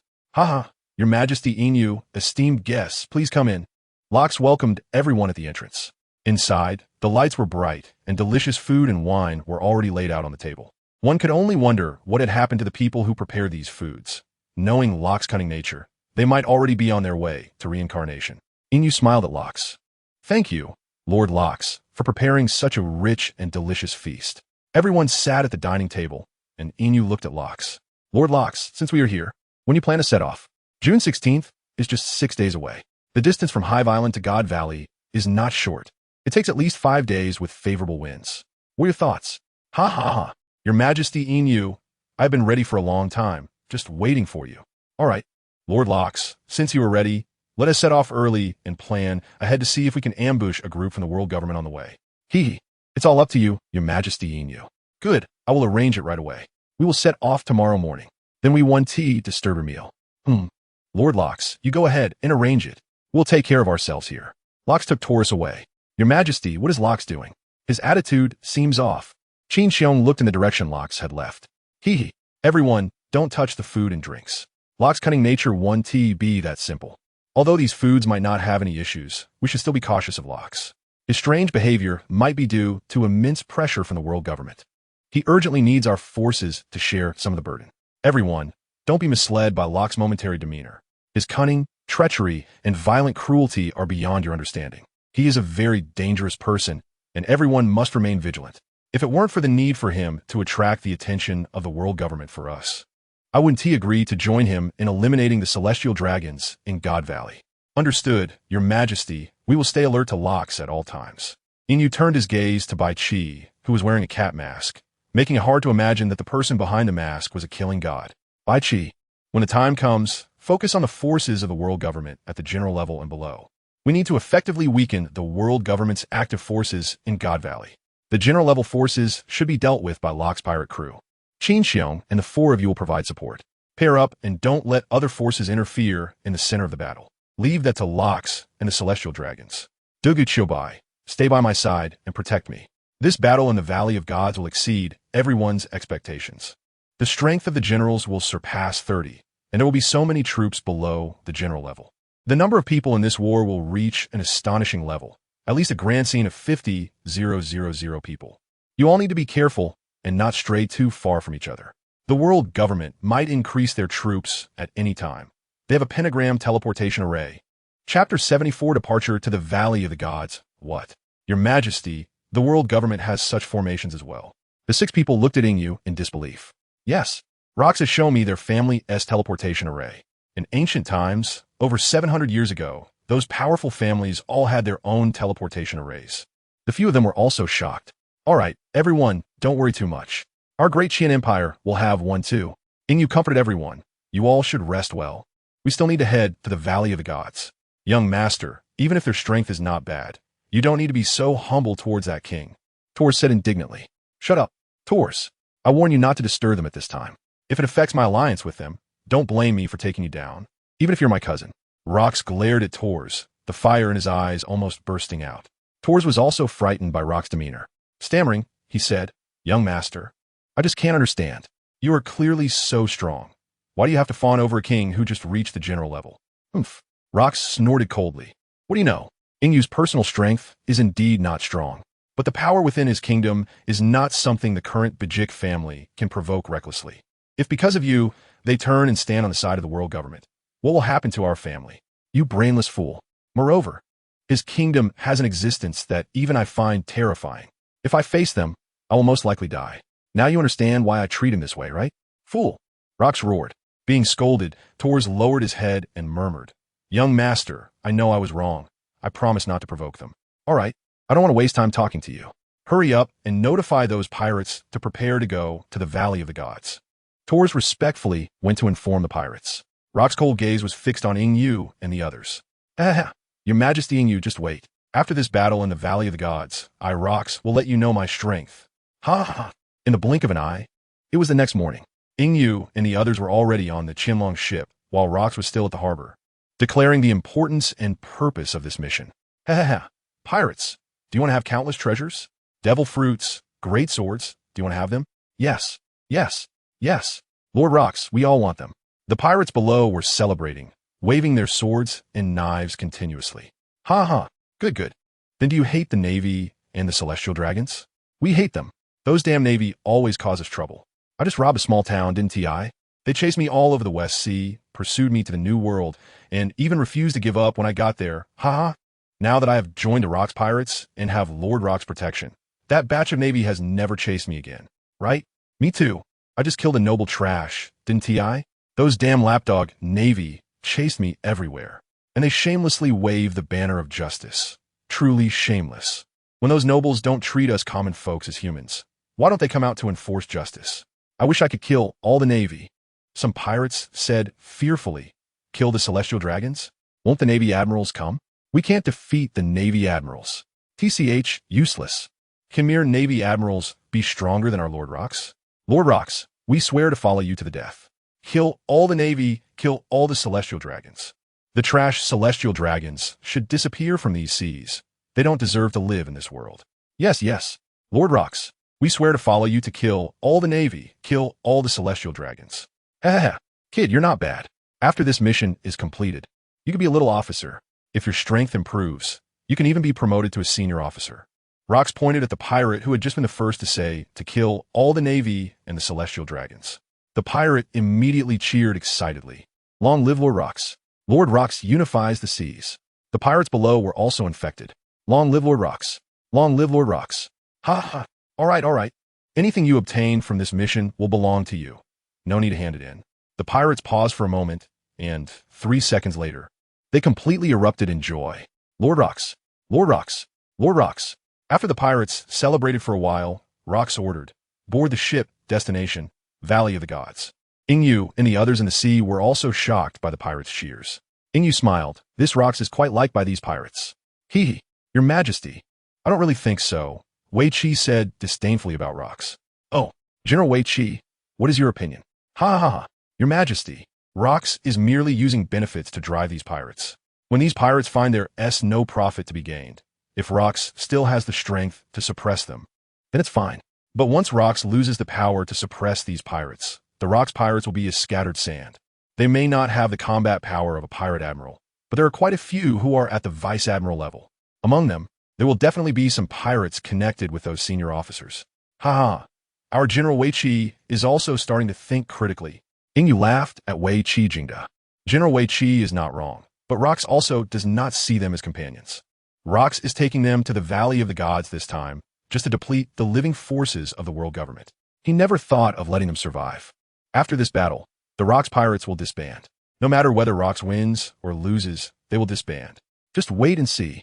The others looked at Yingyu in confusion, their minds pondering why Rox would disband the pirate crew even if he won. Shouldn't they pursue victory? Dian Wei said, Your Majesty, Rox and the others have already set sail. Should we follow them? Xiao Shi, keep a close watch on the Rox pirate ship. Yes, Your Majesty, Xiao Shi understands. The Qianlong slowly started up, silently following behind the Rox pirate ship. Ding, ding, ding. The white snail phone rang. This was a direct line of communication with Rox. Yingyu answered the snail phone, and Rox's voice came through. Yingyu, we have set sail towards God Valley. Where are you guys? Lord Rox, we are right below your pirate ship, lurking in the water. Rox was also surprised by the caution of Yingyu and the others. All right, Yingyu. We will continue sailing then. Lord Rox, please proceed. We will keep following your pirate ship. Chapter 75 Resolution at the Pinnacle of Power Red Earth Continent. Pinnacle of Power. The 5 elders gathered in a living room. Has the marine notification from Saint Satan been made clear? Did they mention sending those people to God Valley to participate in the encirclement of the Rox pirates? Saint Peter calmly looked at Saint Satan. Saint Satan replied calmly. Steelbone Kong has already sent Carp, Sengoku, and Crane, leading 15 vice admirals and over 3,000 Marines to God Valley. They will arrive before the sacrificial day. Saint Maz squinted. The Marshal of the Army and General Shahu will escort the Celestial Dragons to God Valley along with the CP organization. You don't need to worry about their strength. They can counter any senior officer of the Rox Pirates. Saint Peter chuckled. The 3 top-level leaders of CP0 will also be in God Valley. This time, I have spent a great deal to help them break through to Admiral level within 2 years. I used all my collected devil fruits on them. These are not just any trash fruits. One is a mythical Zoan, one is an ancient type, and one is a Logia type. By then, you will know their strength. St. Peter crossed his arms, full of confidence. St. Wall truly expressed doubt. The recruitment from the allied countries has been completed. But do we really want to place this power on that emerging force? Shouldn't we target Rox in God Valley instead? Saint Satan, there's no problem. We cannot afford to make the same mistake as with Rox again. We cannot wait until they grow stronger to resolve it. It's best to suppress them this time. The combat readiness in God Valley is already sufficient to deal with the Rox pirates. Saint Najuro, yes, God Valley doesn't need any additional forces. The Holy Knights will also send 3 members. This power is already enough to eliminate Rox, letting the allied countries' forces target that emerging power isn't bad either. Even if we fail, it won't affect our world government. It's not us attacking. Saint Walchuli still expressed some concern, but Rox strength is truly terrifying. The crew members like Whitebeard, Shiki, and Charlotte Linlin are monstrous existences. They cannot be blocked by ordinary Admiral-level strength. To stop them, at least 2 CP0 level powers will be needed to block one. Saint Satan, don't worry, Saint Walchuli. There are specific targets for Whitebeard, Shiki, and Charlotte Linlin. Carp, Sengoku, the Marshal of the Army, and General Shahu will take good care of them. Haha, alright, let us decide on the strategy for God Valley. Recently, some little bugs have been crawling onto the Red Earth continent to cause trouble. I still have to deal with this garbage later. Saint Maz said calmly. Although Saint Walchuli was still a bit worried, there was nothing he could do. All 4 agreed. Continuing to struggle would change nothing, seeing that no one opposed. Saint Maz stood up and left. Marine Headquarters, Marineford. Steelbone Kong's office was already filled with people.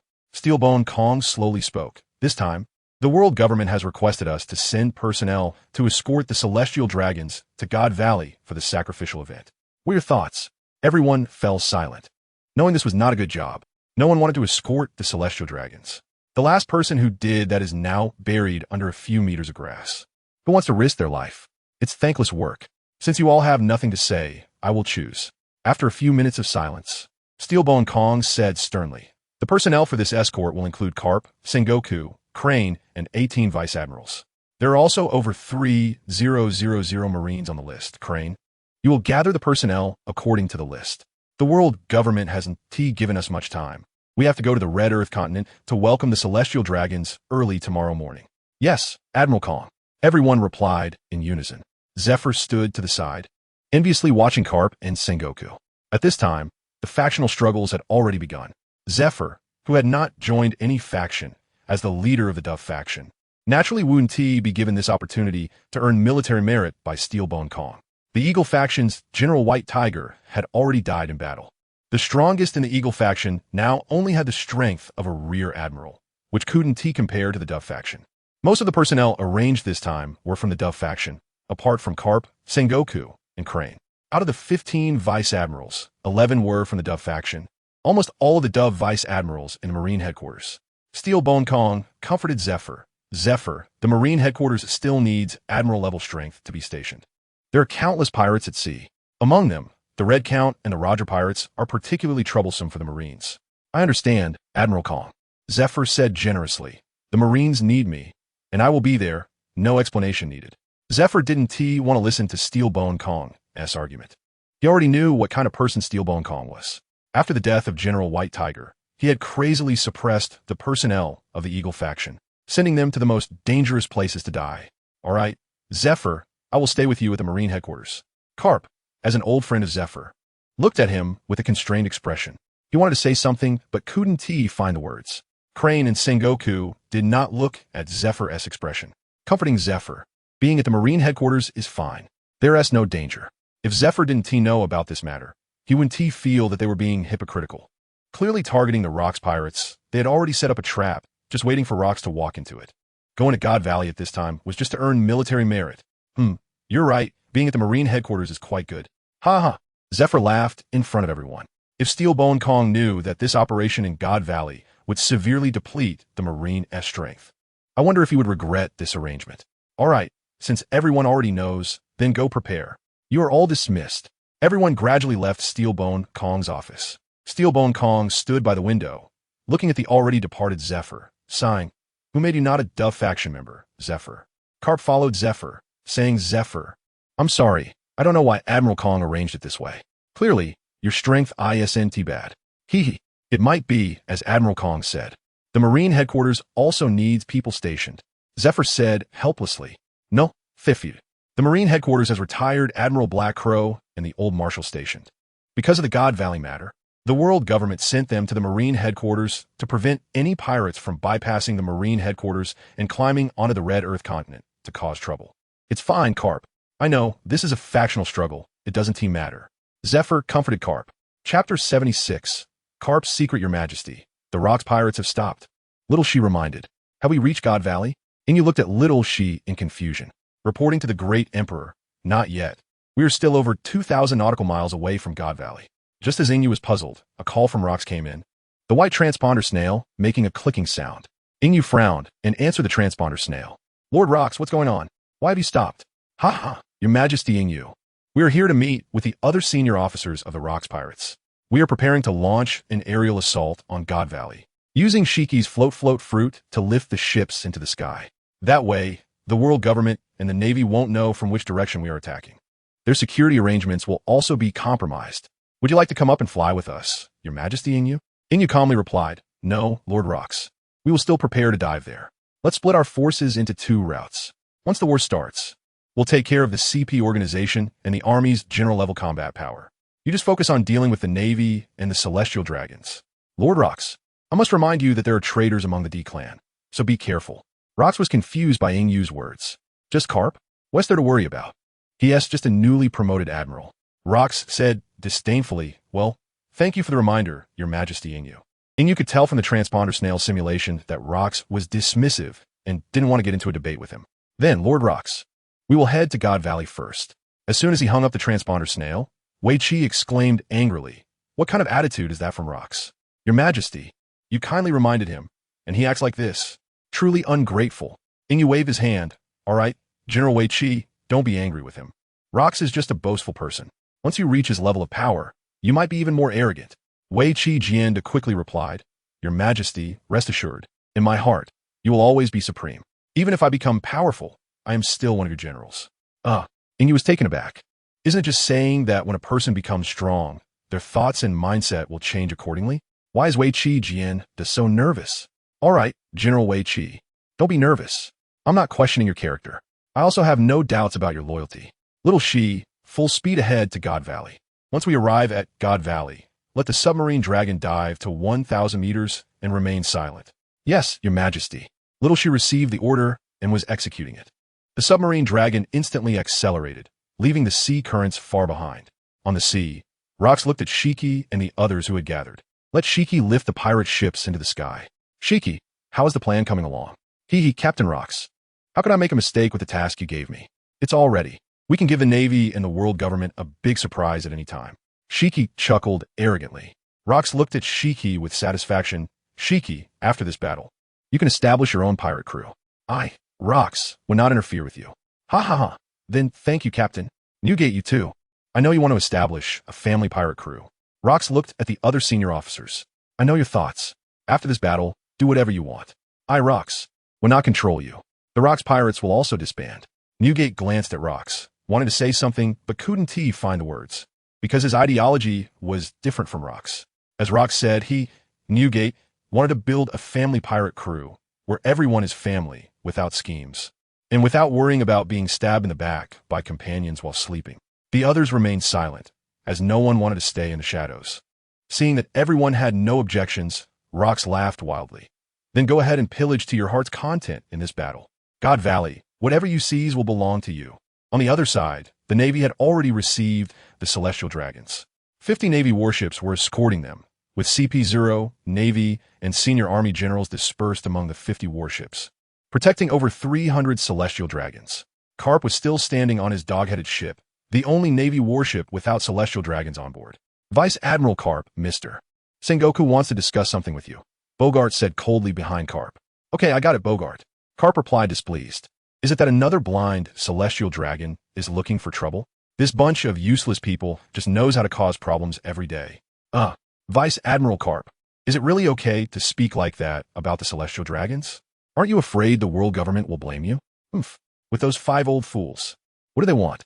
I'm not an admiral, so I want to endure the garbage from the Celestial Dragons. If Sengoku wants to be a grandson, let him. Carp said while munching on a donut, leaping towards Sengoku's warship. He pushed open Sengoku's office door. Sengoku, what do you want with me? Hey, isn't this a Celestial Dragon? How rare. Tell me, what is your name, and how did you end up in Sengoku's office? The pointed Celestial Dragon stammered. Mr. Carp, I am Marcus Marie, responsible for escorting by Vice Admiral Sengoku. Sengoku furiously said, Carp, show some respect. This is a Celestial Dragon. Carp picked his nose, dismissively saying, it's not like I haven't seen them before.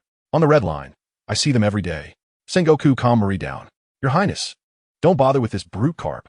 He is just a little thick-headed. Carp, you should apologize to Marie. Sengoku glared angrily at Carp. Marie quickly stopped him. No, Mr. Sengoku. Mr. Carp is my uncle. We often see each other in the Holy Land. Carp, uncle? Sengoku stared at Carp in disbelief, not expecting this rough man, who was always competing with him in front of Crane, to have married a Celestial Dragon. Carp scratched his head. So it's you, little Marie. Yes, Uncle Carp. Marie respectfully performed a Celestial Dragon's exclusive greeting to Carp. Little Marie, you can get up. This isn't the Holy Land. There aren't so many rules here. Little Marie, tell me how your aunt has been doing all these years. Uncle Carp, since you left the Holy Land, Aunt has settled down in the place where you used to live with Dorak. The family took good care of her, but the aunt often stood alone under the tree, gazing at the sea. Capco was speechless, not saying a word, just quietly watching Mary Palace.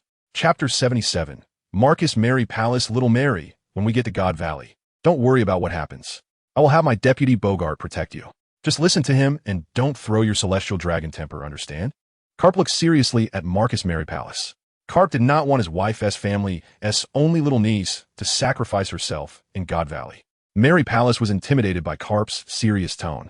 She stammered, Uncle Carp, is something big going to happen in God Valley? Your expression looks really scary. Sengoku was worried that Carp would reveal the escort mission. Carp, you know the seriousness of the situation. Sengoku quickly raised his palm to signal Carp. The 5 elders had strictly instructed that no matter what, they must not disclose anything about God Valley to the Celestial Dragons. Shut up, Sengoku. I know the seriousness of the situation. No need to remind me. Carp yelled at Sengoku. Little Mary, don't dig deeper. You need to seriously listen to Bogart. Got it? Carp reminded Marcus Mary Palace again. Mary Palace fearfully replied, Got it, Uncle Carp. I will listen to Deputy Bogart seriously. Mary Palace left Sengoku's office accompanied by CP0. Sigh. Little Mary, this is for your safety. I hope you don't blame your uncle. Sengoku, why did you call me over? Ha ha ha. I didn't expect you old man actually have a celestial dragon wife. You kept it a secret, and you have a son too. Carp, honestly tell me when this happened. Carp yawned. This was over 10 years ago when I was stationed on the Red Line and met her. She is different from other celestial dragons, without their cruelty and arrogance. Whenever I think of her, I can't help but want to go to the Holy Land and beat my father-in-law up. If it weren't for worrying about her, I really would want to break my father-in-law's dog legs. Is that how you treat your father-in-law? Carp, what did your father-in-law do to deserve your hatred? Sengoku looked at Carp in shock. That old guy wanted to separate us and was preparing to break up our relationship. If it weren't for her being pregnant with Dragon and with Saint Satan's help, we would have been separated. Do you think I don't hate him? This is also the reason why I haven't stationed on the Red Line for over 10 years. Since the rocks incident, I haven't seen her for 3 years. Dragon is already 15 years old. Ha ha ha. I didn't expect you to be this kind of person. If you were your father-in-law, would you let your daughter be with a Marine? Sengoku sneered at Carp. You're taking advantage of it and still pretending to be innocent. If your father-in-law really disagreed, do you think Saint Satan's words would be useful? I don't know if you're pretending not to know or if you really don't know. All right. Sengoku, why did you rush to call me over? Carp said impatiently. I almost forgot. According to the information from the Navy's intelligence department, the Roger pirates are also heading to God Valley now. Carp, be honest with me. Is this related to you? Sengoku fixed his gaze on Carp, not missing any of Carp's small movements. Ha ha ha. Sengoku, are you stupid? What is wrong with the Roger pirates heading to God Valley? Now in the seas. Any pirate with a bit of power knows that the celestial dragons are going to God Valley for a ceremony. The 5 elders have already turned their attention to the sea. It can be said openly, just waiting for the Rocks pirates to arrive. The Battle of God Valley can begin. Who wouldn't want to take advantage of this situation? Carp, you know I'm not talking about this. You better have nothing to do with the Roger pirates. Otherwise, the world government won't let you off. Even Saint Satan can't protect you. This was the information released by the Holy Knights. Sengoku was dissatisfied with Carp's response and snorted coldly. Sengoku, don't worry.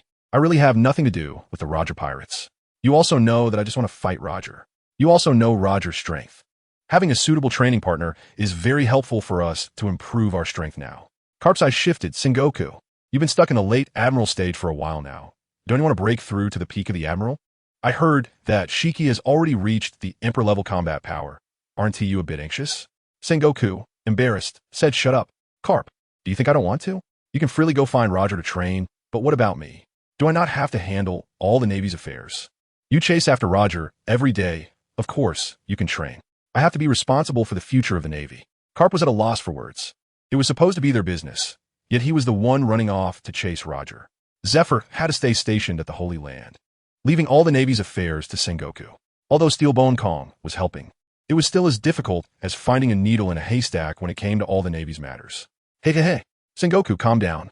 After this battle, you will definitely be promoted to Admiral. Brother Kong is already preparing the promotion list. I can't be bothered with you. You bastard. Carp, remember, you have nothing to do with the Roger pirates. Carp looked into Sengoku's eyes and knew that someone from the Holy Knights was unhappy with him. Sengoku was reminding him to keep his distance from the Roger pirates. Carp calmly said, Sengoku, I really have nothing to do with the Roger pirates. He emphasized the word nothing. Get out, you old fool. Looking at you gives me a headache. Sengoku waved his hand, signaling Carp to leave. Then I'm leaving. Sengoku, if you have a headache, rest a bit more. Carp left casually. Outside the warship, Marcus Mary Palace was looking at the sea. Seeing Carp come out, she hurried over. Uncle Carp, after you complete this mission, can you go to the Holy Land? Aunt said she misses you. Cousin Dragon also said he misses you. Carp frowned. Dragon had told him long ago, but Carp still believed that his current strength could not protect him. He wanted to wait until his strength surpassed those old guys. Then no one would dare to bully her. But thinking of her gentle eyes, Carp's heart softened. Okay, after this mission is completed, Uncle will personally take you back to the Holy Land. I should also go home and see her and Dragon. I don't know if Dragon has made his mother angry. Carp thought to himself. Anyway, after this battle, my strength should at least reach the mid-emperor level. Then don't be constrained by them anymore. Damn celestial dragons, living for so long without dying. Just wait. The sun god will eventually be born in my lineage. Chapter 78. Arrival at God Valley. God Valley has arrived. The Navy and CP-0 escorted the celestial dragons onto the island. Carp looked gloomily at God Valley and said to Mary, who was beside him, Little Mary, remember what I told you. After the ceremony, Listen carefully to Bogart's arrangements. He will protect you well. The CP0 member beside them said unhappily, Lieutenant General Karp, there's no need for that. Protecting Mary is our CP0's job. Your Navy should just focus on dealing with pirates. Karp turned around and glared fiercely at the CP0 member. Grabbing him by the neck with one hand, he said, Will you CP0? How dare you speak to me like that? Even your commander wouldn't dare to talk to me this way. Who do you think you are? The CP0 member was speechless as Sengoku came out of the cabin at that moment, saying, Karp, what are you doing? Let him go. What you're doing will affect the world government's view of our Navy. Karp snorted coldly, Remember not to compare your CP0 with our Navy. As soon as the CP0 member was let go, he wanted to retort, but Mary raised her hand and slapped him, angrily saying, Who do you think you're to talk to Uncle Karp like that? You CP0 are just dogs raised by us celestial dragons. When did you start making decisions for your masters? The beaten CP0 member lowered his head, not daring to respond, while the other CP0 members watched without any intention of helping him. Karp said to Bogart, make sure to protect little Mary. You don't need to participate in this mission. Bogart, holding his sword, quietly replied, Understood, Lieutenant General Karp. Little Mary, you must stay by Bogart's side. He has the strength of a vice admiral. Mary looked at Karp's serious expression and understood that this ceremony at God Valley was different from usual. A great crisis was coming. Okay, Uncle Karp. Mary will listen to Vice Admiral Bogart. All right, Sengoku, why are you here? Karp said. Sengoku, we should go to the island now. Sengoku signaled to Karp, it's time to get to business. Karp's face darkened. He knew what they were going to do. Understood, Sengoku. You go ahead. I'll take little Mary to the God Valley altar, then I'll find you. Sengoku looked at Karp's face and understood he was feeling very conflicted inside. So he didn't press for anything. All right, then I'll go first. Karp, if you have something to do, you don't need to come. I can handle this alone. Karp remained silent, leading Mary towards the God Valley altar. Mary looked at Karp in confusion. Uncle Karp, what are you going to do later? Is it important? Why don't you go ahead? I have Vice Admiral Bogart and CP0 here. It should be safe. All right, Mary. This isn't something for you to worry about. Just participate in the ceremony honestly and complete your coming-of-age ritual. Then find a safe place to hide with Bogart. Yes, Uncle Karp, Mary understands. Mary said, feeling uneasy. Little Mary, you'll understand later. Under the sea of God Valley, on the submarine Qian, Shaoxi, investigate the distribution of the Navy and world government's forces in God Valley. Yes, Your Majesty the Great Emperor. Shaoxi respectfully bowed to Yingyu. Yingyu looked speechless, thinking, who taught Shaoxi this? Where did my adorable Shaoxi go? 3 minutes later, Your Majesty, the distribution of the Navy and world government's forces has been investigated. There are about 2,000 troops hidden behind the mountains of God Valley, among which there are 3 powerful auras that Shaoxi didn't dare to investigate further. To the east, there are over 30 Navy warships, with a total of more than 10,000 personnel, but no strong auras were detected. Wait, Shaoxi, are you saying the Navy has no strong auras? Yingyu looked at Shaoxi in confusion. Yes, Your Majesty. Among these Navy personnel, Shaoxi did not detect any strong auras. Yingyu thought angrily. Damn, Karp, where's Sengoku? These two are the representatives of the Navy in God Valley. How are we going to fight without them? Without Karp to deal with rocks? Aren't these people just waiting to die? Even if the Holy Knights come, it won't help. They aren't as formidable as Karp. Yingyu cursed out loud, damn it. Wei Qi asked in confusion. Your Majesty, isn't it a good thing if the Navy doesn't have strong fighters? You seem unhappy. Am I happy? What is there to be happy about? Did you forget the purpose of our trip to God Valley? We are here to exhaust the world government's living forces, not to eliminate them all here. If all these celestial dragons die, God Valley will suffer a devastating blow. With Rock's character, he will want to kill all the celestial dragons. Your Majesty, I still don't understand. God Valley being destroyed doesn't matter to us, does it? Qin Xiong took over Wei Qi's question and replied, Wei Qi, you weren't listening carefully to His Majesty. What His Majesty said was a devastating blow. Think about what kind of attack could instantly destroy this massive island. At that time, whether we can escape will be a difficult matter. As Wei Qi realized this, he broke into a cold sweat. Your Majesty, is there really such a terrifying weapon? Yingyu didn't want to discuss this topic any further. All right, don't worry too much. Such weapons take a long time to prepare. With your Vice Admiral level strength, if you know in advance, you should be able to escape and save your life. Shaoxi continued. Yes, Your Majesty. There are over 10,000 people hiding in the northern valley of God Valley, but we cannot yet identify who they are. In the southern bay, there are over 6,000 personnel lurking.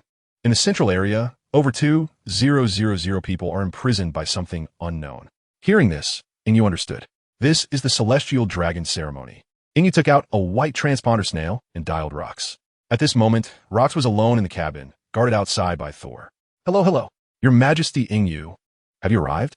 Ingyu calmly replied. Yes, Rox. We have arrived at God Valley. What about you? Huh? Your Majesty Ingyu, we have long been above God Valley. Just waiting for you. Rox, I'm telling you some intelligence now. Be careful. The world government has deployed heavy troops in God Valley, distributed in the Northern Valley, Southern Bay, and the Navy in the Eastern Waters. What is particularly suspicious is that there aren't many of their Vice Admiral-level strong fighters. This is very unreasonable. Rox. Ha ha ha. Your Majesty Ingyu, did you forget the teleportation array I showed you? The world government wants to attract all the pirates from the New World and prepare to catch them all at once. The teleportation array cannot transport large numbers of people, and the consumption is also quite large. They're waiting for everyone to gather before teleporting them over. Chapter 79, The Battle of God's Valley begins. Your Majesty Ingyu. Hasn't the Holy Knight order come yet? Ingyu said with annoyance, haha, I actually forgot about that. Then I'll wait for you guys to make a move, don't worry. The CP0's Admiral-level strongmen will be handled by us. Once we finish off CP0, we'll come help you deal with the Holy Knight order. Then it's settled. Your Majesty Ingyu. After hanging up the phone, Ingyu was filled with frustration. Damn it, I actually forgot about the teleportation array. I really shouldn't have. No, it's all that dog thing Huaxia Jianda that distracted me just now, making me confused. Yes, it's all that dog thing Huaxia Jianda's fault.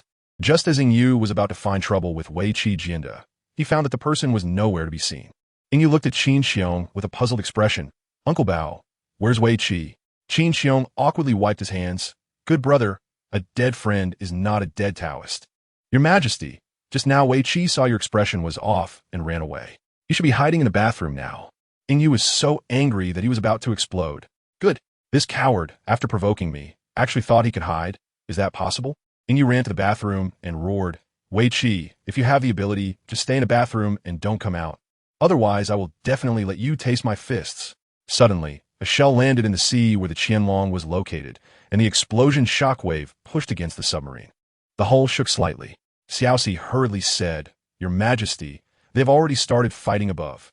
No, Rox is too fast. The celestial dragons haven't even conducted their sacrifices yet. Their vigilance hasn't weakened at all. Shouldn't they wait at this time? Then quietly take out 1 or 2 Admiral-level combatants. What's going on here? Are they all this reckless? Don't they have any strategy? And you stared blankly at Bai Qi. Bai Qi calmly replied, Your Majesty, could it be that we gave Rox confidence? Our 7 Admiral-level strengths are not to be underestimated. When there's such a huge gap in strength between the enemy and us, it's actually possible to push through all the way. And you still indignantly said, no. Is this what Rox thinks? Doesn't he know the foundation of the world government? Qin Xiong interjected, Your Majesty, perhaps Rox has other allies or someone is distracting the world government, making it unable to allocate too much combat power. Rox definitely knows this. Ingyu angrily said, Damn it, Rox is really playing this game. Dugu Qiubai said, Your Majesty, don't be too angry. We are also using him. We haven't lost anything. Our main priority now is to dive in and participate in this war. All right, I understand. We'll act according to the original plan. Xiaoxi quietly raised the submarine, making sure not to be discovered. Wait until we land on the island. You stay in the sea and wait for us. Sengoku, where are you going? Shiki flew down from the sky towards Sengoku, looking down at him half suspended. Aren't you the righteous navy? How can you do such wicked things for the celestial dragons that go against justice? Does your navy have 2 sets of justice? One for the celestial dragons and another for those cruelly abused by them? Sengoku, embarrassed to be seen doing such filthy things for the celestial dragons, glared angrily at Shiki. The Navy's justice is not for you, a pirate, to judge. Shiki, what you are doing is far more cruel than these people. Shiki laughed maniacally, haha, I'm a pirate, a notorious one at that. Sengoku, have you gone mad? Sengoku glared at Shiki with wide eyes. Damn it, how could Shiki discover this secret? If he reveals this, the Navy's image will be completely ruined. My promotion to Admiral will also be over, and any future chance of becoming Fleet Admiral will be impossible. No, Shiki must die here today. I hope Carp can come over soon. I can't deal with Shiki alone. Shiki, stop talking nonsense. Since you're here, just die here. The great Buddha shockwave, Sengoku instantly transformed, and an over 10-meter-tall golden Buddha appeared in front of Shiki. Sengoku, you're not pretending anymore. I thought you were quite capable. If you want to keep me here, it depends on your abilities. Lion's thousand cuts, the two fought back and forth in midair, with the surrounding trees being destroyed by the powerful air currents generated from their collisions. The ground was also cracked by their battle. In the distance, Charlotte Linlin was clearing the army with a long loaf of bread. One slice from Linlin took out a whole group of soldiers. The army marshal and General Shahu were nowhere to be found. The only remaining two vice admiral-level army generals were struggling to hold on, with Charlotte Linlin's peak strength. These soldiers wouldn't have been able to withstand her. However, Linlin and the long loaf had other purposes. They weren't here for rocks. She came for those 3 legendary devil fruits. Charlotte Linlin glanced at the long loaf. We should go. Long loaf, there's nothing here that we want. The long loaf slashed through the surrounding army soldiers. All right, Linlin. Charlotte Linlin led the way to leave, and the 2 vice admiral-level army generals obediently made way. They didn't want to continue with this monster. They were also human and wanted to live. Their army wasn't CP0, loyal to the celestial dragons. The sky is big, and so is the earth, but I am the biggest. As long as it doesn't affect our lives, we army are still very willing to work for the celestial dragons. The long loaf said nervously, Linlin, there are many abnormal things in this battle of God's Valley. Let us get those 3 devil fruits and leave quickly. I have a bad feeling. Charlotte Linlin casually replied to the long loaf. Okay, once we get those 3 devil fruits, we'll leave. She thought the long loaf was just scared by the battlefield. Sengoku, you're not that great. Still shamelessly trying to keep me here. Shiki mocked Sengoku. Sengoku's upper body clothes had already been shredded by Shiki. The anger in Sengoku's eyes was about to burst out. Shiki, don't get too smug. Soon, I will let you taste my power. Ha ha ha. Sengoku, keep pretending. You, a late-stage admiral, want to capture me, a king-level pirate? That's just a dream. If it weren't for your Buddha fruit, you would have been cut down long ago. You still have a chance to brag here. Ha ha ha. Shiki, are you jealous? I'm just tough-skinned. What can you do to me? If you didn't have the float fruit, do you think you could have dodged my attacks so many times? Shurji. Roar of the Warring States. Chapter 80, The Descent of the Knights of God. Satan, why are you in such a sorry state? Rock stood on the altar, looking down at Satan. Just now, riots broke out everywhere, and the pirate slaves along with those captured civilians took advantage of the chaos to escape. CP0 escorted the celestial dragons to their shelter while the army and navy pursued those lowly people.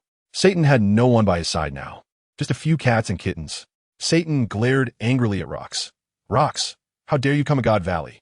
Don't you know this is a trap set for you? Ha ha.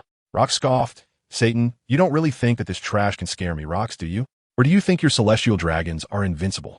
Since you dare to use celestial dragons as bait, what do I have to fear? Satan looked at Rox with disgust. Rox, do you still have my divine sword? Rox contemptuously glanced at Satan and waved the sword in his hand. Sword energy slashed toward the remaining CP0, easily cutting them down as if they were vegetables. Looking at the clear trash, Rox exhaled. These bugs are all cleaned up. It seems much cleaner now, don't you think, Satan? Satan angrily replied, Rox, answer my question. Where's my divine sword? Satan didn't care about the cleared CP0. In the hearts of the celestial dragons, CP0 were merely high-ranking slaves. If they died, it was no big deal. Satan, who gave you the courage to speak to me like this? Is it your pathetic strength? Or your pitiful identity as a celestial dragon? Rox looked down on Satan. Enraged, Satan shouted, Rox, you damned remnant, die. Satan charged at Rox in fury. Rox countered with a sword strike. Under his powerful sword energy, Satan was instantly sent flying. Rox toyed with Satan like a cat with a mouse. After being knocked back several times, Satan finally regained his senses. Transforming into his ox demon form, Satan's defensive capabilities were greatly enhanced. Rox's ordinary sword strikes could no longer send him flying. Rox, what can you do to me now? Your attacks can't break my defense. Just wait for the Holy Knights to descend. Your death was already decided the moment you stepped into God Valley. Ha! Satan laughed maniacally. Rox disdainfully replied, Satan, you're getting old. Your vision is failing. After all this time, you still can't see clearly. I'm just playing with you. You really think I Rox? Can't break your defense?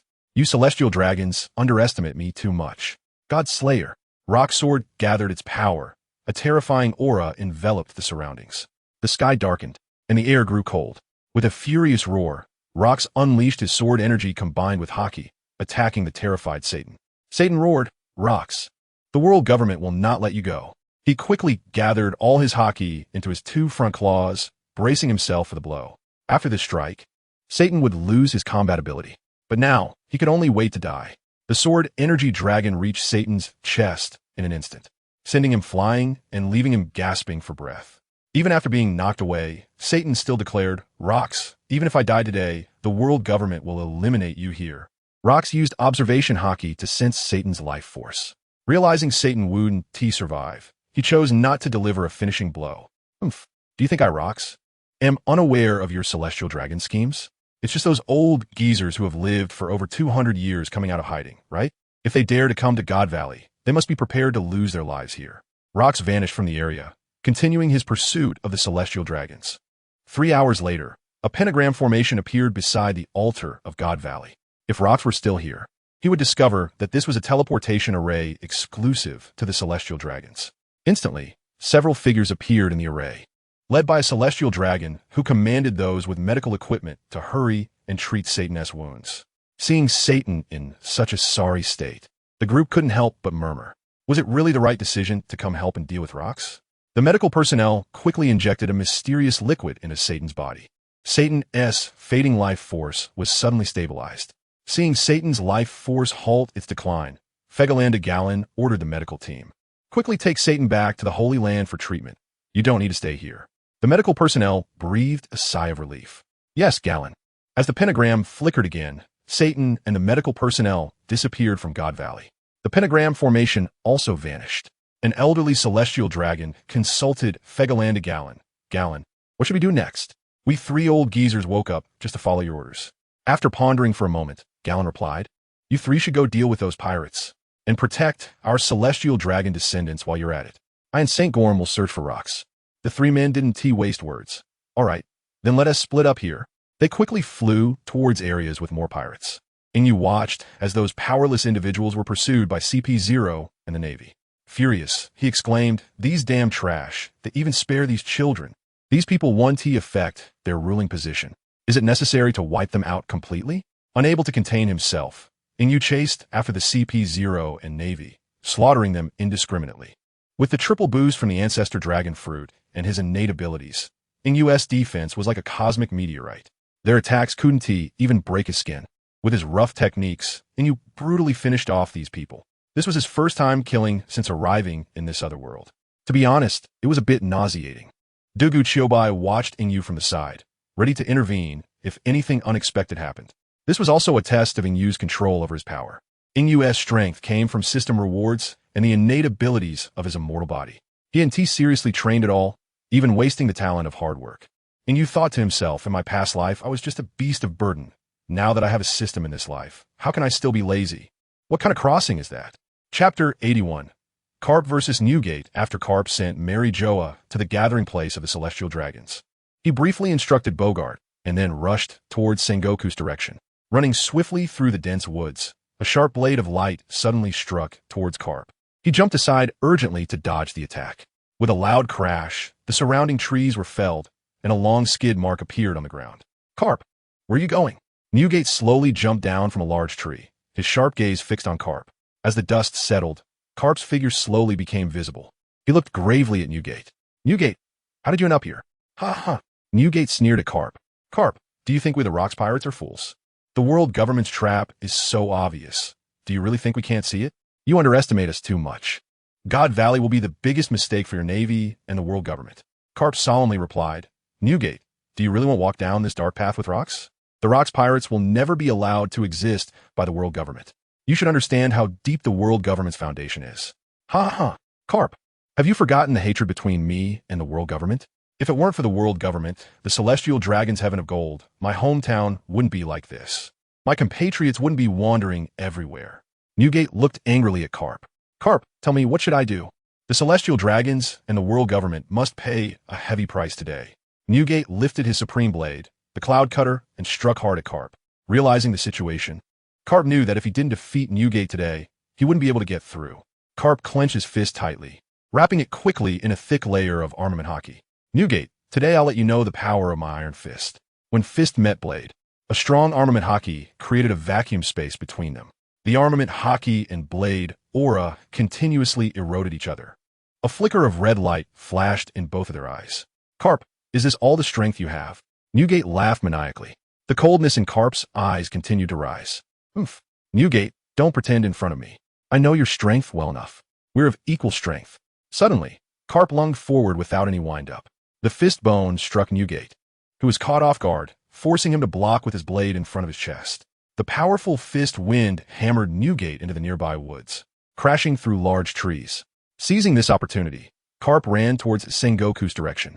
Seeing Karp's action, Newgate controlled his body to stop, avoiding further collisions. Karp, you can be clever too.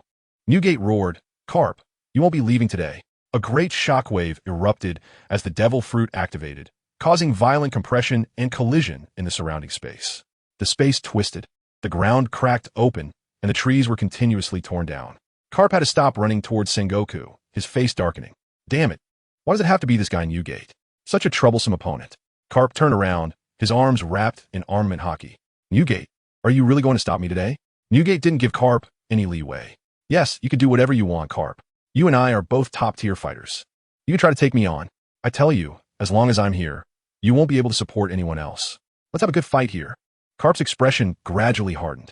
All right, Newgate. Today I will let you experience my iron fist. Fistbone, Meteor Karp's fists radiated a terrifying armament hockey, flowing around him like water. This was the flow of armament hockey, a higher-level application of armament hockey. Oomph. Newgate scoffed. Karp, you should use that against those inexperienced pirates. Flowing cherry blossom. Anyone can do it. Newgate's advanced armament hockey quickly wrapped around his supreme blade, the Cloud Cutter, and he unleashed a gravity impact towards Karp. The clash of their techniques generated shockwaves of energy, sending trees and debris flying in all directions. In the area where they were fighting, unfortunate pirates and Navy personnel were ruthlessly caught in the crossfire. Reacting quickly, the pirates hurriedly fled. The Navy still wanted to rush in to help Karp. These were all elites from Karp's ship, and Karp naturally didn't want them to sacrifice themselves for nothing. Karp shouted, "Everyone, get back and find Sengoku. This battle is not something you can participate in. Run." The leading Navy officer, hearing Karp's order, quickly directed everyone to retreat. Newgate didn't care about these Navy underlings. Karp, when did you start caring about these people? I remember you weren't this concerned for the Navy back on Rose Island. Meanwhile, Ingyu and his group successfully landed on the island from the western coastline. Ingyu complained, "Xiaoxi, what route did you choose? Climbing onto an island, is this difficult?" Yuchi Wang replied, "Your Majesty, isn't it because you wanted to find a safe landing point? This is the safest place. There isn't a single world government person around." Ingyu shot Yuchi Jianda a glare. "So you're saying you want to blame me now?" No, absolutely not." Yuchi Jianda panicked, "Your Majesty, I absolutely do not have that thought. Please understand. And you didn't want to deal with this fool right now. This guy could team up with Dianwei and Su Chu, claiming to be the trio of fools from the great Qian Empire. Allericht stand Azida. And Yu turned his attention to Qin Xiong. "Shu Bao, I'll leave these three fools to you. Your mission is to deal with the three admiral-level powers of CP0 and then support rocks against the army. Do you understand, Shu Bao?" Qin Xiong clasped his fists and replied, "Your Majesty, Shu Bao understands. We will ensure we complete this mission." "Good. Bai Qi, you have free reign. Your strength in this battlefield is unmatched by many. My only request is to kill more people from the world government, CP, and the Holy Knights." Bai Qi clasped his fists. "As you command, Your Majesty, I will not disappoint your expectations." Finally, Ingyu turned his gaze to Dugu Qiubai. "Dugu, stay by my side and act with me. With you here, I can rest assured." Dugu Qiubai respectfully replied, "Yes, Your Majesty. It is my honor to protect you. As a servant of the Empire, I should also do something for the Empire. I cannot expand the territory for Your Majesty on the battlefield like the other generals, but I can guard the 3 feet of land by Your Majesty's side." Dugu Qiubai confidently said. Chapter 82. Encirclement of CP0 Commander Uncle Bao. Where do you think all the CP0 have gone? Along the way, we haven't seen a single trace of them. It's all pirates and Navy. We haven't seen many soldiers either.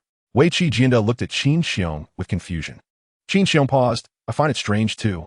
Logically, shouldn't these CP0 be fighting alongside the Navy and Army against the pirates? Even if they're supposed to protect the Celestial Dragons, it shouldn't lead to the Celestial Dragons dying here, right?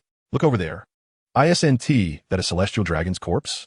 Dianwei joked, "Uncle Bao, stop teasing us. Who else but the Celestial Dragons would wear that air helmet all the time?" Qin Xiong helplessly replied, "Evil, I really don't know. My mind is in a mess right now. Unless someone is hunting the Celestial Dragons. And this person has terrifying strength, forcing all the CP0 to gather together to protect the celestial dragons. Wei Qi calmly said, Uncle Bao, there really is someone with such strength. Didn't His Majesty say that Rock's strength is unfathomable? Besides, only Dugu can kill him. General Bai Qi can only suppress him, but cannot kill Rocks. Qin Xiong slapped his head. How did I forget about Rocks? Isn't he supposed to deal with the Holy Knights? Why has he turned around to hunt the celestial dragons? Forget about Rocks. We should focus on finding the 3 commanders of CP0. Eliminating them is our task, and we don't need to worry about the other CP0. If we go directly to find Rocks, we can find the CP0 commanders. Wei Qi Jianda admired Qin Xiong. Uncle Bao, you really think quickly. Let's go find Rocks now. Rocks, let us see how you escape this time. You remnants. The long-bearded celestial dragon looked down on Rocks and the others. At this moment, Rocks, Tors, and a man in the black robe were surrounded by 3 Admiral-level celestial dragons and 3 CP0 commanders. Rocks was fighting 2 celestial dragons without falling behind. Tors and the black-robed man were struggling against the 4 Admiral-level opponents. The black-robed man's clothes were torn, revealing only a mask covering his face. Keek. Rocks disdainfully looked at the two. With you 2 useless fools, you think you can take down me, Rocks? That is simply a delusion. Rock's observation hockey had already sensed that Qin Xiong and the others were rushing towards him. Once Qin Xiong and the others arrived, the 3 CP0 commanders wouldn't be able to leave today. Rocks knew the plan of Ing Yu and the others, which was primarily to eliminate the 3 CP0 commanders and the army marshal, General Xia Hu. This was also the purpose of Rock's cooperation with Ing Yu. Well, guys, when you get old, just stay at home. Don't wander around. It can lead to death. Rocks looked coldly at the two, as if he were looking at 2 corpses. The long-bearded celestial dragon angrily shouted, Rocks, don't think just because you have the upper hand now that you can act recklessly. Once Mari Sheng and the others deal with your companions, I want to see if you can still act as you do now. The celestial dragon with a mustache disdainfully glanced at Rocks. Zhao Sheng, stop wasting time with him. Let us end this quickly so we can go home. The air here is terrible. I don't want to stay here any longer. The mustached celestial dragon didn't wait for the long-bearded one to respond. He drew his sword and charged at Rocks. His appearance was that of a petty thug. Rocks looked at the mustached man with a fierce gaze. Damn, old man, you dare to underestimate me, Rocks. The crowd split into several areas to fight. A valley couldn't accommodate 9 Admiral-level fighters battling at the same time. Rocks and the mustached man fought further and further away. Mali Sheng, along with the CP0 commander and the black-robed man, chased deeper into the Valley of Gods. Tors was left with 2 CP0 commanders in the valley.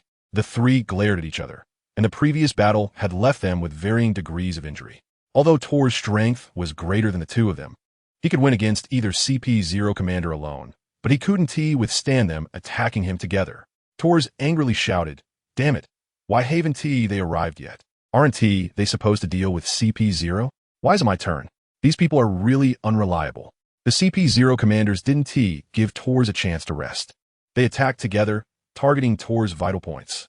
Using all sorts of underhanded tactics, they were skilled in their execution. If someone who didn't know their background saw them, they would think they were just like Ing Yu, a time traveler. Tors roared, You damn celestial dragon lackeys. What kind of moves are you using? Damn, you're more insidious than pirates. Tors' fists were wrapped in armament hockey as he unleashed a flurry of attacks on the 2. I'll let you hit below. You dog bastards, just die.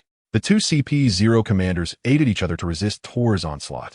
Tors' fierce attacks failed to land effectively on them. The group of Qin Xiong had arrived and was watching the 3 fight.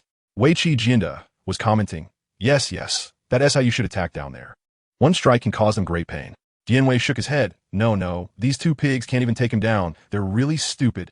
It's 2 against 1. The advantage is mine. Just charge in. Don't go back and forth like it's a game. Taking turns.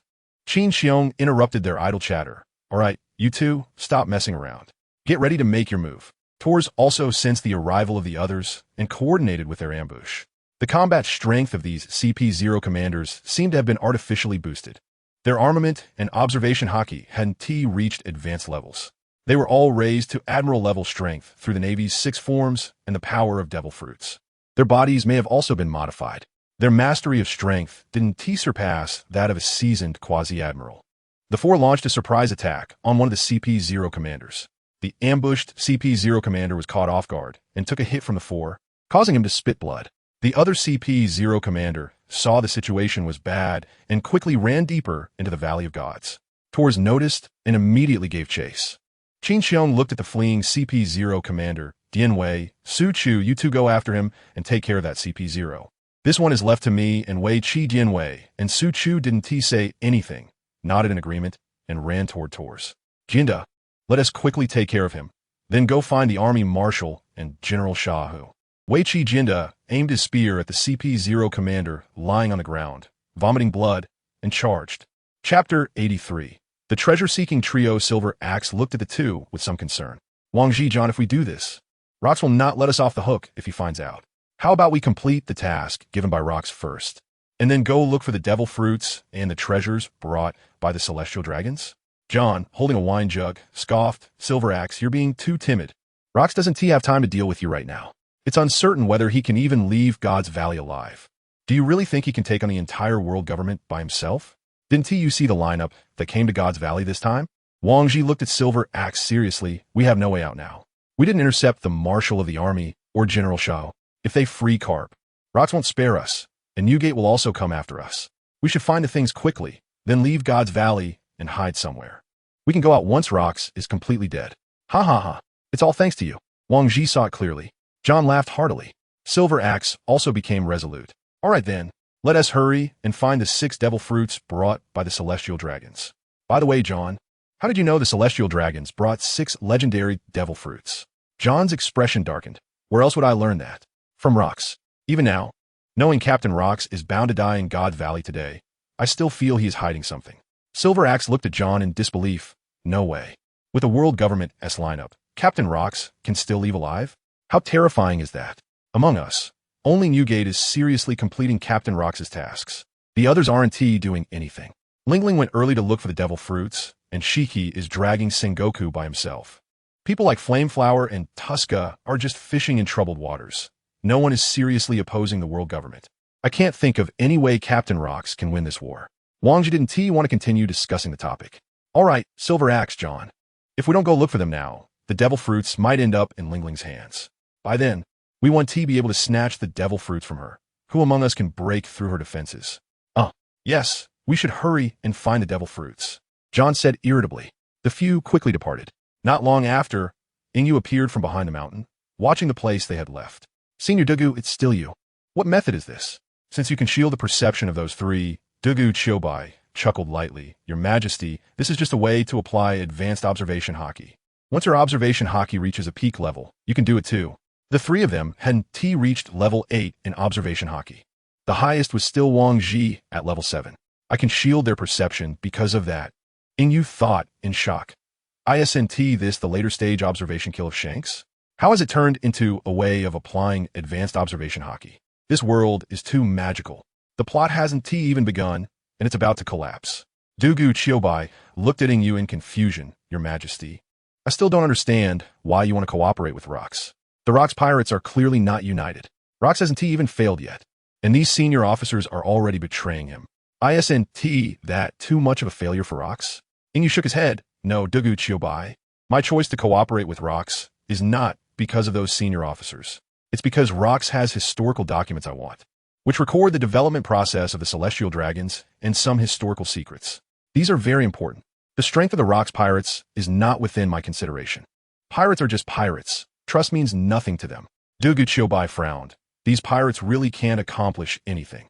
Ingyu sighed in relief. All right, Senior Dugu, let us continue hunting the CP organization. Your Majesty, do you have a grudge against the CP organization? Why not hunt the Navy instead? Dugu Chiobai said helplessly. Ingyu's eyes flickered, because the Navy has a certain role against the pirates at sea, while the CP organization is useless. A purely trash organization serving the celestial dragons has no reason to exist. We came to God's Valley this time to deplete the strength of the world government.